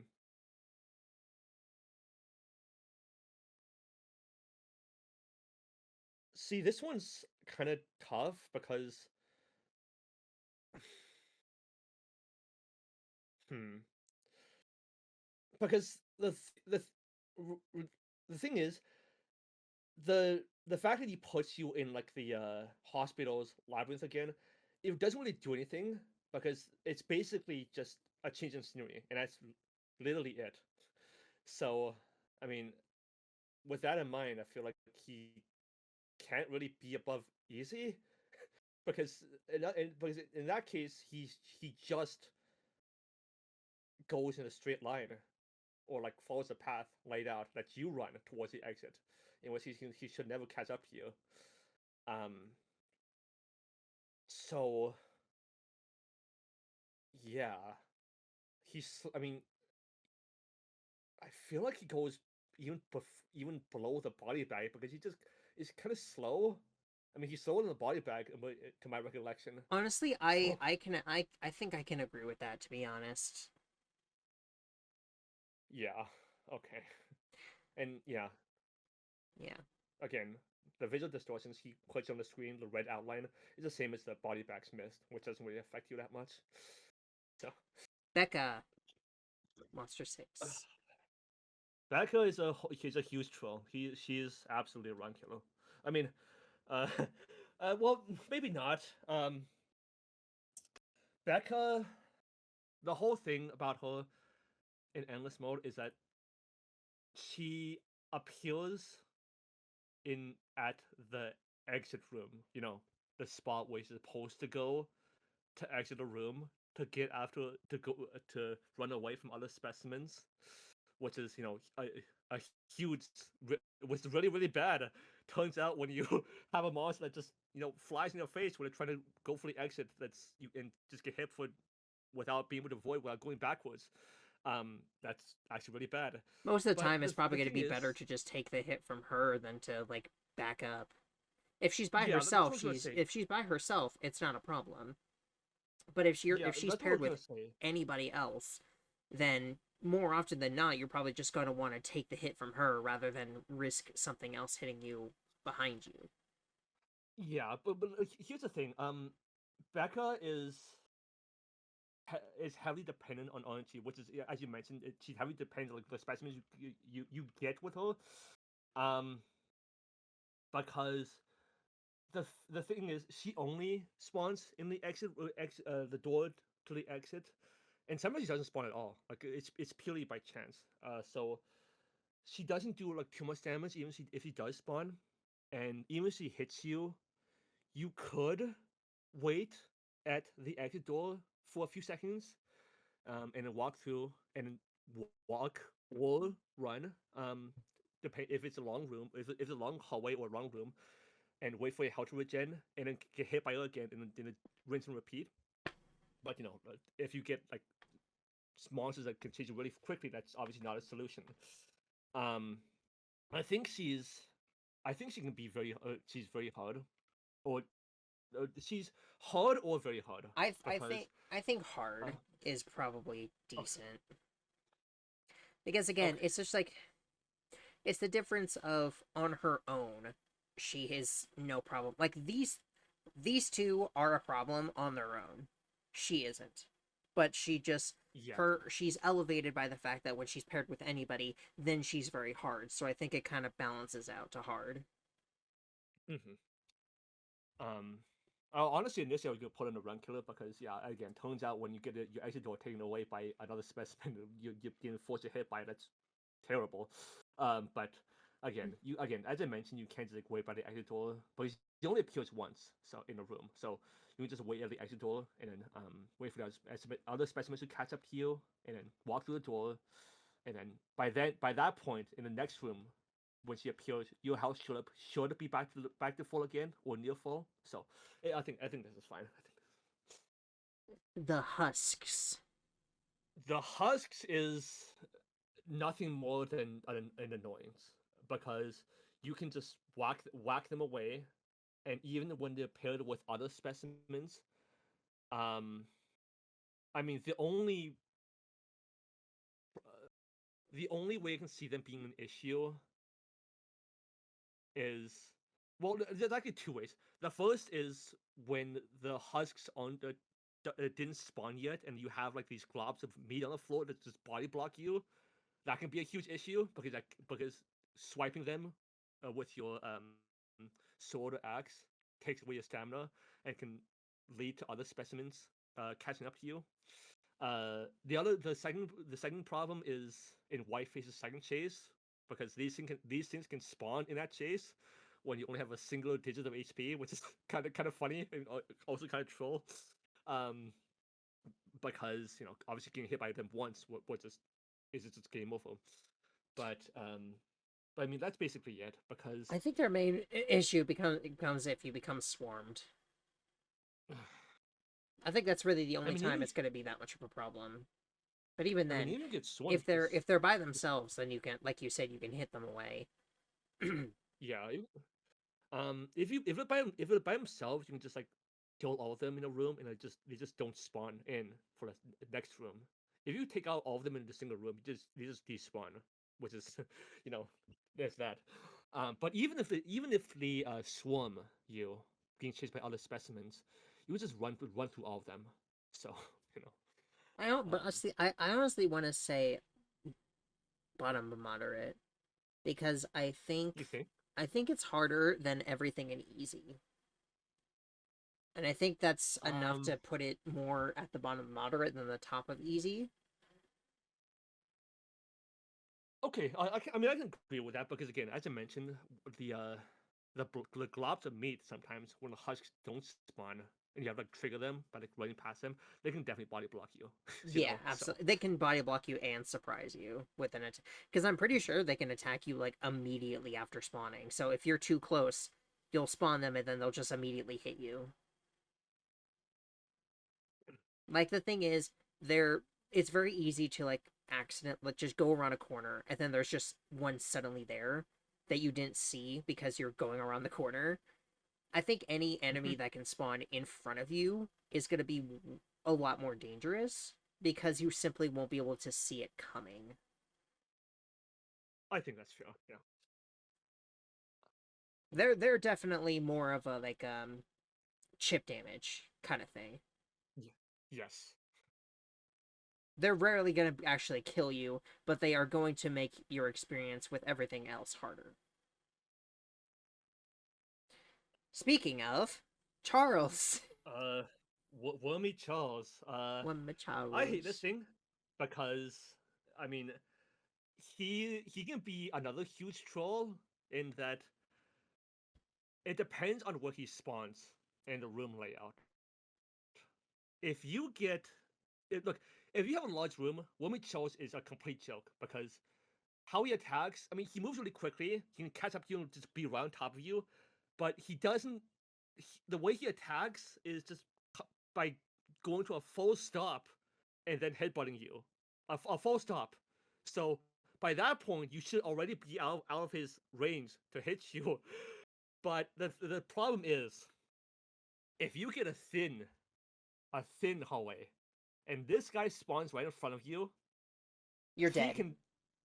You're just fucking dead. You can't do anything, because I mean, you have nowhere to go. His body, he body blocks you so easily, and when he body blocks you, the only way to not get hit by him is go backwards. But going backwards means you inevitably like are just stuck between the door you came in and Wormy Charles. And since he takes like 10 or so hits, he requires like 10 or so hits to the head to knock him down. you're just dead. You can't do anything. Which I'm not sure how to. I'm genuinely not sure how to rank this. He can be anywhere from one killer to to complete a joke. So, I honestly I don't know That's kind of what I was thinking too, because like I know because I was there when you got run killed by him specifically, so like he can screw you over enough, but it's extremely situational. It's extremely. It requires a lot of like terrible things to happen. You need to have woman chosen spawn. You need to have like a thin room like that, and well, actually, that's basically. And you need to have something else chasing you. Yes. I mean, he doesn't. You don't necessarily need to. It can just be like those two circumstances. Like Yeah, but it's very hard for him to kill you because again of how slow he attacks. Yeah, I guess that's fair. So, I want to say either moderate or hard. Just put it like somewhere in the middle. No, I think somewhere in the middle works. It works fine. Because how he kills you can be extremely situational, but when it happens, it just is. You are screwed.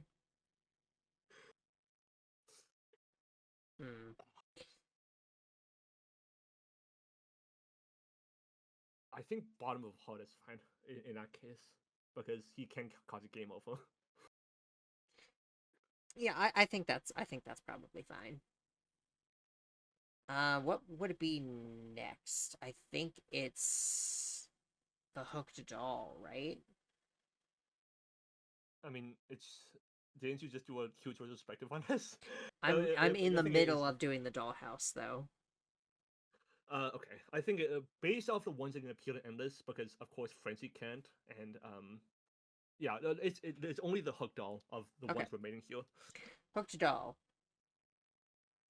Hooked doll is in my opinion very hard. The bottom is very hard because the thing is when you look at her, she causes a bunch of static to be on screen, which can be really terrifying. She's one of the characters that can affect your vision, but in a way that's a lot more difficult because I'd say unlike the body bag and the ghost cow, her visual distortions is a lot more difficult to deal with, and then her like having to look at an enemy or not look at an enemy is really easy to do. Having to look at her out of the corner of your eye is a lot harder to manage. Even just on its own, it's pretty annoying to deal with. But then on her own, it's like you just walking around like trying to find the door. It's like it can be really difficult with that with the distortion.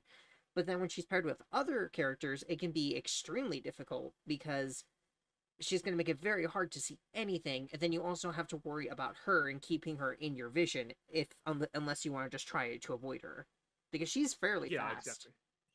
Yeah, she's fairly fast, and sometimes when you only have when you have a room where you can only run in a straight line, like she's like spawns right in front of you, you can't avoid her.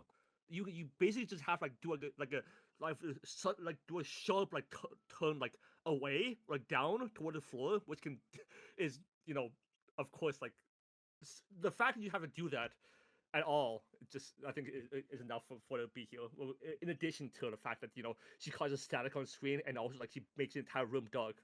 So she's basically the only visual distortion enemy that I would consider actually.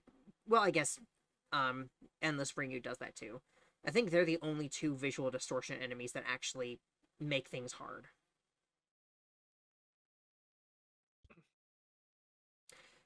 Any other notes for her? Yeah, in the context of a dollhouse, she is terrifying. But I mean, yeah, we're not talking about dollhouse. We're talking about Endless. I disagree on that front. I mean, you love horror. I mean, I no, I mean because again, I think going through the cellar the first time is scary, and the second time isn't.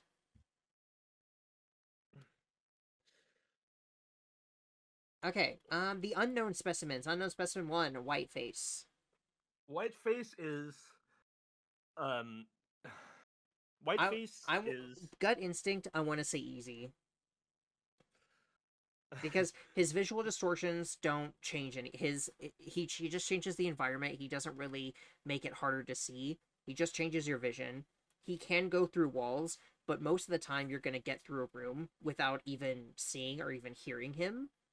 And when he does hit you, he doesn't do a lot of damage.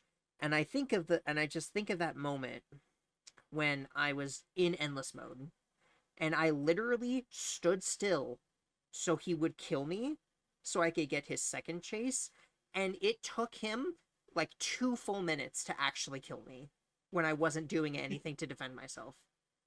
He is extremely easy on his own, and then even when he's paired with other enemies, he's just nothing, really. Like, he might get you with a surprise, like through the wall or through in front of you, like, because he can spawn in front of you and like hit you. But even if he doesn't do a lot of damage. He's very easy to avoid. I wouldn't say he's a joke, because he can hit you. He can surprise you. But I think it's definitely not going to be any major threat. In my opinion, I think he goes like toward like the centipede like ring here, like around there, because as you mentioned, like he does like the moment you described where like you just stood still and just wait for him to kill you and he just didn't is really funny, like really sad. But the thing is, when he hits you, he just spawns in a random place in the room, and that's the thing. Like when he hits you, if you're really unlucky, he can just like hit you, spawn like right next to you, hit you again, spawn right next to you, hit you again. That's yeah, just but I just think that's way too situational, because most of the time that's not what happens. Most of the time he may hit you once, teleports away, and then you just leave, and then he doesn't hit you again, and then you might not even see him in the next room. I don't think he's that difficult. I mean, I'm also thinking about how long his chase is. Do you think Well, see, that would matter. The thing is, just that doesn't matter, because he's an annoyance, not a challenge. I suppose. I mean, I guess the fact that he gives you a second chance too is kind of nice of him. Although again, the fact that in the second chase you can have other specimens spawn in too is kind of funny. I'm willing to go like top of easy, but I do not think he's in moderate at all.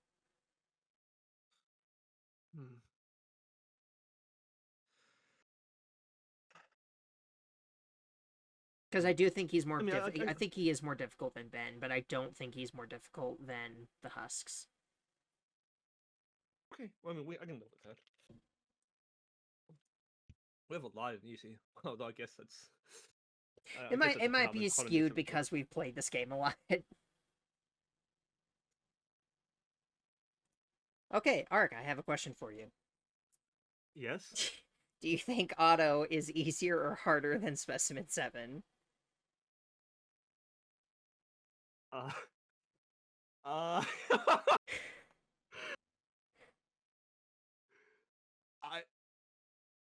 mean, in what world are you gonna get killed by either one of them? I mean, I think even if you get Specimen 10, he still can't catch up to you. I honestly think that Specimen 7 might be harder.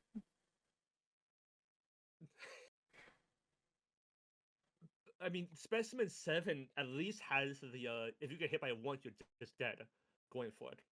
Yeah, it's like, if Otto ever catches up to you, which he's not going to, he doesn't even kill you. He just does a little damage, and then you can just leave again. I think he's worse than 7.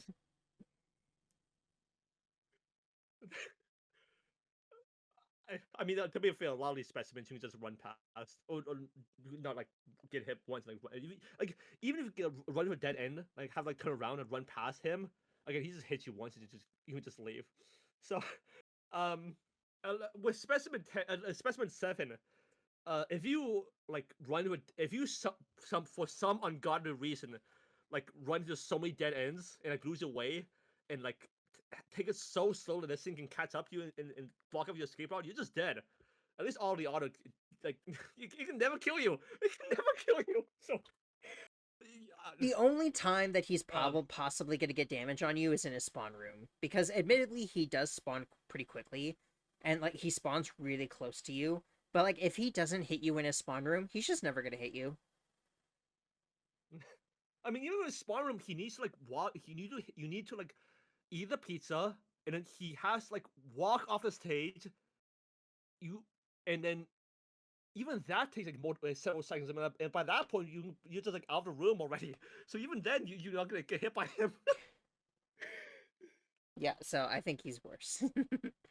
Did we? No, because I completely forgot about him. Do we want to do the clown? Because he doesn't even hurt you. He's just a body blocker. I mean, probably not. I mean, even if we do rank the clown, he's just gonna be really low.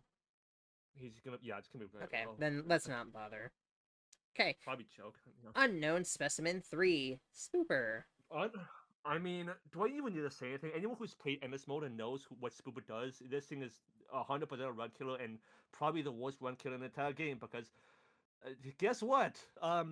First of all, when he spawns in the front of the exit room, just like Becca does, which is already pretty bad when you're already out of stamina. But when you hit him enough times and he has enough and it goes into his actual chase phase. Okay. HP is very important. HP is very shocker. No, HP is very important in Spookies. Wow, shocker. The ability to regain HP specifically. Yes, and when this thing does like slivers of HP, like the entire time he's chasing you, and you just can't regen HP, that can be just devastating. Like, and especially when you get paired with like the Parasite or Dear Lord, that damage is just permanent, and most likely just you're probably gonna die from it. Not to mention, sometimes by random chance, he can just make you throw up and like lose like a bunch of HP, and that alone makes you like stop completely, and that also allows it's like, not it's not actually random, but it is definitely, but your point still stands. It is still extremely terrible when it does happen. Mm-hmm. So yeah, I mean, anyone who's played Endless Mode enough times and has encountered this thing with another specimen, I don't think you can argue with this placement because this is absolutely just the bane of most runs. So you basically summed it up everything. I watching you play through Endless Mode. I'm pretty sure he ended your run. He was the one that ended your run multiple times. Simply because it's like you mentioned, the ability to not heal is a huge detriment in every possible way. And then it's just like, not if it was just the fact that he made it so you couldn't heal, that would already be difficult enough. But he also poisons you and then literally stops you in your tracks for several seconds like after a specific number of rooms, which is just disgustingly terrible. I feel like I mean, I'm not gonna say like any specimen in this game is poorly designed except for maybe all the other, because that's just complete a joke. Yeah, but it wasn't done. Yeah, but it was done that way intentionally. Yeah, this Spooper is the only specimen which I would consider calling like poorly designed, which I know was done intentionally, but I think they just went too far with this. I know Endless Mode is supposed to be like super difficult, but I mean, okay, Unknown Specimen 4 Terziak. My gut is telling me bottom of hard because she kind of does a little bit of obviously there's other specimens that do things better than her, but she does a little bit of everything. Can she move through walls? I don't remember. Yes, she can. Okay, she can move through walls. She does a little bit of like distortion. She summons animals to body block you, and she moves fairly fast. So she has a little bit of everything. It's just like jack of all trades but master of none, essentially. But I think that does make her difficult enough that like by herself she's fairly difficult, but then when you're paired with other stuff, those body blockers can be kind of devastating. In my opinion, I kind of want to put Kojak next to like her quote-unquote boyfriend in the deal with, because again, you as you mentioned, she has a bit of everything, but the problem is not with her, but the animal she puts in your way. if you get chased through multiple rooms and you have her with like a bunch of like a few other specimens, those animals can just end your run, in my opinion, in my experience, because like obviously you need stamina to both run and like knock down the animals, and when you are in the middle of a sprint and then you suddenly come full stop and then you have no stamina and you get body blocked and have to wait for a few things for your stamina to return so you can just knock down the animals in front of your way, that's really really bad. So so yeah, in my opinion, the fact that she goes to walls, the fact that she has the snow thing, which admittedly is really beautiful, she makes a screen doll kind of like the hook doll. I think here is fine in my opinion. Okay, I can agree with that. Okay, last one. Unknown Specimen 5, Lisa. Lisa is I know she has been the reason you have lost a few runs. Would you classify yes. her as a run killer?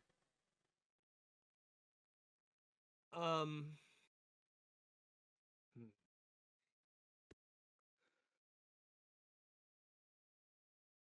I she's okay. She's at minimum very hard because Lisa's entire gimmick is that you have to keep staring at her, otherwise she's gonna like be right on top of you and just chip away at your HP like faster than like really really quickly. Um, and when you have multiple other specimens chasing after you, the fact that you have to run backwards is of course can be can She just end is your run if you. she is probably the worst person to pair with Becca. If you get both her and Becca at the same time, it's a horrible time. I mean, well, even if it's just them, then it's fine because I mean, you can just like slowly back away towards the exit room and then wait the exit and to keep staring at her. And wait for No, help but to see, the begin thing to is, if you're walk. staring at her, you're not going to be able to see if Becca's there or not. That's the issue because Becca comes from the door. So if you're staring at Lisa, you're not going to see if Becca's there. So she'll Well, get you yes, basically every single time. yeah, that's true. But I mean, Becca only appears once in a room, so we can just wait at the door for your health to regen. But yeah, let's see. Pair with like let's say Koziak. That's just game over, in my opinion. Because Koziak requires you to like knock down the animals in front of you. Lisa says, "Hey, you haven't looked at me. How are we gonna do both at the same time?" Like, hello. So, I mean, she's again very situational in like in what other specimens you get with her. But the fact that you have to run backwards if you don't want to get like hit by her all the time, um, she's definitely like a skill check, depending on how good you are at knowing the layout of the room. So I think she's fine as a run killer in my opinion. Okay. Well, that should be everyone then. I honestly think this is pretty well. I think this is pretty good. The only thing I can maybe suggest like maybe the centipede is too high, which because I guess like but the thing is when he hits you he just turns around and you just hit him away. But so that kind of makes me believe that we're putting him too high. But I mean other than that, um, I'm pretty happy with this too. Okay. Well, then there we go. Thank you so much for watching. Spooky's Jumpscare Mansion is a unique game for several reasons. It's got a unique art style, mixing cuteness with genuine horror. The gameplay, while later inspiring stuff like the Roblox game Doors, was pretty different at the time and even now feels distinct, both from other horror games and even stuff it inspired. The music is stellar, and every track is perfectly fit for the atmosphere and vibe the game is going for. The specimens are, for the most part, all scary in their own ways, even in the story mode, much less endless where we can get chased by multiple of them.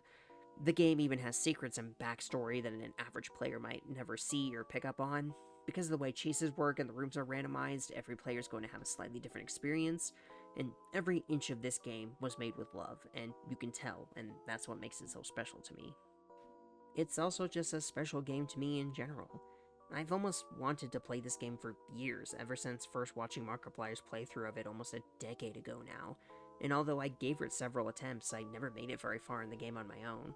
But now, having played it with my boyfriend and having now seen everything the game has to offer, I can see with 100% certainty that this is one of my favorite games of all time. I can't even tell you why, but something about it just speaks to me in a way that resonates with my brain, enough that I decide to spend who knows how long talking about it in this video. I know this was a really long video. Although it was pretty comprehensive, I'm sure I could have gone even deeper if I wanted to. I didn't want to be too pedantic though and bore you with a bunch of the smaller, less interesting ideas and details. I hope you enjoyed my takes on all the monsters and the backstories about the entities and the game as a whole, because it was the most fun part of this game to me, finding out all the inspirations for everything and seeing all the small details build into one cohesive story. I highly recommend giving the game a try for yourself. It's incredibly fun to play through and try to get all the achievements. Now, I do need to shout out Secret Flag on Steam and their extensive page of headcanons for almost all the entities in the game. Their thoughts, ideas, and theories help me clarify and gather all of my own scrambled thoughts into something far more cohesive, especially for Monster 4 in particular. I didn't agree with all of their takes, obviously, but it was a definite help with gathering evidence to support my own ideas. I'll leave a link to this post in the description.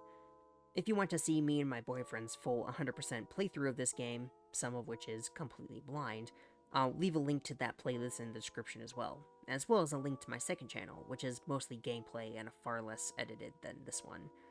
Any game that shows up on that channel has a chance to become a retrospective video on this channel. Speaking of, the next video on this channel is going to be A Year of Springs, and then Doki Doki Literature Club. I'm going to take this moment to thank all of my members who very graciously offer some of their own money to support my projects. Obviously, I have my boyfriend, Ark, who I appreciate very, very, very much. Hanomaki for 391, Heel Everhart, Tarlene Atkins, I90, and My Life is Literally Noir.